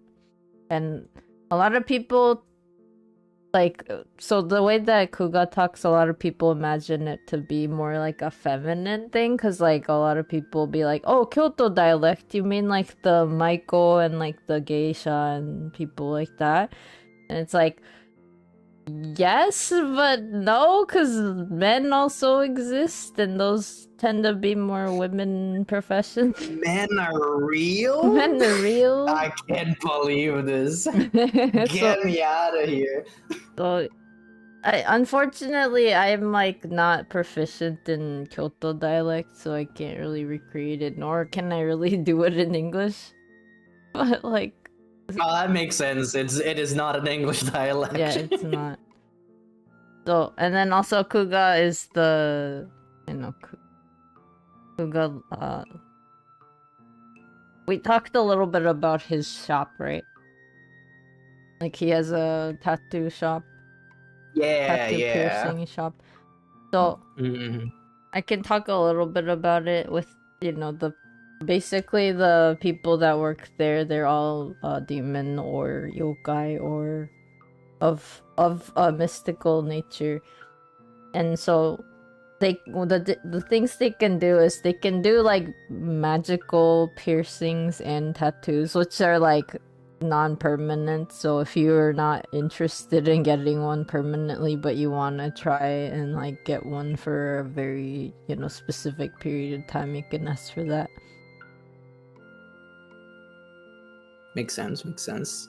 But also the shop name, I forgot to talk about the shop name because I was gonna say Kuga likes stars and constellations, so he decided to name his shop the Ursa Major.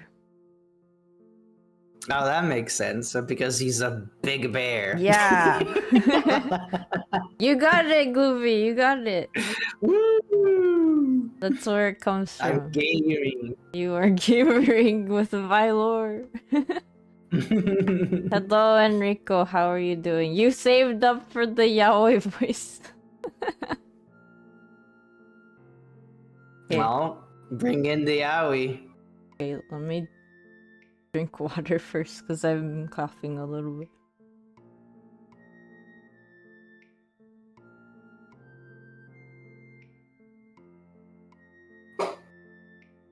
If I start coughing, I'm sorry. Hello, everybody. My name is Markiplier.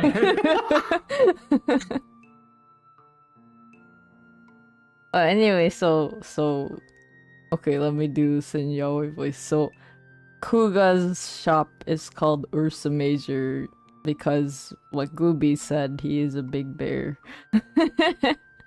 I mean, not big bear, like, I feel like when you say big bear, they're more like beefy. Well, Kuga is beefy, but not like Not that beefy. that. Yeah, he isn't bara meaty. You know what I'm talking about? Do you know what bara is, Glubie? I do know what bara is. Okay. Do you guys know what bara is? It's like a genre of like gay manga where the men are very, very chunky and meaty.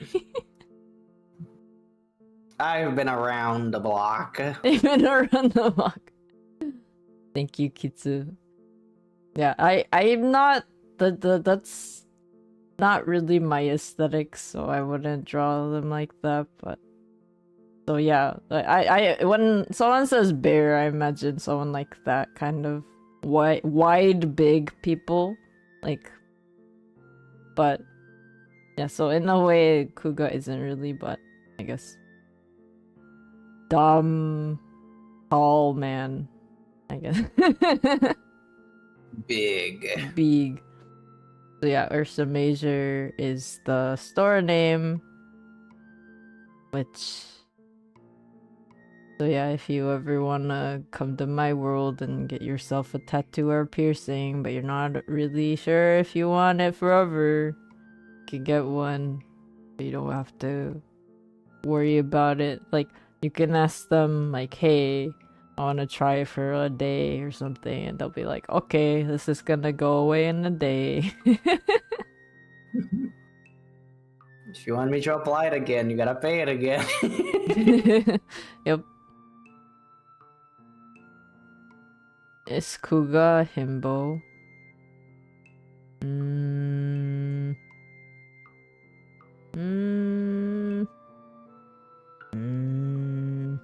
Sort of, kind of. Sort of, but not.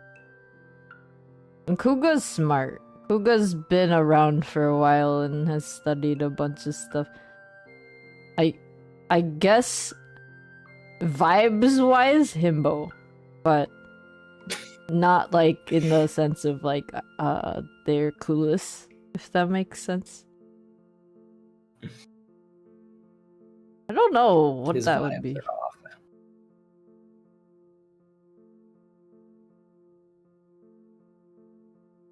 Enrico, you regret nothing. That's good.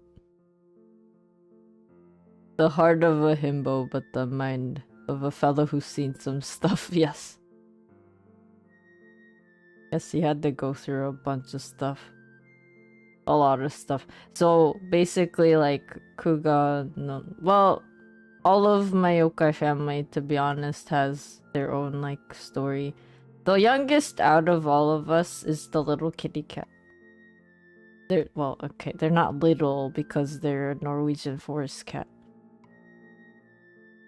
Big. They're big cats. Have you seen them before? I have seen them. Some of them are like as tall as big people. That's tall as people. Tall That's as all you people. need to hear. Yeah. So basically, I can talk about Alan, I guess. Alan is Nikomata, as you can tell. I wrote it here. They actually have two names because they actually have two personalities. And what happened is they used to be just a normal kitty cat, but somehow they lived a little bit longer than the usual kitty cats. How am You know I? what's funny? Oh, sorry. In Stormblood in Final Fantasy, there's a group of animals that are basically that. They lived a little bit too long and they became an ascended version of what they used to be. Oh, really? Mm-hmm. They're called the auspices, I think, if I remember correctly. Welcome back, You- Jojo. We're talking about. Well, talked about Kuga's shop. We talked a lot about Glubie's blurbles earlier. We went through Juniper, Blizzard, Boyman, and Presk. And then we're back to. I just said Kuga is like a store that's called the Ursa Major. And then also about his voice. No, not his voice. That's me. I'm doing the Yahweh voice right now. Oh, Kuga's dialect. He's from Kyoto. He has the Kyoto dialect. But unfortunately, I can't really recreate it in English because it doesn't exist. It's not real. So yeah, Kuga speaks like Kyoto dialect, and then I speak, well, relatively. Sometimes I go into Kobe dialect, sometimes I don't. Sometimes it's just Tokyo dialect. Shui actually just speaks Tokyo dialect, and Shui talks the most rough out of all of us. And then Segi's like Flint. Talks what is necessary, but most of the time is very quiet. I was thinking, what is the Flint dialect? Is Flint like a Japanese The Flint thing? dialect. I was like, what is? I was trying to figure out. It's late, so my brain is going slower by the second. It's fine. There's no beers or cheers emo on my end. I guess I've never made that for myself. I just have the hello. I have slots still. Enrico is now following Glubie. Oh, thank you. Glubie does all the JRPGs and art. Gotta love it. I do love my nice stinky JRPGs. Oh yeah, to answer your question, Enrico, I'm doing good.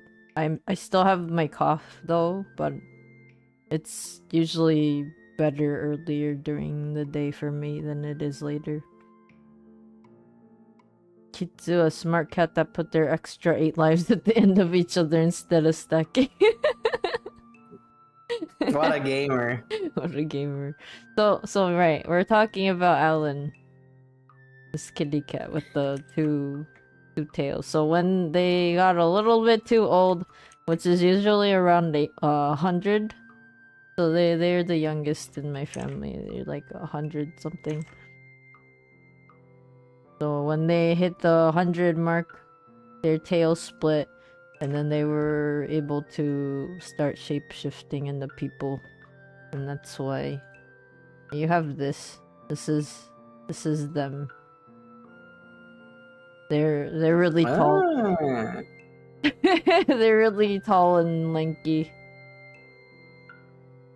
They got the kitty cat tone, but thin, lanky kitty cat body. Trying their best. Oh yeah, pickle eyebrows. Oh yeah, these are these two. These are the yatagaras for Kuga. Ah, yeah. I see These them are the flying around. Borbos. That's why the tattoos are gone. Yes. And then yeah, so this is Alan. Oh, so Alan is actually she owns. We're gonna talk about Shui a bit again now because they're all connected. But Shui basically has Gothic Lolita brand clothing store, and they are the they are the sewist.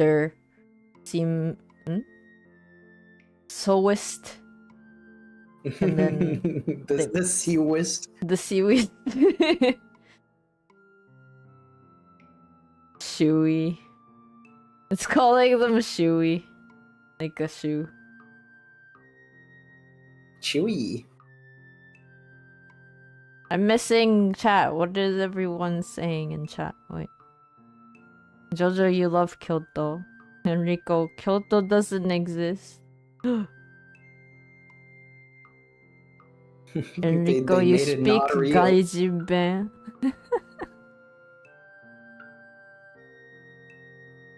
Gaijin's just foreigner dialect. I hope that was the right kanji. It would be Gaijin Ben if you really want to say it that way. Let me see if I can. Gaijin Ben. You wouldn't really say. Because it's like, what does that even mean? Is it just that you have an accent?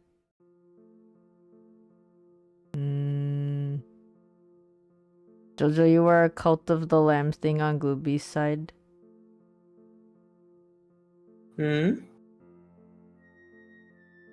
What? What? Enrico, you gotta remember some random kanji you haven't seen in months. Pickle eyebrows? Yeah, pickle eyebrows. Pickle eyebrows! They got the little pickle eyebrows. Where are we at? Actually, make your joke correctly. Oh. Oh, you already did. I'm sorry. I'm like way far back. The Aussie thing. The joke you can barely speak Japanese. That's fair. I do have other art of them, but I guess not here. It's on my Instagram. Sorry guys, gotta follow Ven on Instagram. Yeah, I don't think I have any on here. Wait, actually maybe I do. That's Seigi. Wait. Secret art incoming? Maybe I do. Maybe I might. I do! Is it real? Whoa! Kitty cat. I can't believe the art is real. That's Alan. That's very cute. That's it.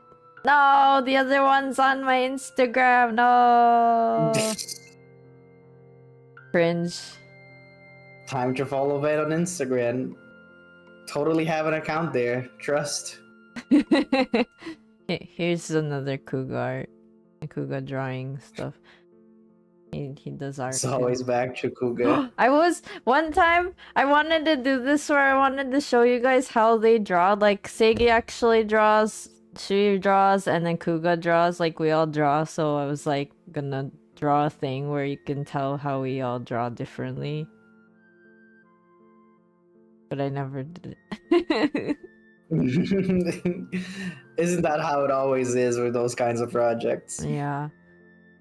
But imagine like Kuga does tattoo art. So if you think about like traditional tattoo, like Japanese tattoo art, imagine that kind of drawing. I mean, with like a more modern flair, I guess, if you would like to talk about that too. And then Seigi, well, Seigi draws like cute moe moe kyun kind of stuff. Does that make sense? Do you? It doesn't in my mind, but I understand completely. Like Seigi does like cute like you know, like pretty girl art with like shoujo manga type look. The look. I get it. The big eyes, the pretty cute face, and like, you know what I mean. Very moe. Yeah, very moe. Comes from the biggest oni in my household. And then she draws fashion type illustrations.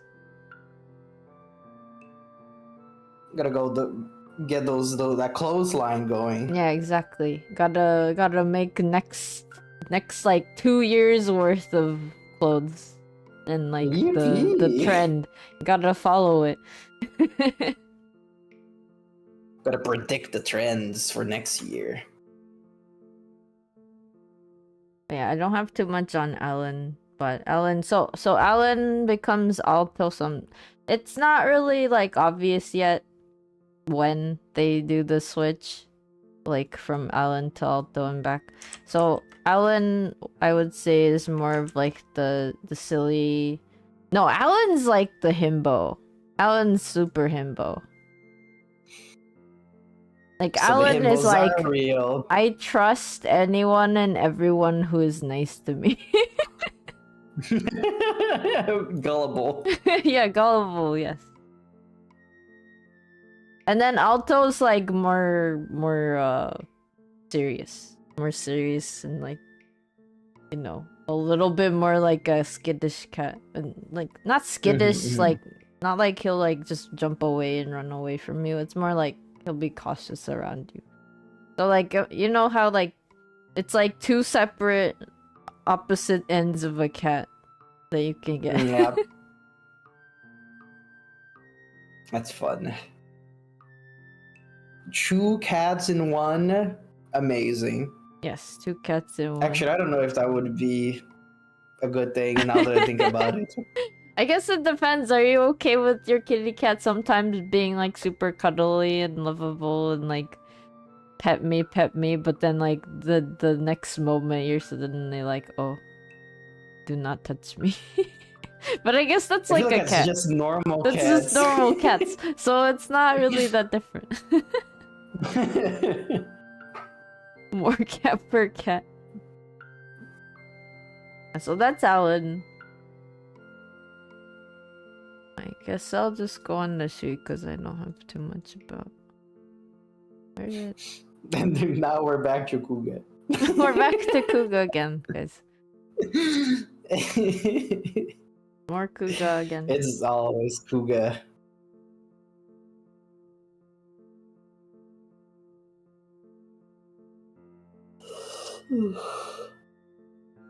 That's some cool art right there.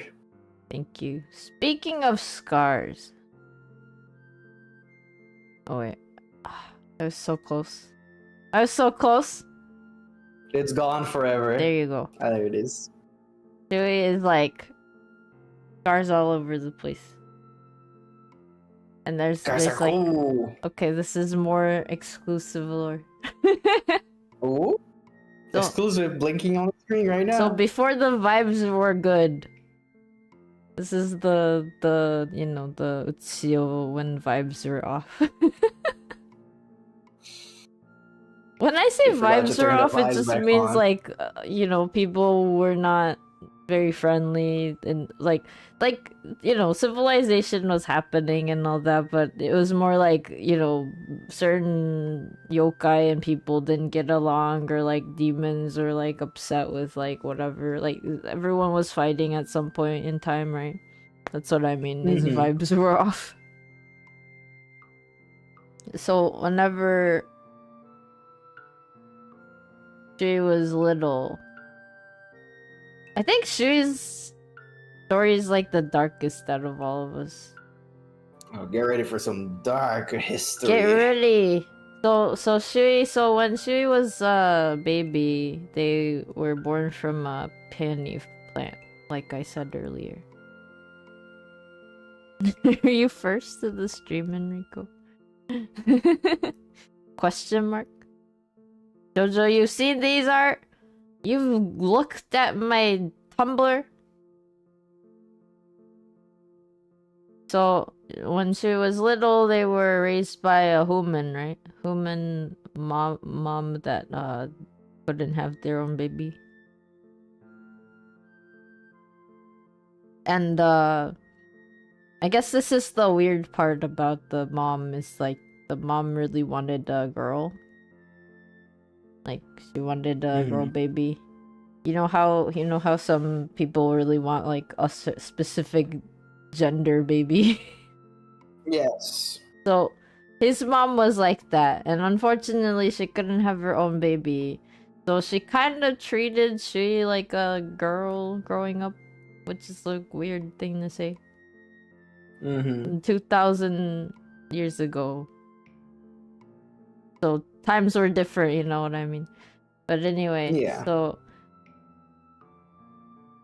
in the same village, Kuga's previous like incarnation used to live there too. So like they were pretty close and together from like when they were younger, but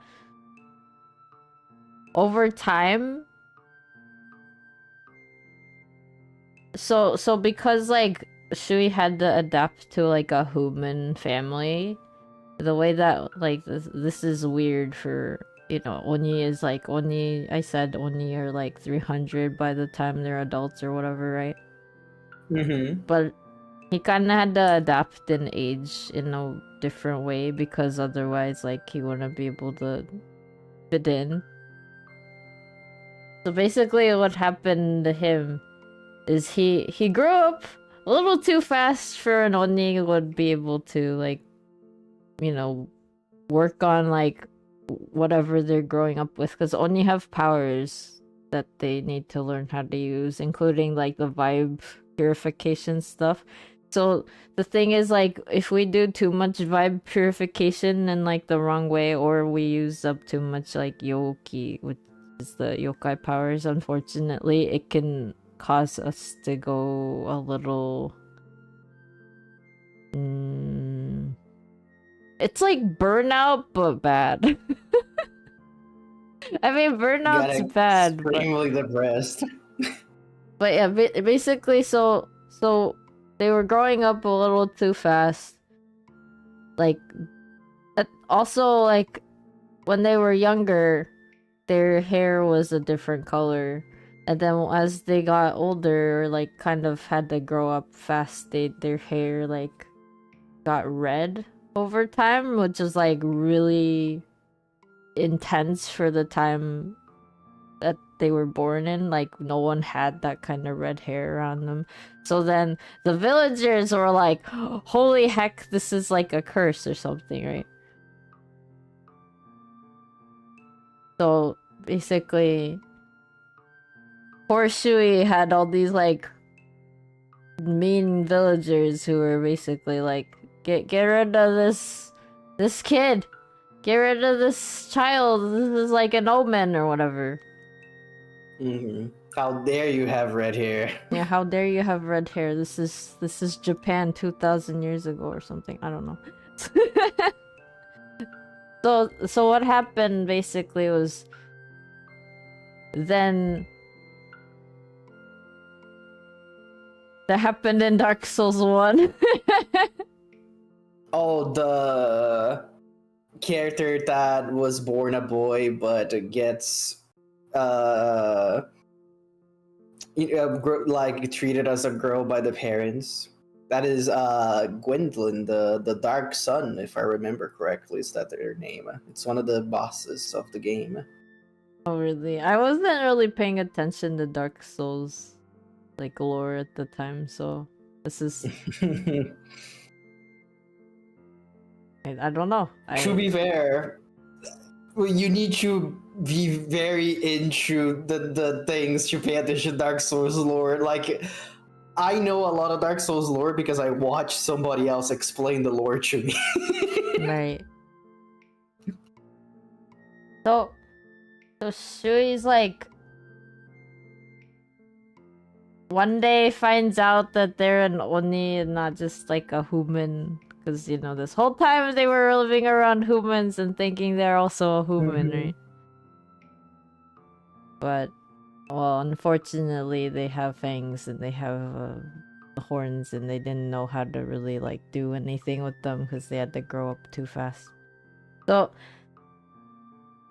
the village basically goes, this child must die. Destroy the child. So that's what happened, is basically they attempted to get rid of Shui with violent means, and then that's where they got all the scars.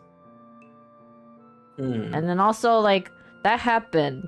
So the villagers basically thought that they had gotten rid of Shui, and then, like, Shui had died. But then they didn't realize, what they didn't realize is that Shui is a very powerful Oni that can regenerate. And so what kind of sucked for Shui is, like, you know, This is kind of like pulling from Prototype Shui. You know how like Doubt was like immortal, but he was like being constantly hounded by this one guy that tries to get rid of him, right?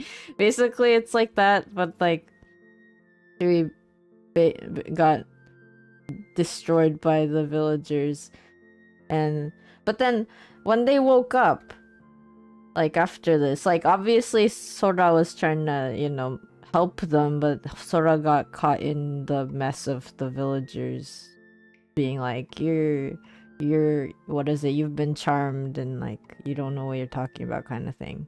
It's like they liked each other at the time. So then the villagers did a hack and slash at Shui, and then they thought everything was done. But then, so while Shui was basically regenerating, like something happened to the village. Something happened, and then Shui wakes up. There's no one there. Uh-oh. So no one's there. Not even like anyone. So Shui's like, what the heck happened, right? And then turns out some like battle had happened between like yokai and the people in the village or something. It's kind of a vague story at the moment, but basically conflict had happened. So the village was empty in the sense of like, you know, she woke up, heard nothing except for maybe like the sound of air and like whatever, like birds maybe that are still around the place. And then they were like, they ended up finding the bodies of Sora and then like, you know, his mom and then the rest of the villagers, but it turns out they all died. And then so that's the big trauma that he had to go through. Is like, first of all, he had to go through the trauma of like being butchered by the villagers because they were like, you're a curse or whatever. And then second of all, right, like Sora had also died and the mom also died. Like, really put this Blorbo in a situation. I know. My poor Blurble. But the thing is, after that, so she's left in that village, and this is like, again, I'm saying why, you know, the vibes were really off, right? The vibes were terrible back then. Not good vibes at all, actually. So, they could not be worse. Yeah, basically. But thankfully, there were other yokai around that actually found Shui, and then basically there was a Jorogumo. Do you know what Jorogumo are? Not Jorogumo. I do not. Jigumo are like spider people. So there was this talented spider yokai person, spider lady, that found Shui just kind of not knowing what to do and just like there and just existing. Because like Shui's, I already said Shui's like a powerful Oni, so like, but then Shui didn't really know how to like control like all the powers. So basically this like spider lady is like, are you what's up? What's up? What are you okay like there? Why are you here? What are you doing? What's going on? Kind of thing. And then so she basically takes him in as kind of like a child of her own. Oh, okay, so another thing is about this this lady, this spider lady. She eats her partners, so That makes sense for a spider, honestly. yeah, so but the other thing is also like one of the things she has trouble with is like she wanted babies of her own, but she wouldn't be interested in the people she could have babies with. She would end up being with like someone who she couldn't be with, like in that sense. So then she had actually found another baby, and that was Seigi. So Seigi actually like was found as a baby by her already. And at this point, like, Seigi's Babu, and, you know, Seigi is just normal, only lifespan, lifetime kind of thing, so they didn't have to grow up. Like, Shui's, like, what?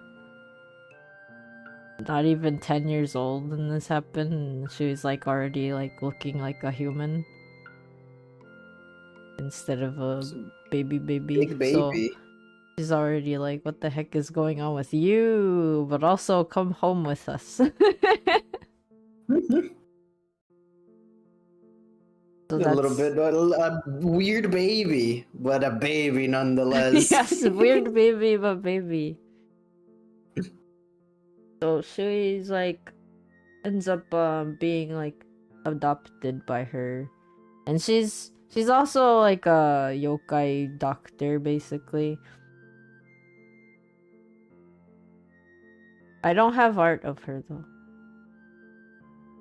Artless. I think I had some at some point, but I don't have art of her. So that's kind of part of it, like why she doesn't always have red hair. Because there is a little bit of him that's like, I want to not have red hair for a bit. Not a fan of red hair at the moment. We're gonna change it up a little bit. Yeah, I mean, it has been like 2,000 years, so like to some extent he has been able to, you know, work on all the trauma that happened, you know what I mean? But at the same time, there are moments where like it kind of comes back to him, and he's like, "Yeah, I don't know, man. maybe a different hair color right now." Time for a change. Yeah. So, yeah. So it's like bleached. And that's Shui's story. Exclusive lore. Whoa! Exclusive logo blinking on your screen right now. Exclusive. Pew, pew, pew, pew, pew. Did I show you? Anyways, Kuga. But yeah, so and then his nickname. Actually, no.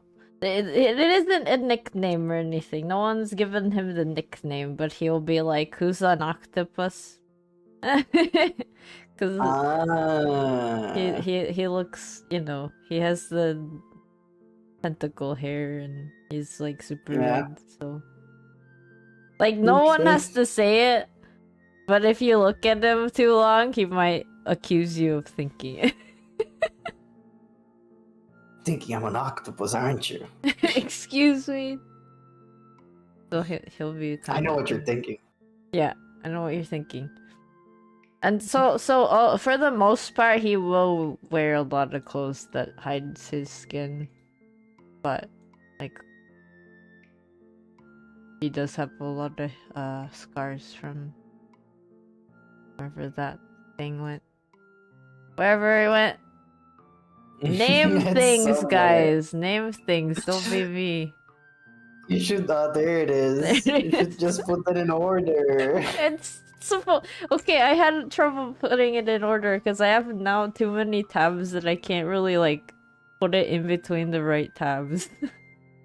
So what I'm doing is that every time I am done with a section, I just close it because they're not gonna be used anymore. I guess I can. But yeah, some of that gore is in the story still. Not losing an arm, at least at the moment. Yeah.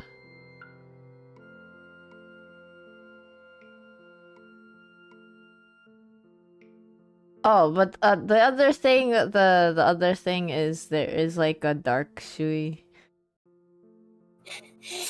Yeah.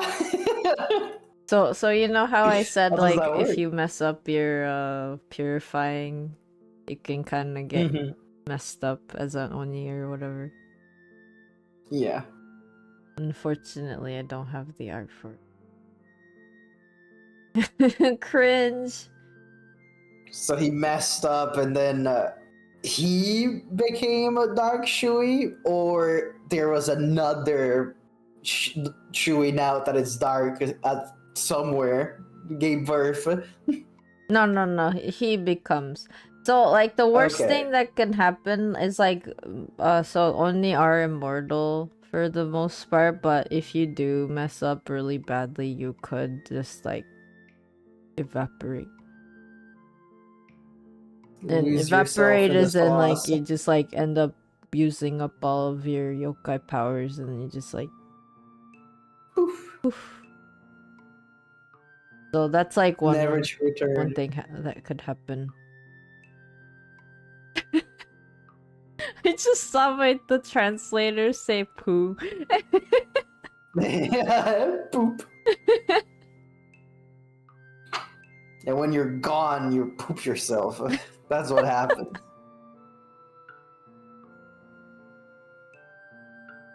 So Seigi and Shui are basically kind of a unit.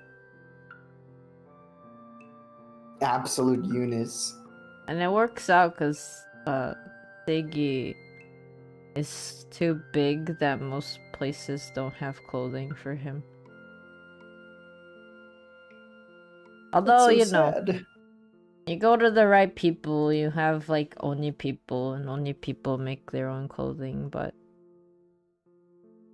sometimes it's not necessarily the right look, you know? Gotta go for that style. You wanna What's the look point of Japanese. having good clothes if you don't have style? You don't have style. Sorry, what did you say? I cut you off. Wait, did I show the style one? It's me. It's you.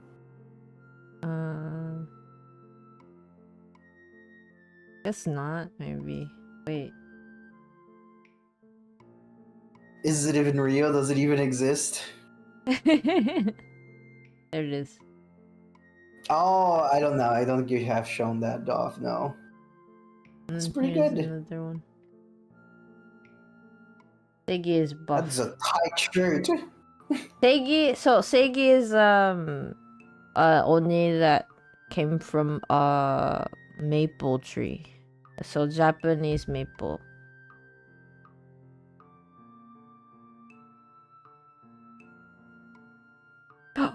More lore exclusive stuff. That.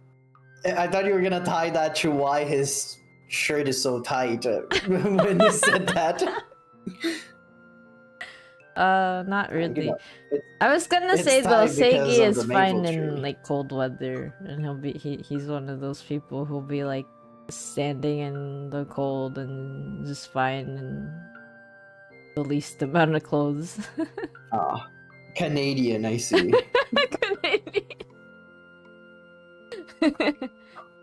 I mean Yukio also, right? Yukio also, but Seigi's not a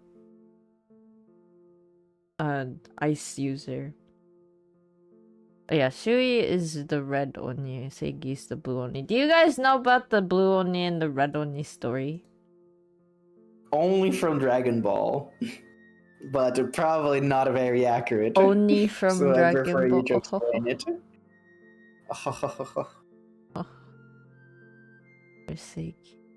Seigi's birthday is Halloween. Wait. So I told you they know each other from when they were little. Mm-hmm.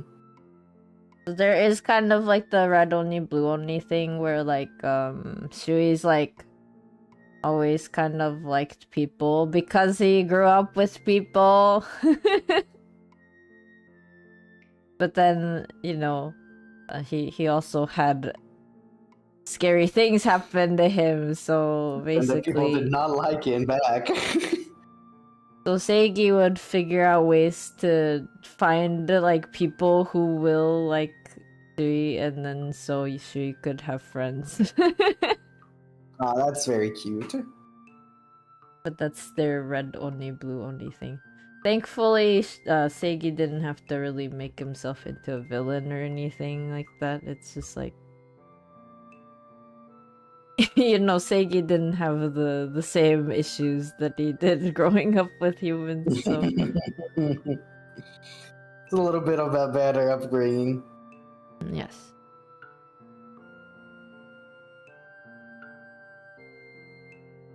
Yippee. You know, I didn't talk about him. Cain. No, Cain Abel is his like full name. Abel is like one of the demons. Also icy looking. But yeah, he's the foreign exchange student. Not really foreign exchange student, but he's like he's a demon. He fits the niche. Yes. So he's like, you know, a part of the tattoo artists and stuff. He does like really good tattoos on darker skin tones, if you know what I mean. That's pretty cool. He does it on himself as well. Actually, everyone in that studio kind of does it on themselves or other people. But yeah, that's really hard. Can you tell that I like piercings and tattoos? Yes. Mm-hmm. Very apparent. Oh, and then I have a bunch of random side characters. I have a whole like, you know, boys love world thing around. So like Abel has actually like a boyfriend somewhere, and I don't have art of them, unfortunately, but they're real, they exist. The boyfriend is a human, and they're a human that can see ghosts, basically. Because like not every human can. It's not like a universal thing. So he has like a I don't have art for all these people. I don't have art for all these people. Okay. So that's It's okay. I also don't have art for everybody. Oh, and then there's Sho. Sho is also another Oni, but Sho is from like Seigi's hometown. Oh. So Seigi and Sho are friends, and they're also like Sho also has a partner, but they're ace. No, Sho. Wait, Sho's polyromantic but ace. Okay, a little bit like less sense, but still acceptable. Okay, I guess it doesn't make sense. So they're romantic. They like the interaction of romance, but they don't go anything beyond that. Which is like, I think some people understand what it's like. Like, imagine like if you were to date someone, but it's only in VR chat or something, and you never do anything outside of VR chat. So he's ace, but not aromantic. Yeah. That makes sense. Good night, Jojo. I caught it. Good night. I hope you get red hair again. And then you can cosplay as Shui because you do the skateboarding. Oh, Shui also skateboards. That's another thing that I have. Oh, but cool guy. It's old. It's old art, so I don't have it right now, unfortunately. I have like a drawing where he's like skateboarding. You gotta just imagine. Skateboarding. Put Tony Hawk on screen. Skateboarding, gothic Lolita, fashion brand designer. That's probably a tag for something. But yeah, Shui, it's funny because Shui doesn't wear any of his own design clothes. Is like, as in like, you know, he would never really wear like the gothic Lolita stuff. He's into more like skater attire. Not supposed to. You're never supposed to use your own product. Oh, and then Alan, the kitty cat, basically does like modeling for his stuff. It's like, Alan, can you turn into your human form real quick and wear this for me? Yes. It'll only be a couple of minutes, I promise. Thankfully, Get into the matrix. Thankfully, Alan actually does like modeling, but then Alto would not. So Oh. if on a bad day, maybe Alto would be like, no.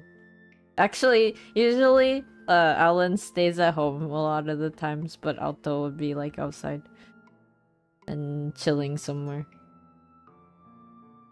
Maybe even getting a chocolate bar that he can't eat. Yummy. I love a chocolate bar that I can't eat. Although I did hear that Nekomata probably can eat chocolate, but you know, we're not You sure. can just, magic out the badness out of their bodies. It's okay. Modeling the emote, yes. Yeah, so now I've like at least shown all of them at one point. So that's why I have the follower emotes. You know how like they're not me, right? They're not any of me, right? They're all like my yokai family basically. They're real. You can see them. You can use them as an emote. Yeah, all of those. They're my yokai family, or at least the immediate ones. Wow. Can't believe they're real. Think. Talked about their dialects, right? Shui talks. Yes. So Shui talks rough in the sense that he might say things that are very insulting. Just very blunt. Yes. It's fun. He's honest in a blunt way. He won't like sugarcoat anything. I've been described like that before.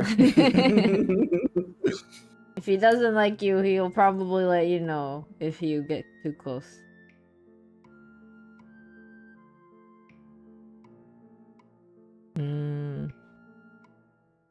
So he has Shadow Shui has been a thing. Shadow Shui.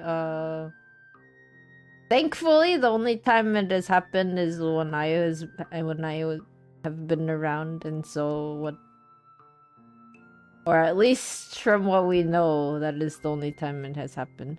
But basically, like they kind of become like what you would consider a demon, like what is it in a bad way? Demons hyphen demon / slur. Oh, can't say that on Twitch.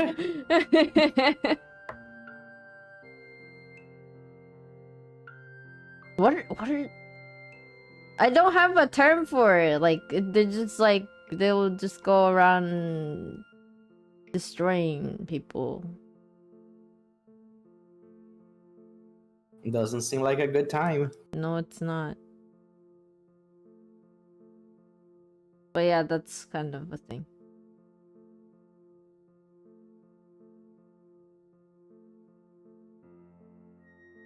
Demoron.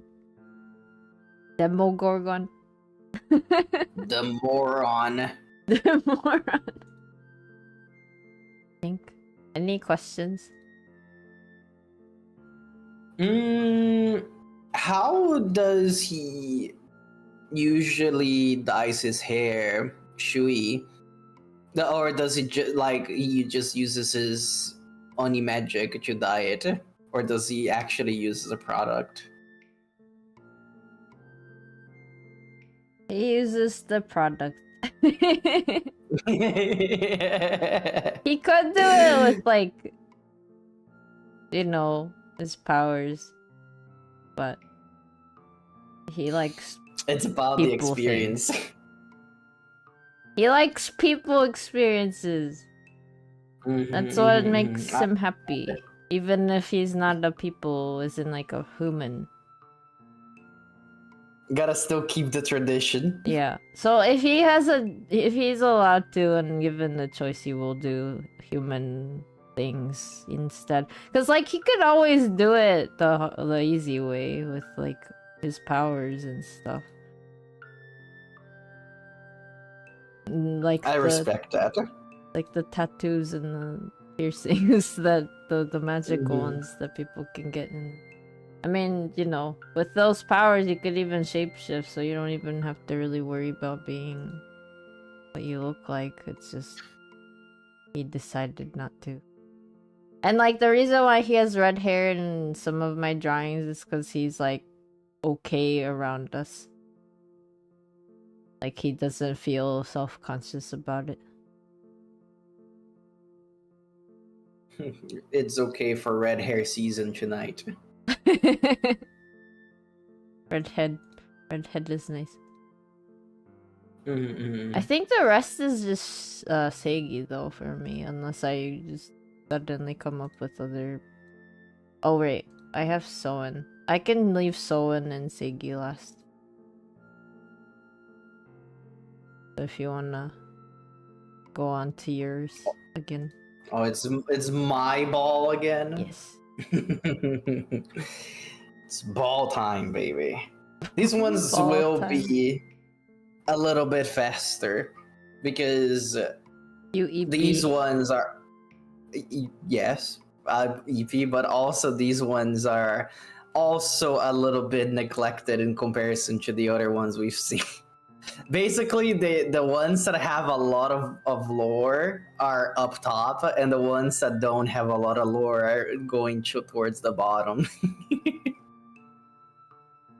So, this is Minuet. She's a traveling musician. She's a pathological liar. Also a spoiled brat. She's elegant, but only on the surface. But she's secretly very lonely, which is the most case of people that are like this. Right. I put the violin as her preferred instrument over here, but she actually can play a lot of different instruments.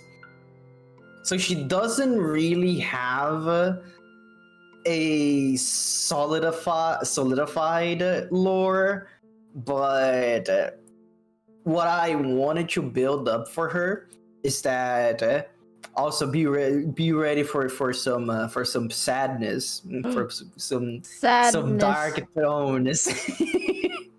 The vibes are sad.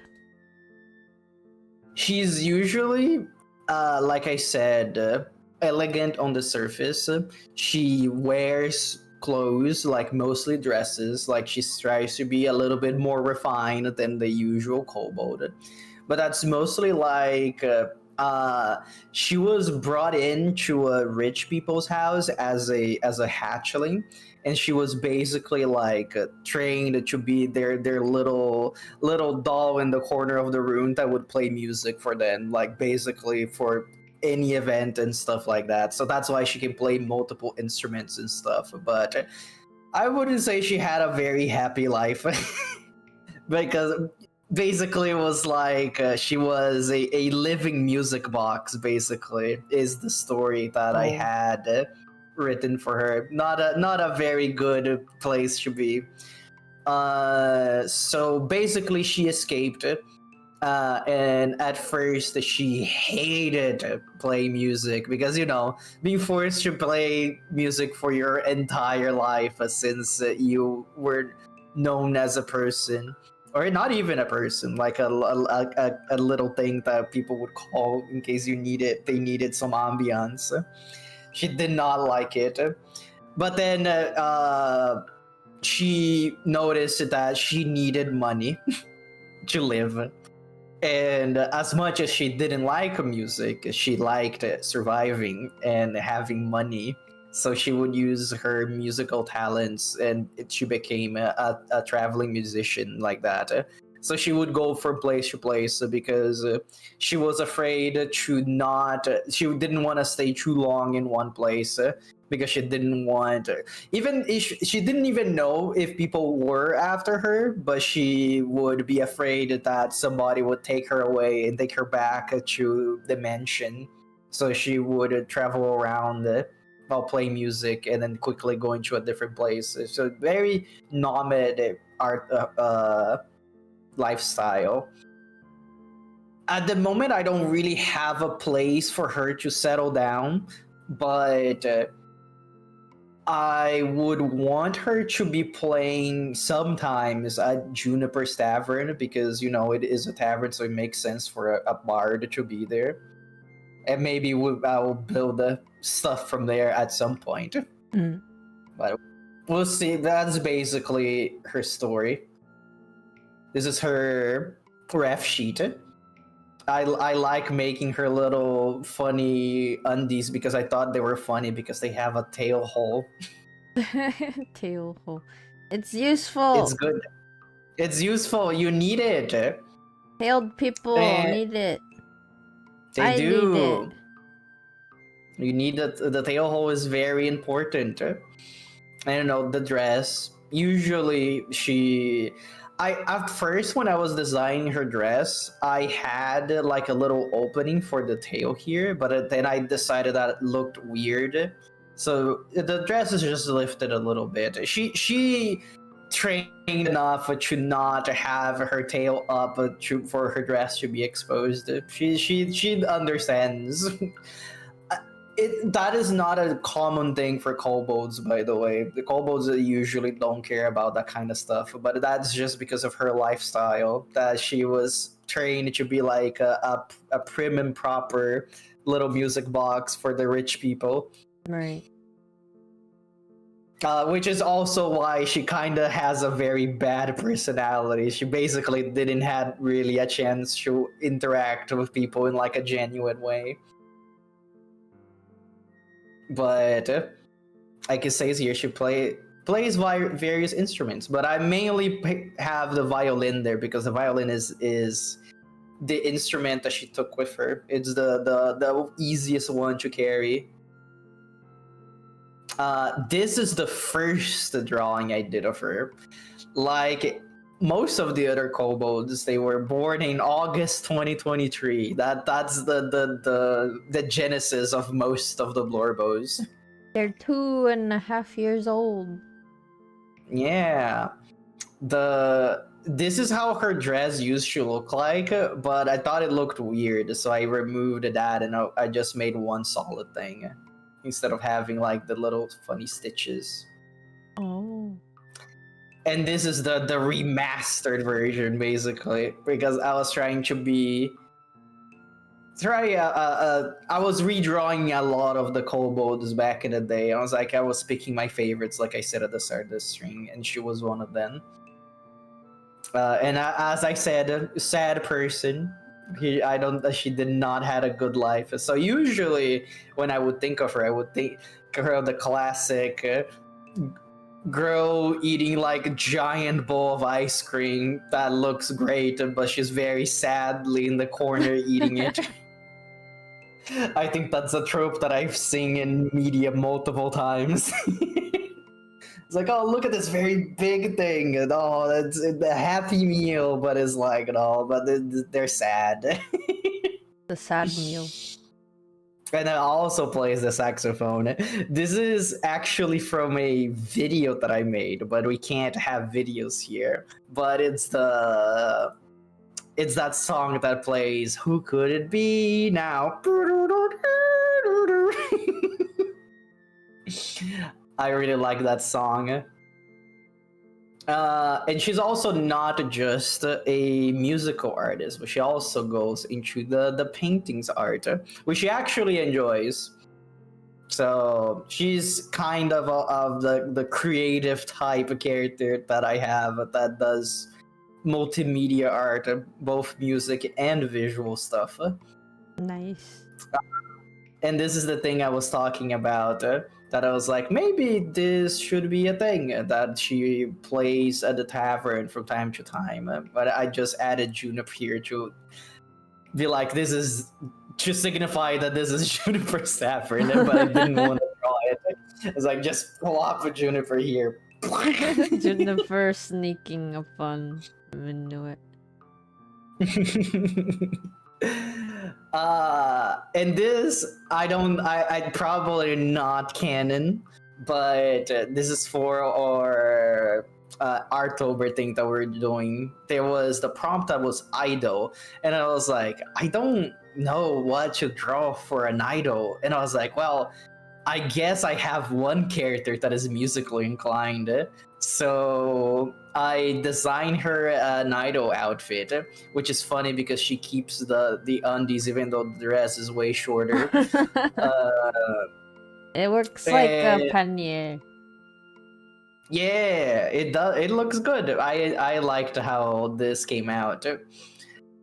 But the idea is that as much as she is a good player of songs, she's not a very good singer. So it's like basically somebody screaming their emotions into a microphone, but there's no microphone. So this is a what I like to call it a thaumaturgy stone. In case you guys don't know about D&D, thaumaturgy is a cantrip that can make your voice boom. So I like to imagine that you can have that in a little rock so people can use it as a microphone. That's cute. That is not a D&D thing. The spell is, but the rock isn't. It's a homebrew. Yeah, it's a homebrew. And I think that's it for her. Any questions about her? Maybe it is something that I can come up on the spot if I don't have it actually written down.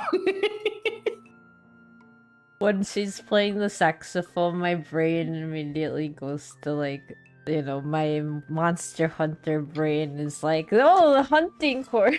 The hunting horn. She would be a hunting horn player if she played Monster Hunter.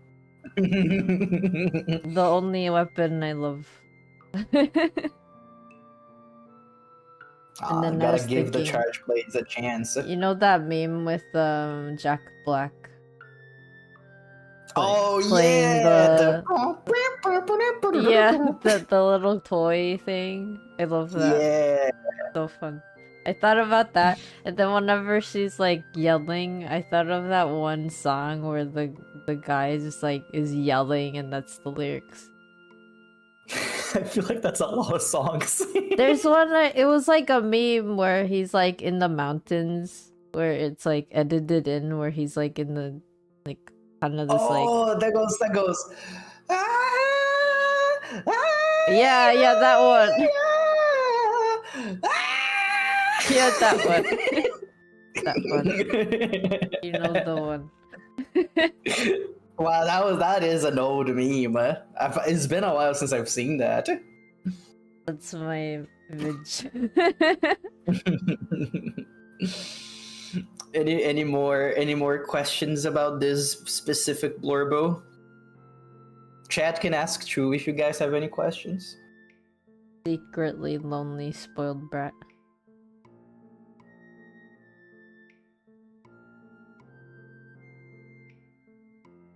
So like, yes. Did you say, wait, is she gonna show up more like in the comics or the stories? I plan to. That's the thing, is because I've got too many characters. Yeah. So I'm figuring out ways to shove them into places. Because, you know, I have these characters that have backstory that are not really connected with the rest of the people, and I'm trying to figure out ways to connect them together. That's why I have some characters that are that have the traveling tag like this one, because they could basically show up at any point and it would make sense for them. It's like a traveling bard could appear at any tavern at any point, and it would make sense. True. Same thing with a traveling merchant or a world-renowned pirate. They're all travelers. Yar. Yar. We'll get you those shoes at some point in like 8 hours. The timer keeps going up. Any more questions? I think that's good. Wait, does Minuet speak a certain way? Yes, she is a very proper language, like, you know, but she doesn't speak Draconic like most kobolds, because she was taken as a little hatchling, so she doesn't speak Draconic. She only speaks Common. I think she would have learned other languages, but I haven't decided yet. So since she was basically molded to be like built for these rich guys, she would probably know how to speak multiple languages based on the people that were around the mansion. Makes sense. Elvish. Elven. Elvish, probably. I don't know. I'm trying to, because you know, I don't want to be racist, but I don't want to tie her to a specific language and being like, oh yeah, she speaks Elvish because the rich elves suck. Right. I mean, you can have bad people of the same ethnicities and race. Yeah, but it's just in this case, I'm thinking about specific languages that she would know because she lived with rich people. Right. So I'll figure that out when it becomes relevant. But you can assume that she speaks multiple languages, but definitely proper Common. Like Urianger from Final Fantasy XIV levels of English.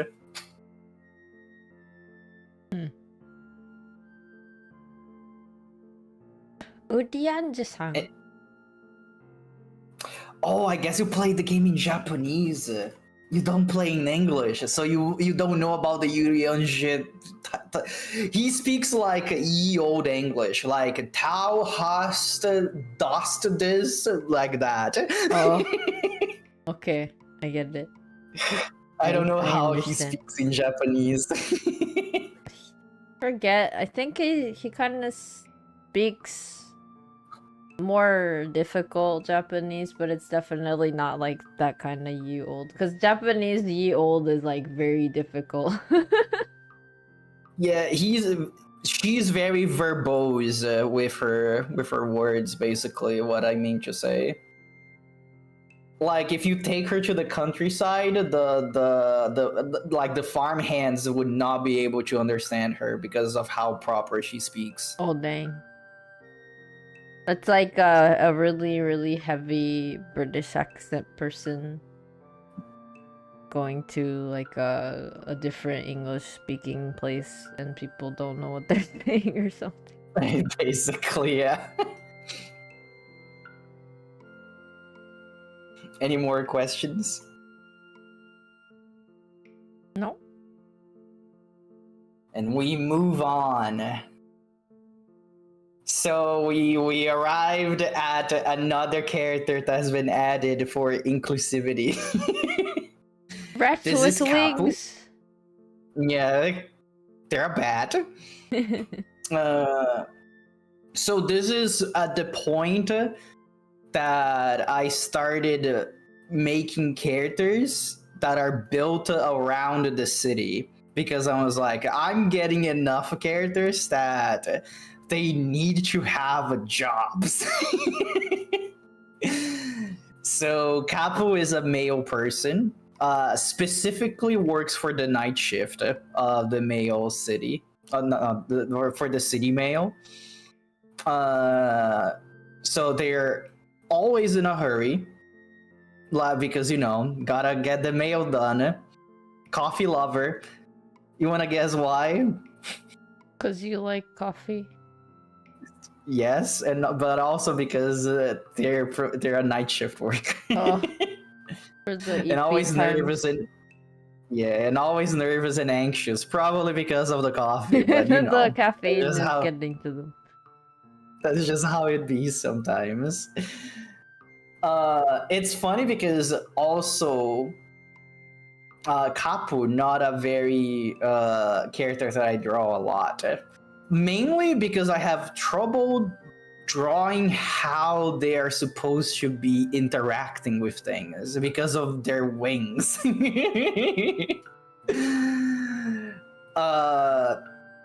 But yeah, at this point I was like, I really need to start building this place, because if these people live all in the same spot, I need to like build a structure around it. So yeah, they have a mail service. Kapu is the one that we know for the night shift. Who works for the day shift? I don't know. I guess we'll find out in the future. I just wanted them to work on the night shift because they're a bat and they're nocturnal.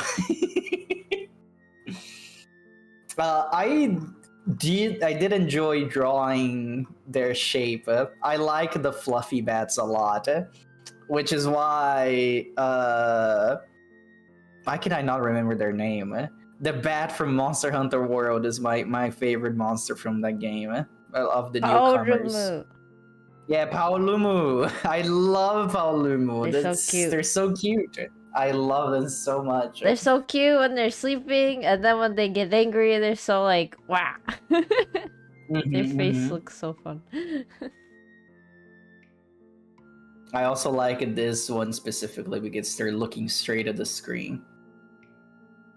Not gonna lie, Kapu is one of my favorites. Oh really? It makes me sad because it's one of the ones that I draw the least. I need to draw more Kapu. It's okay, you don't have to draw more because I like them or anything. It's more just no, but I want to draw them more. That is a problem. But yeah, they are night shift worker for the post office. Basically, you can see they have their little bag and they carry mail around. This is the old text that I didn't update. They have this line that they're always in a hurry, but somehow they're never on time. But since they work for the night shift, that doesn't really matter that much, because who's waiting on mail at the middle of the night? I don't know, maybe the one person in the city. But they're still faster than any other delivery worker, mostly because they can fly. Right. So they get to keep their job, even though they're not that quick. But this is the first drawing I made of Kapu. I did this on my phone, actually, when my computer got exploded. And honestly, came out really good for something that I did on my phone. Yeah, it does look really good. You can tell that I did this on my phone because there's no pressure. There's no pen pressure. It's all one width. Well, minus the thingies and this. The way that I did this is that I drew like this, and then I would delete the corners so it would look like thinner at the corners. Oh. Because there's no pen pressure on my phone. This is another one that I drew. I made a very big chair for them because so tall. They would not be able to reach the table otherwise. Drinking their coffee, holding the mug wrong as they should be. I think I did this in October 2024 for the Artober that you weren't in. This was for the one I did with Muda, and this was music.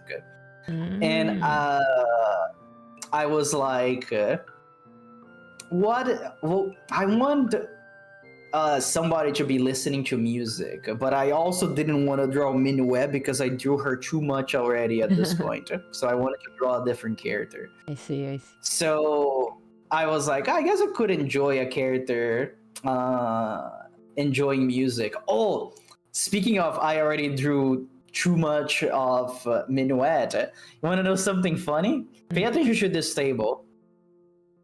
It is the same table. Oh, that makes sense. It is. It's funny, flipped. lazy Glubie strikes again, but also you could just say that they're in the same place because they are. They are.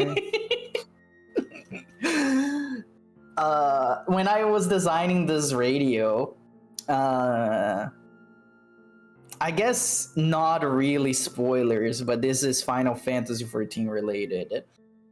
There is a country in the game for the Empire. It's called Garlemald. They're not very magically inclined. So instead, they focus on technology. And one of the things they had these radios that would work with a little crystal in the middle of it. And the crystal would act as an antenna. And it would work like a normal radio. And I was like, I like that. I'm going to put that in my world. So they have basically the same concept, but the stone in the middle is basically a modified sending stone from D&D that you work as a receptor for radios, basically, is what it be. And then our radio station would basically be the part of the sending stone that sends the information. It's like a sending stone network, but just for this radio specifically. That's interesting. And then if you want to change the radio station, you swap the rocks. You swap to a different stone. Just swap the rocks. That's fun. There's no like frequency dial. It's basically like, I want to listen to this other radio station, and then you get the same stone that is the frequency of that station, and then you put it in the machine. Are they like, did they sell for a little bit or something? Yeah, basically, if you wanna, they have basically the sample that you go to, you can see in the radio station, or if they have like a store or something that they would sell the stones, you could listen to it, or they're like, oh, this is the station for news, or this is the station for this kind of songs, and then you would buy the stone you prefer, and then you will take it home and then put it in your little radio. That's cool. I like it. I was like, that's good. The ones from Final Fantasy what didn't work like that. I just got the stone-based radio idea from it. Right. That's cool. Your favorite channel? This one only plays rock. Do you get it? This one only plays Glubie. My strings. It's like my strings, but only on audio mode. There's no visuals. It's like the Glubie podcast. The Glubie podcast. That's what's playing secretly, but no one knows that it's you. I can see that. But that is all that I have for Kapu. Like I said, the more we go down, the less I have it's okay. About the characters. Which actually, there's some of them that were down there that has a little more. But Kapu specifically is the ones that don't have a lot. Any question about this bet fella? So Kapu sleeps in the morning? Yes, Kapu sleeps in the morning. Did they sleep upside down? Yes, like a bat. It's funny because I was literally thinking that's gonna be the next thing you're gonna say.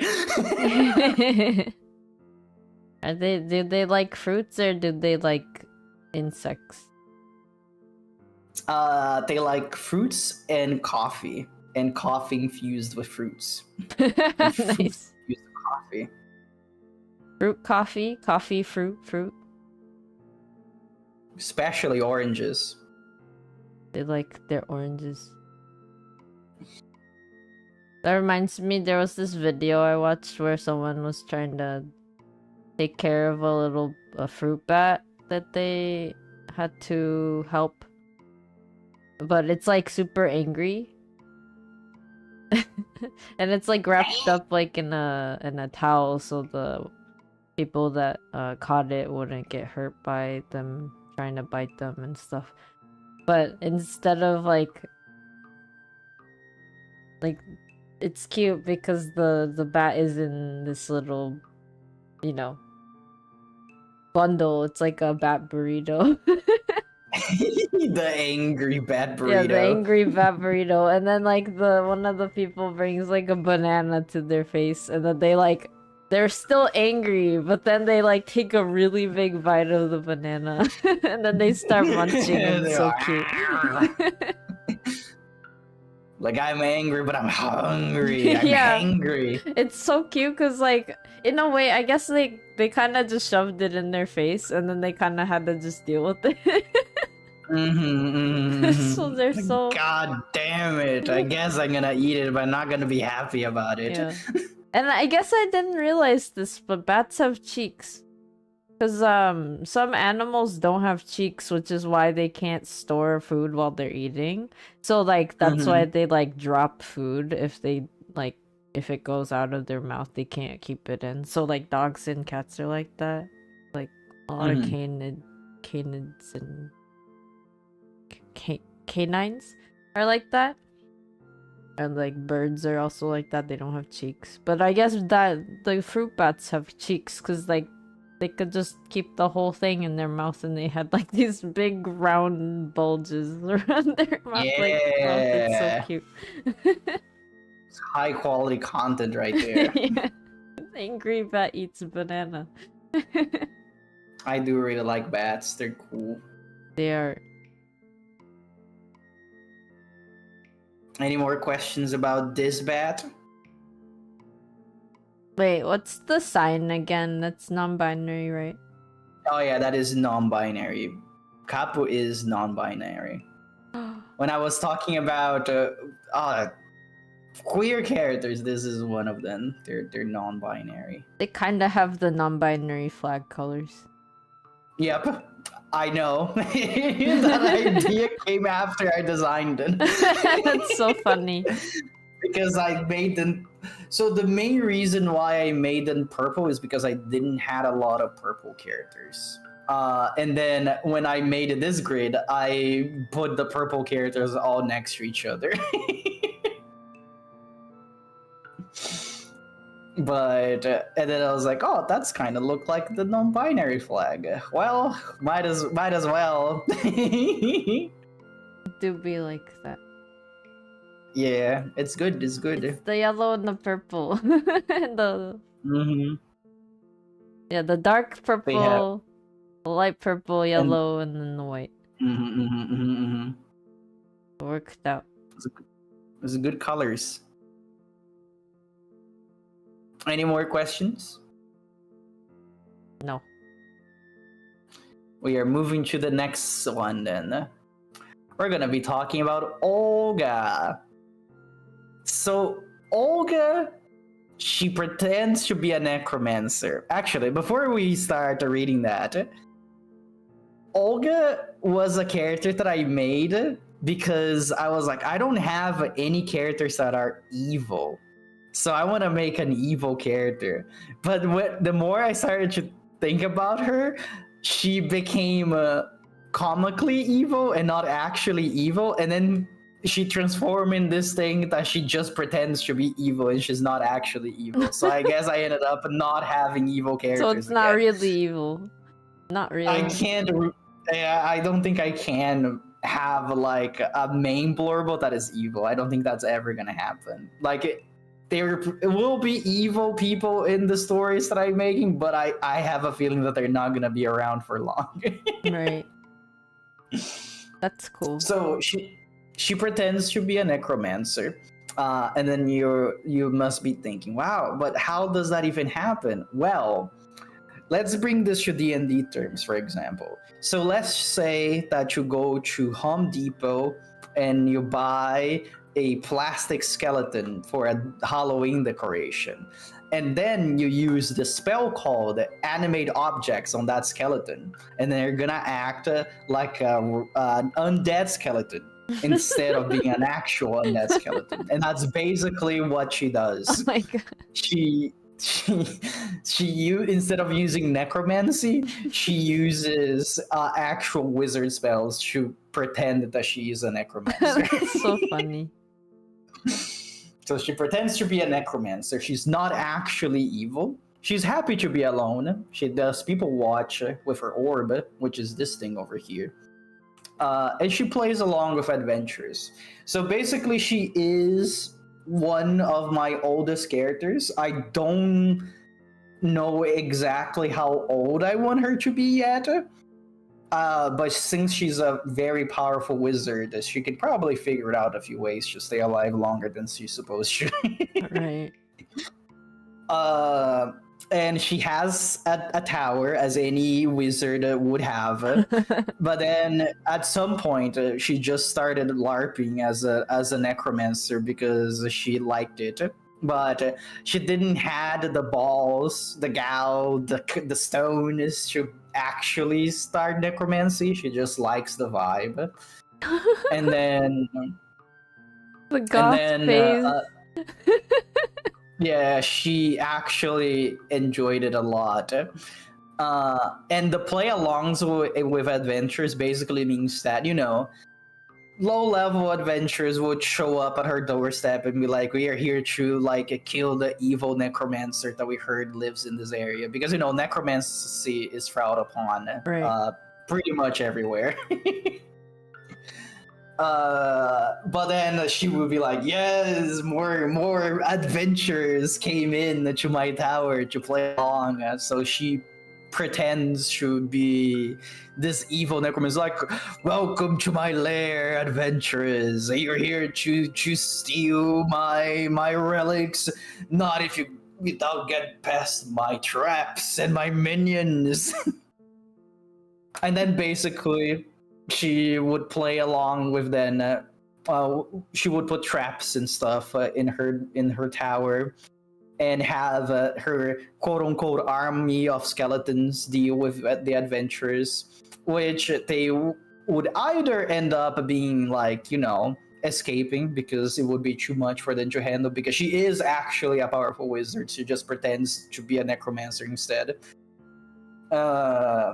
And the ones that do manage to get to her, she's like, okay, let me keep it real. This is actually not a real thing. I just like doing this. And then she tries to rope then into also helping spread around her that she's a necromancer to get more adventures for her to play along with.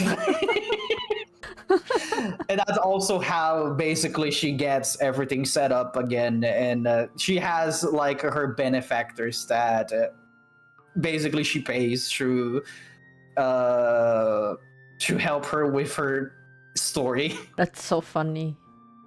That's what I'm saying. I wanted to make an evil character, and she just ended up being goofy. She's just a LARPer. She's just a LARPer. So this is outdated information. This is real. Well, this part. But this is not anymore. This is what changed in the construction of the character. So she doesn't actually use skeletons anymore, but she does still ponder the orb.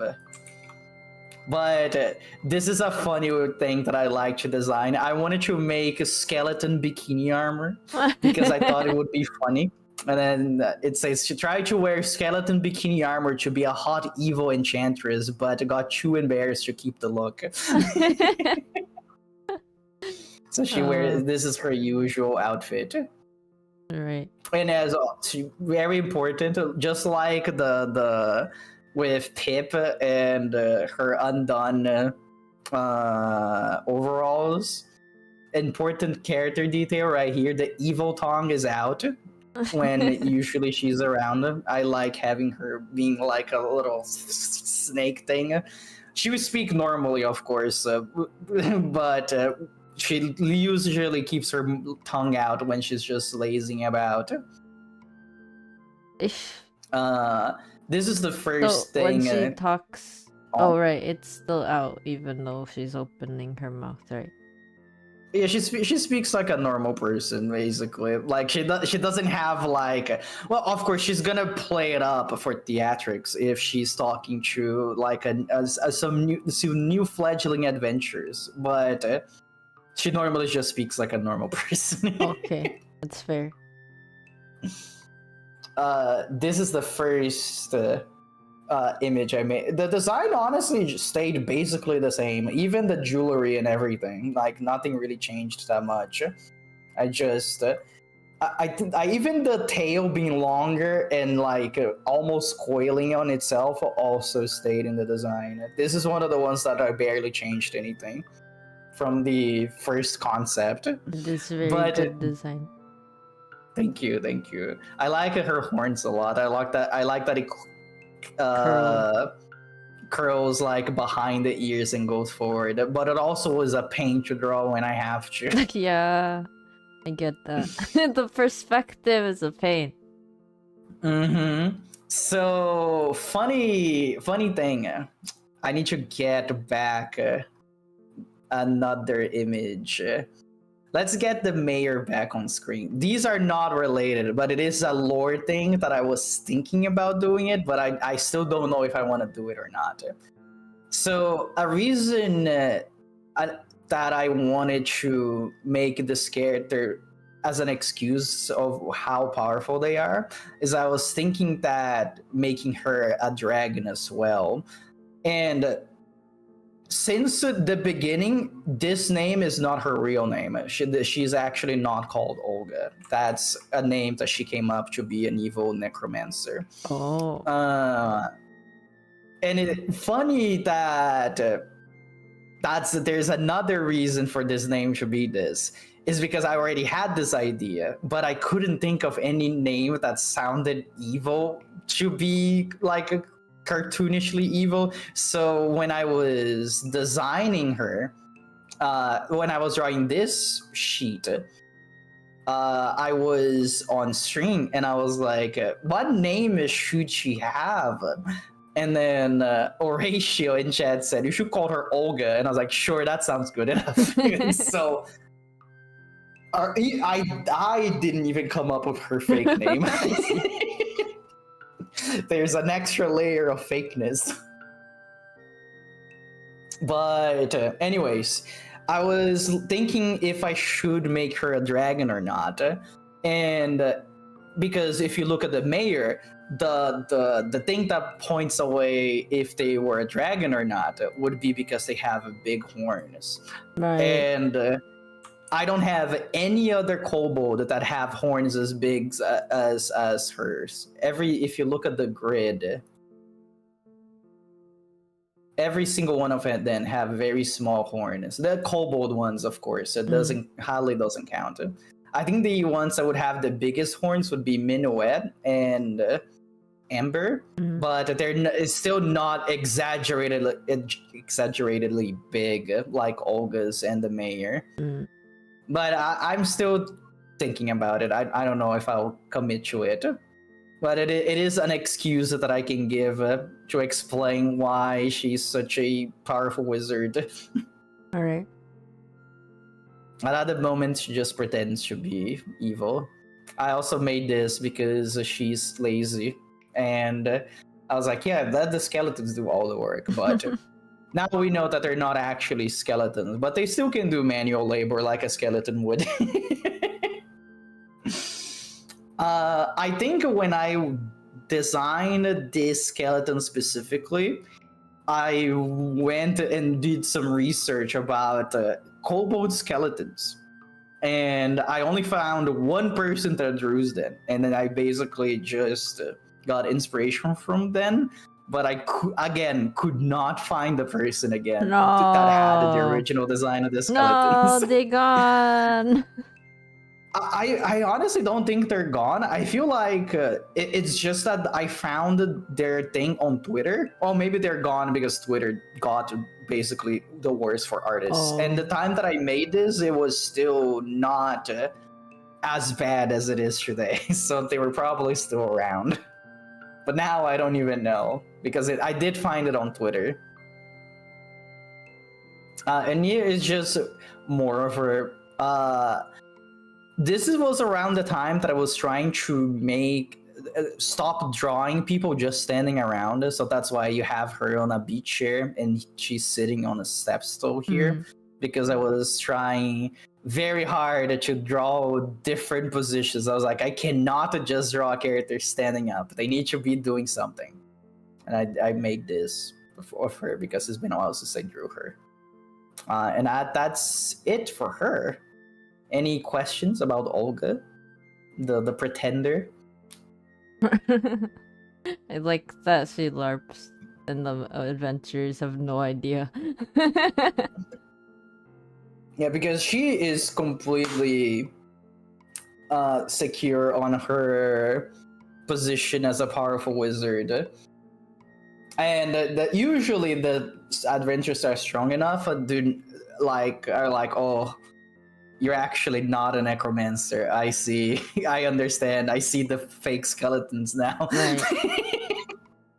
Like I see that plastic molding shape. But of course, if you're like a low-level adventurer, you're gonna think it's real. Like, why would it be fake? Right. It's funny because like I said earlier, for me when I'm making these, it's all about like tying the stories together. And if we go back to Neff,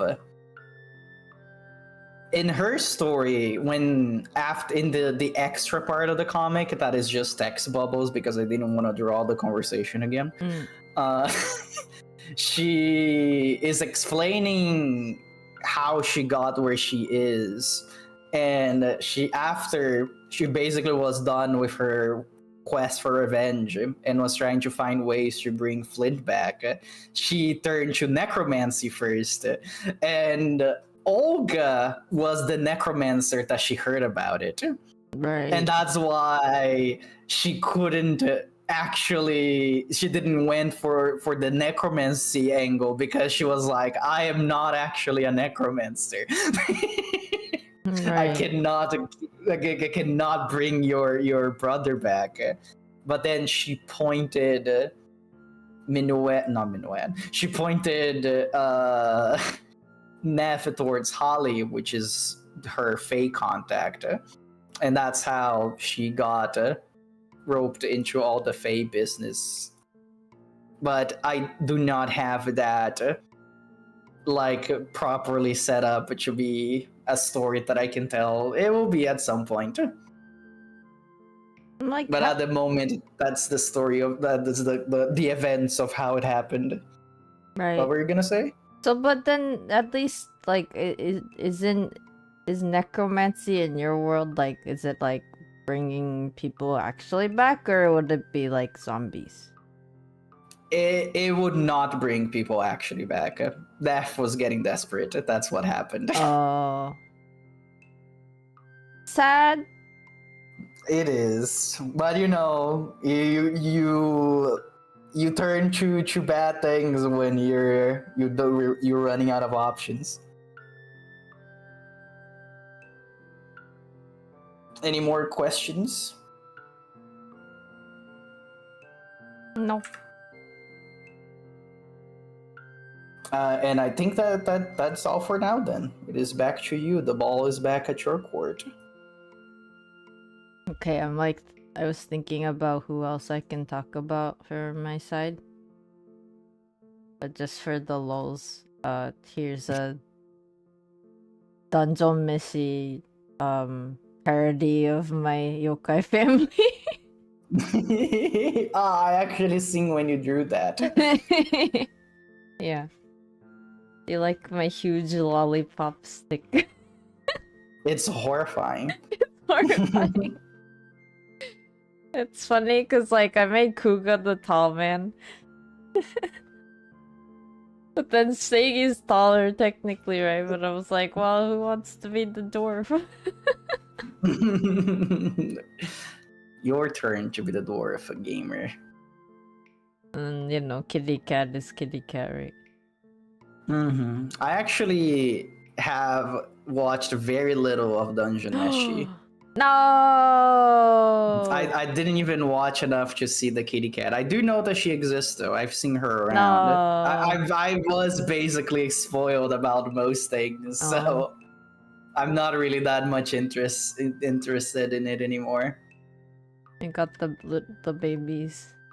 Actually, there is one more baby. Kuga has like another adoptive son that is a fox, but I don't have. I do have art of them. It's just kind of a pain to get because it's also on my Tumblr. Tumblr is where it's at, guys. Gotta go to the Tumbu. The Tumbu. So I was thinking of getting back to Tumblr, but I haven't. I don't even know if it's worth getting back to or not. Oh wait, I found him. Okay, I found him. Oh, baby is real? Baby is real. Baby, I did recently bring him back at some point and draw him elsewhere, but I don't remember where. In your heart. Here's Fox Baby. Oh, that's so cute. So this Fox Baby loves sweets. And so whenever, like, well, I guess like current times they are an adult. But this is like one of their earlier, when they were little. And this is like before like me. So this is like Kuga's life before me. And then he, you know, he's already like been a dad, but he found a fox and he's like, Fox keeps following me, what do I do? You are my son now. Yeah, like, you know, with Juniper, I guess. Yeah. It's like, stop following me around, and they never did. I mean, Kuga was surprised because, you know, a lot of, like, the yokai people would also kind of avoid him for the most part. And this little fox would stick around and just be like, hello, I'm here. And one of the things that happened also with so this Shirato. Shirato's like a white fox. But they're not like of divine origin. They're actually just like a white fox that lives in Japan. And they kind of went through the same type of thing as Alan and Alto did with the living a little too long kind of thing. So what happened to this little fox is like, so foxes basically, they live to a certain point. Their tails, like the number of tails increases, but then also at some point it starts decreasing, which is like weird, but like a thing. Like once they reach divine status, it kind of goes back down, which is like a thing. But they so that's why they have more than one tail. And then whenever they shapeshift as an adult, they kind of look kind of like Kuga, because that's, you know, the human adult that they've known. I thought I had drawings of that, but maybe not here. So that's another being. They also speak Kansai, like Kyoto dialect, if it were Japanese.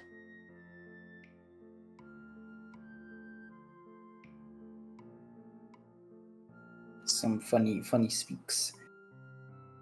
It's funny because you said that the Kansai dialect usually was it Kansai that was the one that turned southern when they tried to translate for some reason? Or was it from another region? Kyoto. Wait, what? Which Yep. one? The one that they would wrongly localize as a southern accent. Oh yeah, that's Kansai dialect. Yeah, so the reason why I'm thinking, is it because that's more like of the, oh, this is like what a country bumpkin would sound like? Is that why?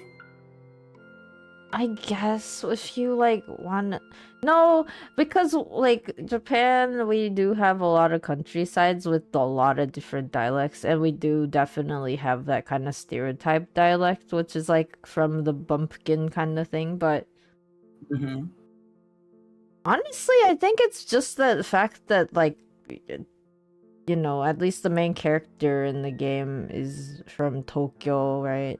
So Tokyo, if Tokyo's just like the normal English, then I guess that's what they went with, because they couldn't really have anything else to replicate it with. Because like Kansai dialect isn't really a bumpkin thing necessarily either. I see. I understand then. Because Kansai has cities. Kansai has big cities. If anything, Kansai has Kobe. Kobe is like one of the most like progressive cities in Japan, where like so Japan still hasn't legalized gay marriage, but we do have like Kansai where they like, I think they have something where they accept partnership stuff.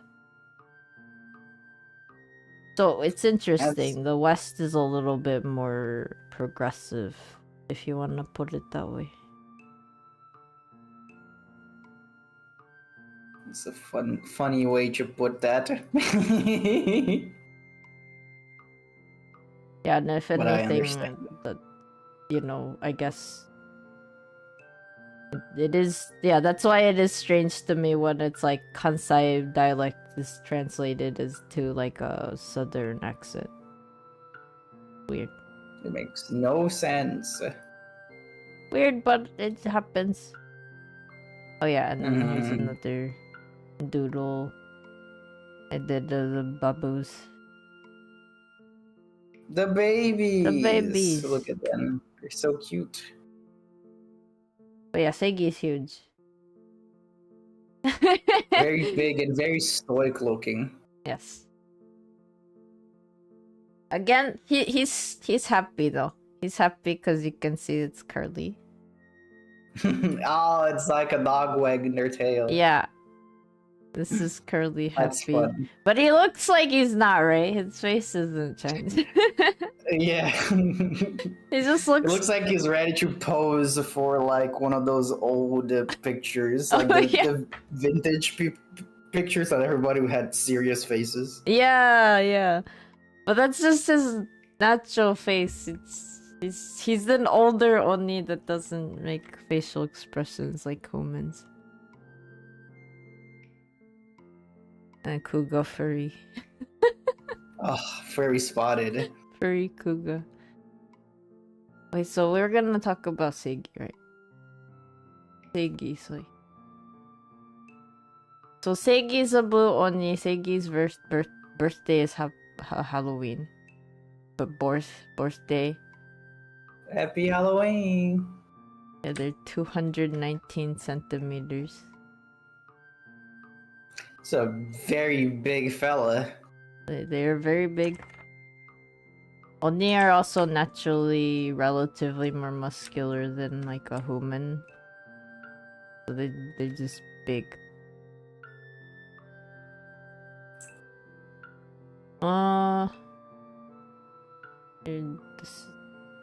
So you see their hair color?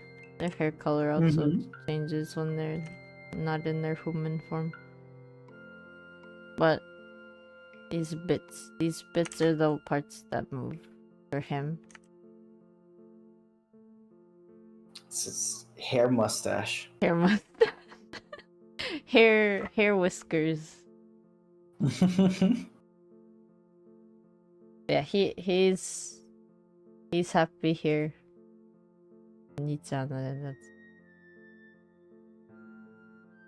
Wait, that's it? Where's Seigi otherwise? Oh my god. Remember when I was saying I have a few characters that are more neglected than other ones? I think we found yours. I'm sorry, I cringe. The thing about it is, the funny part about it is just like I have a way that I want to draw Seigi, and I feel like I don't do it justice, which is the funny part. Oh, speaking of justice, Seigi in Japanese, like, obviously not my Seigi. My Seigi's name is not like the Justice Seigi, but I made it as a joke. It's like, so I wrote justice here as a joke. That's funny. So we have homonyms, so we have a bunch of words that could mean different things based on the kanji that they're written as. Which is why, like, Seigi on its own, like, you know, if you're talking about justice, it's like written a certain way, and then the Seigi that I've drawn is not. So yeah, his name doesn't actually mean justice, it's just a joke. It's just funny. No name paladin businesses here.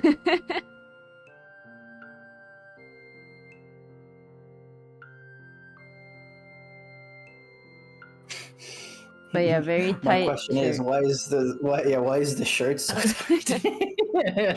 for movability. It's good. It's good reason. Again, all the clothes are made by Shui. So this is Shui's fault, is what you're saying? Yes. You should wear this. It's fashionable. Trust me. Yeah, there's actually like another it's on Instagram again, but there's an episode where Shui makes Seigi a turtleneck sweater, and he's like putting it on. And then Seigi, so Seigi has a thing where he like finds cute things, and then he'll like, you know, thankfully for yokai and long-living beings tend to have a lot of money just because of the nature of, you know, how long they exist. Yep. So like Seigi will like find something really cute, like a plushie or something, and then he'll just like purchase it and then like give it to people. There you go, gamer, because you're epic. So his like love language is either just like things. He also does carpentry, so if you need like a new chair or something, he'll be able to make one. That's pretty cool. Carpentry's hard. The things that he likes to do, otherwise he works, he's like an IT dude. So a lot of the times he does stay at home to work, but he does like programming and stuff. He makes video games on the side. A gamer? Yeah, he's a gamer. He actually has like he's made like a little fighting game for him and Shui because like they like fighting games. That's fun. Los Juegos de Lucha. Oh. Fighting games. Yeah. So another thing he likes to do. I told you he like draws really cutesy, right? Girly. You did say that. Yeah, that. So he does like chibi characters, little cute creature character looking beings. What else does he like? He does video gaming. He's like the nerd. Oh, he also likes cosplaying. I have a whole like thing on my Instagram where they're like cosplaying as JoJo characters. Yeah. I was like, oh, I can do JoJo characters. Wait, I can give you a link. I can't believe links are real now. Actually, no, I'll just download the... It's over. Oh, No no, links, never mind. actually. It's a link. Can't do it. Oh, Okay. yo, the links are so back.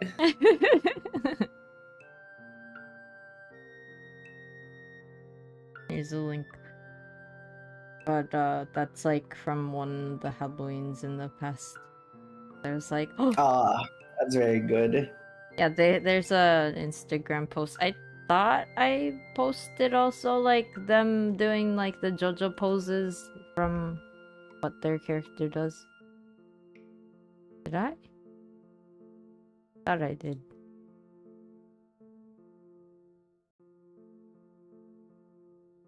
We can imagine how the poses look like in our brains. Yeah, so Shui did the, giorno, like, pose where he's like pulling like one side of his shirt, and he's like, "I'm a yeah. gangsta" or whatever. Mm-hmm. And then Kuga's Jotaro, so Jotaro's doing like the points, the pointing, like I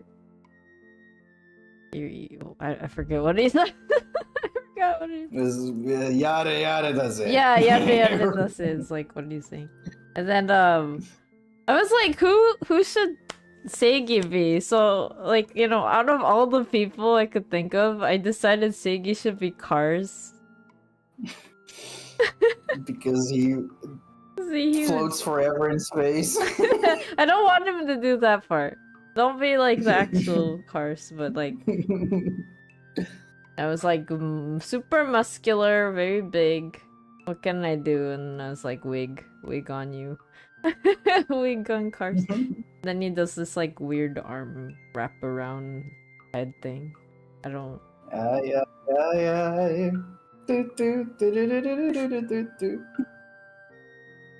Yeah, he's the nerd. He's the otaku in our family.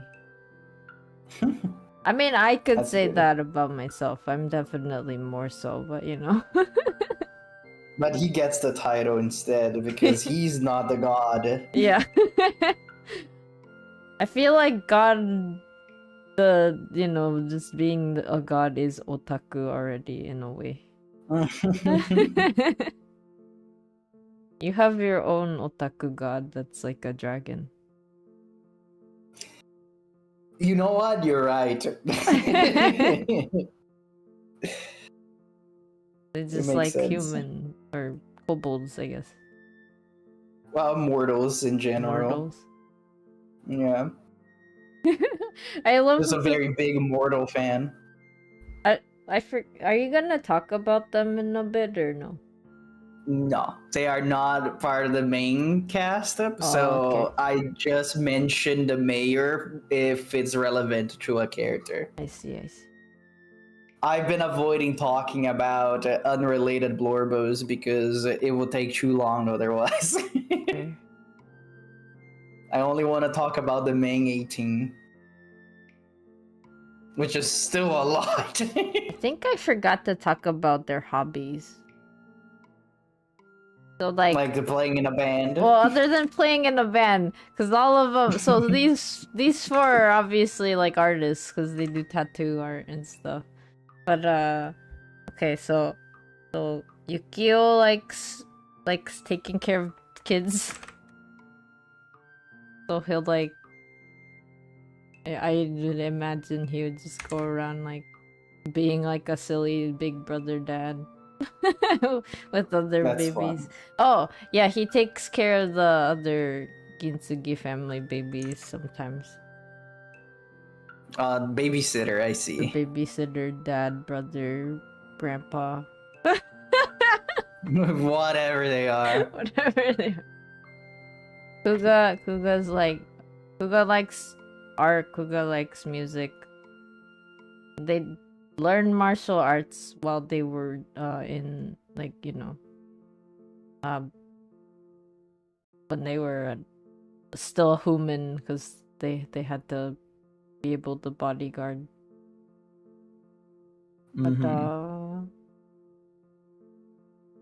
I know I have Setsuna art like other than this. But unfortunately, I can't find it. It's sad. It has like rose tat. You can't say that. And then Abed's favorite pastime is getting down with his boyfriend. Can't blame them for it. I see the appeal. You see the feel. Thank you. And then Shui's pastime. I mean, Seigi also takes photographs. Cute things. Again, otaku stuff, you know what I mean? Yeah, but All the makes sense. otaku stuff. So, like, Seigi will take photos of Shui and, you know, like, they'll be together and hanging out. And did I close all the Shui ones? Oh, man. Okay, they can be found hanging together unless, you know, she has work or is going out and hanging out with lots of friends. She has a lot of human friends.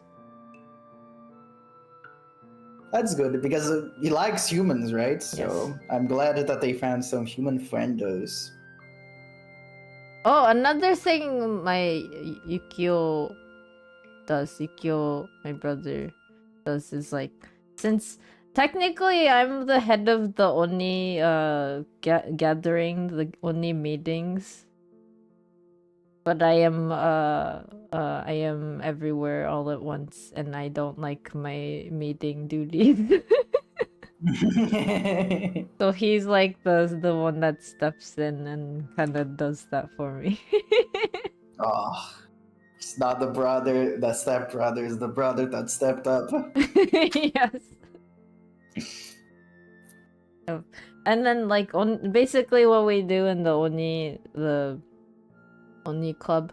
So you know, you guys, whenever you guys like, I think it's either following or subscribing, it says like welcome to the yokai club.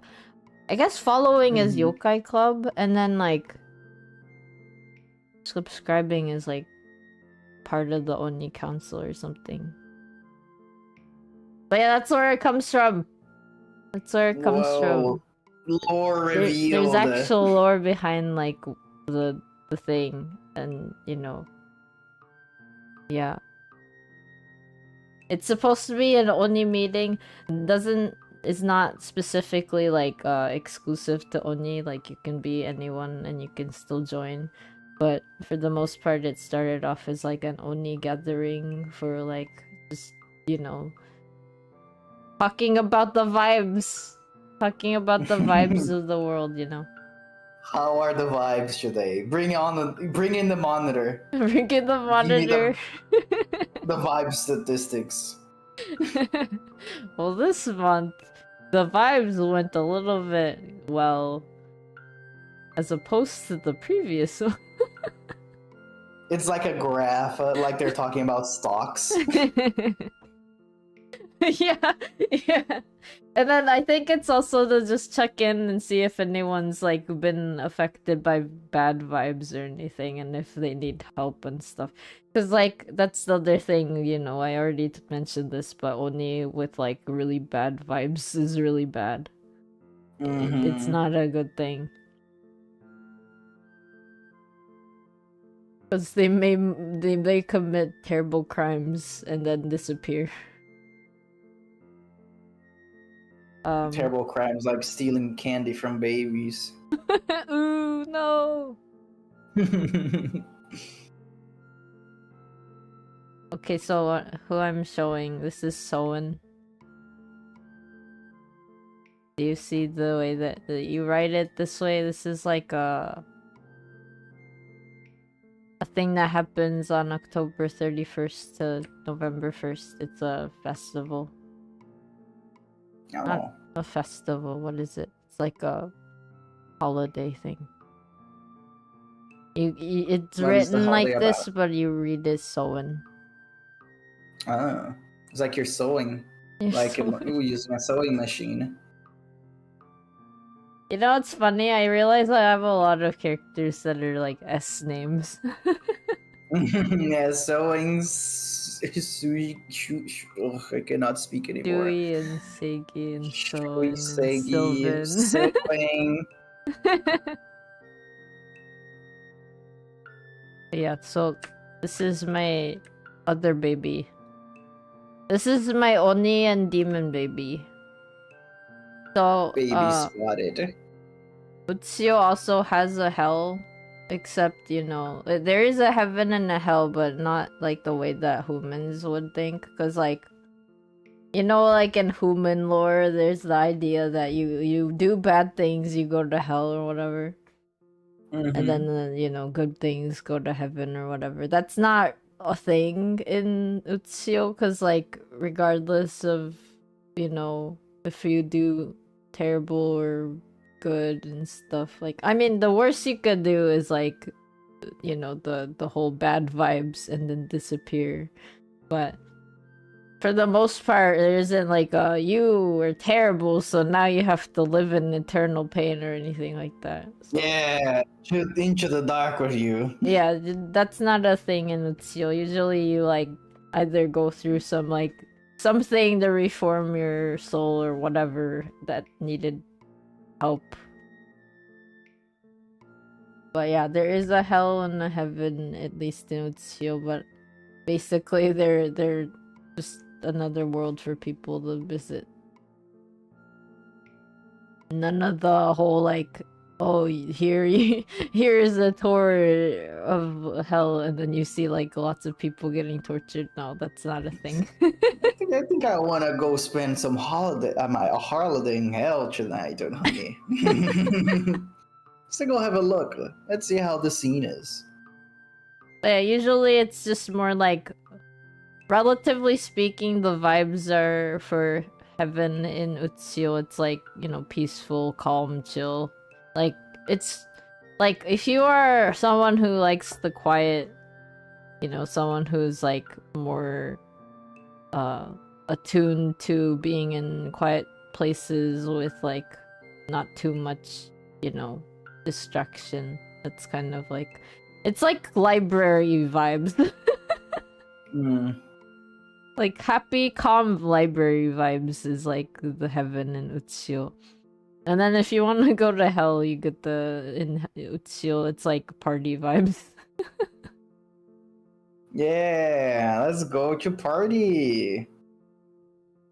Literally seeing the club scene. So yeah, that's the only difference. There isn't this whole like you need to do a moral test. And the reason for that is because basically when I was born in the world, I basically did like a cleansing of the vibes in a way, and like it's like a ongoing thing. So it's really rare that you get people doing terrible things. And then there are times when too much good is too much. So there are places and times for like, it's weird to explain this, but there's like, you know how I said earlier where there's a place for bad people and good people. Like, so if people are like inclined naturally to be doing bad things or whatever, they still have a place in the functional society, and like sometimes they'll be asked to do certain things to make sure that the vibes aren't too like one way or the other. It's weird because sometimes like if you're like the vibes are too good, there's like something that goes wrong in that direction as well, which is like, I don't know how to explain that. It's weird. Just the vibes are off. That's it. Yeah, the vibes are off. Imagine like, I don't know. I think it's you know, do you guys know about the concept where like if nothing changes, nothing happens? So it's kind of like that, where like if it's like complete peace, like forever and ever and ever, it's like it's fine and that's cool, but you know, sometimes you want something to happen. It's like the law ending in any SMT game. Oh, Sucks. it's I usually go for neutral or chaos. Never go for law. yeah, but obviously not like bad vibes human world like levels. It's like something happens. So it's like mischief. It's like mischief types of stuff happen. Like losing one side of your socks. Yeah, or something like unfortunately like maybe something that you own breaks or something, but not like in a bad way. I don't know how to explain it. Anyway, You get a little bit inconvenienced. yeah, basically like a little bit just to remind you that they're you don't get like too comfy and like nothingness. I don't know, it's kind of a weird thing to talk about, but it's also consented. Yeah, I want to suffer a little bit. Like so that's the thing, is like before Ven was born. Oh, the BV. It's like a separate time. So like before Ven, the bad vibes were just bad vibes and they were not consent based. You're gonna have bad vibes and you're gonna like it. So like after Ven is like the consent type structure of the world. But so the way that also works is like, you know how like in the human world there's a bunch of like, technically, or instead of telepathy, human people have like technology, right? Mm-hmm. It's like, imagine that but without the technology. So like people kind of feel things. So like, let's say someone's like really upset, but they're not saying it, they're not telling you anything, they're not like showing it in any capacity. People can still kind of feel it. They feel the vibes. That the They vibes do. are off. The vibes are off. And stuff like that. So it's a little, we have kind of like the synchronization of feelings and stuff. So if the vibes are too bad, it's really bad. Not fun for anybody involved. Yeah, because like even if you're happy, if there's like a whole bunch of sad people, you might become sad because you're also feeling the vibe. Oh. So like it is relatively better to be like neutral to happier if possible, but too happy is also kind of weird. That's called a manic. Yeah. Being manic. Yeah, I guess that's what it is. It's like the two sides of that, the binary. If it's like mania versus depression, it's like that. Mm-hmm. Like you don't want to be like too happy because you might do weird things because you're too happy. Yeah, put your pants back on.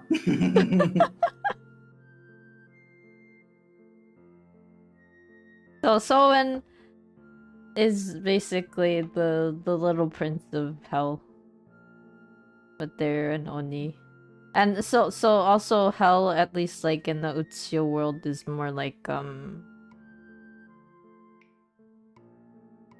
the place of demons. Demons live. Like basically like the West Hemisphere kind of area has like the heaven and hell, and they're like you can go there from portals.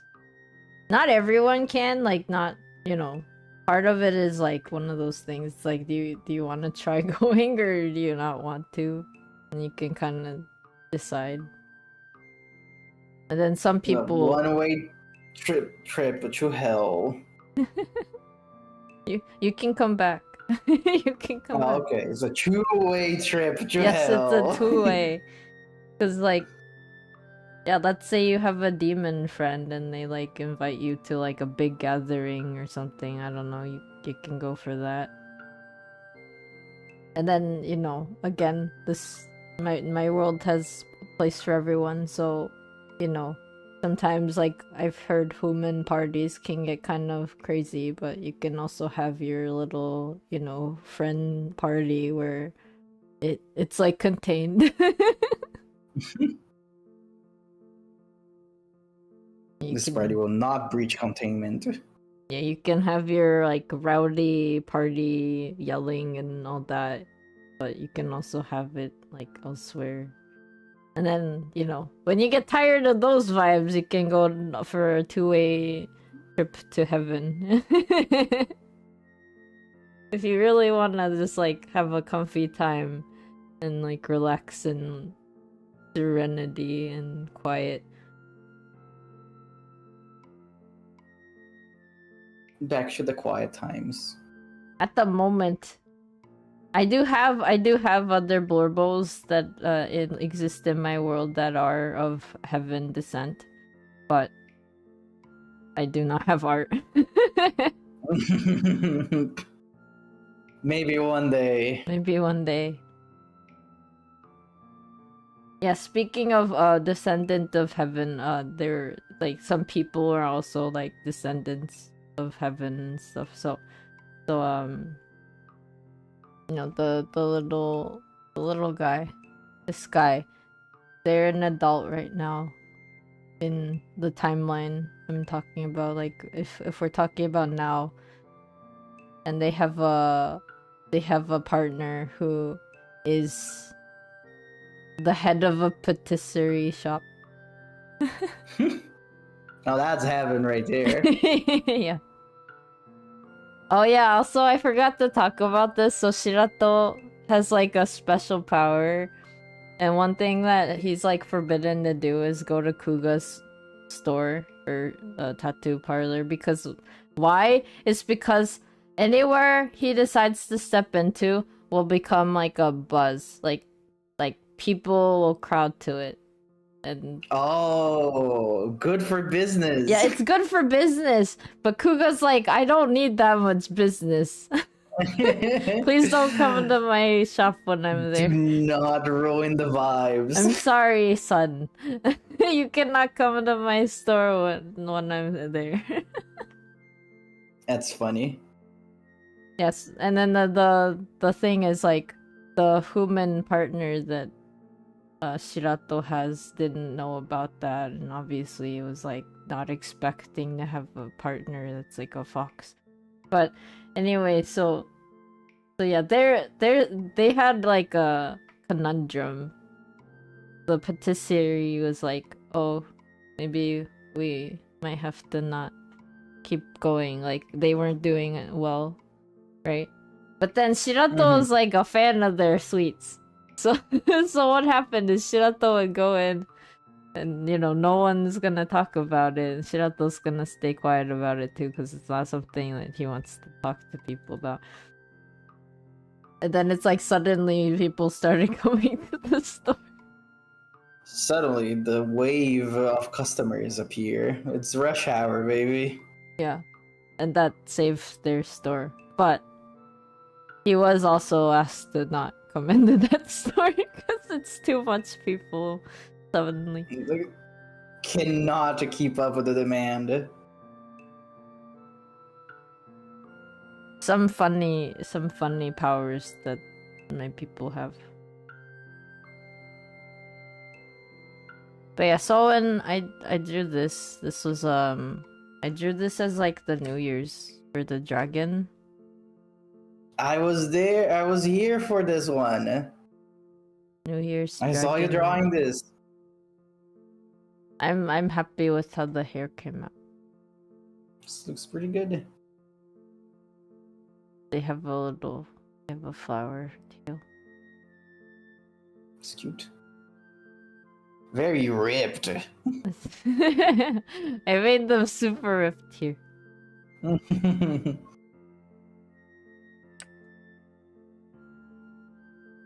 They have the little my eye stuff and the ear stuff, and they have an orange horn. I think it's carrot flavored. they can also shapeshift, so technically they don't have to look like this, but they do anyway. Like the Digimon. Did you? I've had that, like, when I would draw critters and creatures, people are like, oh, it's like a Digimon or Pokemon. I'm like, oh. You have done it. Baby. Baby, Emma kinda has the little eye thing.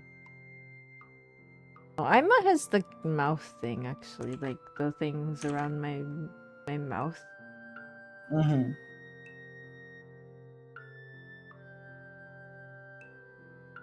One eye, baby. Chamomile smell. I think I showed everything. Have it all? You talked about everybody? Have I not? I don't know. You're the you're the blurble master of your own world. The master of my own blurbles. I think I have. I mean, oh, I'm trying. I think I did talk about how I was born of a Tachibana plant, right? Yes, you talked about that right at the start. And then like 8 hours ago. Yeah, Tachibana plant. The mask was given to me by the Oinari-san, the kami of prosperity and abundance. That is why I have fox powers. Very good gift. But yeah, I you know, technically my OP powers are kind of like those those like isekai stories or like the main character's OP. I kind of have that. The power fantasies. Yeah, I kind of have that, so like, technically I can do anything, so I'm not, bound to the confines of my manifestation. But whatever you want. But yeah, for the most part, I do live as an Oni and enjoy my time because, otherwise I'm just the universe, just being the universe. It's good to have a place to settle down. Yeah. Basically. I think so. I think I might have talked about everyone. Oh wait, did I talk about Sho? Yes, you did. Okay. Yeah. Okay, then I did. I did talk about everyone that I have drawings of. Very spotted. Furry. I can't find the one where I made them more like a crow. A karas tengu. I just lost your time. I do have furry forms for all of them just because. Because they're cool. They're cool. It's true. It's good to have a furry form. Do I have the ball back? Favorite. Oh. My favorite. It is a very good one. But it's sad because it's really small. It's 1,000 by 1,000 pixels, so it's not really big.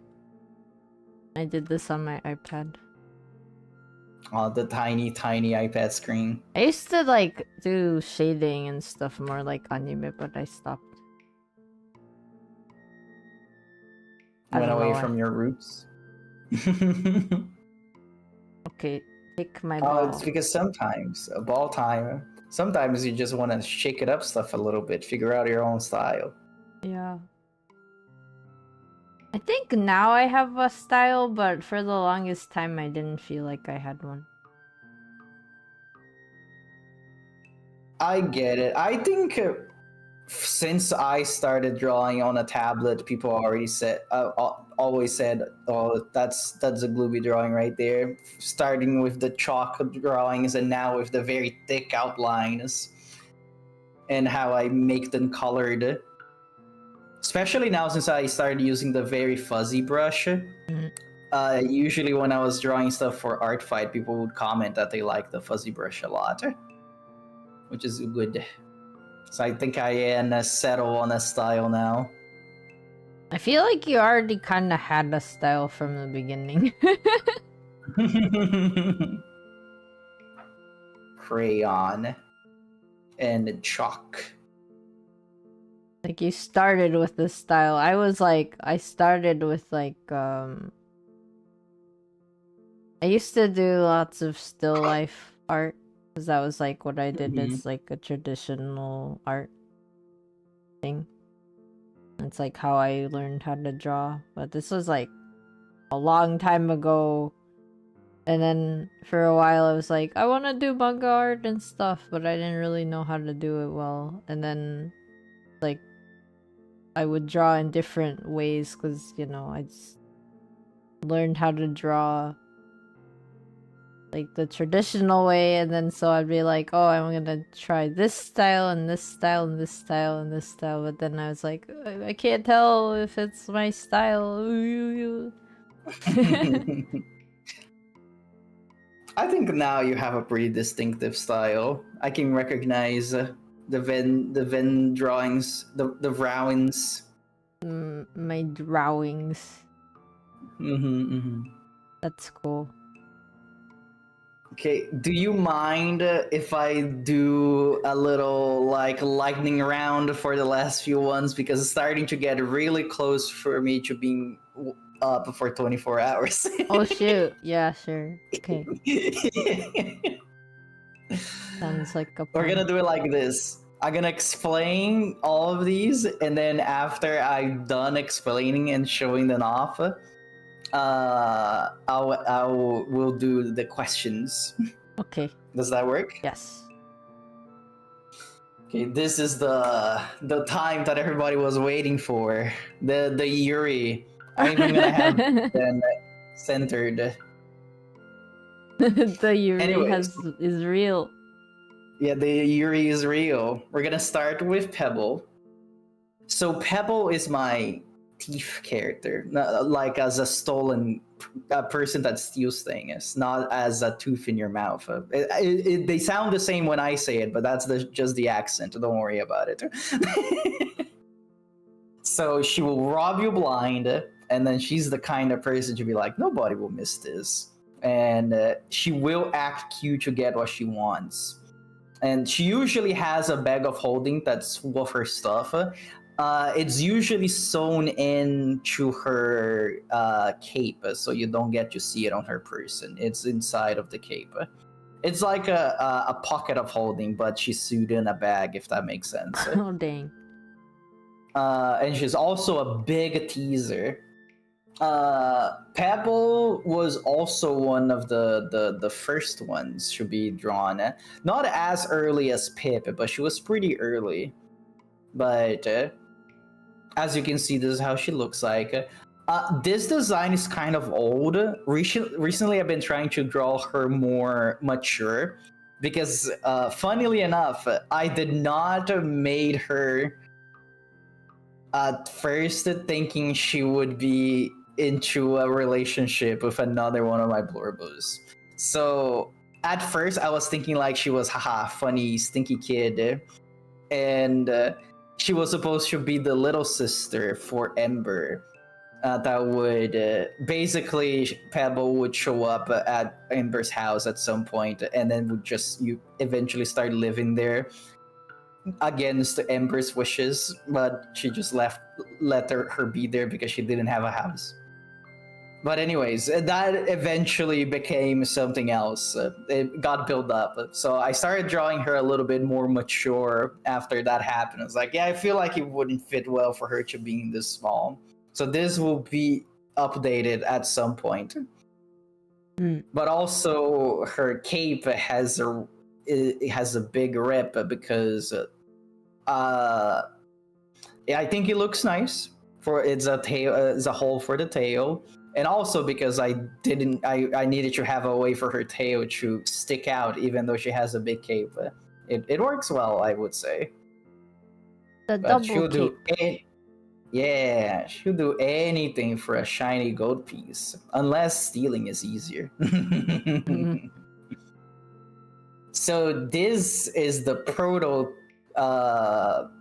pebble, which honestly did not change too much. The outfit basically is the same thing. It's like the skirt with the cape and the wrappings.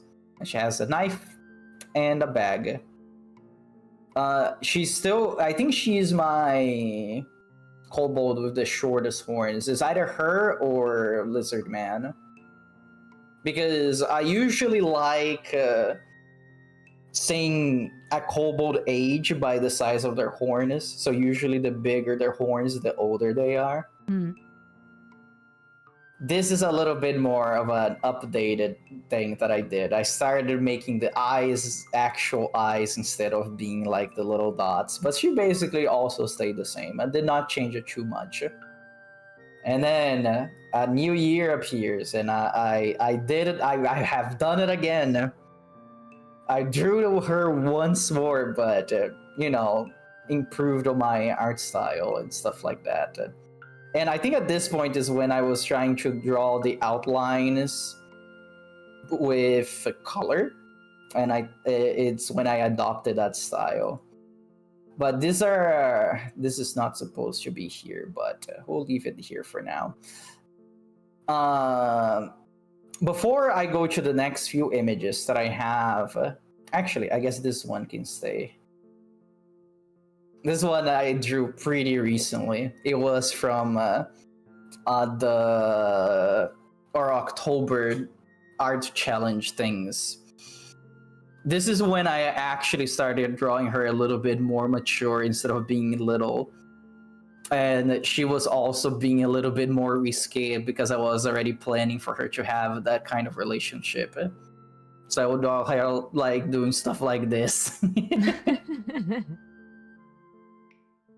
But before we go on, the next few images, she's going to be together with Ember. So we're going to be talking about Ember for a little bit. So Ember started as my character that lives in the woods and lives off the land, but not as like a druid, more like as a outdoors person. But she's also a berserker, which is why she lives by herself. Because usually she is very calm, but she can lose her temper pretty easily if she doesn't feel like she's in control of a situation. But she lives in the woods. She hunts for food, for her clothes, and etc. But she folds when teased. She does. So these two, basically, Pebble is Ember's weakness. She cannot handle being teased at all, and Pebble takes full advantage of it. But this was the first time that I drew her. She used to have these things on her, on her legs, and I have no idea what I was thinking back then. I don't know what these are. They just look like scraps of clothes. Kneecaps. Maybe they used to be boots. Who knows? But just like Pebble, she got a little bit of an updated design 3 months later. Well, the design has stayed the same, but improvement of art style and all. Anyways, and then I started drawing these two together. So at first, their relationship started with, what are you doing in my house and why are you here? Basically, Pebble would be in trouble in the town and would use Ember's house in the middle of the woods as a hideout because nobody would go there. And then one time, Ember found out that she was there while she was out and came back to her, basically raiding her pantry. And I was like, who is this? Why are you stealing from my house? But eventually they became friends. And when Pebble would be in trouble, Ember would be the one that get her out of it. But then I was like, I think it was exactly after this drawing that I drew this. There, you're gonna help me, right? Adding another favorite to your tab. But thanks, MB. After this drawing, I was like, I think I already have this niche of character, of archetype already filled by other Blorbos.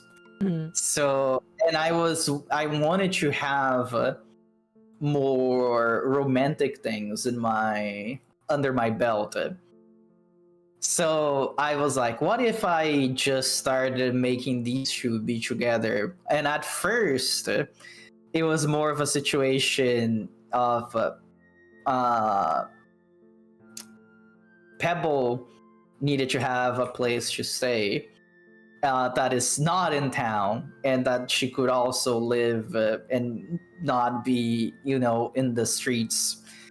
So at first it started as she was trying to take advantage of this person that doesn't really know how to handle being like around a person, basically. Right. Also, this is more me color coding the text when they're trying to talk about other people. So Ember would look a little bit uncomfortable, but she didn't disliked the situation. And then I was like, maybe they do. Then later on, it was basically more like maybe they do like each other. Maybe it grew more instead of being just Pebble trying to take advantage of her, more like, actually I fell for this, damn it. I so like cute. Her, this sucks. But Pebble being Pebble, she would always try to press Ember's buttons as much as she could. And this drawing I actually did today, well, I guess yesterday at this point, because it's after midnight.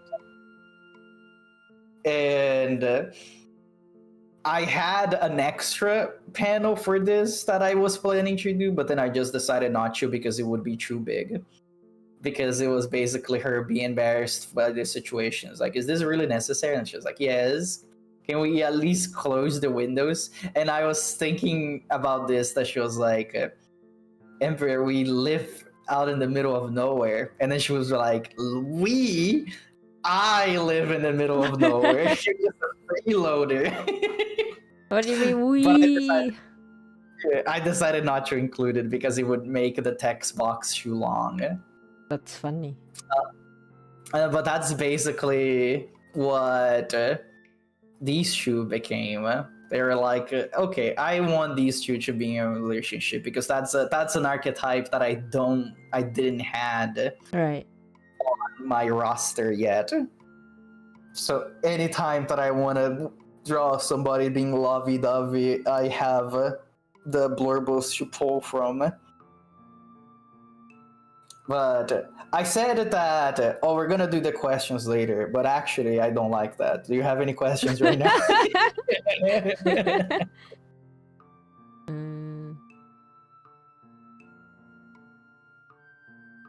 Also, I do not have a ref sheet for Ember. I only have one for Pebble. Oh, okay, that's fair.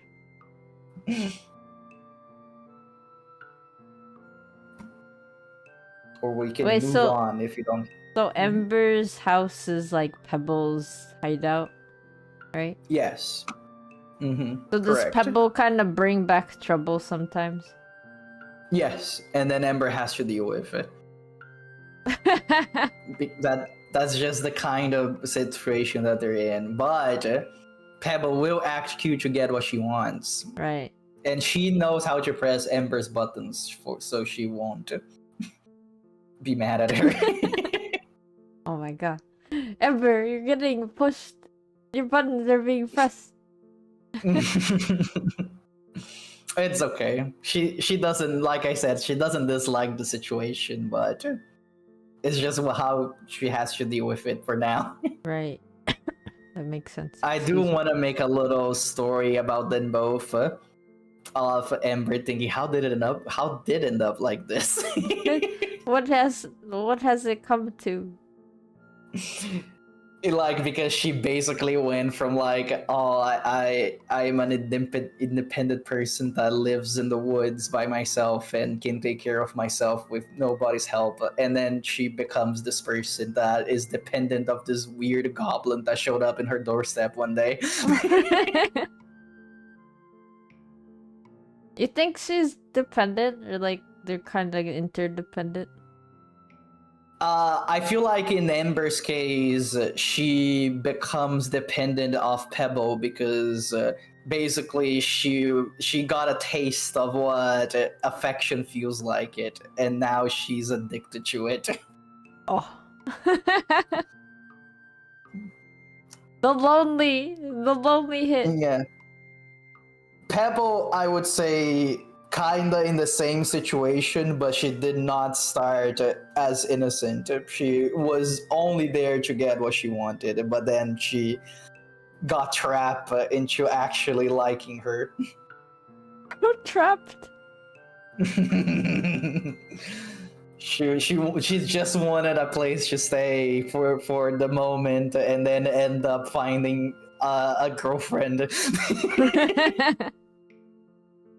Came for a place to stay, found a girlfriend. It's a good love story. Friend, enemy, two lovers. I to be fair, I don't think they were ever enemies. They were just, this person that I said could stay here for one night, true lovers. Right. Oh, I have a question for, like, so you said some of these blurbles are, they come into contact and others don't. Like, will they eventually meet each other, like all of them, or is that not just not happen? So I don't think it would be like an Avenger situation that, or like a Smash Brother, everyone's here, but they do live in proximity to each other, at least most of them. So Pebble and Ember would technically be able to encounter people in the city, especially Pebble, since of all the trouble she causes. But I don't have like a planned thing, like, oh, they would meet because of this, like I have with some other blurbles. It's just that they live in the proximity of each other, so it would make sense that they would bump into each other at some point. But no plans for now. Okay. Any other questions? So does Ember... Wait, what does Ember do? Like, outside of whatever Pebble gets into? So Ember is basically she would just spend her time in the woods and not interact with many people because of her temper problems. So it can just... She's like a camping survivor type. Yeah, she's a survivalist. She would hunt for food for her clothes. She would cut lumber for her hut, and basically she would be in the wilderness. She would never make contact with the city whatsoever. Dang.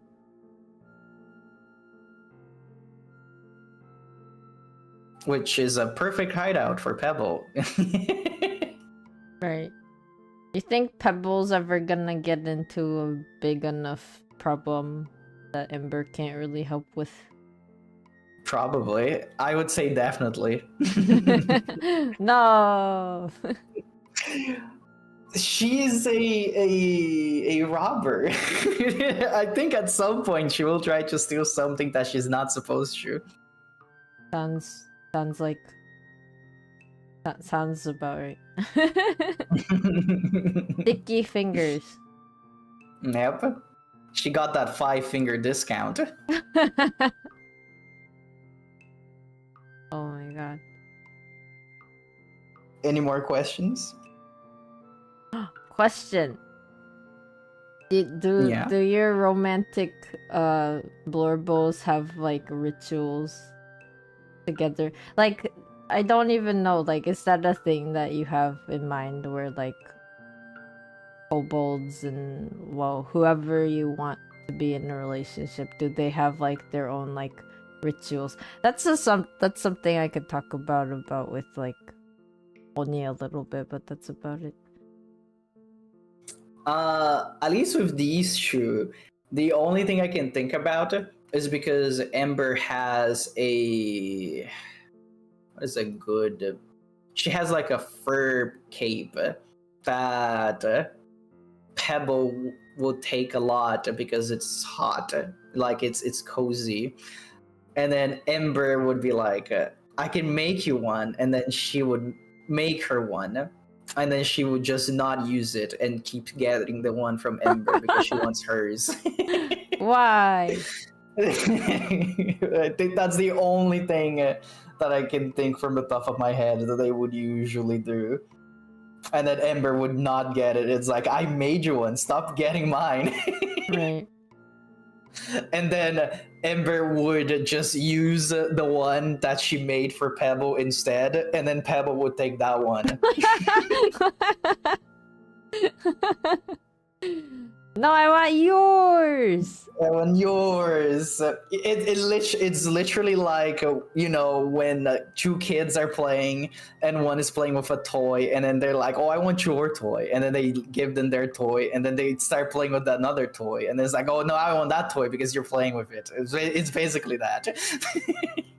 It's so funny when that happens.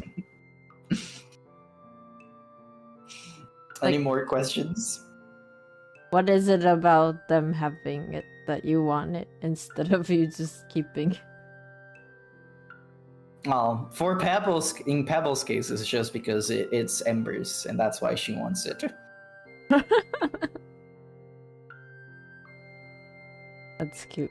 It's more about this thing.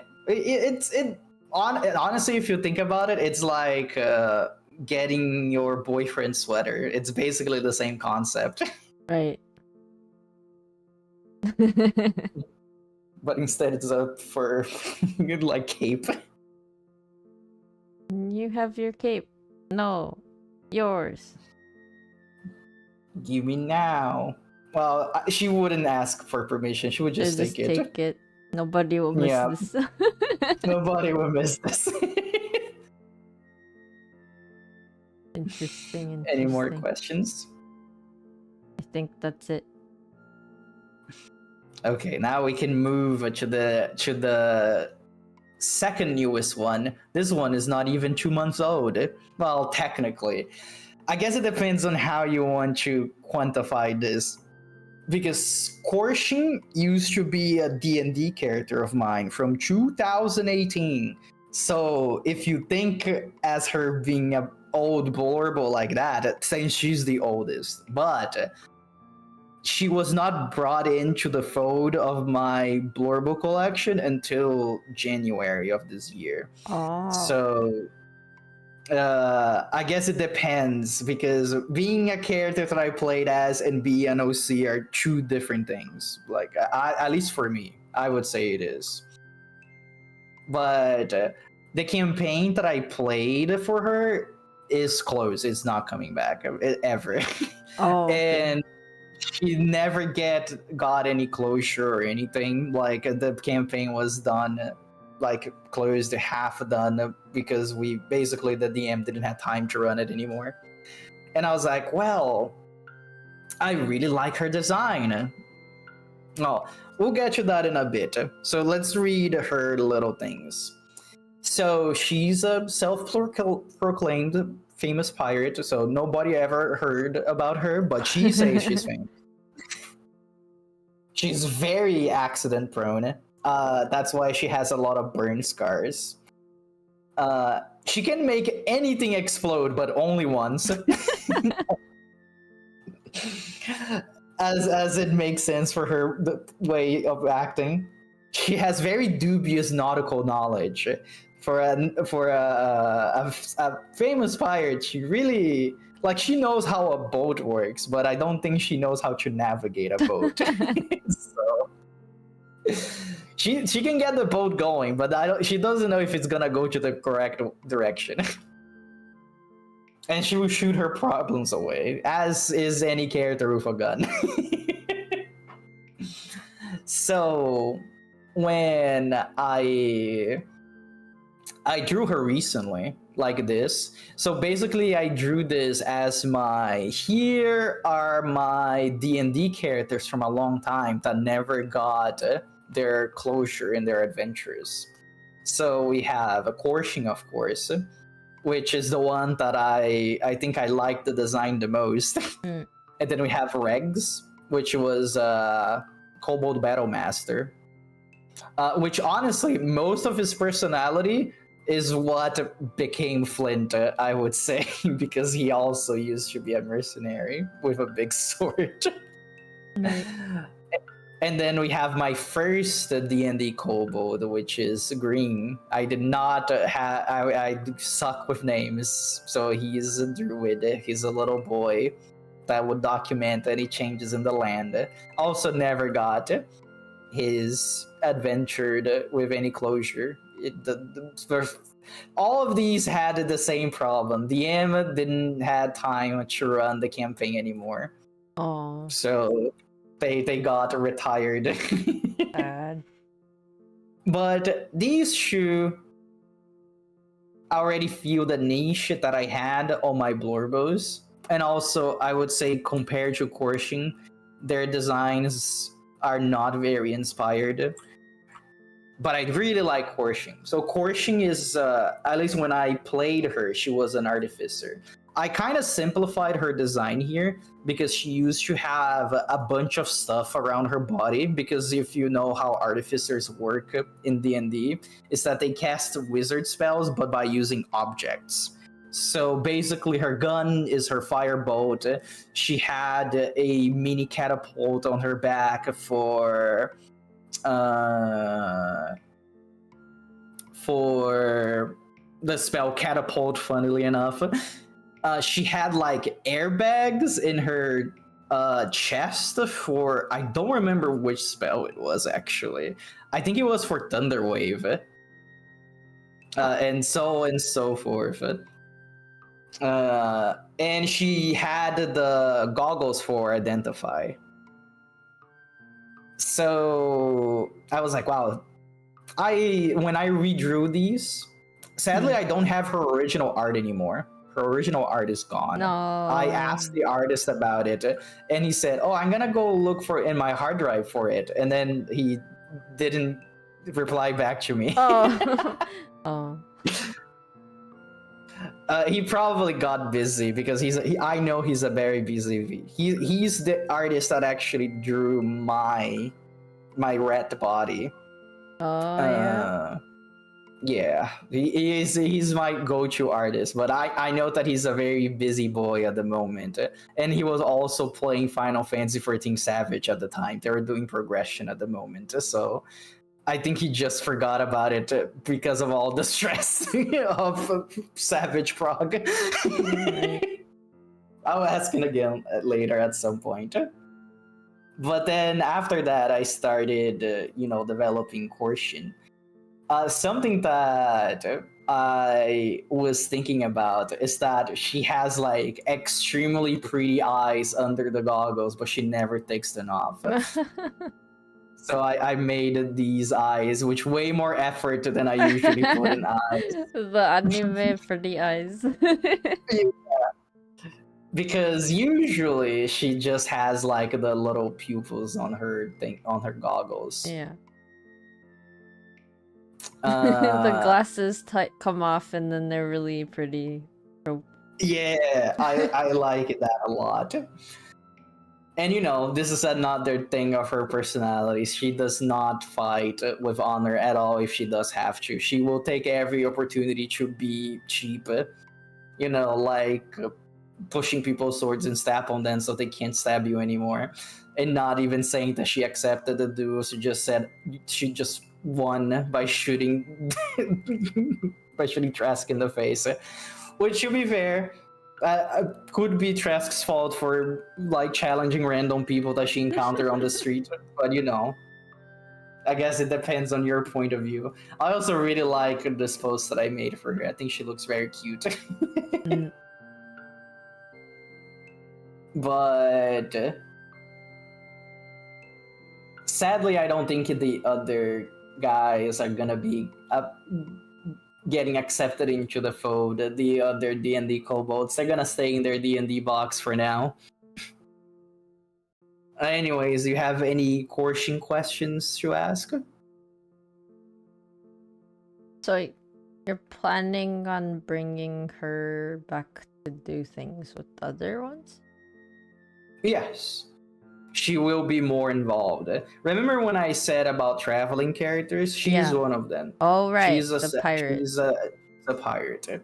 So I would basically be like, she would show up in the shore and, I don't know, interact with people from then forward.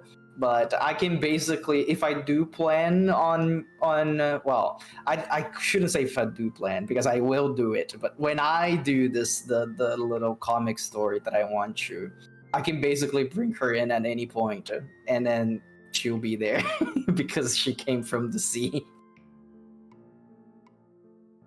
Any other questions?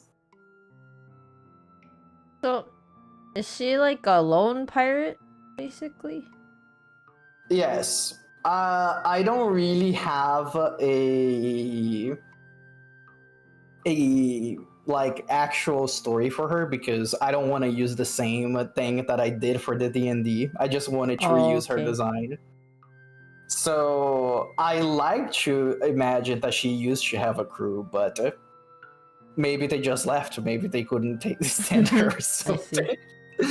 And then she was by herself and it's like, well, I know how to set up a mast and do everything, but I have no idea how weather works or how that would affect the wind and stuff like that. So she just basically aimlessly went around the sea until she found a place to be. Dang. It do be like that sometimes.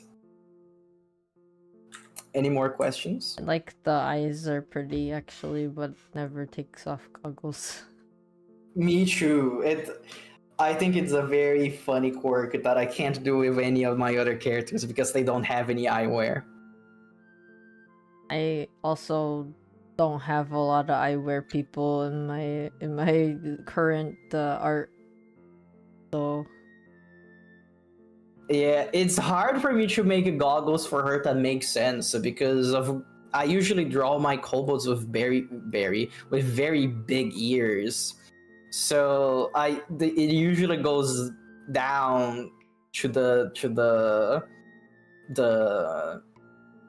ear, and then they probably I'm gonna have to eventually, when I draw her ref sheet, I'm gonna have a fun time drawing the back part, I think, because I'm gonna be like, how do I do this? I guess you could make it where it's like looping around the ears or something. Yeah, but then we get another problem because of the horns. Right. How would go loop up if the horns are there? So it would also have to go around the horns, and it would look really weird.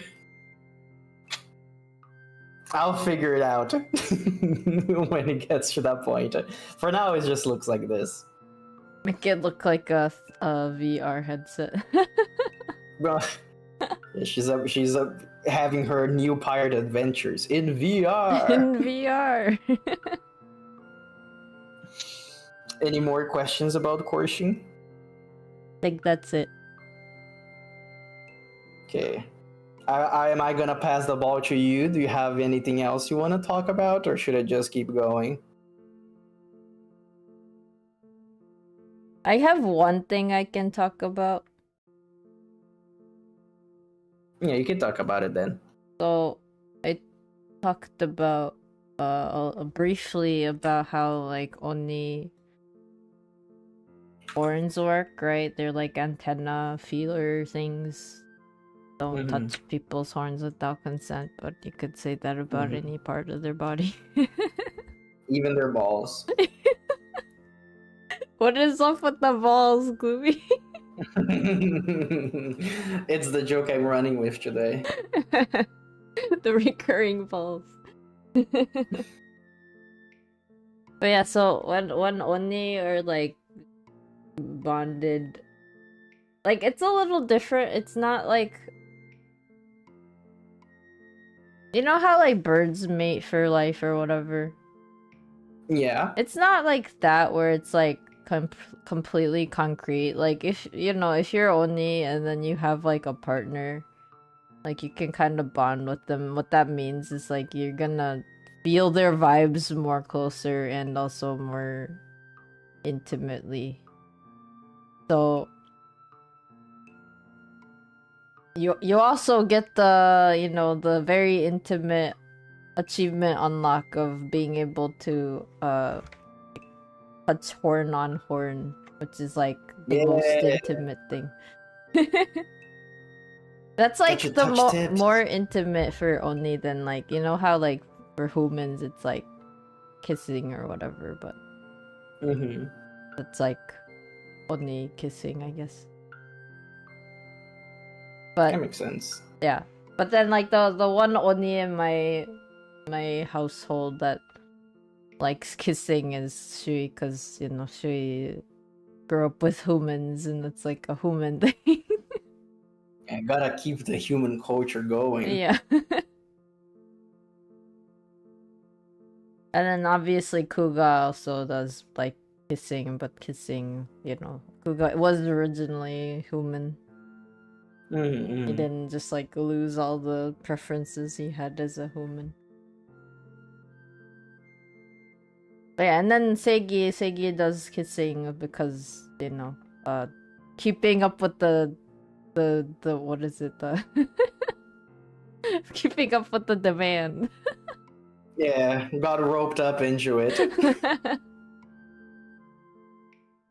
But like, as far as like closeness goes, it's kind of like me and Kuga the most close. Like Seigi and Kuga do interact, but it's a little bit more.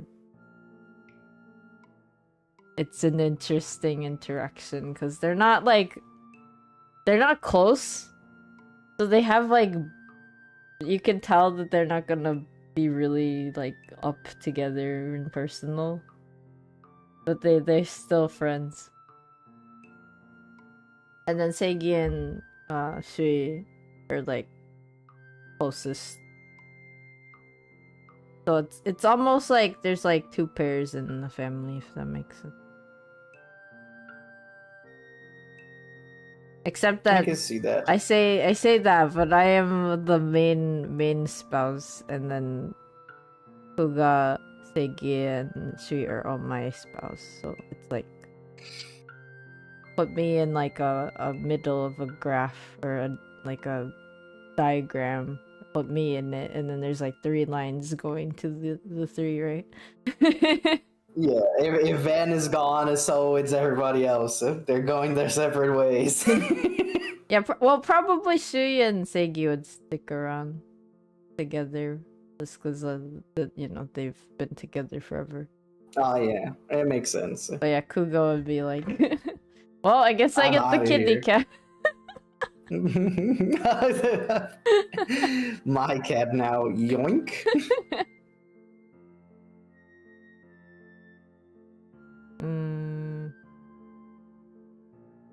Yeah, the other only romantic thing you can do is like you know how kitty cats sometimes do the thing like with the tails, like they wrap their tails around each other's tails. But that with hair. Oh, with the prehensile hair. Yes. To be honest, I feel like oni are kind of cat-like. The cats actually evolved from the Oni.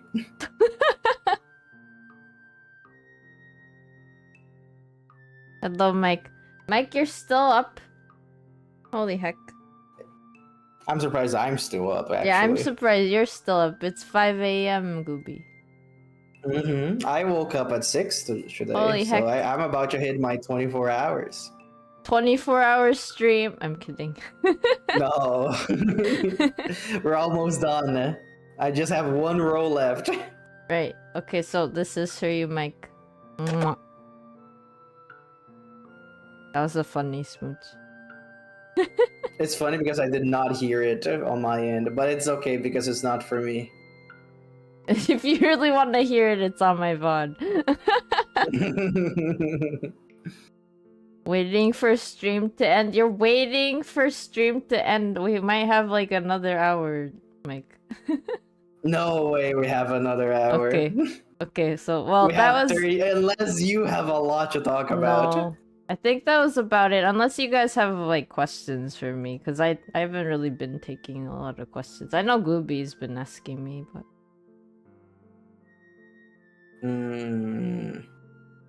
I don't have any because I hate kissing.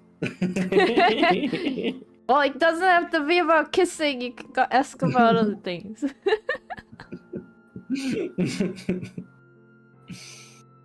I think most of the questions that I had already got covered. Oh, I do have a couple more things actually. I remembered. Oh. I remembered.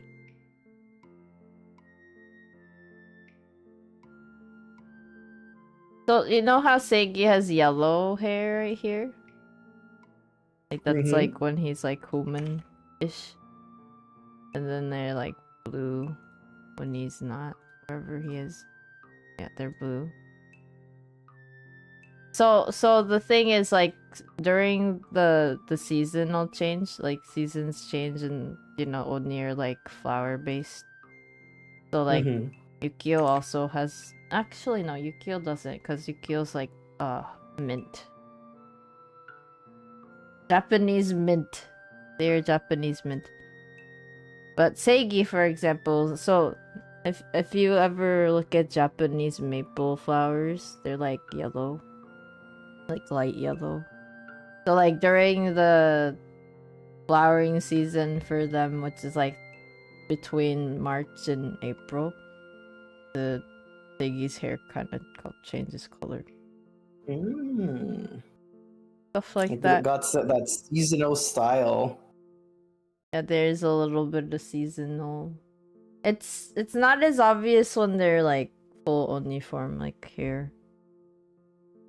Then it's like their you know basic Oni alignment kind of shows more or less.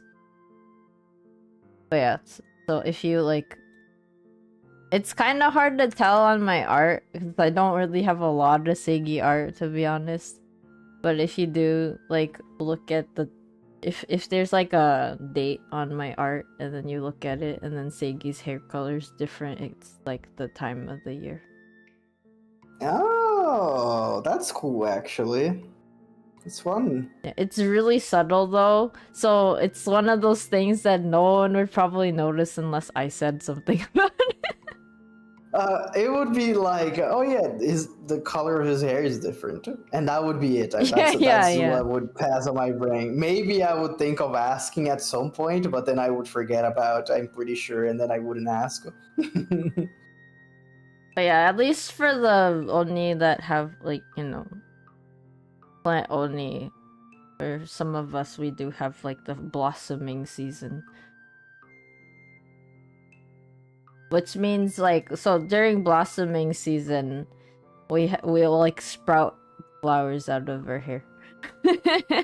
Oh, yeah, a pretty little flower. And then sometimes they'll like so we also have onibi, like the little spirits. They're not spirits.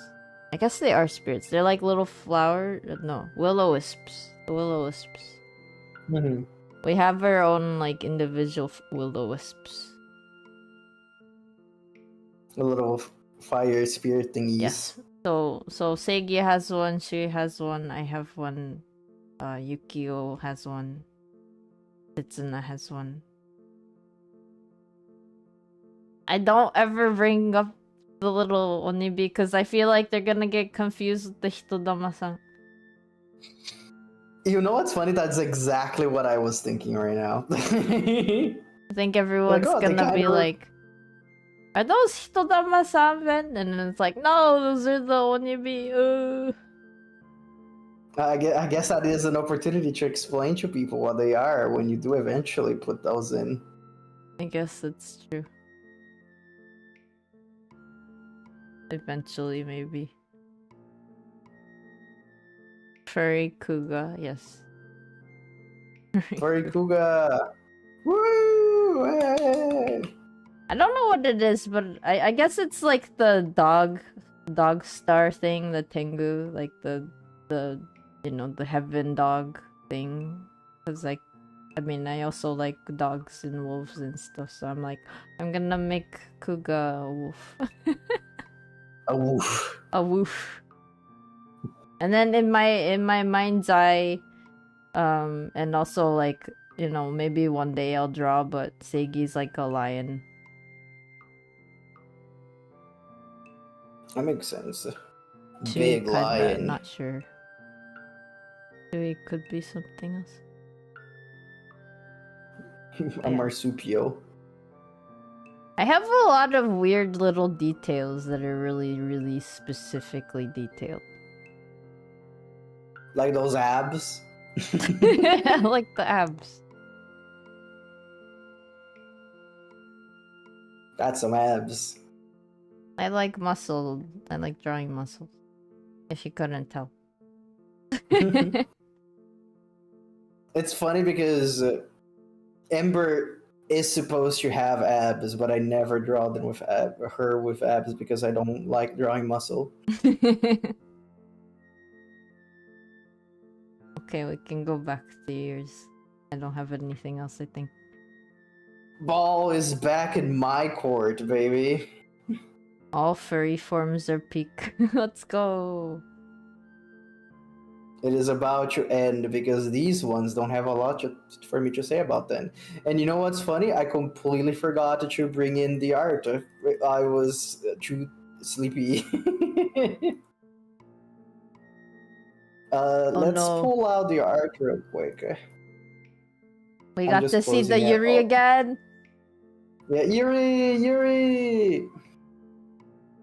So these two are, I would call them the bathhouse twins.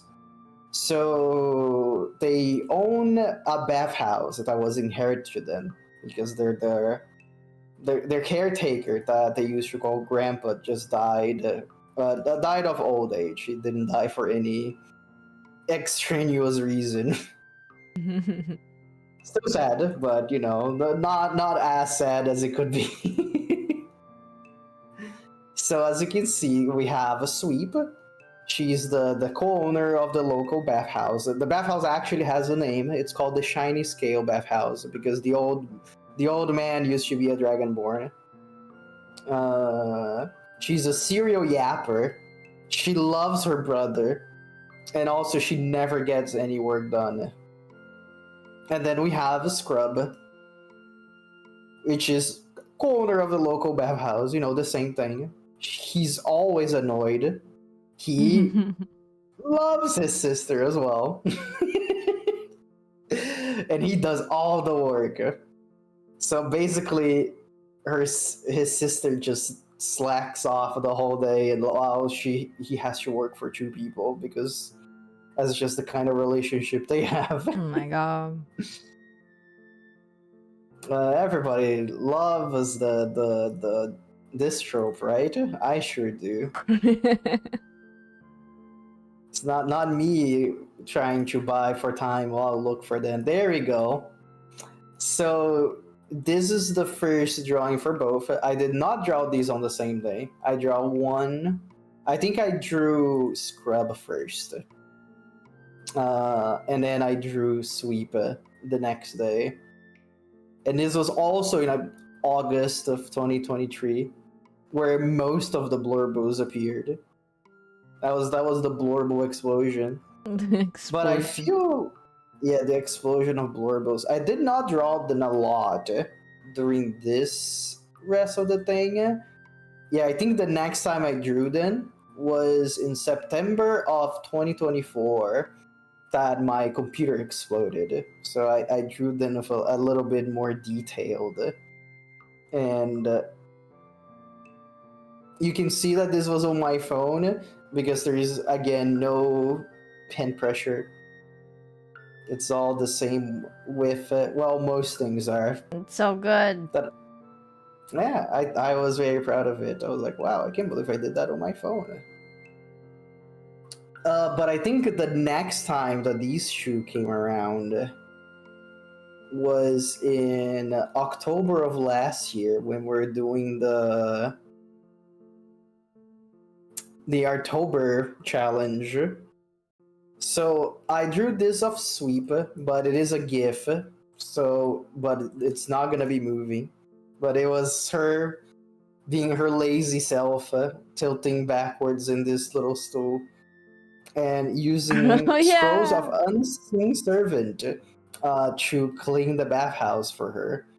Usually these would move around like the brooms, and the mop, but they don't here because this doesn't support GIFs.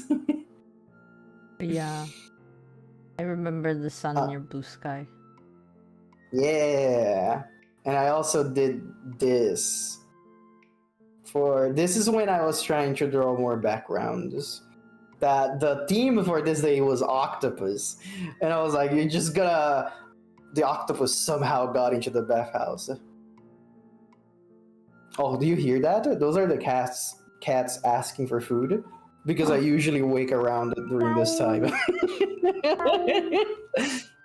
So I guess I gotta feed them before I go to bed. No. Well, don't worry, we can finish this. The cats first. are very good at knowing when it's time to eat. Mm-hmm. That's what they do. They love their food. These shoes specifically, though, are also kind of neglected. I don't draw them a lot. Oh, wait a second. I'm a liar. I just remembered that I do have more drawings of them. I just remembered something. Because I was going to be like, yeah, I don't usually draw these two a lot because it's hard to find a situation to put them in since they're like, you know, funny bathhouse people. But I have this drawing of them that I wanted to see if I could draw then on modern clothes, and I feel like this is how they would look like. Still no pants because kobolds never wear pants, and Scrub always needs to have his head covered because that's the design choice that I made for him. I do have. There you go. I knew that I was forgetting something. I have their ref sheet, and they're both on the same ref sheet because they're twins, so they would look the same. But you know, I just made Scrub's eyes slightly a different shape, but they're never gonna be seen anyways because he always keeps them covered, and it's a male kobold and a female kobold, but they're both. Came from the same egg. The kind of story I was thinking about for them is that I don't know how this would happen, because in this sort of city, that would never happen with the mayor that we have.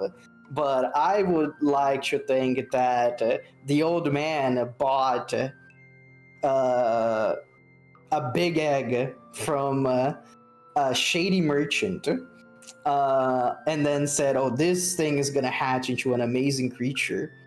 And then since he owns a bathhouse, he used the bathhouse to incubate the egg and then got 2 kobolds out of it. I was like, I don't know, I don't think I would call these amazing, but they are creatures. And then he started taking care of them. But I think like I said, I don't think that would ever happen, at least in the city. That I don't think the current mayor would ever let anybody sell draconic eggs, and they would be finding out about it just because of the way that they are. So I need to figure out a way of how this would happen. Right. Wait, so did they get named from that person? Yes, the old man named them Sweet and Scrub because he owns a bathhouse, and that's stuff that you do in a bathhouse. Oh my god. Oh my god. Here are my children. Have you noticed that all my characters that have children are very bad with names? But that's because I am very bad with names. They inherited that trait from me. The trait is from the secret Glubie that no one knows about. Do you have any questions for these two? I like how it says very dumb. Oh yeah, that's right. This is the unupdated version. But they kept the same energy, I would say. They did not get changed. Yeah, Scrubby has a bucket hat. I like that his head is always covered. Somehow so when he puts a bucket hat knows how to see things with the bucket on his head. Oh yeah. Well, no, that's just something you learn when you have a bucket on your head. Why he's doing that, you ask? Because I like it. It is a design choice. It's also so you can tell that it's not sweep. Yes. Well, I guess you could look at their eye shape because usually female and male kobolds don't look that much different. I think the females are bigger than the males usually. Or maybe it's the opposite. I don't remember. I really don't pay much attention to the official kobold biological stuff. Like they all basically look the same anyways. The only difference would be their internals, but you're not gonna be touching that with my blurbles. Put your hands away. Put your hands away. Mm-hmm, No touching. Keep your hands to yourself. Do not try to grab their balls. Or the lack thereof. I was like, do they even have balls?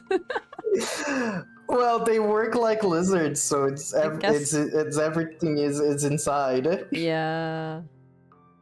They So may have them somewhere. Yeah, so usually just by looking at them, you wouldn't be able to tell. Yeah. Any more questions for the twins? So wait, who's like the youngest out of all of your blurbles right now is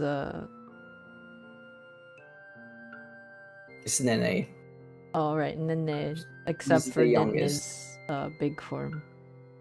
Yes, because she's from the future, so she's older. And then the oldest is Olga. Yes, but not if you count the mayor. If you count the mayor, then the mayor is the oldest. Mayor is so old relative to everyone.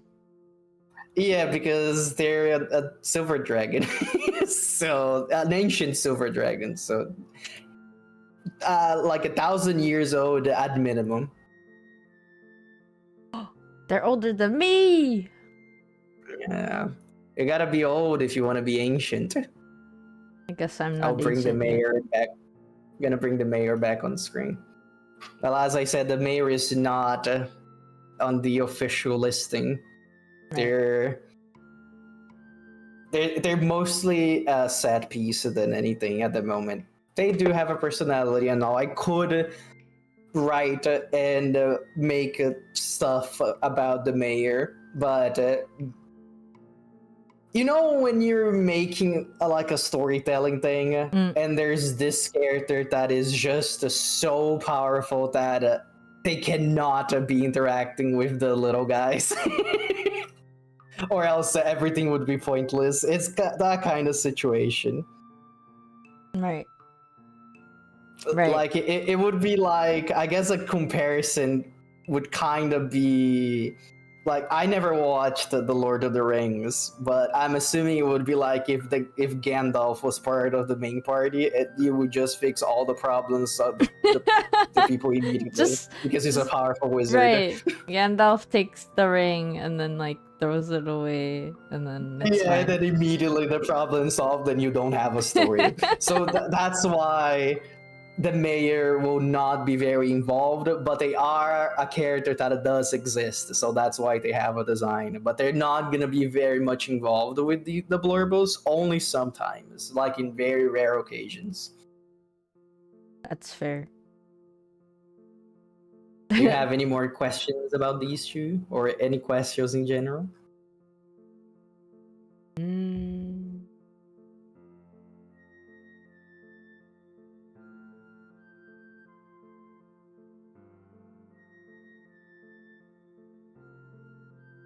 Wait, who else did they hang out with, or are they just hanging out with themselves right now?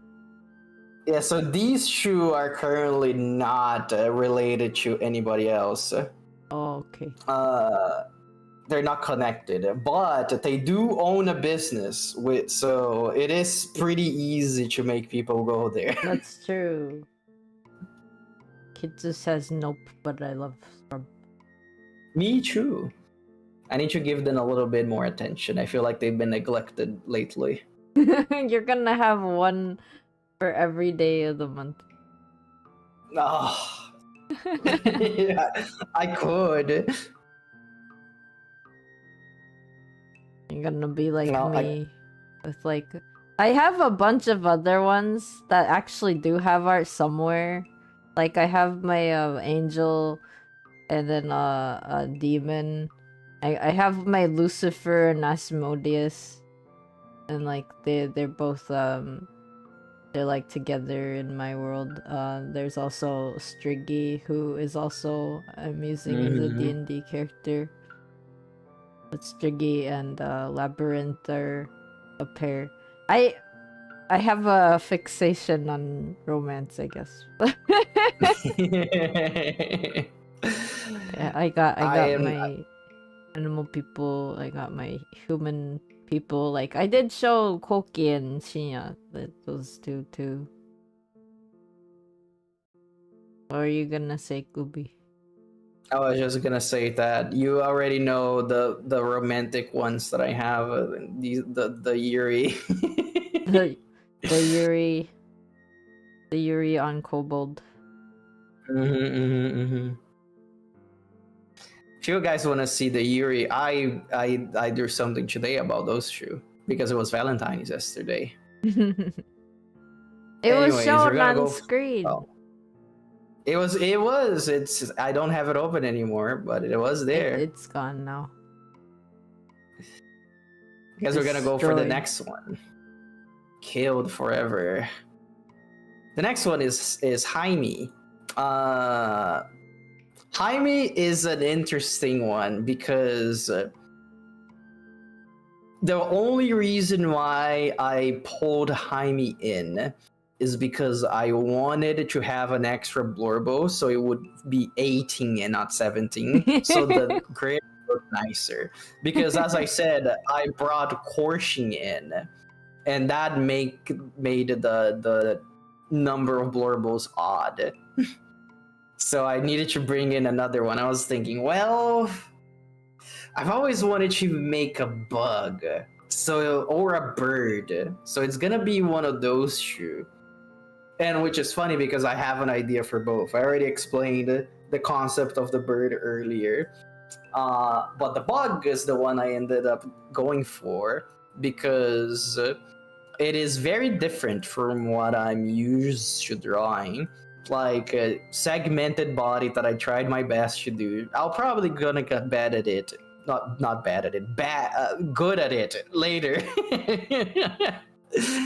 This is the first time I tried drawing something like this. I like tried to draw his mouth being opened and stuff, and like you can see that he has scythe hands, but which is gonna be weird for me to try to put him in any kind of clothes without ripping them up immediately. But you know, he is a traveling merchant, as it says here. He sells useless but high quality goods. Useless? We're gonna get into that in a bit. Yes, you see why in a bit. So he appears when you least expect, as any good merchant would do.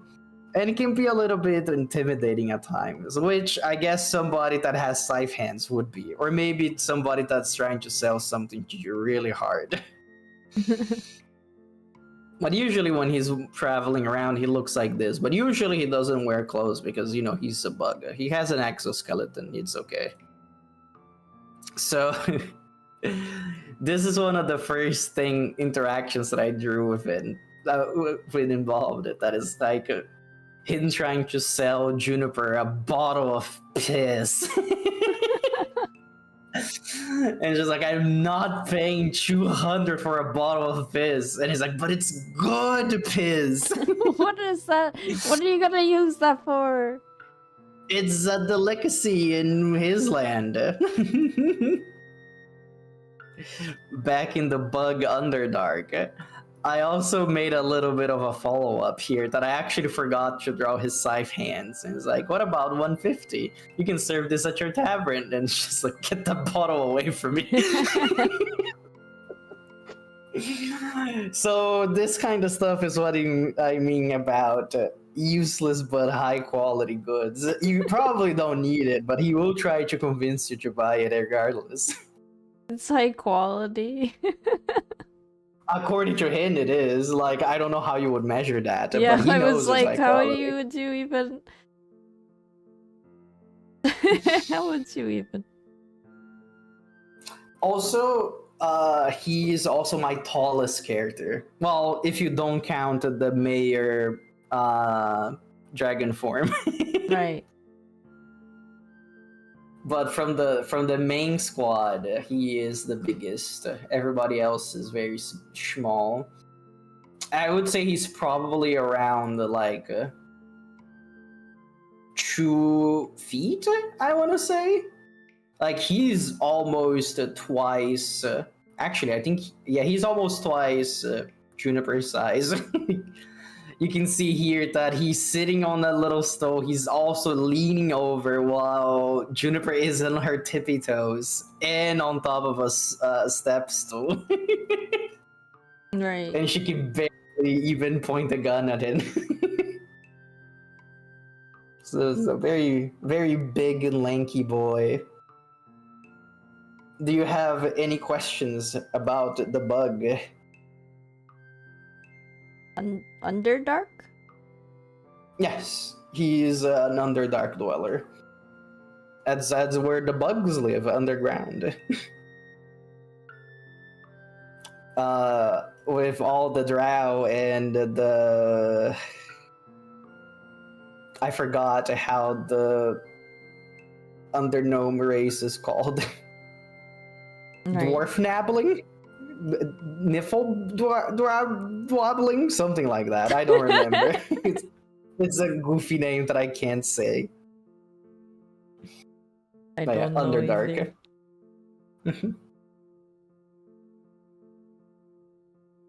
It's probably like big bug colonies down there that people just don't know. Did they have likes and dislikes?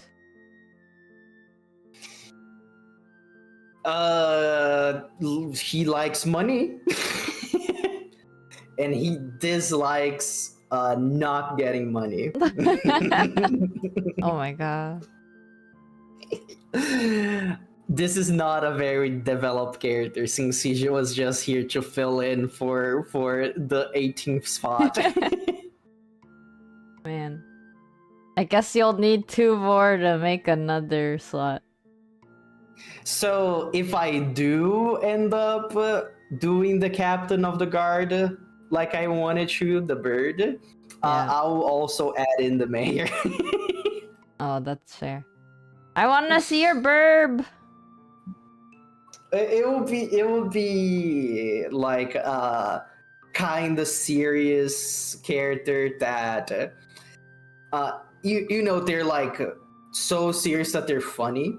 You know, somebody that is funny without understanding that they're funny. Yes. And they and the mayor will be in like it will be more close in relationship than any other citizen, because the mayor needs to be in contact with the guard, and the captain of the guard would be that contact, and that's why I would put them together.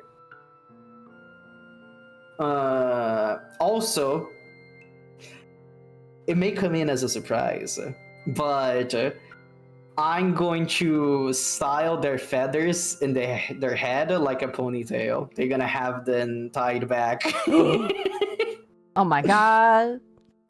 Because any character that has any sort of like big concentration of feather, fur, doesn't matter, hair in their head, it's gonna turn into a ponytail somehow.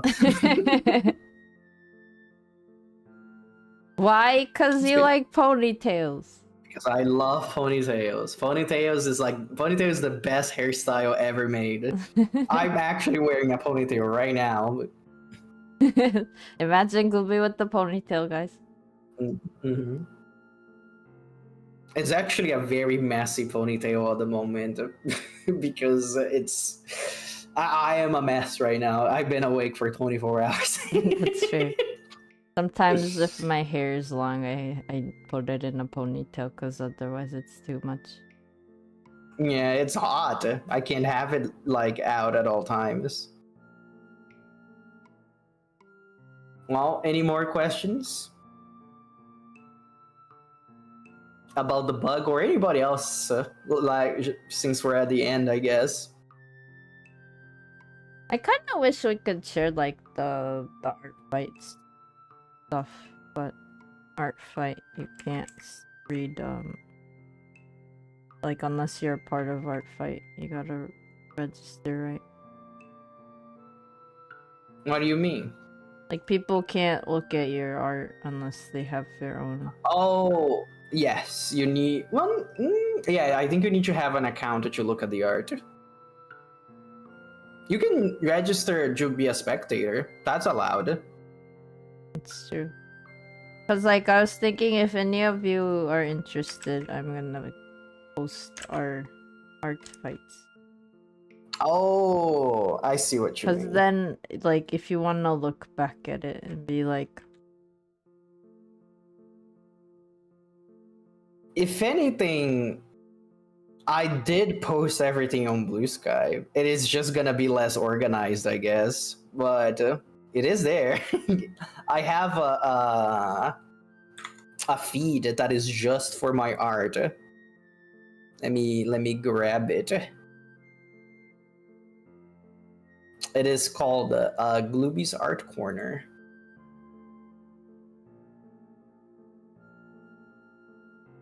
I'm adding your art fight.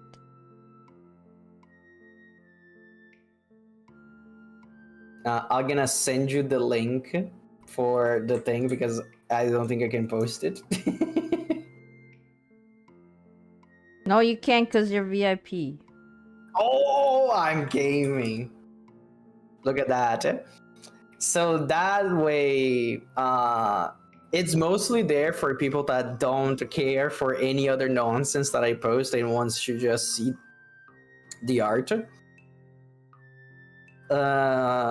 You don't even have to follow me to look at it. You can just like save it as one of the feeds you have, and then you can just, I don't know, look at it for time to time instead of looking through my profile. It's good. I like the feed system in Blue Sky, on Blue Sky. Anyways, Sven, do we have anything else? Can I go to bed? I don't think so. If you wanna talk about like what's happening with you, like in the near future, you can. I don't think I'll be doing anything tomorrow since this stream is like 10 hours long and I will probably not be waking up well. So I'm probably gonna take a break for tomorrow. On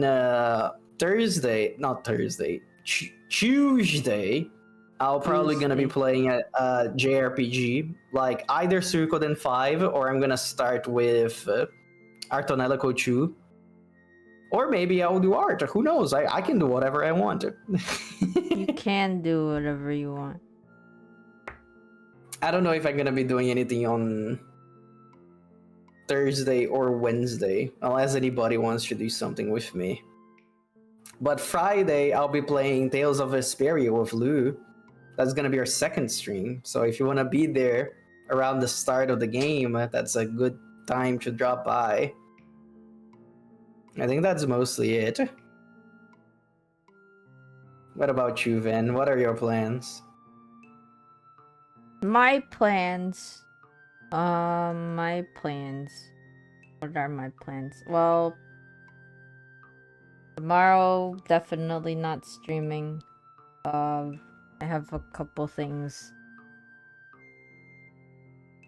Since we're going by like Western people, days of the week. So Wednesday, I am gonna try and do Monster Hunter because that's when the update drops. Oh. Yeah, so that's gonna be like the big first anniversary update, it seems like. So I am hoping I can stream that. And then the rest of the week, I don't really have plans. I might do more VR chat, but I might not. Kinda depends, cause like VR chat is fun and all, but like putting on the VR headset can kinda like I've been getting tired.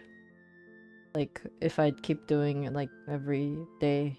I'm not used to it yet. I can see how that would be a problem. Especially me, because I have motion sickness. I feel like I wouldn't do well in VR. I found out I'm not too bad as long as I'm not just like doing like, FPS game movements in VR chat. Taking it slow. Yeah, as long as it's just like walking around and then like looking at things and then taking, stopping at points and not just like constant motion and my head all over the place, it's fine. But there are things that do make me feel like bleh. So. Sorry, I just realized something. I forgot to say something very important about Jaime. Go back to Jaime. Go back to Jaime. We gotta go back. That's the mayor. That's not Jaime. His name. You wanna guess why he's called Jaime?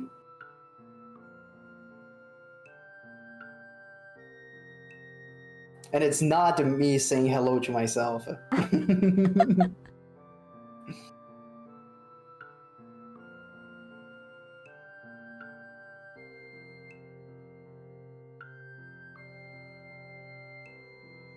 No guesses? My brain was like, hire me.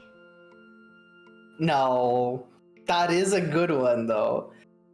So Jaime, he's based on a orchid mantis. That's the kind of bug he is. And the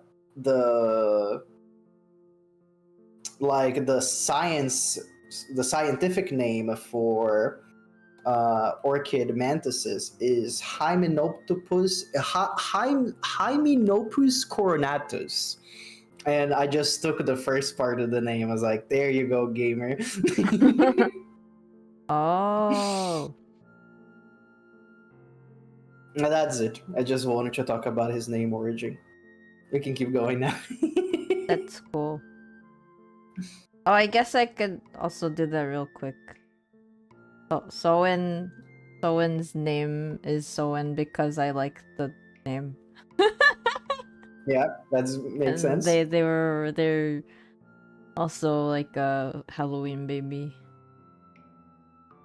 Technically, they were born on like the same day as the twin babies that I don't have a photo of right now. But yeah, I like Soen. I like the name. It's cool. And then It is a cool sound. Seigi, I guess I can type it in chat. Actually, no, I can't because the kanji's wrong. But Seigi is like his full name was Seigi Aoki, or Aoki Seigi, and Aoki is like last name. Aoki is literally blue tree. Wow. And Seigi Very is creative, just like me. It's the you know, the what is it, homonym thing? So say can be like blue. And gi it could be tree also. So it's like blue tree if you take just like the sound and then put it into like the I mean they're Gintsugi now, so at least they're not double blue tree anymore. Yeah, you fixed it. And then Shui is like Shui's shoe is red. And then E is like power. And then Shui's last name was Botan. And Botan's literally peony. But then I used the kanji for buttons. Like buttons in clothes. Because he does clothing. Oh, that makes sense. It's like button Shui, but you know, Shui Gintsugi is now his name. And then Kuga, since he's from Kurama, like, and then also he was born in the times when like last names were kind of rare for people, especially who are just commoners. So he didn't really have a last name, but then the Tengu basically kind of gave it to him, so his name was Kurama Kuga, or Kuga Kurama, and Kurama's the place name. Kurama is just like literally place name. The Tengu place name. Funny. And Kuga, again, I said it's Sky Beauty, Sky Elegance, or Sky Crow. So it is what it is. And then it can be whatever you want. Yeah, and then Alan and Alto. So Alan was just I just like the name. It's just like Alan. And originally I was gonna keep it Alex, but I changed it to Alto because I thought it was an interesting like twist on alter. Like alters is in like the other personality that people have. So I was like, oh, it's Alan and Alto now. But originally it was Alan and Alex in the same kitty cat. And then if you want to know where Gintsugi Shirven comes from, so Ging is silver. The homonym, at least, not the actual kanji that I use. That's Ging, and then Tsugi, like, you know about Kintsugi? It's like a type of Japanese craft where you put together porcelain, like you know, if you crack like a pot or something, or like a ceramic thing. Then you fill it with gold. Yeah, you fill it with gold, so that's called Kintsugi. And that's just like gold connection, basically. It like translated to. So my name is Gintsugi, but the Ging actually, like the kanji that I actually use in my Gintsugi is like song or story. And then Tsugi is connection, so like story connection. And then Sylvain is from Sylvan. That's from my handle, which is Sylvage. I was like, what's more of like a name sounding thing? And then I was like, oh, Sylvan. It's because I named myself Sylvage from silver and the periodic table symbol, the AG. I just put them together. Oh, that makes sense. So that's why it's Sylvage and not Silva Gecko. My favorite streamer is Silver Gecko. The CA Maybe one day actually they'll be live again. comes from like a past full name that I had. So like okay, you know, if you look up my stuff in the past, like when I was still like just Sylvage for most of my handles, I had a whole different name. It's actually on the Kuga one, but I think I already clicked it away. There's one where like, yeah, I probably just got rid of it, unfortunately, but it says like I gave myself a first name of Sylvage, and then middle name was Crescent, and then last name was Adept, and so it was like Sylvage CA. But yeah, that's where the CA comes from. Not from Gecko. No. But then it's funny because now like a couple of years ago actually, I found out that there's a road called Sylvage. And I was like, what? Like, that's where the name came from. The handle that I've been using for like since when is my DeviantArt from? How old is my DeviantArt?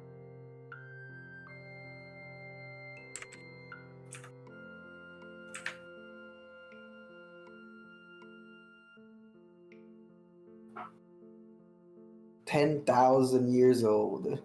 Does it even say? I'm not sure. I don't use DeviantArt.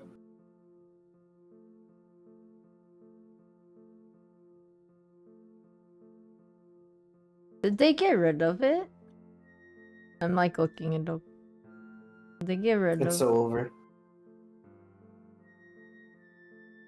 22 years ago! Wow, that's a long time ago. 22 years ago. Older. That's probably older than a few chatters you have. Oh dang. Some of you might be younger than when I first started posting on the internet. But yeah, 22 years ago, I decided to go by Sylvage. And then I started posting art. That's more than 2 decades ago. Insane. That's a long time for humans. It's a long time for me. It's a long Also, time for rats.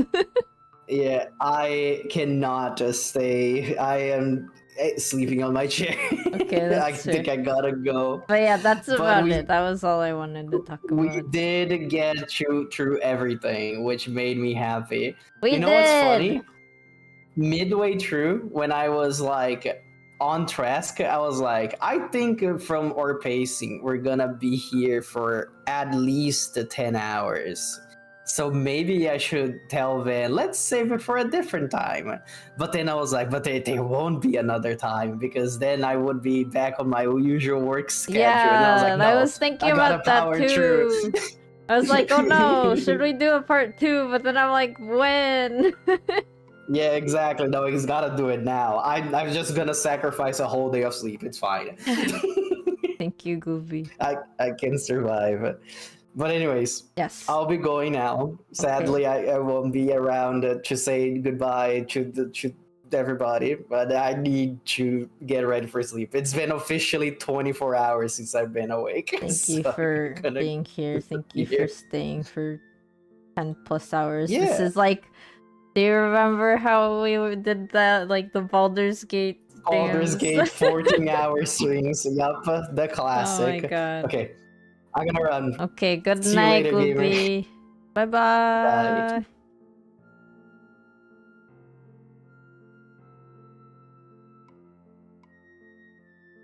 Okay. Thank you, Glubie, for being here. Yeah, I think I've said everything I wanted to say. Thank you for hanging out today for lore and the OC talks. Thank you, Glubie. Go check out Glubie at twitch.tv/Glubie or youtube.com/@Glubie. And then also, you know, the art fight. I know art fight though, unfortunately, you do need to make your own spectator account if you don't, you know, you don't have one, but there's also Glubie's Blue Sky and all that. I have it in the description box below if you know where to look for it. Anyway, I hope you guys liked the lore and all that. Glubie's Blorbos can be seen elsewhere on Blue Sky, on Glubie's Blue Sky. Also, Glubie does do art streams sometimes, so you might be able to check them out again and see like all the 18 different Blorbos, or maybe even a new one. As for me, I haven't really been doing a lot of art. Like, my arting has been kind of 3D related if I do anything. So, I don't really have too much to share in terms of new art stuff. But next time I'll stream, it's gonna be Monster Hunter Wild. So if you'd like to hang out and, you know, play with us, I'm gonna be playing with Mike.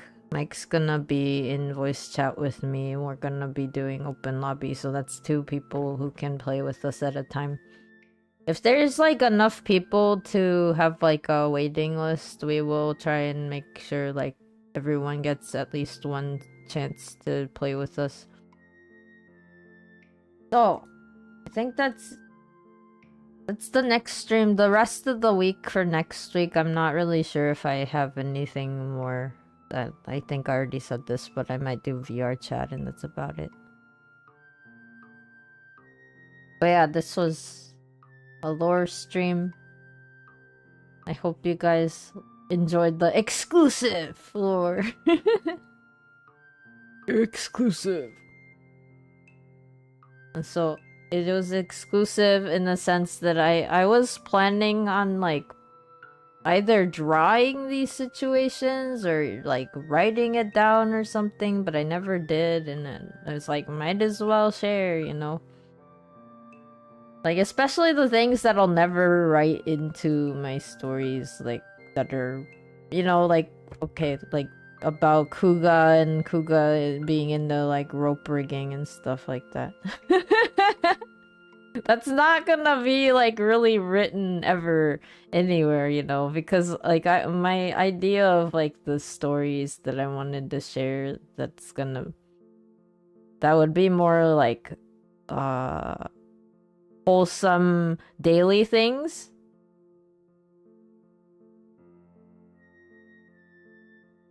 Kitsu, it was fun. You got to see some art you haven't seen before. Yeah, a lot of them I do have ye old DeviantArt. Unfortunately, I did take down a bunch of stuff from DeviantArt just because I was not really happy with the fact that they started doing the generated AI stuff. Like, that's when I got rid of all of my art from DeviantArt, so you can't see it, unfortunately, but I was there 22 years ago. And then there's Tumblr and also Instagram. I mean, you know, some of you are in my Discord server, and that's like where you can see most of my newest stuff. Outside of that, like, Blue Sky is probably where you're gonna see newest art, because, you know, at least Blue Sky doesn't give you like an option to just randomly generate art from people's posts.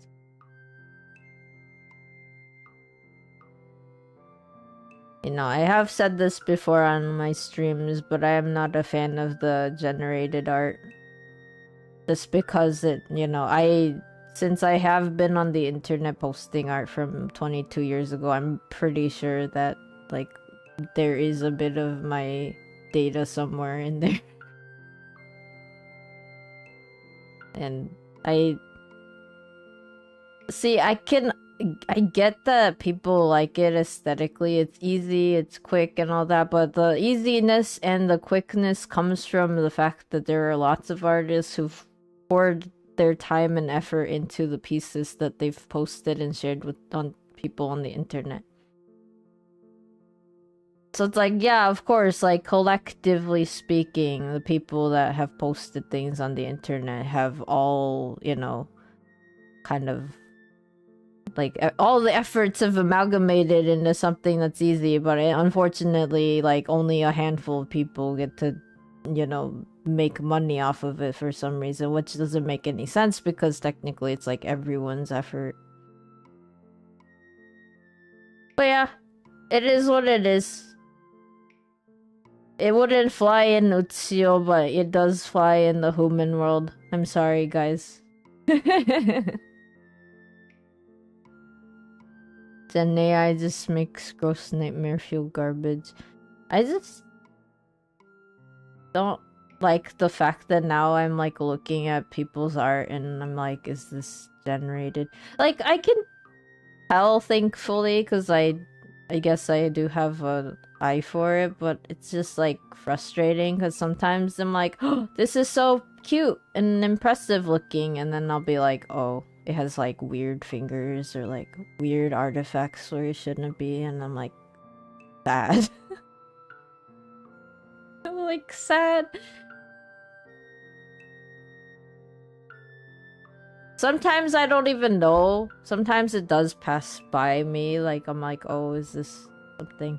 Like, I try to avoid it as much as I can, especially with, like, you know, games now being generated to some extent. Like, if I know some games have it in it, I try not to play them anyway. I think that's so, you know, I was talking about Expedition 33 at one point and like people saying that it was like a really fun game. Like, I don't think I'll be playing that anytime soon. To be honest though, I haven't really been playing games that much anyway, just generally because I've been into VR chat, and VR chat is like its own game. It's like its own like compilation of games in a way, right? So it's like I have so many things I could do, but it's just all in VR chat or something. Oh yeah, anyways. More Spanish studying I need to do, and then there's like a couple other things I need to study for my own, you know, daily things. And then I want to get into Blender. Maybe I can make a mofu look. Oh my god, the VR chat, like, so I went to this like at least two events, these kemono events. They were really cute. Like everyone was so cute and they're so mofu. So I wish you could have seen it. I mean, you could see it if you wanted to get into VR chat and join those like furry groups. A lot of people have really cute avatars. And right now there's a Sanrio event going on and they had a cinema room. Cinema room.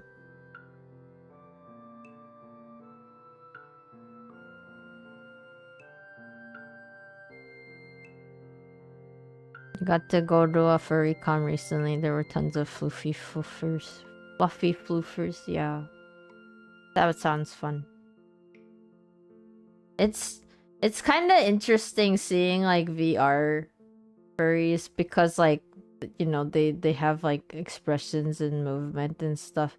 It's definitely gonna be a little different from like furry costumes just because of the nature of the medium.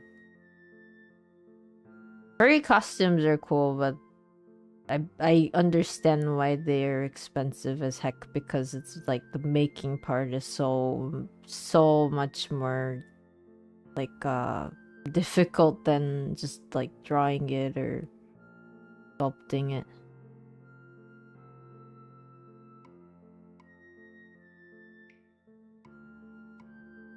But yeah, I also gotta go because I haven't eaten anything really. I had like a couple snacks and in between, like Glubie talking and me talking and stuff, but not really enough food today. So I will go. I'm gonna start a raid in a bit. Let me just wrap up in Japanese since I haven't really done that today.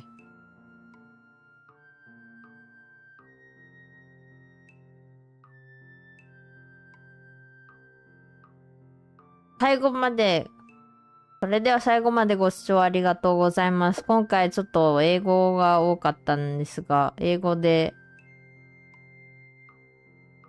I'm getting bunked to go eat food. I will go eat food. I will go drink more water. I got thirsty halfway and I filled it up a couple times, but now I don't have any water right now. 最後までご視聴ありがとうございます。今回英語コラボでグルービーさんとね、お話、雑談しておりました。グルービーさんのコボルドなどを見たい方はね、グルービーさんのブルースカイの方をご覧ください。わしのね、銀継ぎ家のお話とか、それ以外のわしのオリキャラなど見たい方はね、わしちょっといろんなところに絵があるから、一番古いサイトだと22年前なんですけど、22年前にシルベージって名前使い始めたんで、一応銀継ぎシルベンの由来のお話とかもさせていただきました。ちょっと翻訳さんでちゃんと翻訳できてたかどうかはちょっとわかんなかったんですけど、わしのね、銀継ぎ家って言ったら誰よって言ったらこの主に周囲と空我と正義とあれなんですけど、英語でね、わしの銀継ぎ家のお話をさせていただきました。よかったらね、わしの妖怪のお話とか、わしのうちよのお話興味ある方はね、またね、雑談でお話すると思いますのでね、また見に来ていただけると嬉しいです。そんなわけでね、チャットしてくださった方、カロンさんありがとうございます。ミルセンで来てくださってる方もありがとうございます。アーカイブを見てくださってる方もありがとうございます。よかったら、わし、キュービの鬼の銀継ぎシルベン、今年2026年内にチャンネル登録者500を目指しておりますので、まだ登録してない方、もしくはね、応援してくださる方でまだしてない方は、高評価、いいね、チャンネル登録などよろしくお願いします。眠くなってきた。お腹はもう空いてるんだけど眠い。そんなわけでね。日本語でもこういうお話した方がいいのかな。なんか生い立ちのお話とか。まあ、わしの視聴者さんどっちかっていうと、海外の英語圏の方の方が多かったりするので、それとまあもちろんグルービーさんが英語を話す方なのでね、今回英語がほぼ英語でしたけど、興味ある方はちょっとわしのインスタとかブルースカイとかタンブラーとかデビアントアートとか興味あったら見てみてください。あとは何だろう。来週からね、来週というか今週か。今週からモンハンワイルズの参加型またやろうと思っております。今週ね、18日にアップデートが最後の来るので、1周年記念アップデートをね、参加型でやろうと思っております。そちら、スレイヤーマイクさんと一緒に参加型なのでね、2枠空く状態でやっていこうと思います。もしね、参加してくださる方が2名以上の場合はね、順番制にしようと思っておりますのでね、気軽にプレイしに来ていただけると嬉しいです。はい。そんなわけで、この後レイドしようと思うので、一緒に来てくださる方は少々お待ちを、そうでない方はまた次の配信か動画でお会いしましょう。指の鬼の銀継シルベンでした。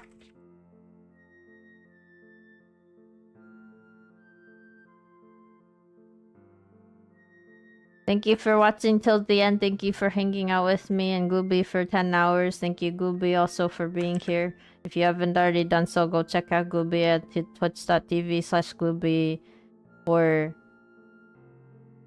youtube.com/@Glubie. Glubie has a lot of VODs on their YouTube channel, and Glubie does art and JRPG streams. So if you like that kind of stuff, go check them out. So,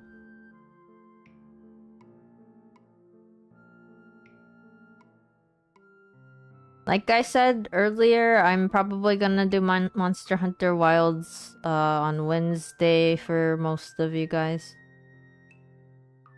That's gonna be JP time Thursday morning. Morning? Or afternoon? Actually, afternoon. So we're gonna have the first anniversary update for Monster Hunter Wilds. We're gonna get a couple new event quests, so that's gonna be cool. So we're gonna do that. Otherwise, I'm not sure what I'm gonna do other than that. Probably VR chat or something. But yeah, for Monster Hunter Wilds, Slayer Mike, who is in chat, will be with me in voice chat. So I will update my schedule page for that. So if you'd like to hang out with us and play with us, please check my schedule tab out. もしの今後の配信興味ある方は通知音やスケジュール表をご覧いただけるとありがたいです。So yeah, those are the places where you can find out what I'm up to.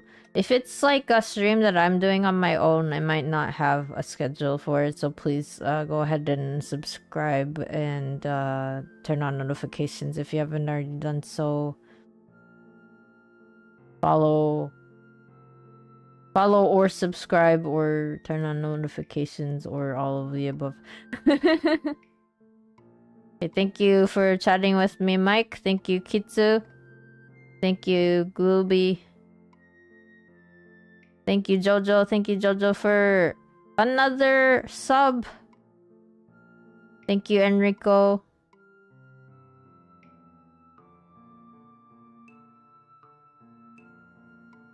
Thank you, Otis. Thank you, Ilo.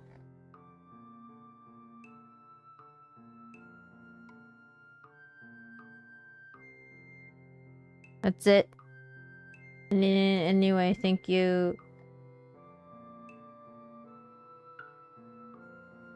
Thank you, Mike, for being first to the stream. Thank you, Kitsu, also for 24 months sub. 2 whole years. And 2 babies? 2 babies?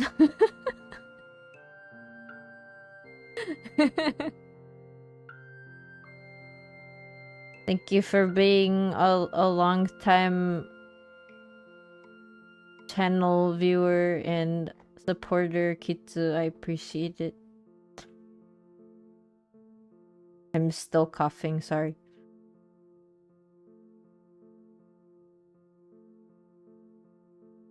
I think I coughed really badly like at one point during the stream. I hope that wasn't bothersome. It's been a cozy 2 years. I'm glad. It's so funny because my desire to make my furry form is like partly because you let me know that it's like one of your favorite forms, but also I got to see a bunch of furry 3D avatars in VR chat, and I'm just like, they're so cute. Oh, it's so cute. I wanna mofu them. I wanna mofu me. So that's part of like the motivation right now. If I don't do a 2D moving form for the furry form, I'm not gonna, I wanna do 3D, because if I'm like interested, at least I'll be more motivated to do it, Yeah, if you are just lurking, thank you very much. If you are watching this as a video, thank you very much. I hope you enjoyed Glubie and I talking about lore and our OCs. It is a little meta. If you like your VTubers immersion, I'm sorry, I kind of broke immersion, didn't I?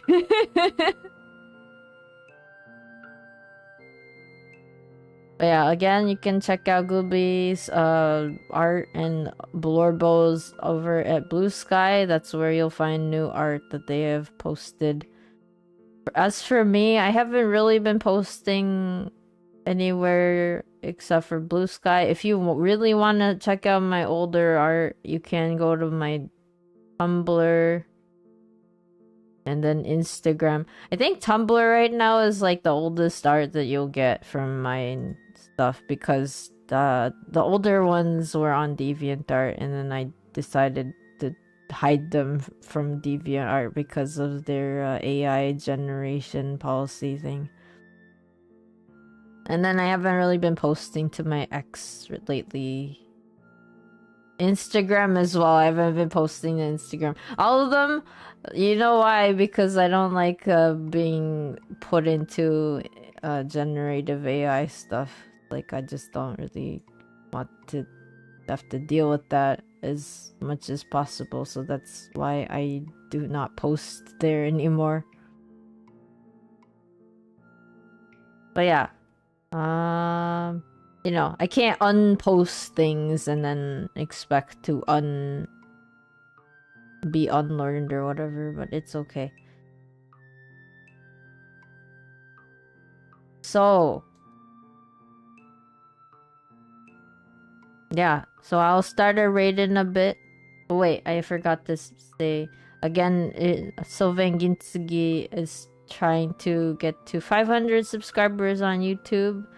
If you haven't already done so and you are interested in watching past videos, including my cover songs that I've done, I also have done Final Fantasy videos. I actually recently posted one that is with Glubie, because Glubie is a longtime warrior of light. I actually put in a lot of effort into that edit, and it's like a 1 hour 30 minutes video, but if you'd like to check it out, I appreciate it. Yeah, so hopefully 500 subscribers by the end of 2026. If we can get to more, that'll be cool, but that's the current goal. And thank you if you've already done so. Thank you very much. I appreciate your support. I'm trying to make sure there's like at least one thing every day that's uploaded there. I have been posting shorts, so if you are not able to watch all of my longer videos and stuff, I would appreciate you if you watch just my shorts, because they usually take little bits of the streams and let you know like what happened, kind of.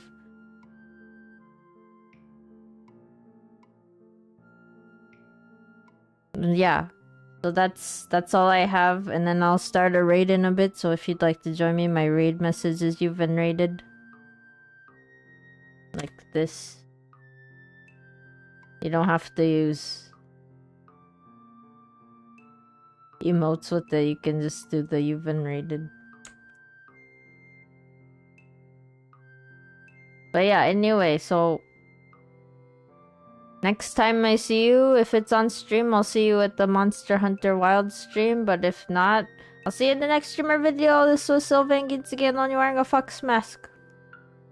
それでは、ごきげんよう、ベンでした。バイバーイ。あれバイバーイ。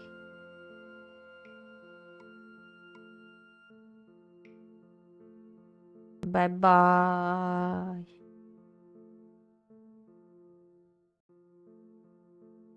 お。バイバーイ。